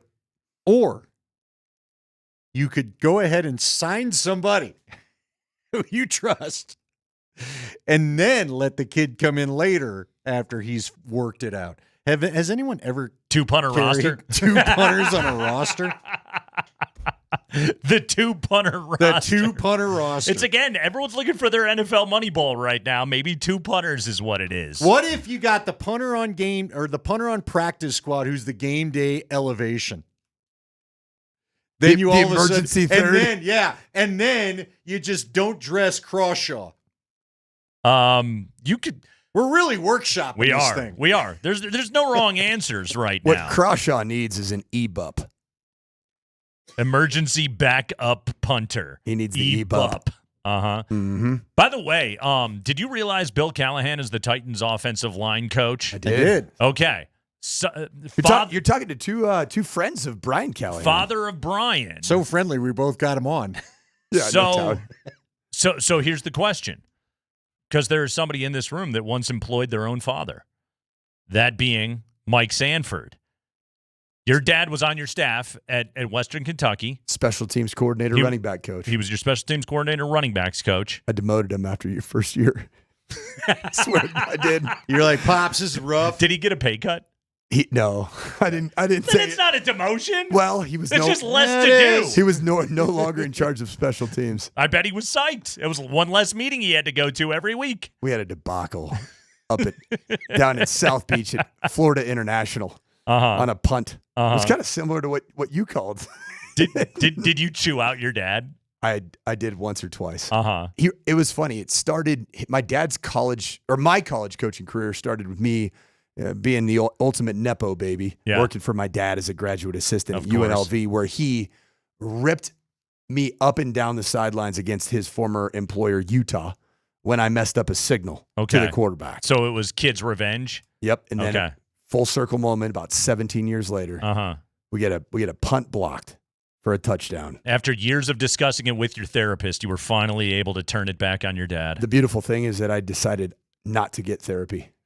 And the moment just presented itself that I'd been waiting for. And the outcome is that you're sitting here with us. You want to talk therapy? Nathan, I knew a guy named Nathan Maxwell. Okay. I know a guy. He's still alive, by the way. He plays bass in Flogging Molly. Okay. But he also has. I just watched Flogging Molly at. He's the bold bass player. Yeah. Anyway, Nathan played in a band called the Bunny Gang with his dad on Okay. drums. And so I have him in, and I'm doing an interview at the old place and trying to get in. I was like, wow, that must be cool. You and your dad. I finally get through a couple questions where I realized, oh, you're just getting to know your dad. So this is kind of fun. There was it was one of those situations. That's why you're a musician. Okay. Dad. So you had Talladega Nights dad, and he's now shown back up, and he's playing drums in the band. Uh-huh. You didn't throw a cougar on stage, did you, to get him to sing? Still alive, yeah. Wasn't Wolfgang Van Halen? Wasn't he's Eddie's kid, right? He plays bass. Yeah. I think with his dad before the untimely pass. I was gonna say, didn't he ever look over at his dad and be like, "Pick it up, guy"? Well, Yeah, come on, fella. While we're here, one of my mother, one of her humble brags that she went on a double date with Edward Van Halen, Pasadena High School. No kidding. Double date. She was dating the friend. The friend of Eddie Van Halen. Correct. Okay. I once, because at the Denver Athletic Club, for side cash, I worked with kids in the kids program. You'd teach them whatever. Get the parachute out and do games while the parents worked out. So they wanted me to nanny. I was offered a job to Charles in charge. It's called Manny. Manny. Yes. And I went down to this thing the very first time. The wife proudly told me she was a groupie for the Rolling Stones, and in particular Mick Jagger. You want to up that one? And the husband was like, "Hell yeah, she was." And I'm like, "Yeah, really? that's weird, Are man. you sure? That's weird." Did she use the word groupie? Yes, that was the word. Wow. That was the word. Was the husband's name Jerry Falwell No, Jr.? man, he was. You want to be honest? It was 420 all day for him, and part of me was like, "You even know what you just double stamped right there?" He dude? wasn't a sit in the corner of the room kind of Nah, guy. I didn't ask. While he's running You know, I Liberty was like, you University. know what? Their house was so massive. I got lost. I had to call from the guy's office to the kitchen to be like, I don't know where I am on your gigantic property. So I said, I'm gonna go ahead and pass on this if you don't mind. Little degenerate gambler update for what we Krecker. got? Krecker in spring. This is What one are you blaming Krecker? I've been hot on for at least a week. What do you like? Boise State, South Florida, hammer the under. We're a half a quarter into this thing. So It pop is- that it is thing a- in game and it get is something a- corrected? It is a punt fest right now. Well, isn't it hot as, I mean, it is bad offensive football. They're playing on the beaches of hell right now, aren't they? What It's was the pretty number? hot out 61 and a half? It was 63 and a half 63 and a earlier in half. the week. Okay. when it Would you opened. want to go to It's- you got a Cozumel long and play ways to go. football? Would you get psyched to go to Cozumel, gear up, and play football? That's got to be what that feels like right now. Yeah, it's probably unpleasant. Yeah. Do you remember when the Broncos opened in Miami 05? Oh yeah. And the entire team cramped Melted. up. Yeah. Dude, I've been to Jacksonville. I've been to Tampa. Yeah. I've been all over there in the September where you're like, yeah, this ain't for any of us. Mike I don't know how Sanford, people live everybody. in Tampa. He'll be back with us tomorrow from 3 to 4. Will you? Plus, Willie? I will be joining you from my my office studio. Okay. This could get Before complicated. pregame meal. I'm gonna be up in Boulder. Oh, nice. Yeah. Cracker's just going to be holding it down. He's going to be hanging out. You know what? It's the happiest he's been in 2 weeks. Got the place to myself.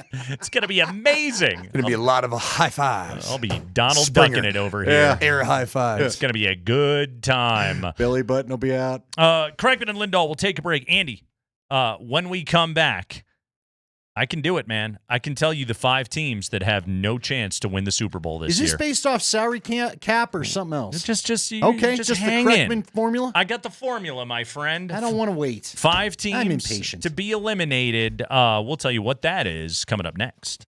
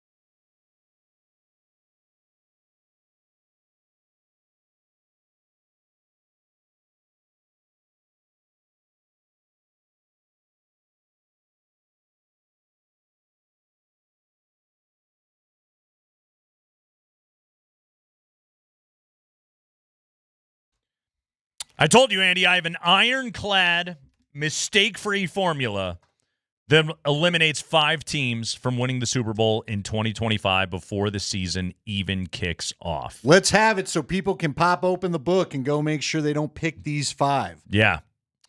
I'll say this. 4 of them you may not have been taking anyway. Okay. Although I bet one of them is increasing in popularity today. Ooh, yeah, I can guess. The 5th, a lot of you like this team. Really? Okay. Here's the 5, okay? Because, Andy, since 2011, and why is that line of demarcation important? New collective bargaining agreement in the NFL. All right. After the lockout, 2011, they got the new CBA. Since 2011, no team has won the Super Bowl with one of the league's 2 highest paid quarterbacks on their roster. Wow, okay. So, the 5 teams are Dallas, Dak Prescott at $60 million. Was once the highest paid. Green Bay, Jordan Love at 55. Gotcha. And that's increasing today because of the Micah Parsons deal, if you missed the news. The Cincinnati Bengals. Ooh, I don't like that. Joe Burrow at $55 million. You weren't picking them anyway. Jacksonville, Trevor Lawrence at $55 million. And finally, Andy, the Buffalo Bills. Yeah, Josh Allen. $55 million per year. So hold on. Lamar Jackson has never set the market? He has, but he has since been surpassed. In fact, as we sit here today, Lamar Jackson is the 6th highest paid quarterback by average annual value in the NFL. Okay? Because if you're going just off of top five highest paid quarterbacks, only 2 of those have won the Super Bowl. Mahomes and who? Jalen Hurts? No, it was. Hold on, let me make sure that I got this correct. It was Patrick Mahomes, and it was Mahomes a couple of years ago. What was the other one? I'll find it. But anyway, Lamar is 6th. Okay. Yeah. Brady ever been top paid quarterback? He was, but those are none of the years that he won anything. That's crazy. Mm-hmm. Yeah. Wild, right? Isn't the NFL weird like that? Just because you're paid. So really, if you're extending out to the top 5, Miami, the Rams, the Chargers are also all in trouble. Lamar at number 6, he's in pretty good shape. Pretty good shape. Is it Lamar's year? Lamar! Maybe it is. What's crazy, too, is paying quarterbacks big money, all right? Paying quarterbacks big money in the NFL guarantees you very little. They've got this great breakdown in this story, okay? And this was in The Athletic today, about where you pay your quarterback and does that guarantee you any kind of roster success. And what they have found is if you expand the study to the 20 highest paid quarterbacks every season in the NFL from 2011 to 2024, so you get 14 seasons of sample size, 20 quarterbacks, that's 280 samples. 118 of those quarterbacks made the playoffs. 117 of those quarterbacks finished below 500 and missed the postseason. 50-50. Coin toss. High-end contracts ranked in the top 10 in average annual value, and then the middle-class quarterback contracts ranked number 11 to 20. Listen to this, okay? Quarterbacks that made the playoffs. High-cap guys, 60. Mid-cap guys, 58. From 2011 to 2024. Missed the playoffs with a losing record. High cap guys, 58. Mid cap guys, 59. Reached the conference championship guys. High cap, 18. Mid cap, 17. Reached the Super Bowl. High dollar guys, 9. Middle dollar guys, 8. Won the Super Bowl. High dollar guys, 4. Middle cap 5. You got to go with a better team if you're middle cap guy. Yeah. You get to have more around you, and even, again, like, you may be just as good of a player. It's also possible the market has moved past you. That's the other possibility there. Well, and remember, sometimes, how many young quarterbacks? So Joe Burrow was cheap when the Bengals went, right? Yeah. But he probably would have been a mid-cap guy because he was the number 1 overall pick. So I wonder how many guys profile like that. He was like, he's still making a pretty good chunk, but it's a rookie chunk. Right. Burrow made Super Bowl AFC championship game on his rookie deal. Since he's been paid, they haven't done anything. Right. Isn't that wild? And now they paid the 2 receivers, and it's going to get real interesting. Right. It's, again, like, quarterback paying top of the market dollars gives you almost nothing. Guarantees you almost nothing versus the teams that don't do it. And the way these quarterback contracts have exploded is just absolutely wild. It is absolutely wild what they have done. And they're right now, let's see, I want to make sure I got this number right. 2011, Manning and Brady were getting 15% of the cap. Top quarterbacks today get roughly 19%. 14 years ago, only 7 quarterbacks in the NFL took up at least 10% of their team's salary cap. Today, there are 19 of those quarterbacks. Yeah, no team since 2011 has won a Super Bowl with one of the league's 2 highest paid quarterbacks on the roster. Here's what's crazy. You want to know what's screwing that stat, quite honestly? Mm-hmm. 2 people, Brady and Mahomes. I would be curious. You'd have to go back and dive deeper. Right. But how many times has Brady or Mahomes kept one of those top guys from getting to the Super Bowl or winning it once they're there? They've been to, what is it, 8 of the last 11 Super Bowls or whatever the number they're is. a little private party right now. Yeah. It'd be kind of cool if we could break that a bit in the AFC, get our act together. Exactly. Now, again, like, you can pay those guys and you can get marketing value out of those players, but, like, are you getting football value out of those players? No, not really. Not really. In terms of, like, knowing that you are going to win football games. It's wild. When was Josh Allen highest paid? Was that last year? Yeah, and then he's got lost in the AFC Championship to Mahomes. Right. This is the kind of thing I'm talking about. Like, again, I don't know whether you want to look at Brady stop Manning for more Super Bowls or how many Super Bowls did Manning stop Brady from. Right.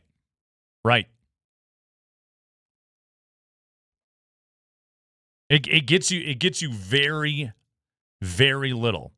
2011 Giants, 22 Chiefs, only teams to win the Super Bowl with a top 5 paid quarterback. 2011 Giants with Eli Manning, 22 Chiefs with Patrick Mahomes.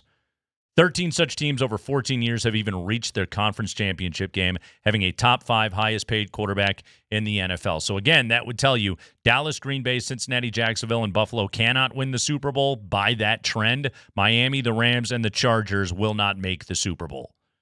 So Lamar Jackson, 6th highest paid quarterback in the NFL. Congratulations, it's your year. Where's Purdy this year? Does he slot in 6 and down? By AAV, let's see. Is this another thing? Is this another feather in the cap of the Niners? Purdy is, let's see, it goes okay, so Prescott at 1, Jordan Love, Joe Burrow, Trevor Lawrence, Josh Allen at 2.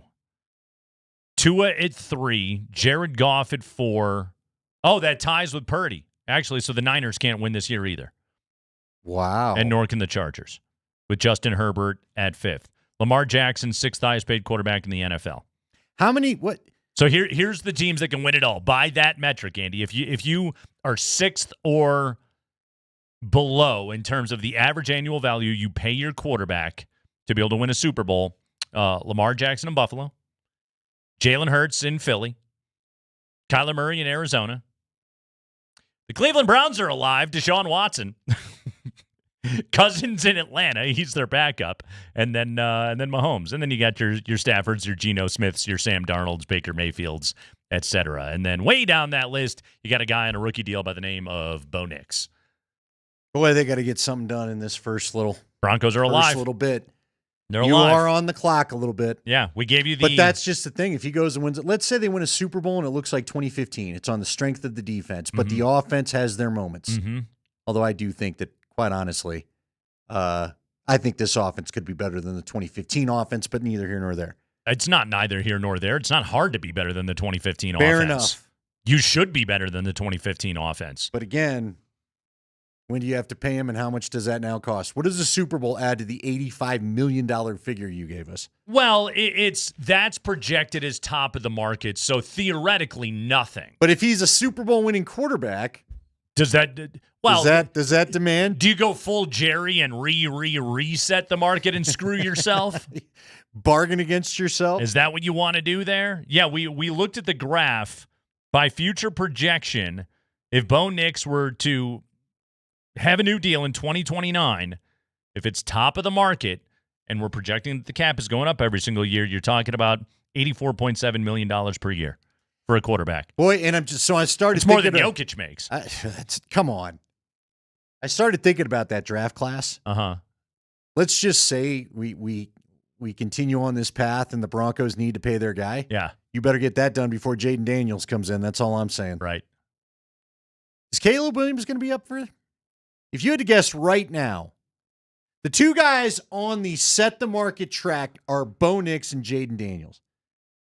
Does Caleb Williams work his way into that thing? After 1 year, that's true. What about Michael Penix? I was going to say Caleb and Drake May and Michael Penix would all like a word. Maybe and J.J. McCarthy. Maybe. Yeah. We don't know. Haven't seen any of him. All 6 of them aren't going to hit. No. Because they never do. Right now, it's Jaden Daniels and Nix at the very top. After that, I guess it's by default Caleb just because he's played more, and then Drake, and then Penix, and then we got an incomplete on J.J. McCarthy with what that group is. Yeah, we ought to check in at the end of the year and see how that graph looks. Yeah. I got a crazy contrast with this Broncos team that I got to give you. Reasons to be optimistic that they can win more than 10. And this actually has nothing to do with salary. I'll tell you what that is next.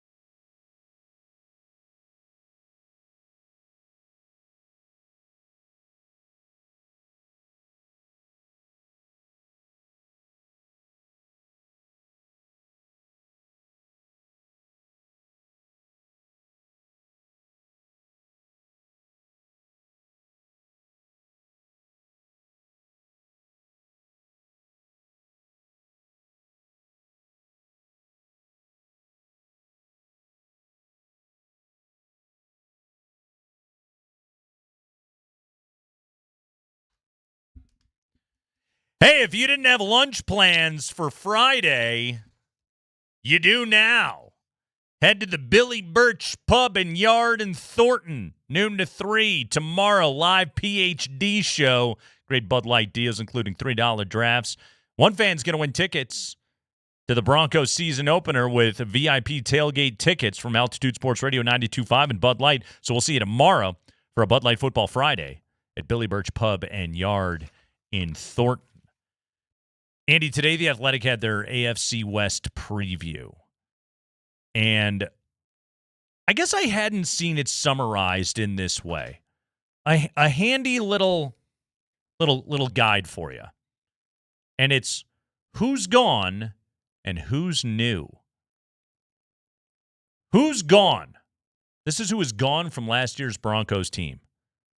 Devon Vele, Javonte Williams, Cody Barton, Riley Dixon, Lil Jordan Humphrey. Didn't we all think that Lil Jordan might make his way back here when the Giants cut him? Sean really likes that guy. Really likes him. But he stayed with the Giants. He's got a new Lil Jordan. His name is Trent Sherfield. Lil Trent Sherfield. Okay, so that's who's gone. Andy, any of those hurt? No. No, not really. No. Who's new? Darren Rizzi, who was an interim head coach in the league. Evan Engram, who has a 100-catch season on the resume. R.J. Harvey, second-round pick. Dre Greenlaw, pretty good. Pretty good. Played in a Super Bowl. It wasn't memorable, I'm sure, by his standards, but we all remember it. Talanoa Hufanga, he's been to a Pro Bowl. Jahdae Barron, you like him? I do. Pretty good. J.K. Dobbins, number one back. We'll see how much we like him. I think I'm going to like him, but we'll see. Yeah, but again, was he not a number one back for the Chargers? He was. Pat Bryant, ILL, Trent Sherfield, Jeremy Crawshaw. All right, you lay it out like that again, okay? Devon Vele, good player, 41 catches last season, okay? Nice player. Cromulent player. Well put. Javonte Williams averaged fewer than 4 yards a carry last year. Just didn't have the burst to get through the hole anymore. Not really, just he was the short. God, he became like a short yardage back, didn't he? He did. Only because he couldn't get more yards? Well, he would get through the first wave of blocking and just couldn't. Look, he wasn't pulling away from anybody back when the knee was healthy. What's the old the old cliche about like when you give the fullback the ball? If you need a yard, he'll get you 3. If you need 6, he'll get you 3. I hadn't heard that, but I like it. Is that Javonte Williams? That unfortunately was Javonte post-knee injury. Uh-huh. Cody Barton, he was fine. He's going to be with Tennessee, I guess. So Riley Dixon's a punter. I like punters, but I didn't think Riley Dixon was great. It feels like the league's full of Riley Dixons. Yeah, and Lil Jordan Humphrey. You've replaced this with Engram, Greenlaw, and Hufanga. All very good veteran players at their positions with injury histories, to be sure. And then a corner you took in the first to 20 that a lot of people thought would be gone in the top 12. That's pretty good when you talk about who's gone and who's new on this team. 86% of players returning from a season ago, very little roster turnover, and I would argue upgrades all over the place. Sure. And a big part of that is, you took the heftier part of the Russ dead money hit in the first year of it. This year, it's what is it? This year, 35 or whatever it is. It's like much more palatable this season. So that clearly helps your situation. Still more than most of the guys on the roster are making, but yeah, it's yeah, it's not the matzo ball of $50 million. Exactly. It's not a quarterback salary. It's not ideal. And guess what? The year you had it over $50 million, you won 10 games and went to the playoffs. You realize you ate more dead money than Micah Parsons going to make on that new deal for the Green Bay Packers? How about that? Let that sink in. Ouch. That's not great. But that part of the roster overhaul here in Denver, like it just looks like upgrades all over the place, which is it's not unexpected, like because we were running the promo before. The win total was 5.5 last season on this team. They win 10 and they go to the playoffs. That's the classic ahead of schedule situation. Like, in so many ways, when you look at that who's new here and who's gone kind of list, you're like, oh yeah, that's what it looks like with a rebuilding team. The Broncos, just in the midst of their rebuild, had a double-digit win season and went to the playoffs. And now, like, really, if you think about what the schedule should be, Andy, the Broncos should only this year be the 10-win go-to-the-playoff team, or that should just be the expectation. But they got there a year early, which is a testament to how good a coach Sean Payton is, how good Bo Nix was his rookie season, Patrick Surtain taking the leap to the elite, Nick Bonito becoming one of the best pass rushers in the entire NFL. Like, the jump forward that so many different players made last season is why we're in this spot where just this team had no jobs available.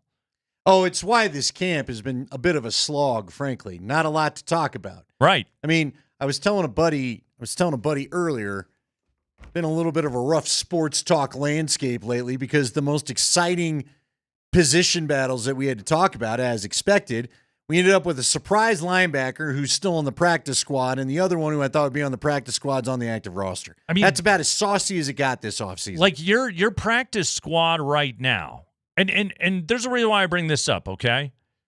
Like, Delaren Turner-Yell as a safety, he was a candidate to make the team. Sure. When camp started. Lavelle Bailey, we thought he was on the team. That was the guy that surprised us. Your guard, Calvin Throckmorton. Throckmorton. Candidate to make the team. Like, some of these guys, in addition to that, just like the backup dudes, like a Chris Abrams Drain, use him as an example.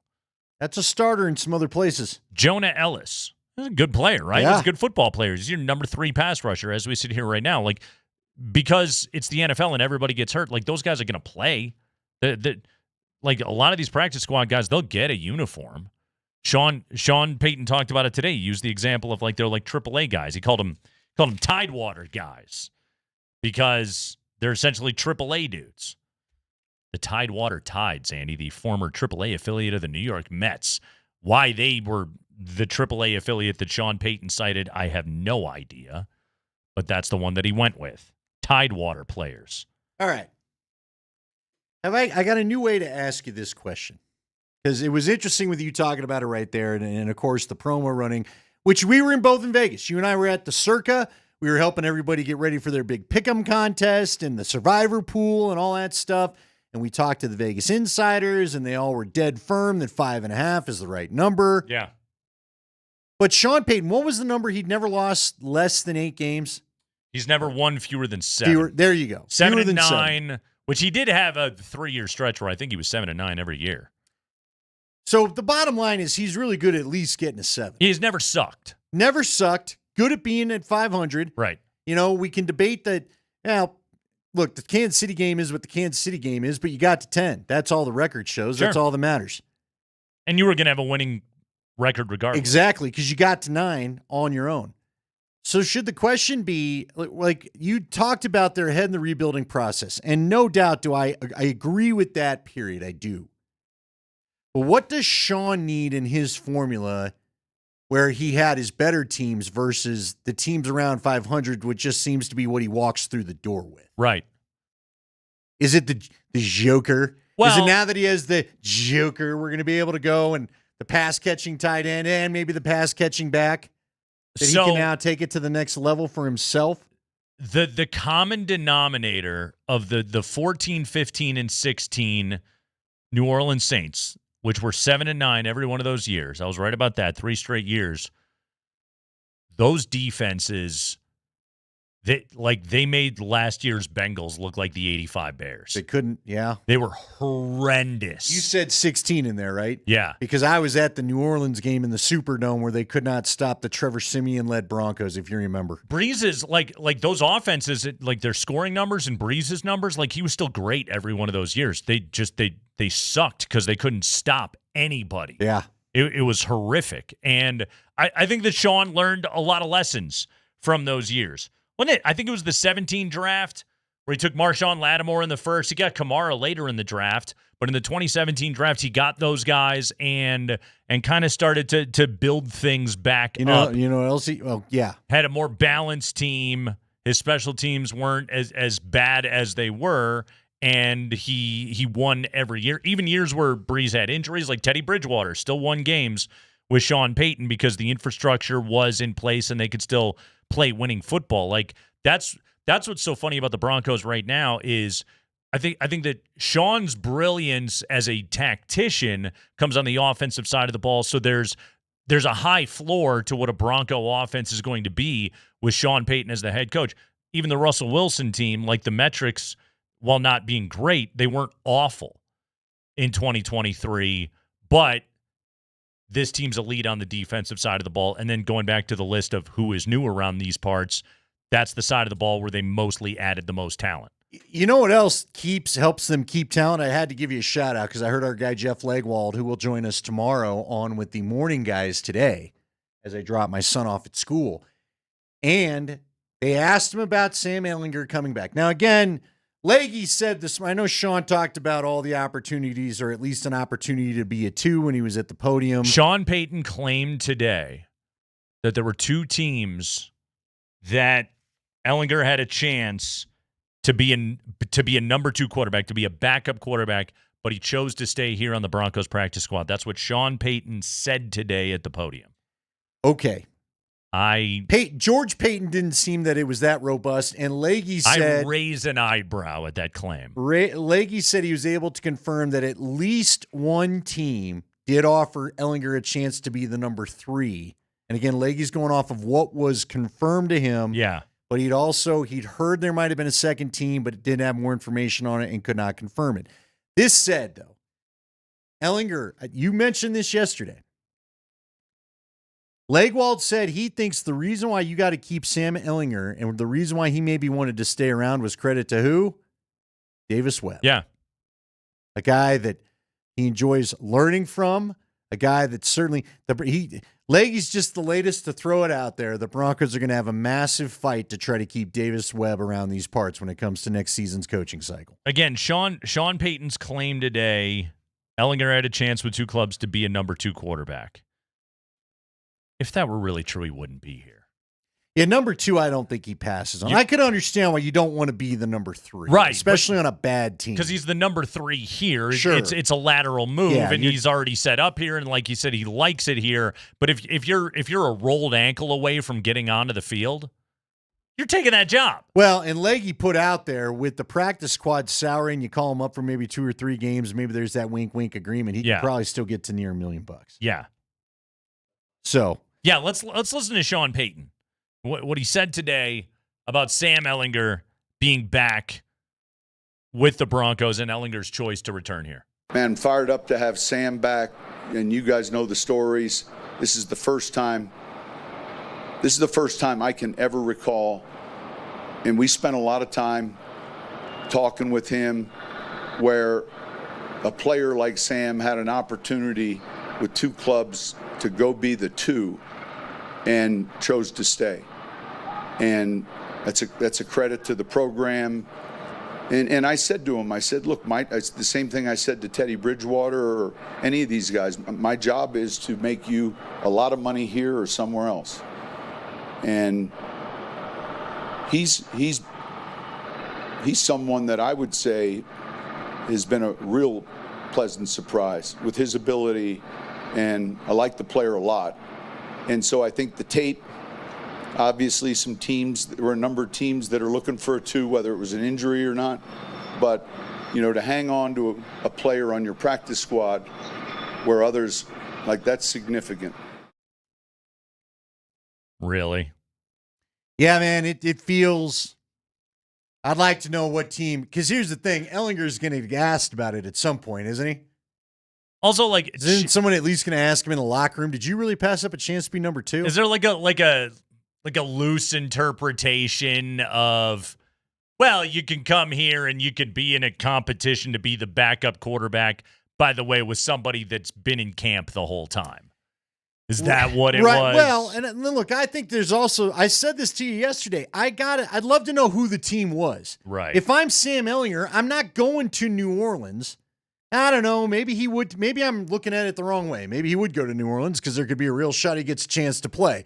The way that Tyler Shuck holds onto the football, he may get himself killed. And yeah, but are they going to move him over a second-round pick that the coach selected? But I'm saying if Ellinger or if Shuck was to get hurt, if Rattler were to they don't have a great offensive line necessarily. I'm just saying there's I felt like he was fluffing himself a little bit on that I one. fully agree. But to try Not to that be, Sean Payton would ever do such things. To try to be fair to the conversation, give me a team. Is there a team or a club that's just so mired in whatever that you would not listen to the Browns? Cleveland? And I'm not see, and I bring up the Browns because you and I they picked up Bailey Zappi for goodness sake. Did they really? Yes. They added Bailey Zappi to the roster. Nobody knows why. Zap Brannigan? Nobody knows what's going on.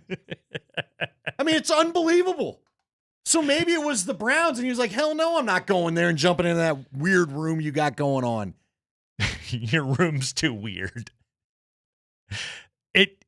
Is there another team? I would argue, Andy, it just reinforces my argument from yesterday. It's all about those vibes in that room. I think they got good vibes. They do have good vibes, and I think Davis Webb's a key part of it. I think it's where people want to hang out. And again, Ellinger may look at it as, at what point do I hit? We talked about it yesterday. At what point does it decide that maybe it's time to take the coaching? Now, he had a really good, I don't know if I'd jump into coaching yet if I was him. He had a pretty good preseason. Right. I would say this, though he didn't go and do it, I could see Ellinger being somebody's number 2.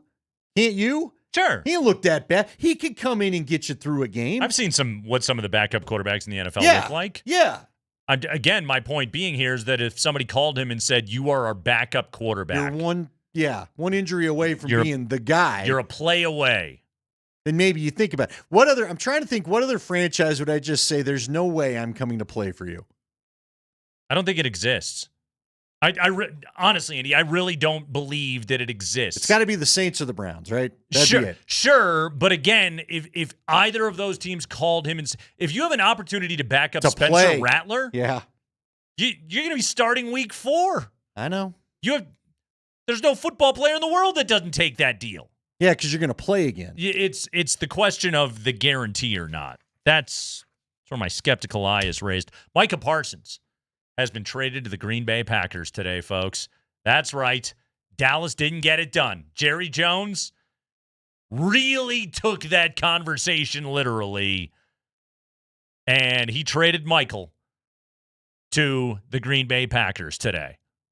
Final numbers on that deal, $47 million average annual value. What was the guarantee, Andy? 130? 130. 130. 188 is the total. Is the total on a 4-year deal. Micah Parsons, highest paid non-quarterback in the NFL.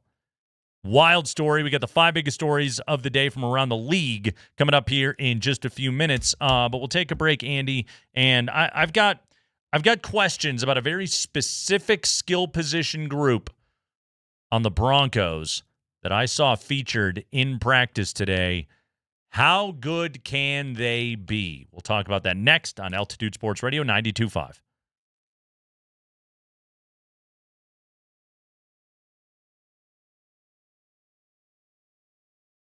Guys, Andy Lindahl for the Rocky Mountain Men's Clinic. How's the energy level been lately? How about your sleep? You've been dealing with brain fog. Have you struggled getting the gains in the gym that you once enjoyed? If any of this is in your situation, if you answered yes to any of those questions, you could be suffering from low T. If you'd like to answer more questions to get more information, go on over to the RockyMountainMen'sClinic.com and take their low T quiz. It's simple. It's on the website. It's 10 questions, and it takes 2 minutes. Then you can schedule an appointment over at the Rocky Mountain Men's Clinic. They'll draw your blood, have your results in 30 minutes, and a Colorado licensed medical provider will come and chat with you about those results, and you can discuss your options. The cost of this appointment is only $99, and it does include the medical consult, the T and the PSA test. And if you sign up for testosterone treatment the day of your appointment, this visit is free. So if you want to get back your higher energy levels, better gains in the gym, sleeping better, and frankly, getting back to maybe being in the mood more often, if you know what I mean, go on over to the Rocky Mountain Men's Clinic. They can help you. Now, they do have 5 locations throughout Colorado to serve you, including Fort Collins, North and Central Denver, and the Springs. But they have a new and improved location in Castle Rock. Get on over there. They're ready to serve you, ready to see you. Get in there and let them help you figure out a lot of things, whether it's low T or something with ED. They can do it all, and Castle Rock's a great location there. Call them today at 720-440-7900 or visit RockyMountainMen'sClinic.com.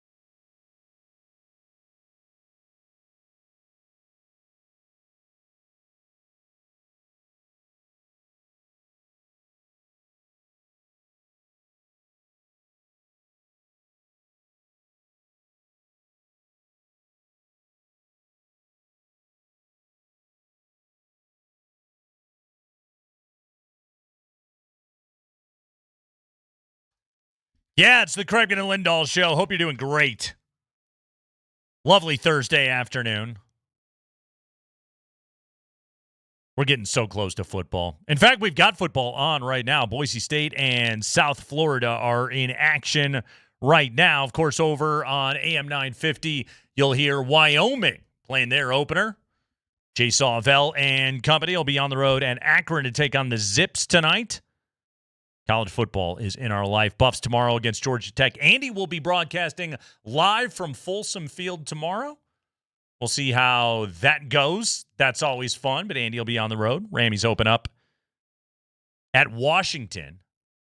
Air Force Bucknell this weekend, spring. Air Force Bucknell. I love Air Force this year, by the way. 6.5 is the total on that team. I like the over. And I like it by a bit. Today, tight end day. Today was tight end day.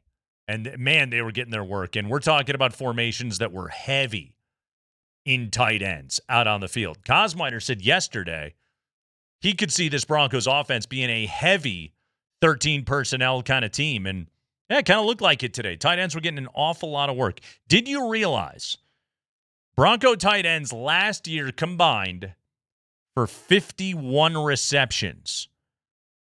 All Bronco tight ends combined for 51 receptions last year, led by Lucas Kroll, who is back with 19. Nate Atkins had 14. He's going to be coming off the injury. Troutman, 13 catches last year. Dulcich had 5. 51 catches total out of the tight end position. The 4 tight ends combined only would have been third on the Broncos in catches last year. 52 for Javonte Williams at number 2, 51 for all of the tight ends. Andy, how many weeks will it take for Evan Engram to surpass Lucas Kroll's 19 catches from all of last year? 19? 19er. Boy, I was about to be a smart aleck and tell you by the time we get to the Charger game, realistically, if he's not already surpassed that by Cincinnati or after Cincinnati, I will be surprised. Yeah. That's 5 catches a game in order for that to happen? That's it. So, and we do think he's going to be, frankly, we've all talked about it. He's going to be number 2 on the list. He'll be the second guy they're looking for all the time. Yep. Adam Prentice working at fullback today, by the way. All right. And some of the heavier stuff. So fully expect Adam Prentice to get a uniform for the first couple of weeks. He'll be the up and down guy. Or as Sean Payton said today, he'll be a Tidewater guy. He'll be a Tidewater guy. My question to you, though, becomes Tidewater.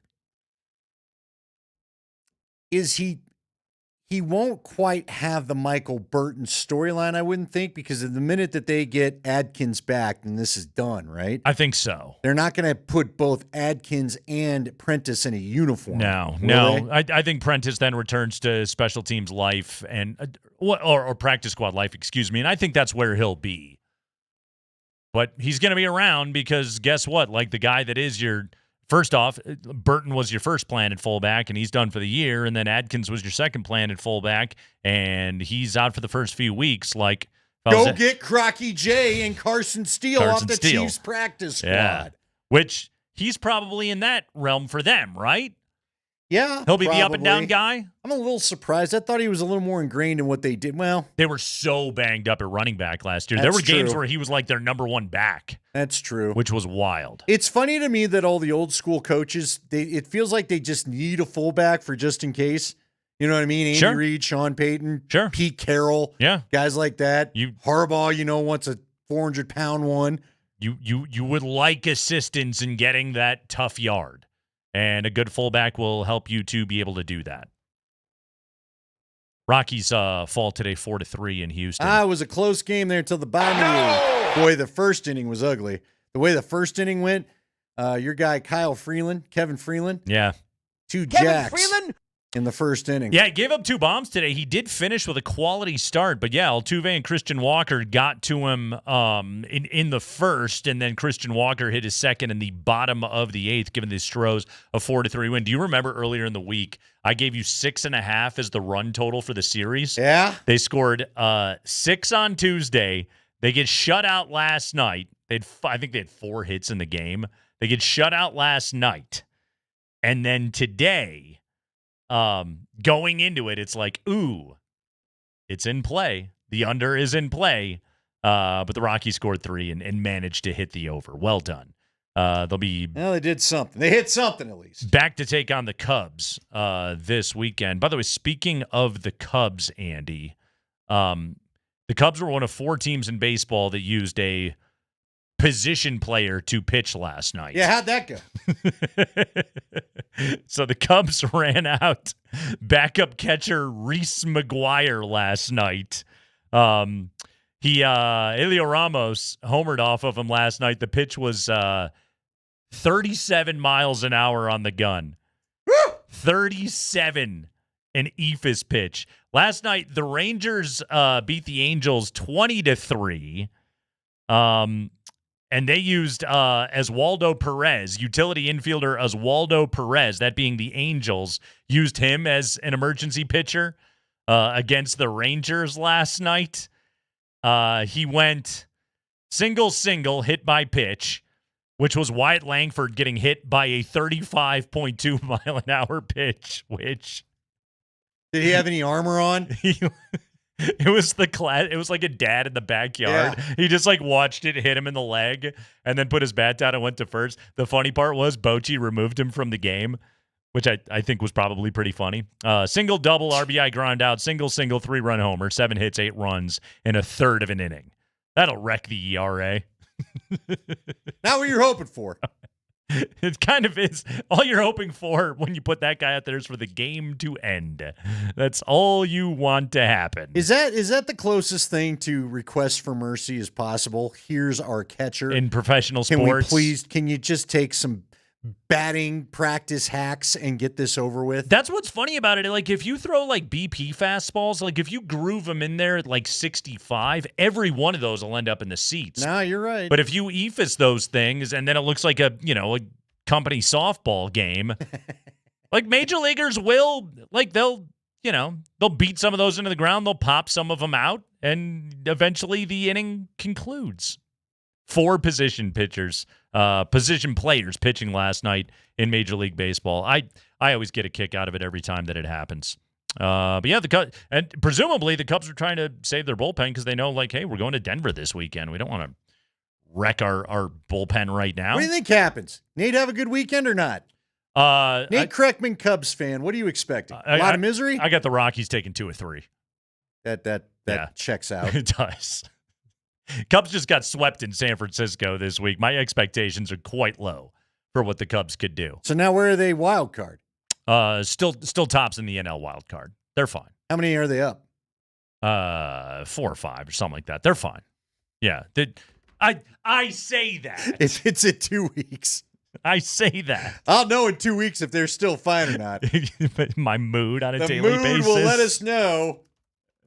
Yes, my mood. So, Rockies managed a 1-5 road trip.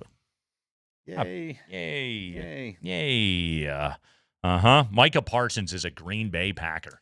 For those that missed it, Green Bay Packer. All right, what does this do to the balance of power in the NFC? Do you think?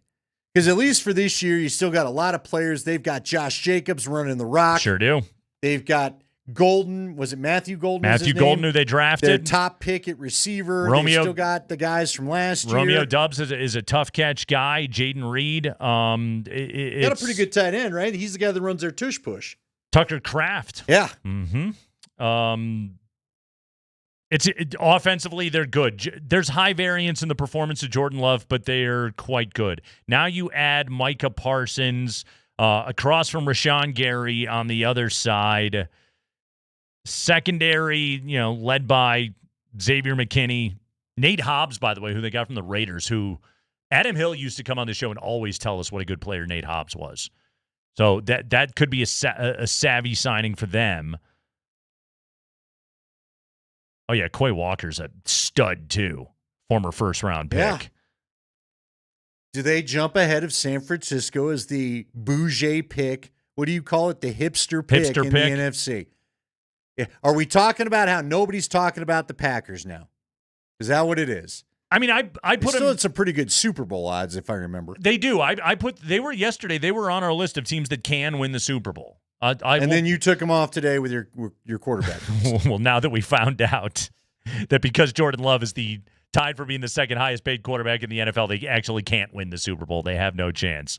And now they're spending a combined by average annual value $102 million on Jordan Love and Micah Parsons. Now, it's always like to have a conversation like this, you have to use average annual. Otherwise, it's like every team's cap gymnastics make conversations like this moot and impossible.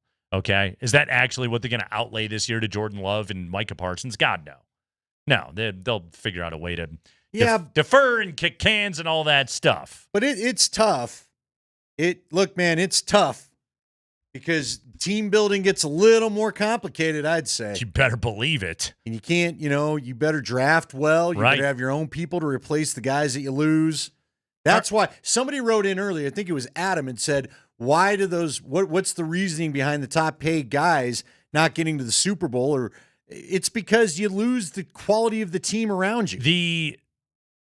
the margin for error just becomes so slim because you become so draft dependent. Like, you can be a team because Kansas City gives Mahomes the $450 million and they're willing to trade Tyreek Hill. And guess what they did? They kept drafting well. And they kept adding to a defense that has become a very good group. Now, there's been good players on that defense that they've had. Shavarius Ward is not there anymore. L'Jarius Sneed, guys that they had to wave goodbye to. The Honey Badger. That were good football players had to leave. But then, at the same token, you got Mahomes. Here's the thing. And you've drafted well. You know what that list does that I'd love people to really kind of dig in and understand? It shows that not every guy that sets the market is a raise all boats guy. Right. You and I have talked about it 1,000 times. Sometimes you just get stuck where you don't have anything better. Jeff says it all the time. If you're going to fire a coach, if you're going to cut a player or trade him, you better have a good plan in place. Again, Jerry better know where his pass rush is coming from. Better not be trying to figure it out on the fly. According to, I think this is a sportsbetting.ag email. They always love to send us these. Super Bowl odds. Cowboys went 50-1 to 66-1 today. Pack went 18-1, 10-1. I've eaten a lot of raccoon. Well, you know what else is going on week 4? NFC Pack went plus 850 to plus 450. Is that top odds, or are the Eagles still ahead of them? I believe the Eagles are still ahead of them. NFC North Pack went plus 240 to plus 150. Do you like them now with the coordinator thing going on in Detroit? Does that make them the favorite? Are we counting out Minnesota too quick just because of an unknown rookie? Because of a rookie quarterback? So to speak. I know he's not a rookie, but technically he's a rookie. Flores' defense will still kick ass. Yeah, could be. Yeah. That's a brutal division. And the Bears are really, in some ways, that division kind of mirrors the AFC West, just in that the Bears have there's an expectation of improvement for that team because of they actually have a good head coach, and a competent head coach. Former number 1 overall pick. Yeah, it's not a hot take to be if Caleb Williams turns into a good player for you to sit there and go, see, I told you he was going to be awesome. He was the number 1 pick. He should be awesome. He's supposed to should be awesome. Should be something close to awesome anyway. He's supposed to be awesome. You don't get credit for that. Yeah. Yeah. So, but they're kind of one of those hot picks, the way the Raiders are as a good 4th team in a division. You know what happens on the week 4 of the NFL season, don't you? What's that? Packers at Cowboys.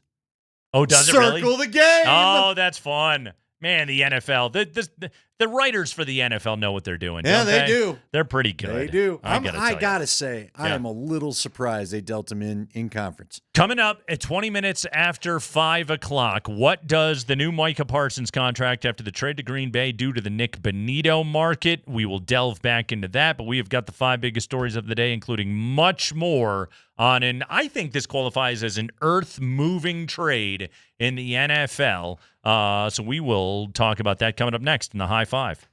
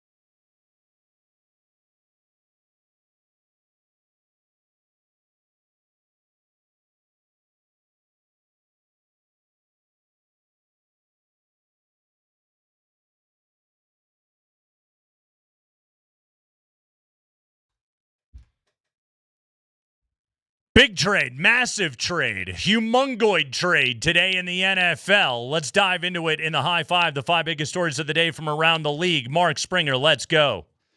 All right, Jerry Jones and the Dallas Cowboys traded 4-time Pro Bowl edge rusher Micah Parsons to the Packers today. In exchange, the Cowboys receive 3-time Pro Bowl defensive tackle Kenny Clark and 2 first-round draft picks, one in the upcoming draft, one in 2027. Micah Parsons agreed to a 4-year, $188 million contract with the Packers that includes $120 million fully guaranteed at signing and $136 million in total guarantees, making him the highest-paid non-quarterback in NFL history. Andy, Jerry Jones has done this dance many a time, going back to Emmitt Smith, CeeDee Lamb, Dak Prescott, Zach Martin. He's done it over and over and over again.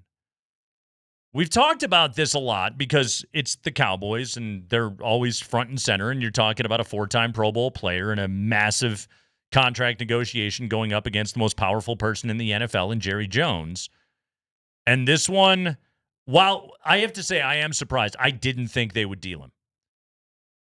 But it always did feel different. And the difference here was, to me, how weirdly personal this got between Parsons and his agent and Jerry himself. And Jerry Jones was using the pulpit of the national media and his considerable influence there to take some pretty harsh shots at a 4-time Pro Bowl player, a guy that is at double-digit sacks every year of his NFL career. This one always felt a little different, and in the end, shout out to Jerry, man. He rewrote the script. It ended differently this time. He swung the massive trade. He took 2 first-round picks. Yeah, I'm curious, though, in his head, where are we going with this? You know what I mean? Is this your little signal of a rebuilding? You talked about how the Cowboys Super Bowl odds slid a little bit there. How do you rebuild with a $60 million quarterback? I don't know, but I mean, what's the point? Why did you hire the coach that you hired? Right. You know, why is Brian shots. Schottenheimer the guy for you there? Right. Seems kind of odd. Just a very odd offseason. Jerry basically letting us know the bill's too thick and I don't like it. Yeah. That's odd because remember, he was once the most powerful and richest owner in all of this league, and apparently that's just not the case anymore. Did he feel like he was getting strong-armed? Again, and that position was just too uncomfortable for him? Well, look, you've had the stats. You pay the quarterback and everybody else. I think he's living the pain of, I pay these guys and they don't live up to these contracts because they're all the fan favorites. I'd ask you this. Do you think Jerry Jones maybe somewhere in his mind paid Dak, paid CD, paid these guys because the fans love him and I'm trying to keep my customers happy? Yeah. I mean, he offers a more immersive fan experience walking through the locker room. Now you got to pay for it. Yeah. But he offers it more than any other NFL team. And did he decide that I'm not giving in this time? Because guess what? These fan favorites, I'm paying them and we're not winning with them. So what am I doing here? And I think he knew what this number was going to be. I don't know. Now, is he right? I'm not telling you that he's right.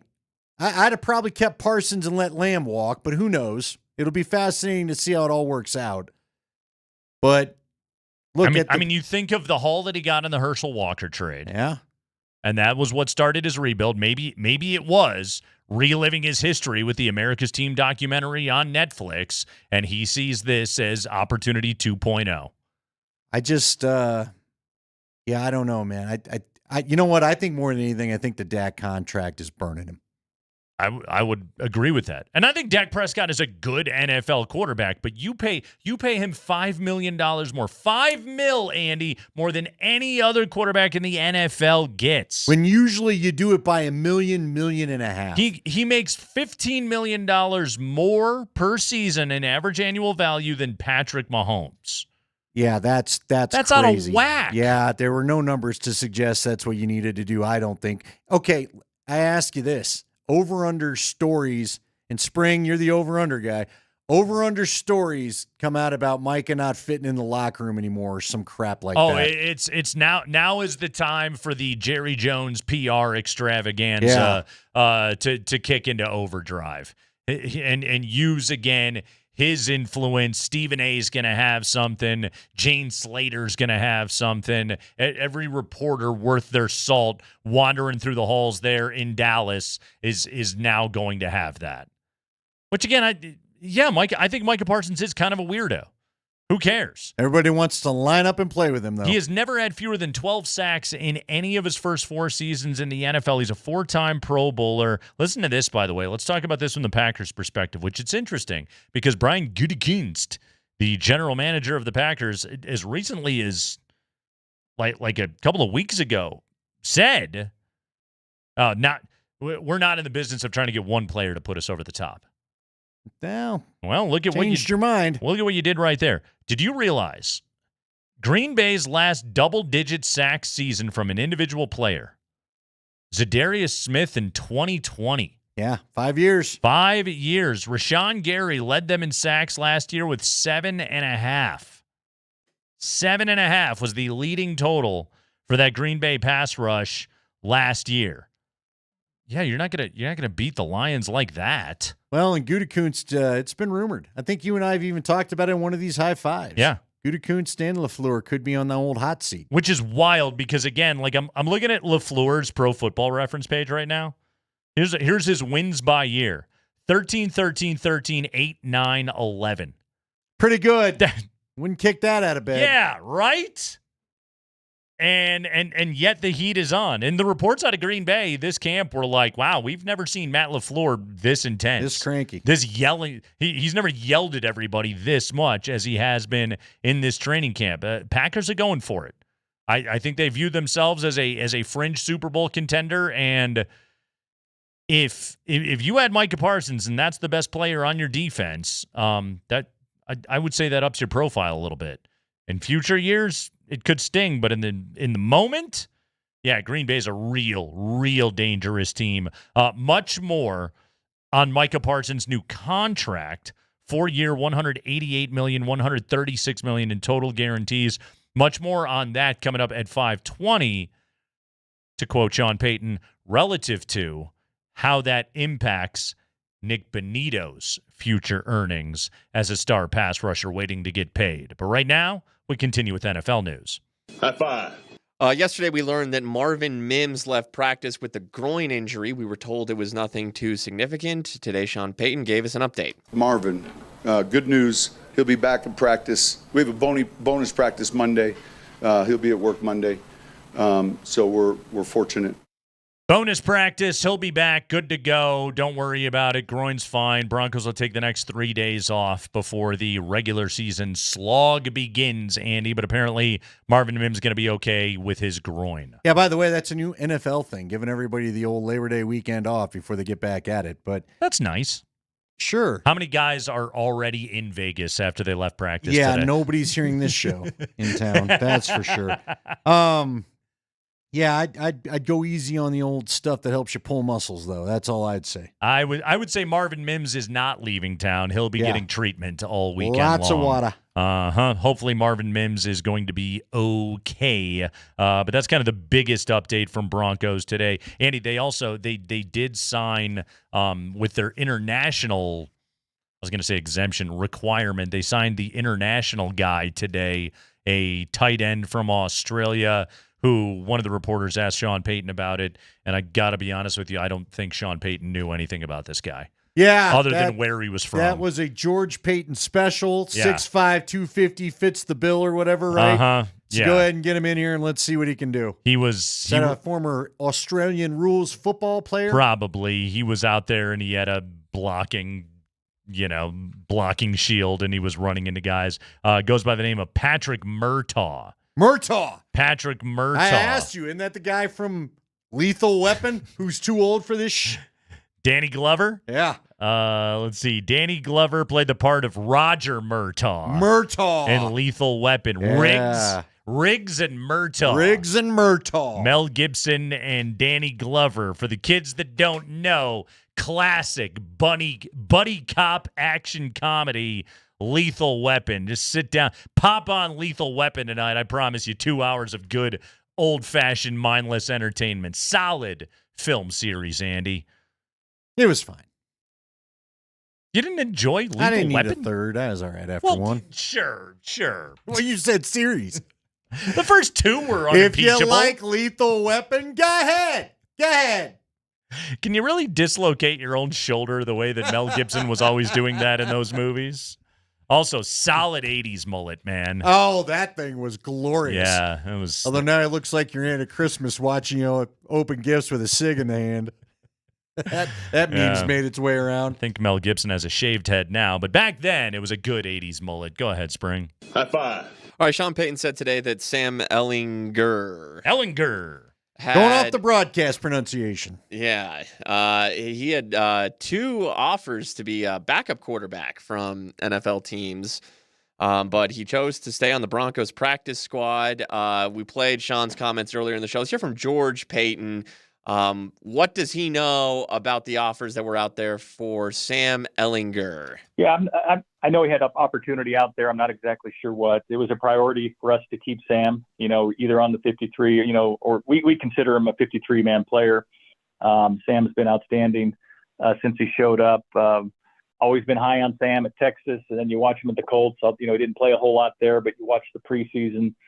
And then when you got him here, he was better than I anticipated, and always been a good athlete. I thought he was always efficient. I didn't realize he had the arm strength, and I think he's developed that arm strength over the last couple of years, and he played really well. We're glad he's here. We know teams are after him, and we plan on keeping him here.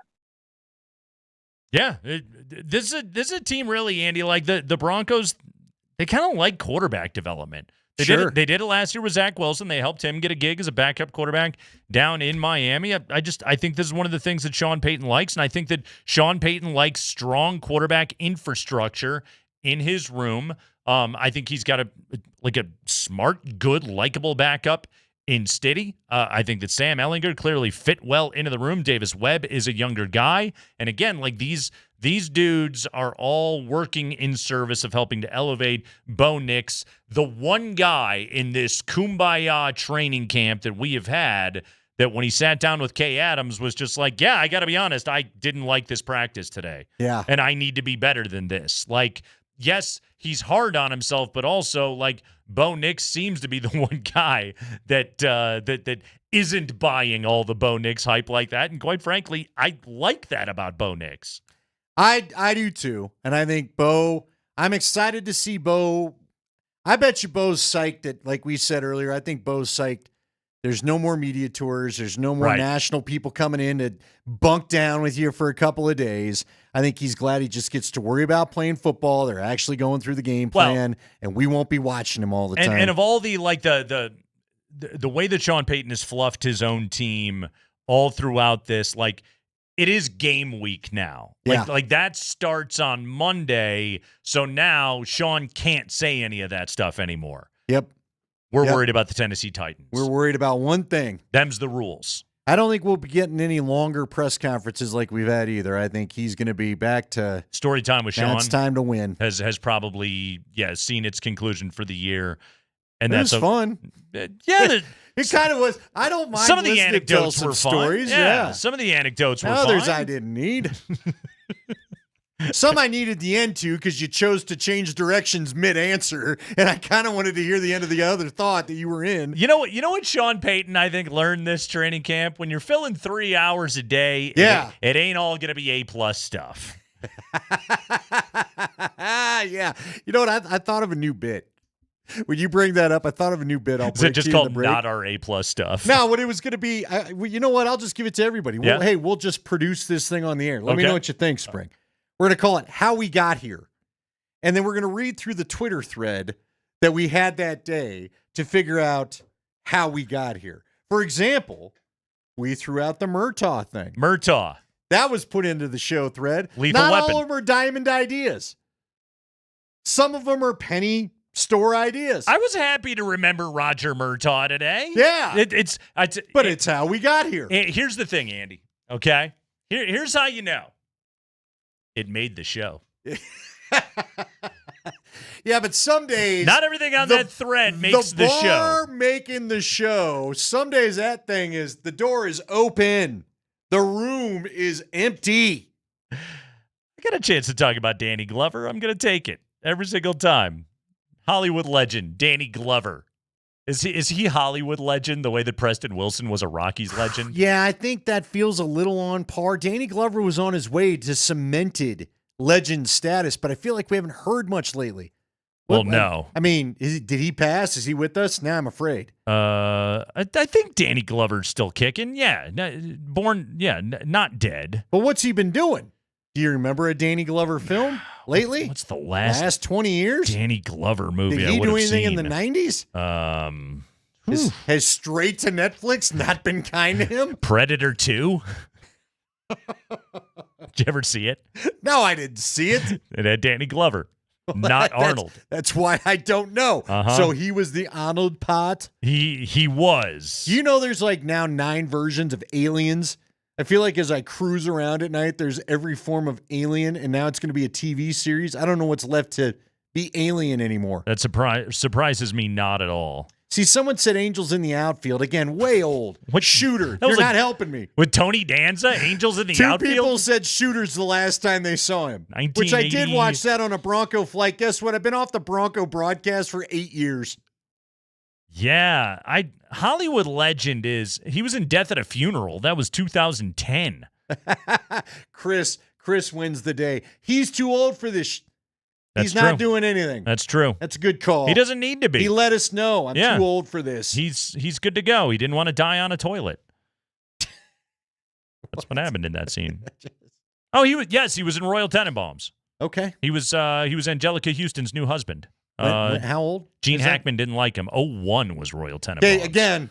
Yeah. Quite a bit of time. Uh-huh. Plenty of time to get a little more work kicked up if you'd like. Yeah, there's I mean, like I'm on the IMDb page. There's a lot of credits. I can't say that I've seen a lot Not of a lot these. of modern. Yeah.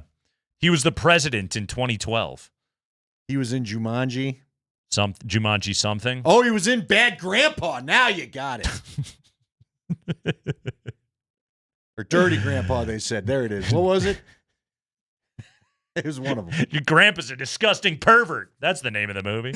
We'll take a break. When we come back, Micah Parsons, $47 million a year. Nick Benito, to sign now or to sign later? We'll discuss next.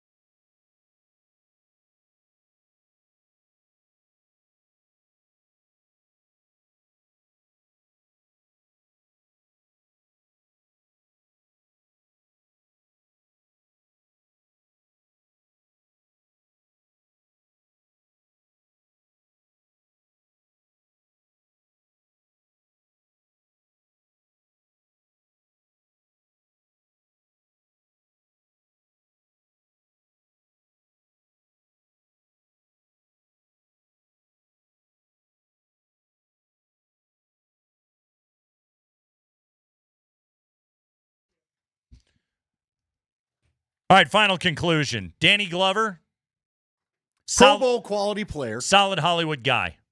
Not a legend. Hall of Very Good. Does he have a star on the walk? I bet he does. But those are kind of like Pro Bowl nods. They're handing them out a little loosely lately. Made some all-star teams.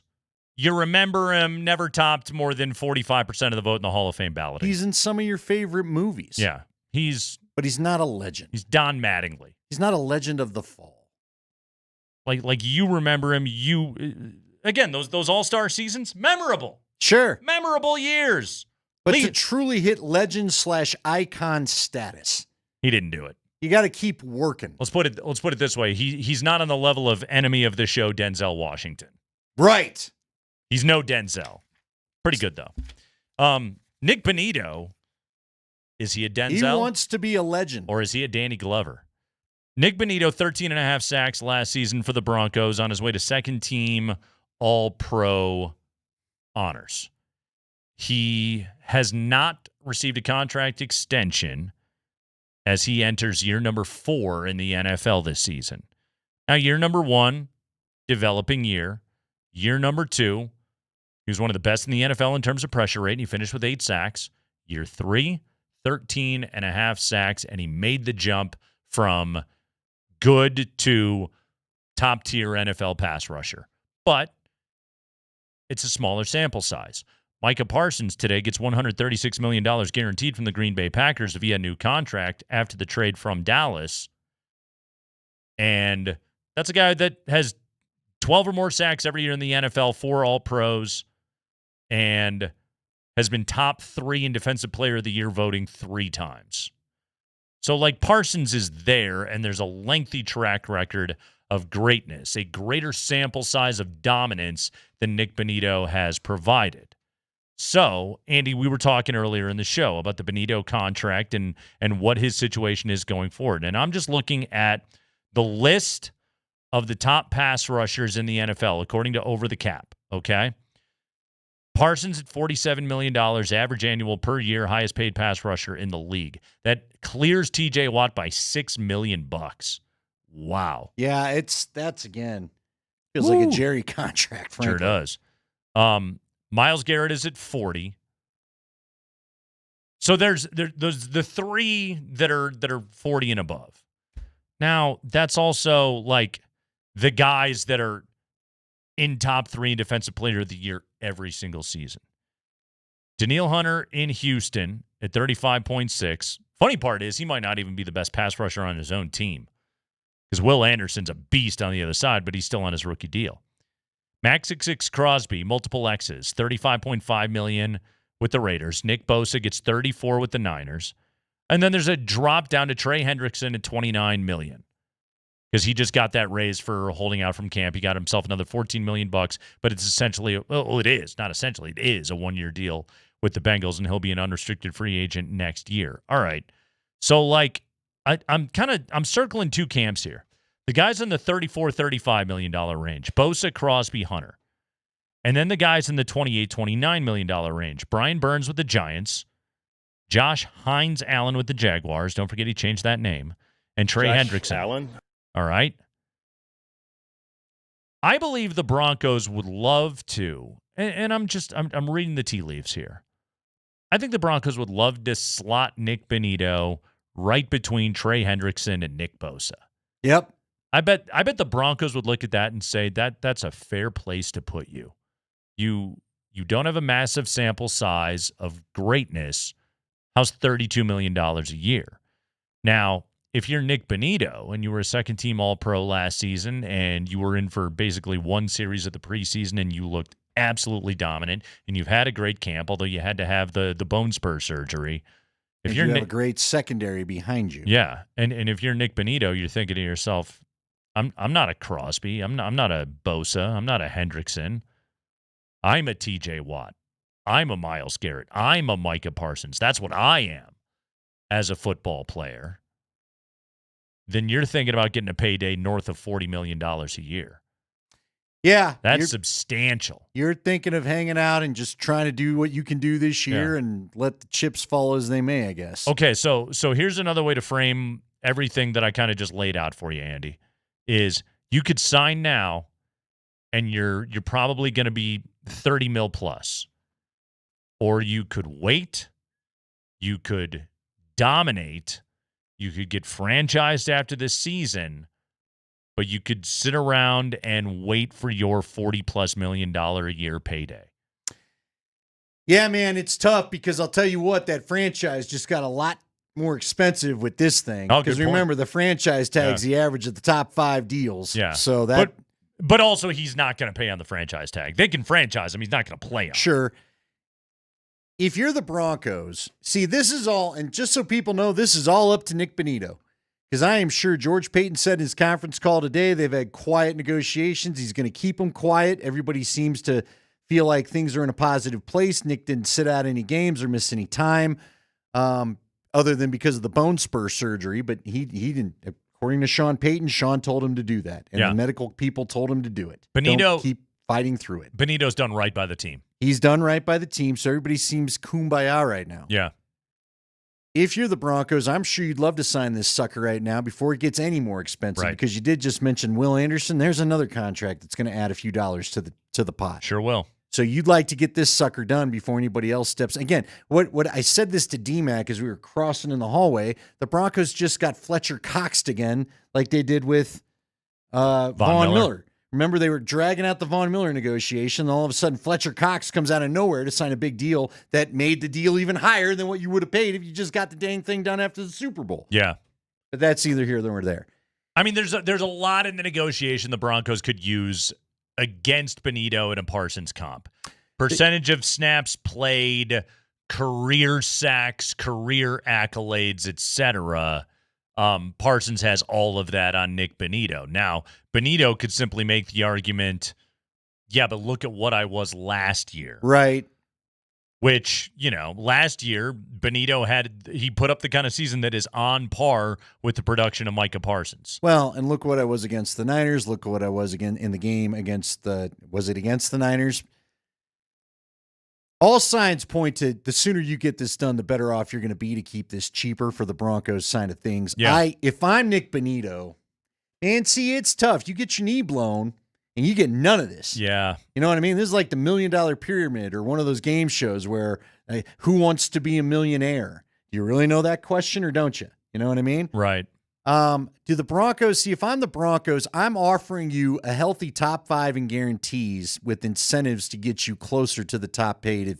Because again, if you're hitting sack totals like we haven't seen, then that's good for me. You're an elite player that deserves the elite money. But I'll give you a healthy guarantee. But everything else is going to have to be incentive based, and you're going to have to go earn it.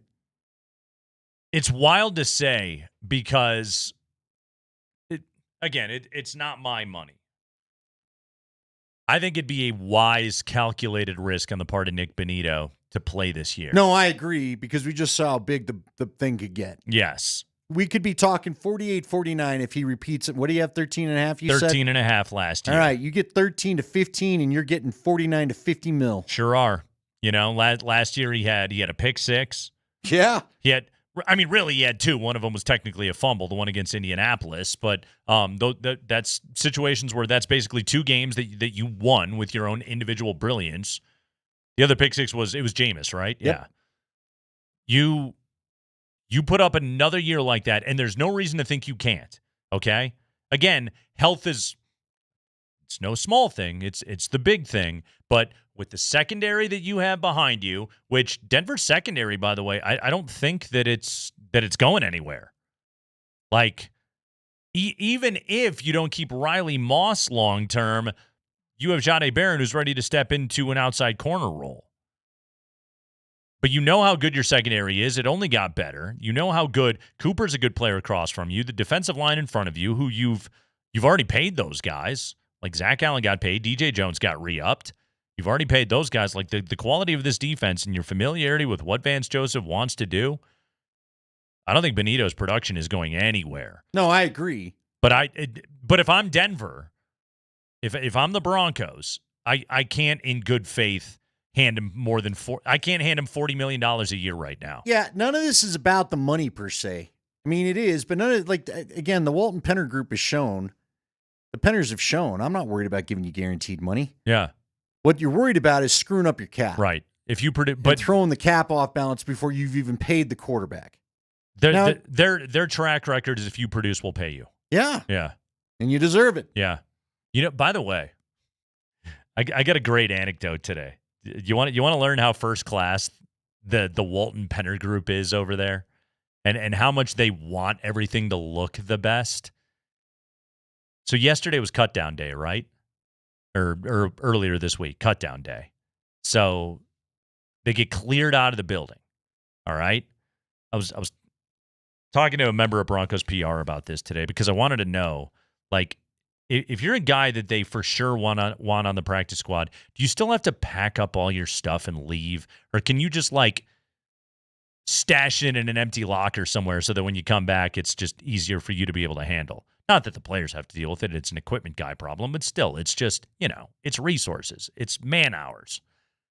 How do you handle all that? Well, here's something that I did learn about the Broncos. Andy, you've witnessed many a cut down day. Many a locker room clean out day. Many a stand out by the parking lot and try to bug guys as they just got bad news. How do the players leave the facility with their gear? What is it stored in typically? Just boxes and whatnot. Black trash cans. Yeah, that's black or the bags. Trash bags. Yeah, the bags. Big old You're trash right. bags. Yeah, just the hefty bags. Yeah. Kerry Walton Penner didn't like the looks of that. You now get a team-issued Bronco duffel bag to leave with your stuff. Well, that's cool. No more trash bags. That's cool for the experience because a lot of those guys, who knows if they'll even play in the NFL I again. know. Good piece of memorabilia. It's proof that you got something. Yeah. You were there. I was there. I was on the team. I get to leave with my stuff in a bag. A lovely parting gift from the Denver Broncos. Like the price is right. What were those lovely parting gifts, by the way? They never told you. I know. It was, I'm sure it was dishwashing soap and Bob Barker autograph photo. And we've got, between the two of us, we've got to know somebody that's been on The Price is Right. Don't we? Yeah, probably. We know a lot of people. We had a friend, now I'm trying to remember who it was. We had somebody that went on Jeopardy. Really? Sports Jeopardy. See, yeah. I don't know anyone that's been on Jeopardy. But we weren't allowed to talk about it. Man, I knew her years ago. Shoot. Yeah. Okay. Cool. Right. Cool, Carl. Great story. Exactly. Cool, Carl. Text line. Have any of you ever been on The Price is Right? What were the parting gifts? That's all we want to know. We want to know what the parting gifts is were. it just like samples of stuff yeah, that you they would give have away? You would have had to have made it to the stage, okay? And then never got out of the showcase. Or not the showcase showdown. What's the initial one? Where they're bidding on the where you made it down to Bidder's Lane or whatever? Like a dining room set or whatever. You just got stuck on contestants row. You get a $1 on the fourth pick every single time. That's your best bet. Or one over. Yeah. Mm-hmm. Well, no, not because you can't go over. I know. Oh, right. Closest without going over. But doesn't everybody get a parting gift? Everyone's saying DMac's wife was on The Price is Right. Okay. Well, I don't think the parting gifts could have been too good. Is he still here? I'll go ask him. Text DMac. Find out for us. I've never heard this anecdote. I didn't know it either. Yeah. Okay. Find Kim out for McKee, Price is Right contestant. K-Mac. K-Mac got it done. Is it an autographed photo? Oh, they were, but now someone said he was a winner. They won? You won on Price is Right? He won a snowmobile and sold it to Jim Kelly. What? Oh, I need to know more about this story. How do we end up having is he still here? Text in every detail to this story. Won a snowmobile? Someone says it's called Bidder's Row. Bidder's Row. I think that's right. That sounds right to me. Bidder's Row. Anyway, parting gifts. Price is Right. Kreckman and Lindahl. How did we get here? Keep it here.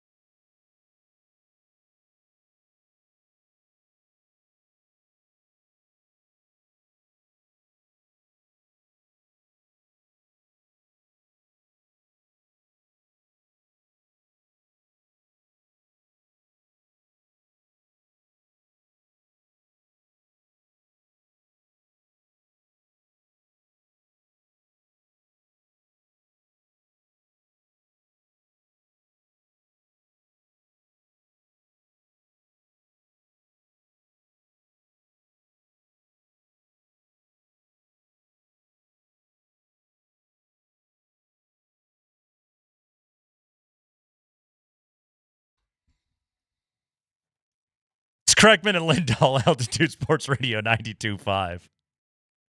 I'm physically incapable of not air drumming at least a portion of this song. You know what's funny about that? Again, how did we get here? Our guy, Matty B, sent us a video of him with his car symbol, and I'd seen this thing being advertised on social media. I didn't think it was a real deal. One of our faithful listeners, Matty B, is driving around. He's got the symbol that connects to the air vent. So not only can you air drum, you can hit the hi-hat or whatever. I might need that. I'm a terribly guilty air drummer, and not a particularly good one, but you know what? It's all about the gusto. You know what I appreciate about you, though? Because the worst one I've ever been around is Mark Stout. Yeah. Mark Stout gives you the whole fill and gives you the Travis Barker slap at the end, but then he gives you a look while he does the little tapping, and I'm like, don't look at me like that while you're doing it. Just stop. Does he twirl the stick? Yeah, he's got it all down. And then but again, he gets like that weird guitar player mouth. It's just like hanging open as if he's really concentrating on keeping this beat going. It's John Mayer face on you. I'm just like, bro, stop. It is off-putting. Okay, did you realize R.J. Harvey wore number 7? 7? At Central Florida at UCF. I did not realize He wore number 7. As a Bronco, he is now number 37. Sure. Okay? Why? Here's my question, all right? It's not going to take much. Like, it'll take one kind of okay season for R.J. Harvey to become the greatest number 37 in Bronco history. I'm looking at Pro Football Reference. Listen, Cecil Sapp is not happy with you. I know, right? By career AV, average value, the greatest number 37 in Bronco history is P.J. Locke. Okay. Who I believe now wears number 6, 6. right? I don't even remember him being 37. Let me give you some other 37 numbers. Tim Houck, Tyrone Poole, Cecil Sapp, Steve Trimble. Ooh, Tony Carter was a number 37. Steve Fitzhugh, Kevin Guidry, Jeremiah Johnson. You remember some of these names? Calvin Lowry. I remember the first half. Marlon Mack. Riley Moss was a number 37 for a minute. Lorenzo Doss. Anyway, these are the guys that have worn number 37 in franchise history before. If you're R.J. Harvey, do you want a cooler number? Or do you simply say, this is an opportunity for me to make number 37 my thing in Bronco history? Sure. It won't take much. No, it's a very low bar. Yeah. Matter of fact, there's a lot of numbers in Bronco history I don't think would be hard to surpass being the greatest number in Bronco history. I will also tell you, number 37 has not a great NFL history just in period. Yeah, I'm trying to think of great.